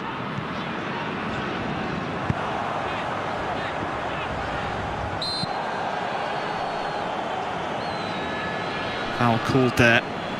It'll be a French free kick. And if you're Maxim here, Wes, again, we said it was a bit of a free hit. You're going up against one of the most storied Pez players of all time. I mean, where's your mind at here? I'll come back to you after Rabiot swings this one in. Maxim's able to clear it away. What kind of approach do you have to kind of adopt here to come back at Uz Maccabeal? Well, I think the approach you have to adopt is respect, but don't fear, because at the end of the day, as we've seen today with some of the games that we've seen, some of the best players on the planet can still concede goals. Anybody can score a goal in these environments, and that would be almost the hope that you would hold on to if you are a Ukraine fan watching this, and if you are Maxson, just hold on to that hope. It is only 1-0, very early in the game. You've still got plenty of time on the clock, and you've still got fresh legs on the field. As you see, it's Beset in through a goal. He's through and he equalises. David strikes back against Goliath to make it 1 apiece. You said respect but don't fear. That's what he's done here. Maxson has grabbed one back. Yeah, it was a sublime finish. Again, great through ball. Again, sees Besedin just come flying through. It's a wonderful early take of a finish as well. Doesn't allow Özmakabile, if he wanted to go to manual goalkeeping. It just allows him to just kind of get, doesn't allow him to get set. And now all of a sudden, Maxson out of nowhere, and like we said, basically hauled off the virtual substitutes bench, and all of a sudden has himself at a 1-1. Yeah, we'll see. Again, these are replays from moments before the goal. Seemed like Özmakabile was certainly in control after this free kick. I was asking you, what kind of mentality do you adopt to get back into this match? And it's Maxson who's able to snatch the ball back here and then goes up the other end, Wes, and scores what was, well, a great equaliser. Yeah, but it's almost like live analysis here, which we're going to be able to do, which is well within our wheelhouse, to be fair. I mean, you saw that the ball kind of breaks down here, and again, it's just, it's a throw from Ukraine. You'll see it come through here. We were talking about it being you respect your opponent, and you have the fresh legs here, and you can see Maxson just slowly builds it up, allows Özmakabile just to do a little bit of pressure, gets in between the lines, and you'll see plays that ball straight over, doesn't give Özmakabile the time to get set. It's a wonderful strike, a wonderful finish, and it restores that parity. And again, great finish from Besedin, pop it home. And it's game on from here. If you're Ukraine, very much tails will be up now, because you've got yourself back in the game. You've taken away that early advantage, or that early advantage of a goal from France. You've put one of your own in. Fantastic stuff from the Ukraine. Ideal situation for the Ukrainians. As we said before, perhaps a free hit. You still have Sergio Bibica waiting in the wings as we kick off after the equaliser. Arguably Ukraine's better player of the pairing. Don't count out Özmakabile just yet. Lemar. It'll be a corner to France.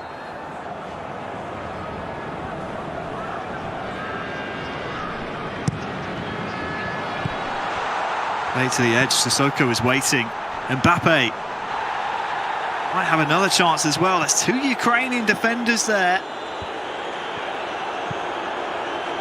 Well, the French fans in the stadium don't like it whatsoever, but the referee says play on until, of course, this free kick here for Ukraine. Yeah, the ref took a very long look at that. It looked like almost like a double slide challenge, but again, when you're up against it, and you're up against one of the best teams on planet Pairs, you've got to throw all of your bodies at it, and Lloris comes out and fumbles the clearance, but it falls to a French player. Maxson maybe just starting to believe here. Remchuk was dispossessed.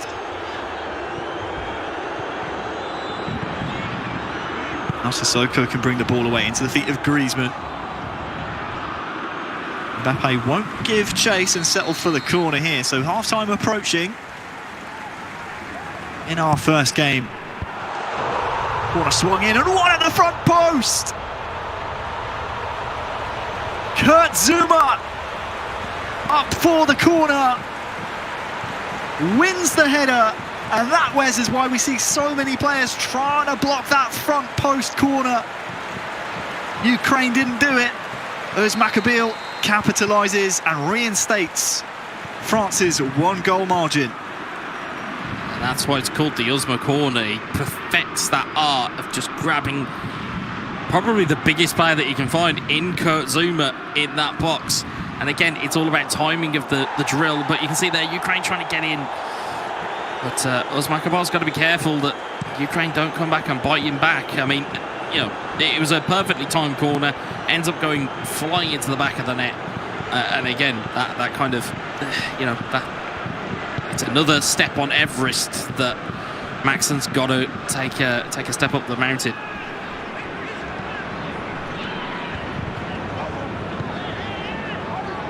Happy to kill off the rest of this first half. Referee's assistant says a minimum of 2 minutes to be added on. Mbappe will give chase, but Maxen not willing to give any inches here.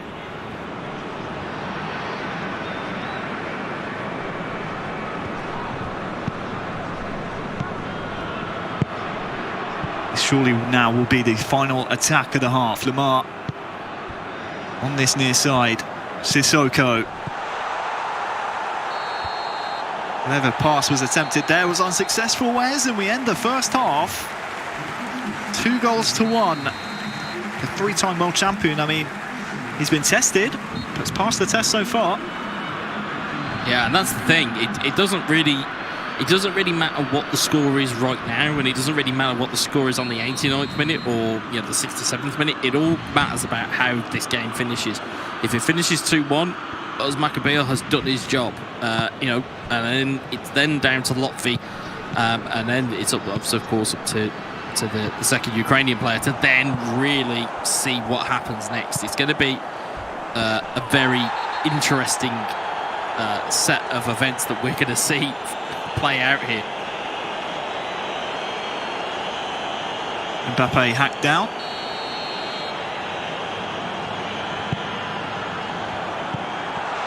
Free kick played short. Thuram. Lamar has a runner outside. It's Moussa Sissoko. The ball looking for Griezmann. Unsuccessful. Malinowski has been able to slide in. Besaidin here, it's 1-on-1, and it's the equaliser.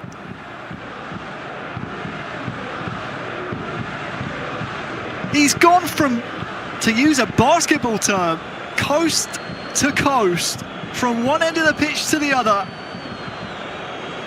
to equalise here for Ukraine. Yeah, I'll tell you what, again, we talk about these intangible qualities that people have. And again, we go back to it. It's resiliency. It's in the face of adversity. What can you do? And he's found a brilliant ball. It's a great finish as well. Let's not take that away. That's a technical finish from Maxen there. You can see just how that French defensive shape started to break down with those kind of one-touch passes. You can see just gets it onto his left foot, slots it home. Lloris left completely. All on his own, and Besaidin is just saying, right, everybody, let's just calm down, let's try and get ourselves back into this. Well, credit to Maxen here, going toe-to-toe with Uzmakabil. Ukraine, the real dark horses of this group. Many people overlooking them. The reigning champions, Italy. You have France in this group, you have Israel, who were real tough nuts to crack in qualifying. Everyone counting out Ukraine, but so far they're hanging in there.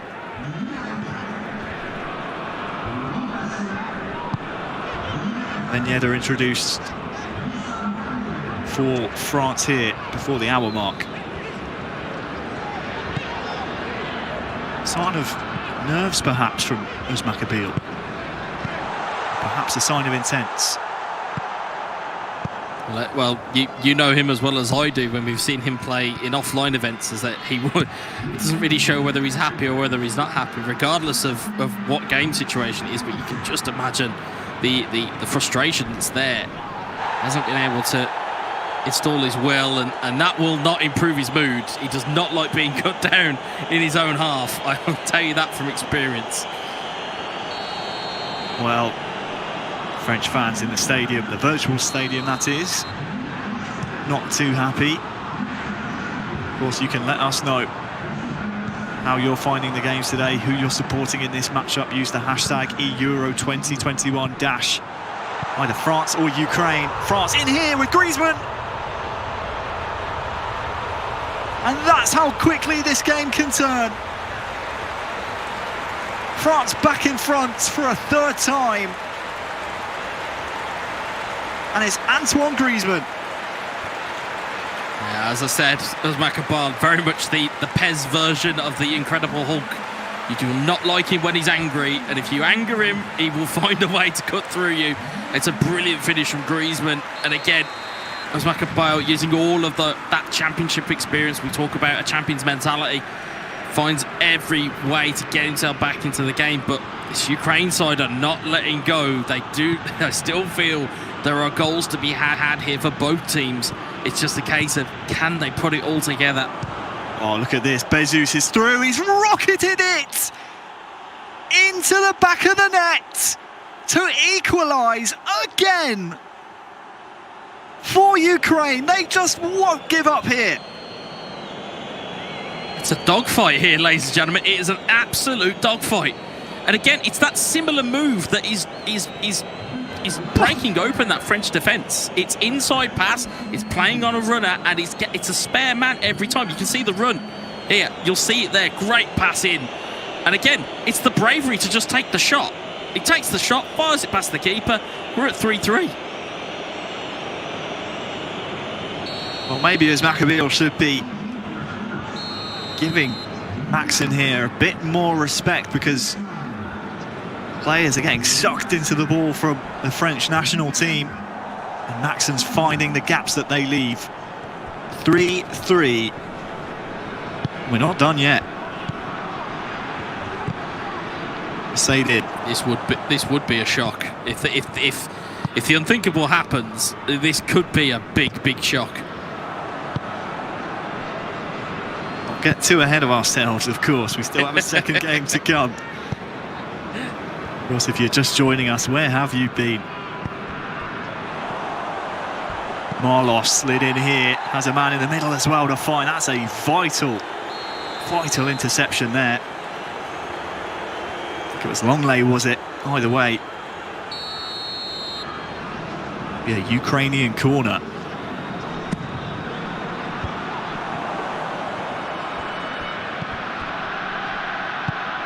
Back out to Jesus, the corner taker.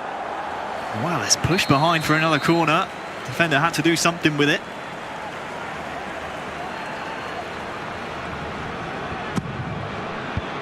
Corner swung in once more. Can't beat the first man.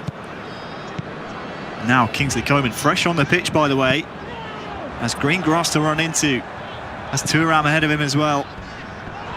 Back to Coman now, and well, that's a committed challenge. We'll probably see that Stepanenko go into the book.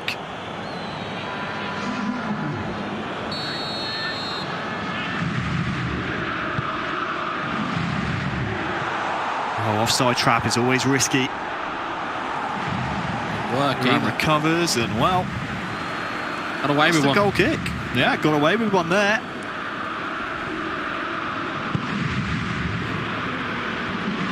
What a first game we've had.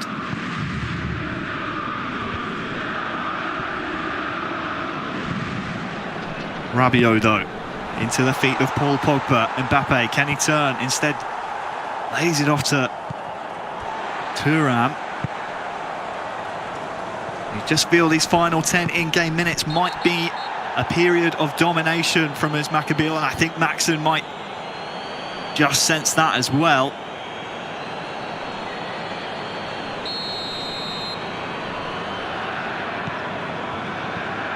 Another free kick. Made short this time. Rabiot and Pogba combining. Coman. Rabiot to the byline. Cleared by the goalkeeper. It will come right back at them here. Paul Pogba. Coman, did he stay on side? He did, but it doesn't matter.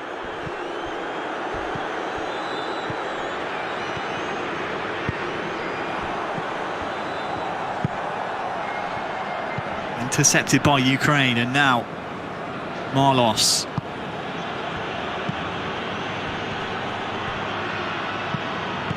Intercepted by Zuma. This has been back and forth, but the last 10 in-game minutes has been mostly one-way traffic. Thuram looking for the long ball to Mbappe. Hold it. Ukrainian goalkeeper gets there Ukraine, first. hold it. 5 minutes added on. Long ball looking for Poseidon. Can he win the header? No, he cannot. Neponenko's there though. Now there's time left on the clock for the 3-time world champion to come right back at Ukraine here. Thuram. Ben Yedder dispossessed by Stepanenko. One last attack maybe for the boys in yellow. Poseidon. As Marlos stayed on side, it doesn't matter, Varane will get there first, and that, I believe, will be the final kick of the game. There's 6 goals, France 3, Ukraine 3. What do we say about that one? Because that was incredible.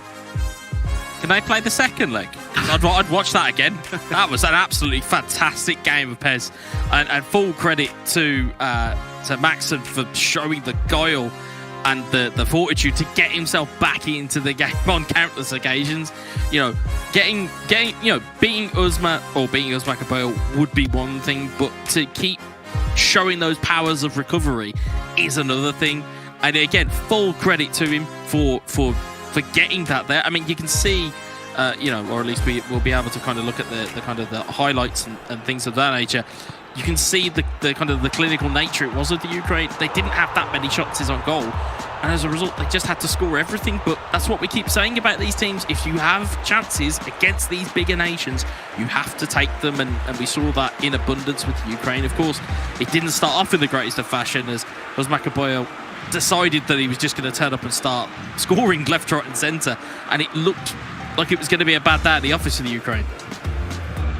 Yeah, we'll see all the goals here throughout the replays, but I think it's worth talking about the just complete contrast between these two nations. I mean, the French national team have so many great players to choose from, not only on the virtual pitch, holding the controllers as well, eFootballing royalty. They won Group I, automatically qualified here for the finals. On the other side, Ukraine, you have Maxon, who we just saw go up against a 3-time world champion, take him all the way to a 3-3 scoreline. Was a former manager of the team before Igor had to be replaced. They had to come through the qualifying groups, the qualifying playoffs, after finishing second in Group A to Spain. I mean, this is set up perfectly for them to maybe snatch a dream result here, Wes. You now have Sergio Bibica, arguably the more practiced, the more drilled of the two Ukrainian players, going up against Lotfi in what is essentially a one-game shootout with potentially, of course, a golden goal and penalty situation if we're still tied after that. It's set up perfectly.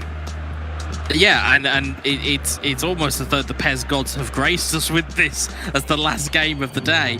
But it's almost like we have saved the best till last. I mean, this literally can go either way.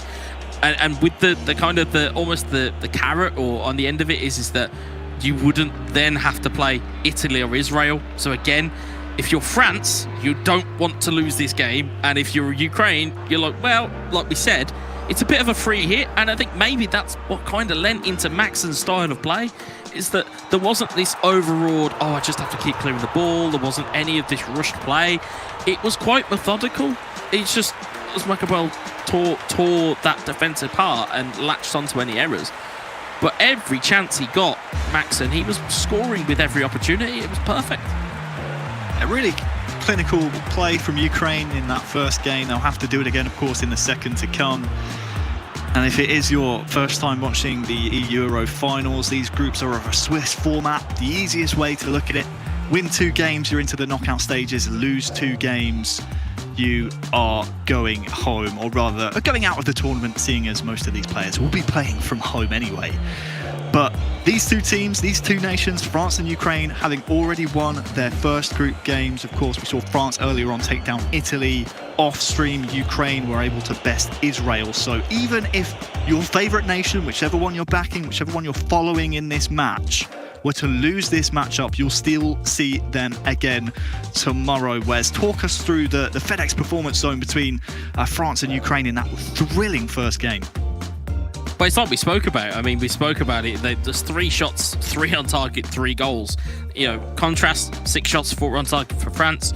Again, the critical part that I started to see from Ukraine was, like we said, they were starting to throw fouls in, but it was way downfield where you can't really get penalised because your team resets and then your opponent has to play through you. So you're essentially, it's almost like a mental reset for your team. They go back into shape, they go back into exactly where they were, and Ukraine's defence, even on a very good day, are incredibly stubborn. We saw that. I mean, I think the only team that gave them any real kind of issues in qualification were Spain, who, as we saw today, are free scoring when they want to be. So it's not a surprise that they were able to kind of solidify themselves in that game to make it difficult for France. So, are we expecting to see more of the same? Will Sergio, bring his A game, and will Lotfi lead up to the challenge? Because normally it's a case of Lotfi's the kind of the closer of the two, whereas now he kind of needs to be the aggressor, because if they don't score, then they're either going into a golden goal scenario or they're going into the loser's bracket. It's one of the two. So he needs to find that goal scoring mentality. And we've seen Lotfi play 1v1. We know he's got it there. It's just a case of he's now got to bring it to the fore in the most dramatic of places. Well, France 3, Ukraine 3. You can see what all the fans are saying there in the virtual stadium. You can make your voices known in the Twitch chat, in the YouTube chat, on Twitter as well, using the hashtag eEURO2021 - the team that you're supporting. I will say, Wes, seeing a lot more Ukrainian flags than we saw before the game. Not so many French flags splattered in there anymore. I think people like an underdog at home. Well, again, if you are watching at home, I mean, we spoke about teams that would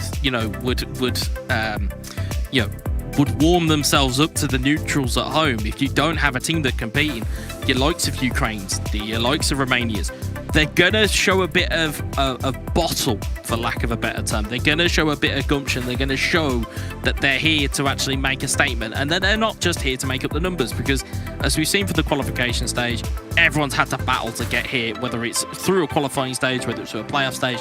They've all had to battle to get here, and they don't want to leave their virtual home just yet. They want to stay here. They want to fight this out. Of course, a reminder, we have eEURO action all the way through until Saturday, where we will crown our eEURO 2021 e-tournament champion. We have all the matches to play until then. Make sure you stay watching right here all the way through until Saturday. Then, of course, we have the Real World Euros final the very next day. So all the footballing action continues. Thanks to UEFA, of course, for putting on this tournament. But now it's time for our final leg of the day, Wes. It's France 3, Ukraine 3. Forget about the aggregate score at this point. You have essentially a one-match shootout between France and Ukraine. And we're going to see 2 brand new players come in and put on a show for us all here on the final match of the day. Yeah, and 0-0 is no good to you here. That's the beauty of this second leg and this format. 0-0 is no good. You have to score. And then you've got to see how the chips lie. I mean, looking at the way we're going to start off here, I don't think we're going to have a very quiet game, to say the least, Harry. Certainly not. Sergio Bibica in for Ukraine. Already seen a couple of super cancels out of him to start things off. And then you have Lotfi, this Maccabeel's teammate, not only on the French national team, but also for Monaco. And Mbappe's through 1-on-1 to open the scoring. He's hit the base of the post in the opening 5 minutes. And if that's a sign of things to come for France, I'd be very worried, because here comes Sergio Bibica trying to find a Ukrainian teammate in the box. Twisting, turning, will he find the player? Still a chance here with Sharpenenko. Lovely double touch inside, tries to find his teammate, but what a high-octane first 10 minutes, Wes. This one is going to be a fun one. Just sit back and watch. Well, it's very rare that you see a roulette in PES circles. It's normally the double touch, which is the go-to skill move. Great piece of skill there from Sergio. I think maybe trying to unsettle Lotfi and that kind of calm and cool persona. Oh, huge save. Thuram using his body well. I think Sergio Bibica maybe was anticipating a pass there once or twice, but Thuram found the space.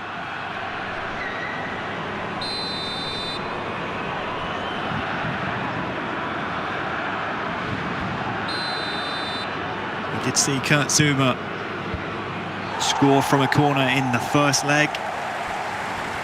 Won't be the case this time around.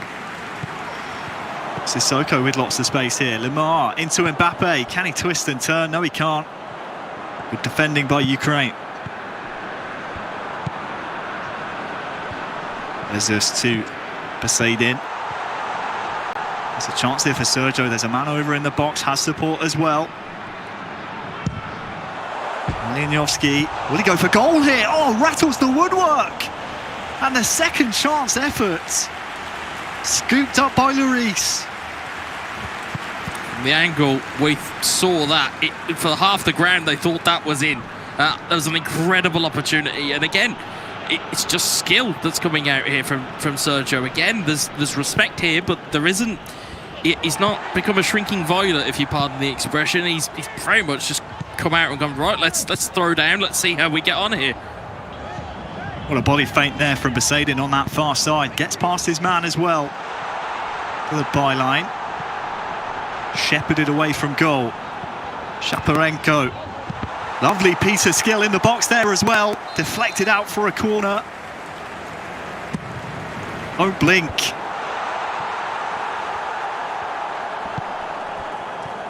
Griezmann will take the corner away.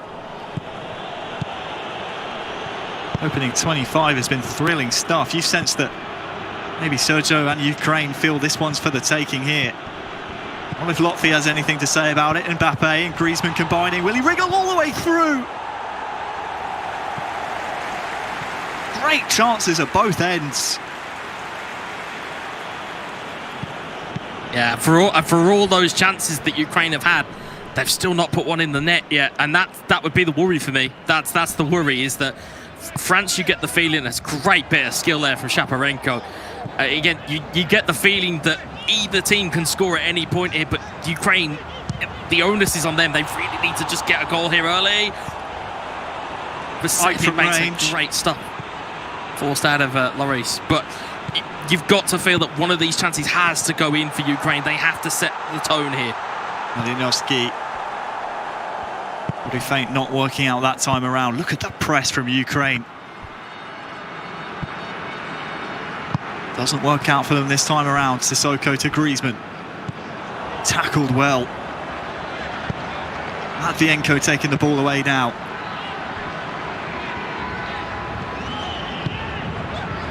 Who can Sergio find? It's going to take a first-time strike on. 35 minutes gone. That one will go all the way through to Lloris. And Lotfi might just sense he's in a game here. Thuram on the turn. Tackled well by Sergio. His press has been very notable indeed. His counter's not been too bad either. Shaparenko looking for that double touch again. Lotfi tried to, well, just check his inside there. Some Ukrainian fans not happy. I'll get your opinion in a second, Wes, because Mbappe's coming up the other end here for Lotfi. Once again, stellar defending by Ukraine. It'll be a corner.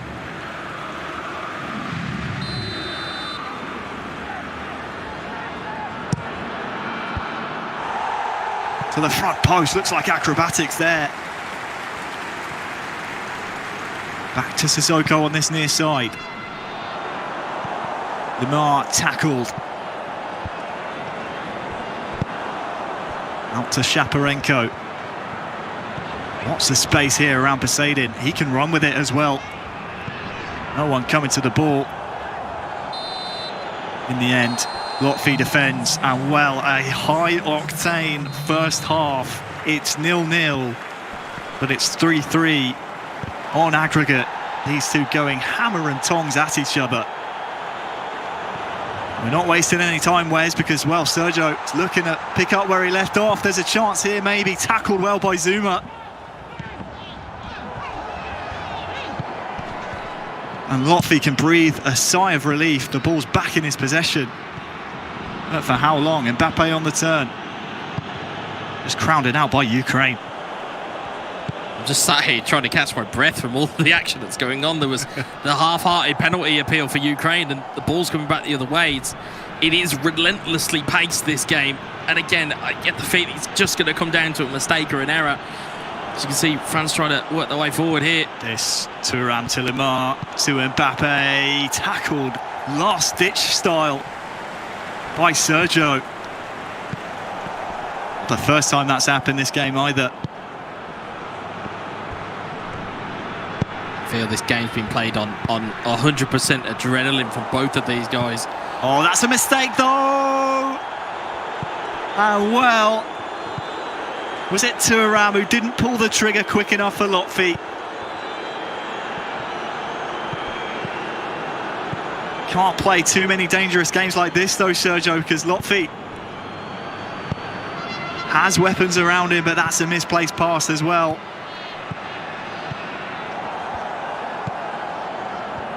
Just a few mistakes creeping in, and yeah, you can see in the top right, pause cued by both nations. They want changes, they want fresh legs. Here's Thuram. He's still looking pacey. Mbappe into Lemar, but unsuccessful. Do not blink. You can see the level that this is being played at, and it's not surprising they're both looking for substitutes. They're looking for rest. They're looking for fresh legs because, again, the pressure that's been coming from Sergio onto this French team has been relentless. But again, the amount of work that France are having to put in to get forward is also taking out of them. Mbappe pulls it back to Lemar. Nice first touch from him, and into Thuram! He stayed onside! And is that the goal that sends France into the next round? So much patience. The first touch, the double touch, Wes. We've seen that a few times, haven't we? What a goal from Lotfi. It wasn't just the double touch, it's the choice of where he shoots here. He could easily go across goal, which is exactly where the goalkeeper would be. Instead, he's at the wherewithal to smash it into the near side, where the goalkeeper's been misfooted, mistimed. He's managed to get it in. Great touch there. And again, I can't go back to it. It wasn't a mistake. It was a moment of magic that's broke the deadlock here. Chenko introduced, as is Yaremchuk for Ukraine. They need to pull a rabbit out of a hat here.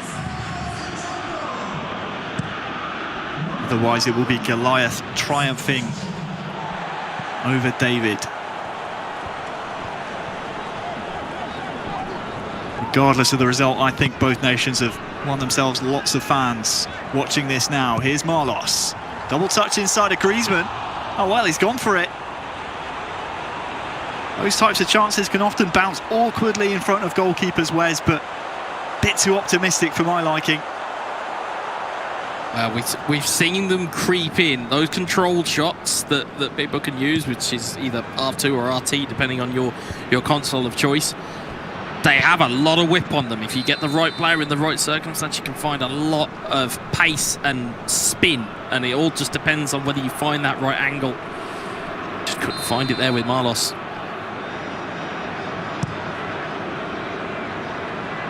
Approaching the final 15 in-game minutes. France 4, Ukraine 3.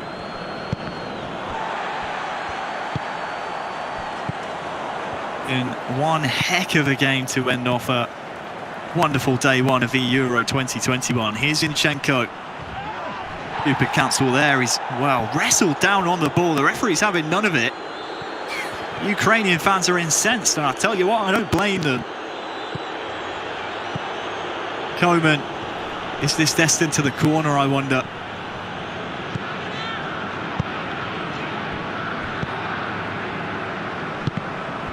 Inside to Zinchenko.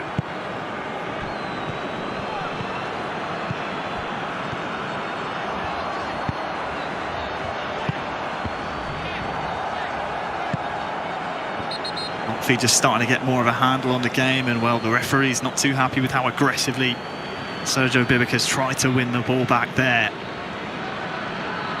The question is, Wes, can he do it?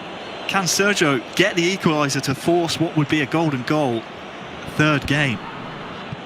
We've seen it happen. The old adage goes, it takes a second to score a goal. And, you know, if he can get the right players in the right places and just dislodge that brick wall of defenders for France, he might just get something. But at the moment, it's just being met with resistance. It's almost as though that a goal has kind of punctured the adrenaline that was there for Ukraine. Has really taken the sting out of the game here.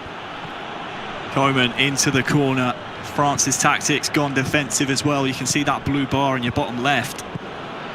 Koeman happy to maintain possession here. Only has 3 minutes less than now in game and stoppages until France will be quarter-finalists of eEURO 2021. This is a dangerous game to play though.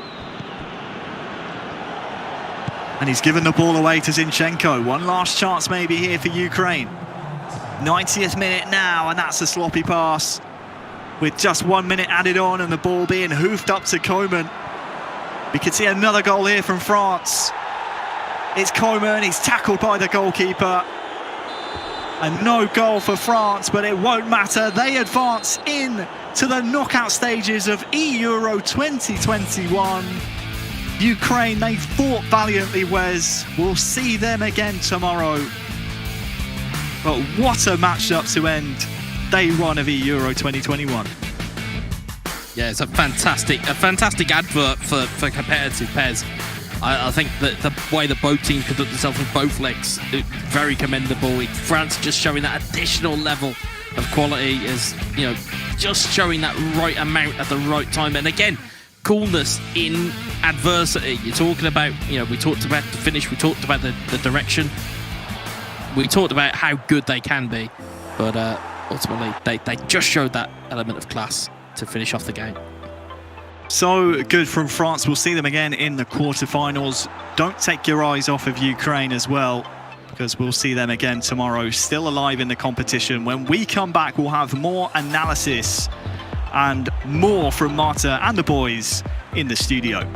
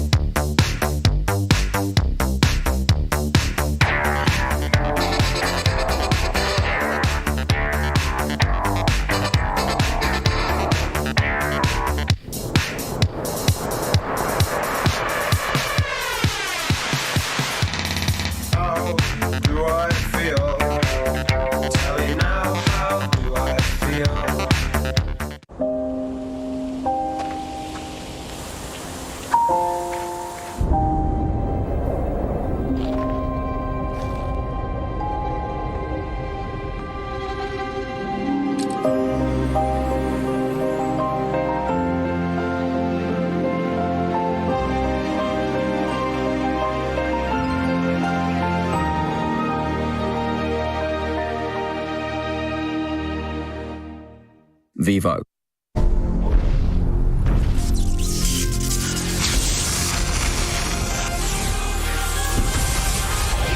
I think we're done, yeah? Yes, we are. Introducing the all-new Volkswagen Id4. Created net carbon neutral. 100% SUV, 100% electric. Volkswagen.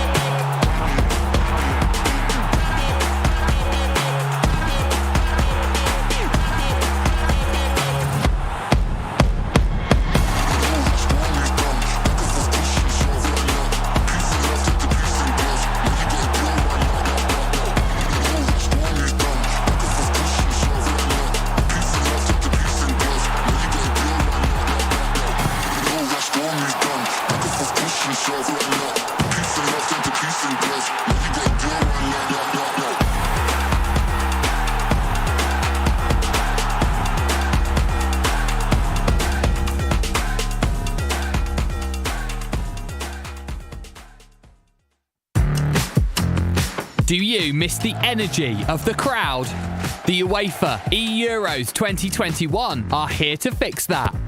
Root for your favourite team using their hashtag in Twitch and YouTube chat or on Twitter, and you can amp up the crowd for the world to see. As you share your support, the crowd will rise to the occasion.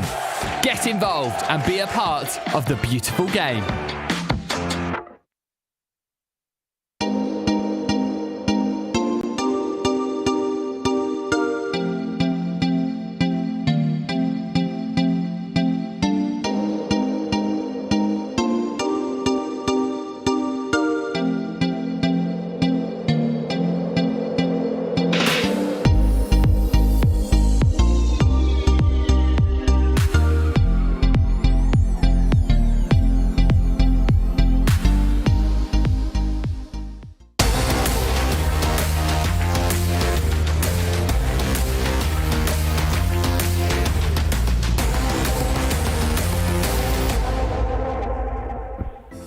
So France gets victorious after this match against Ukraine and joins Serbia, Romania and Spain on the quarterfinals bracket. So congratulations on France, but also on for the Ukraine players who never gave up until the last point. That was a close match, the last one. I mean, the lads said it in commentary there, Weza and Harry. They were saying that, like, Ukraine just didn't know when to quit, and especially in the first game. I mean, we've spoken a lot about Uzmakabil, and we were saying that he probably wanted to make a statement, but I think Ukraine made a statement in the first game where they were like, anything you do, we're going to do better, and we're going to take this in and, you know, give his teammate in the second leg or the second match the best opportunity to do it. But yeah, I think that could have been, the games of the tournament there. I think. I mean, we did touch on, you know, Lotfi again. We've talked a lot about Uzmakabil, but Lotfi really, I think, stood up there today as Saved the the star day. man. Yeah, Actually. I think so. I think he stood up, Alex, today. I mean, I have to say, huge respect for the Ukraine national. Yeah, definitely. I mean, both of them, Maxson and Sergio Bibica, did an impressive performance today in both games against Israel and France. Well, for the Lotfi side, I'm pretty happy to see him. I mean, he's a player that always is like a bit behind of the likes of Uzmakabil, for example, and then today he won for France. I mean, he was crucial, no, for put France in the quarterfinals. I mean, I really love to see him because he's an amazing player, and I think it will be a really good motivation for him for Saturday. About the games, you know, Uzmakabil is always there. Maybe he could be struggling a bit against the opponent or not. He feels really emotional, like always. I said before with Barry, I mean, from the first game against Italy, Uzmakabil is celebrating each goal. It's like that fits because that's there. He's ready, he's focused, he's motivated, and he celebrates. It's because he wanted. No, it's like he was like a lion sometimes, and and that's fantastic to see this kind of emotions. And at the end, well, Lotfi did what everyone expected. Obviously, closer than the result against Ukraine that we could expect. But brilliant games, Do you nevertheless. think they entered on this second game a bit more cautious there? after seeing Ukraine you could see there in the stats. It's like, I mean, both of them cool chances to take it home, right? I mean, impressive. The style, for example, of Maxon in the first game, like when everybody will expect to maybe make another touch or and a last pass, he shot directly. It's like you could expect him. That shows like even you haven't time to take the manual goalkeeper, and what's really impressive, I think normally it's like the player used to wait a bit more to have the 100% accuracy to say, all right, if I shoot from here, I will be goal yes or yes. And he knows. It's like he tried. I mean, it is pretty amazing, long shot, and really impressive from him. And I think Ukraine will have put a lot of fear into other teams now because they were playing very unorthodox. Like they were shooting. We've seen a lot of goals today, kind of nearly walking it into the net. But we've seen Ukraine. I mean, we're pulling out some crazy goals after goals. Yeah, crazy shots. I mean, crazy shots from across the goals, finesse shots. I mean, they hit the post a couple of times. We saw in the highlights there. They had loads of chances. A lot of fouls there also on that first game. Yeah, I mean, as Alex said, I mean, I think in the first game Macbeth was getting a little bit agitated. I think that he was maybe leaking a couple of goals that he wouldn't usually leak, but this is what happens at this stage, you know. So I think he'll be okay. I think Latvia is the calm and influence there that he can think, you know, let me play the second game. Gain control of the game. And I'll just close it down, calm it down. But I think, you know, hats off to the Ukraine lads. I mean, what a performance that was. And I think everyone will know who they are after this one going forward. And maybe that's why they keep saying that Ukraine is the surprise team that is joining this competition. I'd agree with that, definitely. Based on that performance and what we've seen today, I mean, I think they'll still have a say in this competition. I mean, they still have a long way. I mean, they have tomorrow to try to make their best performance if they want to be in the quarterfinal. It's not easy already, their role for them. But now, it's like, as we said, everyone will have a huge respect for them. And when you have respect for the opponents, it's like you don't start smashing them, like going forward easily, like come on, score. You have a huge respect. You will wait a bit what's happened during the game, and then you have to gain in the game, and Ukraine did today. And now let's go over to the play that you have prepared for us. Yeah, we choose that one, Barry. Yeah, so this is the winning goal. So I'll probably just talk through it, and then, you know, Alex, you can come in and showcase some of the advanced stuff that we're going to see here. Latvia, again, just keeping his composure. We're going through it quite slowly here, but he gets it on the wing. He has got it with Kylian Mbappe. And the player of the tournament for France, I would say, has been Thuram. So it is nice to see somebody else setting it up. And Mbappe just gets it out on the wing here. You can see the double touch right here when it comes in. I think it's from Thomas Lemar. This is the trick here. You can see just slow it down. But from here, I mean, Alex, I'll throw it back over to you with Thuram. This looks like an easy finish, but the guys in commentary were saying, is he going to put it across the goalkeeper? Is he going to go up into the top corner? Yeah, maybe he didn't use the common side to leave with the ball and to find the shot. Special mention to the trick of Lemar is like we are seeing every game, like people are even more comfortable to try, and it's like they are more open to try these kind of tricks before control the ball. It's really important to take a minimum of advantage, maybe try the fake shot with this so OP for control the ball to receive them, or this 1-2 touch, many other tricks, which is really amazing. And at the end, you know, it's two places to put it. Like, he can either put it across the goalkeeper, or he can just, it has to be perfect if it goes into the top right or the top. Just a few players able to do it. Something that he has been prepping. Yeah, I mean, these guys in these positions, it's just about keeping composure, really. And Latvia is one of the best in the business at that. And as you can see here, when we play it out, he does slot it in. I think maybe he confused the Ukraine keeper by not going exactly, because crossing. like even the first control with Thuram were not the easiest way. Even the shot where this, you know, even exactly they have the open right side, and then they did pretty nice, and you know, taking the victory for France. Yeah, definitely a worthy goal of winning the game. And maybe a play to take notes on for the future. Yeah, people turn out has to try this fake shot for control balls and this kind of stuff. And the thing that we are not seeing already today is like the fake shot and then instantly make the shot. It's like when the ball you control it like a fake shot. It's like the player used to shoot strongly and even more accuracy. So let's take a look for tomorrow's and Saturday, because I think. But before that, let's take a look on the Hisense skill showcase.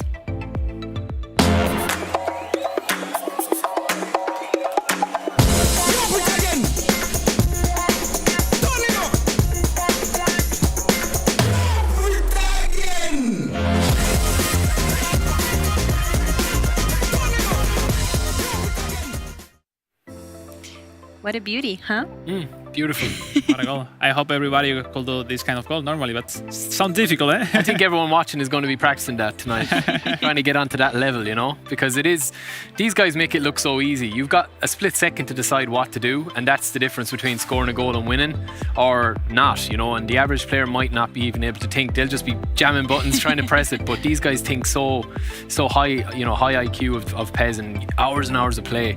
They know exactly what to do. I mean, many Alex hours during many years. And we appreciate that here. And back at home, I'm sure that they also appreciate getting to see these kind of videos. So now let's go for the update on the bracket to see how all the teams are doing so far. So starting on Group A, this is how the group ended for today. So what was the big surprise here for you guys?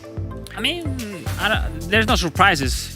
Serbia did their job, and then I started to see who will join Poland in the tiebreaker. I mean, all the three, Montenegro, Turkey, and Poland has chances to qualify.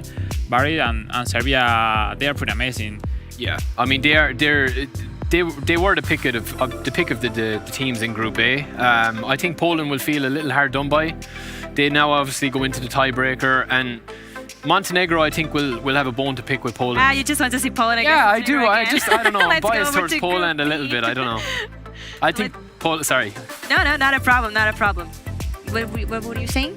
I'm just saying that I think Poland, like in the tiebreaker, I don't think that they'll worry too much about Montenegro or Turkey coming out of it, but I think we do want to see Montenegro versus Poland again. That will be a bit of rivalry. A little bit picky, yeah, of course. See if the story repeats itself. Now going over to Group B. We had Portugal on the tiebreaker and Romania moving on to the qualifier bracket. And this was maybe a surprise for you since you both voted out for Portugal? I mean, if you are just reading the name of the players, obviously it could be a surprise, no? But yeah, Romania has Urma, especially with Pobes, which made an impressive performance during today. And then qualify back-to-back 2 years in a row to the quarterfinals. And now in quarterfinal, looking their performance like, be careful with Romania, they are there. And take a look at them because they will be on fire for Saturday. And about Portugal, Barry, I mean, they did pretty well, unless with the comeback of Barbosa against Croatia, then the loss against Romania, which is a shame, but well, they still having chances tomorrow. Tiebreaker, waiting opponent from Croatia against Russia. And kind of favorite, no? Yeah, I think it's going to be all to play for in the tiebreaker, whoever gets through that again, because Romania, some would say it was a surprise, but from kind of watching them today and watching the results come in, it was, I don't know, like it wasn't too much of a surprise because I think Romania and Ukraine were both they were very, very good today, and we kind of had them under the radar a little bit. And we got to see how strong they are, so that's definitely something to look forward for tomorrow. Moving on to Group C, where we have Spain moving on to the quarterfinals, and then Greece over there waiting on Germany and Netherlands. Very. Alex is happy. That's all that matters to me. You know, he's happy. He's a happy guy tonight. But no, I think Spain. They probably had a difficult enough journey today, but I think that this will stand to them. If they're going to win it out, they need to beat the best teams, and I think they're really after showing their worth today. I've been really impressed with them. I think Jose in the first game was a little bit, not nervous, I don't think, but he was just a little bit more defensive than he usually is. Germany and Netherlands, we said it before. We said it, you know, before the broadcast. We were talking about it.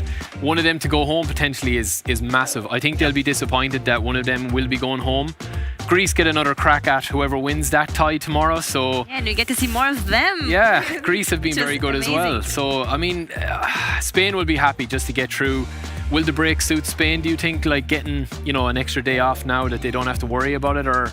I mean, they're really intelligent players, Jose and Mestre. I think they will really approach the Fridays for maybe analyze their mistakes, the opponents, analyzing future opponents for Saturday. So, I mean, let's see. I mean, I believe Germany and Netherlands will have many chances because I think Greece will be a bit cold for the tiebreaker. So, I mean, let's take a look. Germany and Netherlands could be favorite for me. Yeah, we'll have the time to see that on live as well since we haven't seen Netherlands that'll yet. Be great. And finally, Group D, where France came out victorious on the quarterfinals, and then Ukraine is going to wait on Italy and Israel. Yeah, it's like Ukraine broke the expectations of Israel. I mean, of that, or maybe that final game against France. But well, Israel. I think that's set on stone. Yeah, exactly. And then Israel, Italy, it's another shame to have them in the low bracket because, they are both having amazing player right there. Aurel, all the Italy roster are pretty amazing people, pretty amazing player. We'll see them. It will be an exciting match to start the day. Let's take a look. Then Ukraine has it was proved already an amazing day one. So they are proved they are able to beat everyone. So let's take a look. I mean, everyone could qualify. Ukraine has a lot to say tomorrow. So I can say Italy or Israel, the winner will be easier in the quarterfinals. So let's see. Yeah, I agree. Let's see about that. We have been talking about teams during this day, but now let's see the top scorers, Alipay top scorers of this day. So on the first one, Roxa, then Uzmakabil, Mestre, Teodorito, and Maxon. Those are your top 5 for this day. Yeah. Are you impressed? I think Roxa is probably the name that sticks out there most, obviously, because he's at the top. But, I mean, what a performance he had today. I mean, he really showed today that, he's here to win this out. I think coming back from last year, they didn't do it last year, but I think they were so close. They probably had the harder bracket last year coming through in the semi-final and stuff. Totally. But I think this year they look serious, and Kepa didn't even really get out of the blocks today. But Uzmakabil is there as usual. I mean, I think that Roxa is going to have a big say in this top scoring event. I will defy this table, like the 3 favorite players, or the 3 biggest names in this tournament, Roxa, Uzmakabil, and Mestre, and then the 2 recent players, which Teodorito and Maxon. I think no one could expect great things from them, and today we really surprised everyone, and they're still alive for tomorrow. So take a look then, because then we saw the top 3 teams that qualified for the quarterfinals, but these 2 still alive. Tomorrow we'll have chances to even score more goals. They are burning, so yeah, exactly. come up with a lot more goals for tomorrow. And now we have Lofty ready to give us an interview about this last game and how and about France' performance of today. Lofty, how are you feeling? Hi, Lofty. Can you hear us? Sorry. Yes, not a problem. Sorry. You can celebrate all right. So this day was very great for France. A few struggles there, but you managed to come through. When you saw that you were going to play against Italy for first game, how did you react to that? Well, we know that against Italy it's very hard because they won us last year. So it was very important for us to win this time, to take our revenge. I think we make a great games. It was hard for sure, but we make the good things and the good moments, and we win this match. So yes, it was an important win to be at one match of the qualification. Definitely. And then on the next game, we were discussing this here, that you practically saved France right there with your last goal. Did you expect this last game to be as difficult for you guys against Ukraine? To be honest, no, because I know that, like I said in my interview, for me, Ukraine was the surprise of the qualifications because they did very well on the playoffs. We know that, and they beat Israel on the first match, and Israel is a very good nation. So yes, before the match we know that it will be for sure a difficult match, but I think we did the good things again. We did make a 3-3, and it was important to be at 3-3 and not 3-4 or to lose the first, to be good on the second match. And I think I missed a lot of occasions at the beginning. But finally, I scored the 0-0, and I think I had a very great defense. And I think in this tournament and at the high level, the most important is the defense. You win games with the defense. So yeah, we are very happy, and now we can prepare for Saturday. Yes, you get a day off tomorrow. Do you guys want to ask anything here for Lofty? Any curiosities? Yeah, Lofty here, Alex Alguacil. I will have a personal question to you, just a quick one.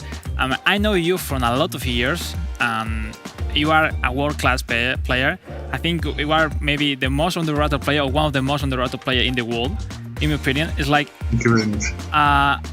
What's your feeling today? What's your feeling in this Euro? It's like, from my opinion, point of view, you are a player like deserve a big victory. It's like you have won a lot of co-op tournaments as well. You are doing a pretty nice season, this one on PES 21. It's like you feel stronger than ever in terms of you're more complete in mentality, in your decision, in your timing. Well, how is the Lotfi Deraji today? I mean, you are ready more than ever? Smiling at least. To be honest, I think I have more experience than with eFootball Pro. You know that you play against the best players in all year, and maybe it's cup for sure, but you learn a lot.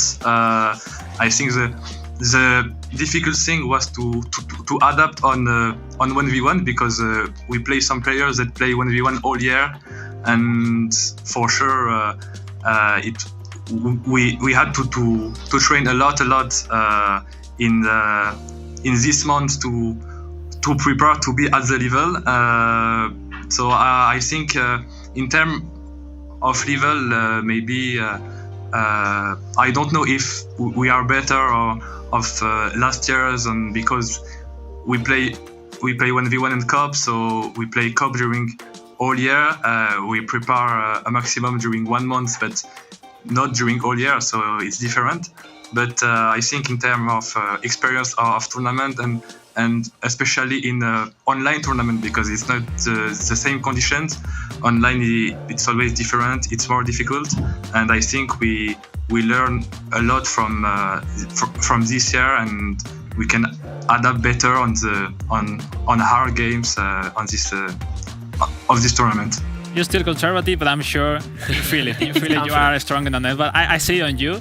So I mean, I wish you good luck to all of you there in Claim for 10, because it's going to be an amazing tournament on Saturday for you guys. Definitely. Thank you, Lotfi, for joining us here, and good luck for Saturday. We'll see you there. Thank you very much. It's good to see that they, although they are seen as the favorites to win the competition, they still show their humility. Yeah, very humble. And how to, very humble on. They still need to train. They don't know if they are capable to win this competition, because they play a lot in 3v3, right? So it's good to see this part of this fragility as well from them. But good luck for them and for all the teams that are here. Nothing is decided, so we still have a lot to go. This is just the day one, and now we have the last one for you. That will be the Gazprom goal of the day. So it's from Joker. Oh, sorry, yeah. So the goal for the goal of the day that we'll be seeing here on the screen is going to be, I think it was this one of the first goals that Portugal scored, I think? The very first one, yeah. Yeah, so I mean, Alex, you were a big fan of this goal when we saw it, and and from the moment he scored, it's like, damn, what a goal, eh? It's more about the setup, I think, and it takes out the defenders. We'll see it from here, from this angle, the best. Damn, what an angle. It is that man again, Cristiano, of course, with the outside of the foot that gets all the plaudits, but I think it's the pass, as you said. It just takes everyone out of it. It's unexpected, and it is rightly, I think, the goal of the day today. So I think there's the only way to score that goal. It was that back heel to not to be blocked by the defender, and then he did it in the best timing, perfectly, and then goal for Cristiano Ronaldo. Yeah, another one. And got to be the goal of the day from Gazprom. So that is quite a compliment there on the Portuguese team. And now to finish this day, let's see what the next day is waiting for us. So let's see the games for tomorrow. We're starting off with Montenegro against Turkey, Croatia against Russia, Germany versus Netherlands, and then finally Israel against Italy. And this will decide which teams will join the others on the tiebreakers. So a lot of great games here. I mean, all of them are against the last opportunity for them. So I think they will be doing their best game possible. It's time to really show how they are. So for the very beginning, all the game will be really tight, Mari. I mean, no one could expect, because you could expect someone are favorite than the others, but we saw today, no one is favorite. No. Even if France is struggling, even Spain is struggling, everyone. And we are seeing teams like Germany, Netherlands, Israel, and Italy. Yeah. Like two of those, like as we said, if Germany or Netherlands are going to be gone home, like that's going to be a huge thing. I think a lot of people would have expected a big tournament out of Netherlands this year, so it probably hasn't happened for them the way they wanted it. Israel and Italy, you know, last year's, I mean, they're the reigning champs, and they just haven't been able to. I think even in the playoffs, you know, they had to, in the group stages, they had to go through the playoffs. Then third position in the playoffs. It just hasn't been clicking for them, and they are fantastic players. But at this level, you know, it's unfortunate that they've had to go this route. But then somebody that wins tomorrow could go all the way. We don't know, because that is the talent that's on display here. So, as Alex said, I mean, it's all to play for, but no more second chances now. This is the real business end now, I think, and it's going to be goals galore, I think, tomorrow. The shackles need to come off. Now we are going to see plenty of those tomorrow, we hope. This was just a day one, so for today, this is it. Thank you guys for joining me here on this analyst desk. And from me and from all the broadcasting team, thank you everyone for watching us on this first day. If you want to see who will be the 4 teams to join already, Serbia, Romania, Spain and France, you have to tune in tomorrow and find out. See you then.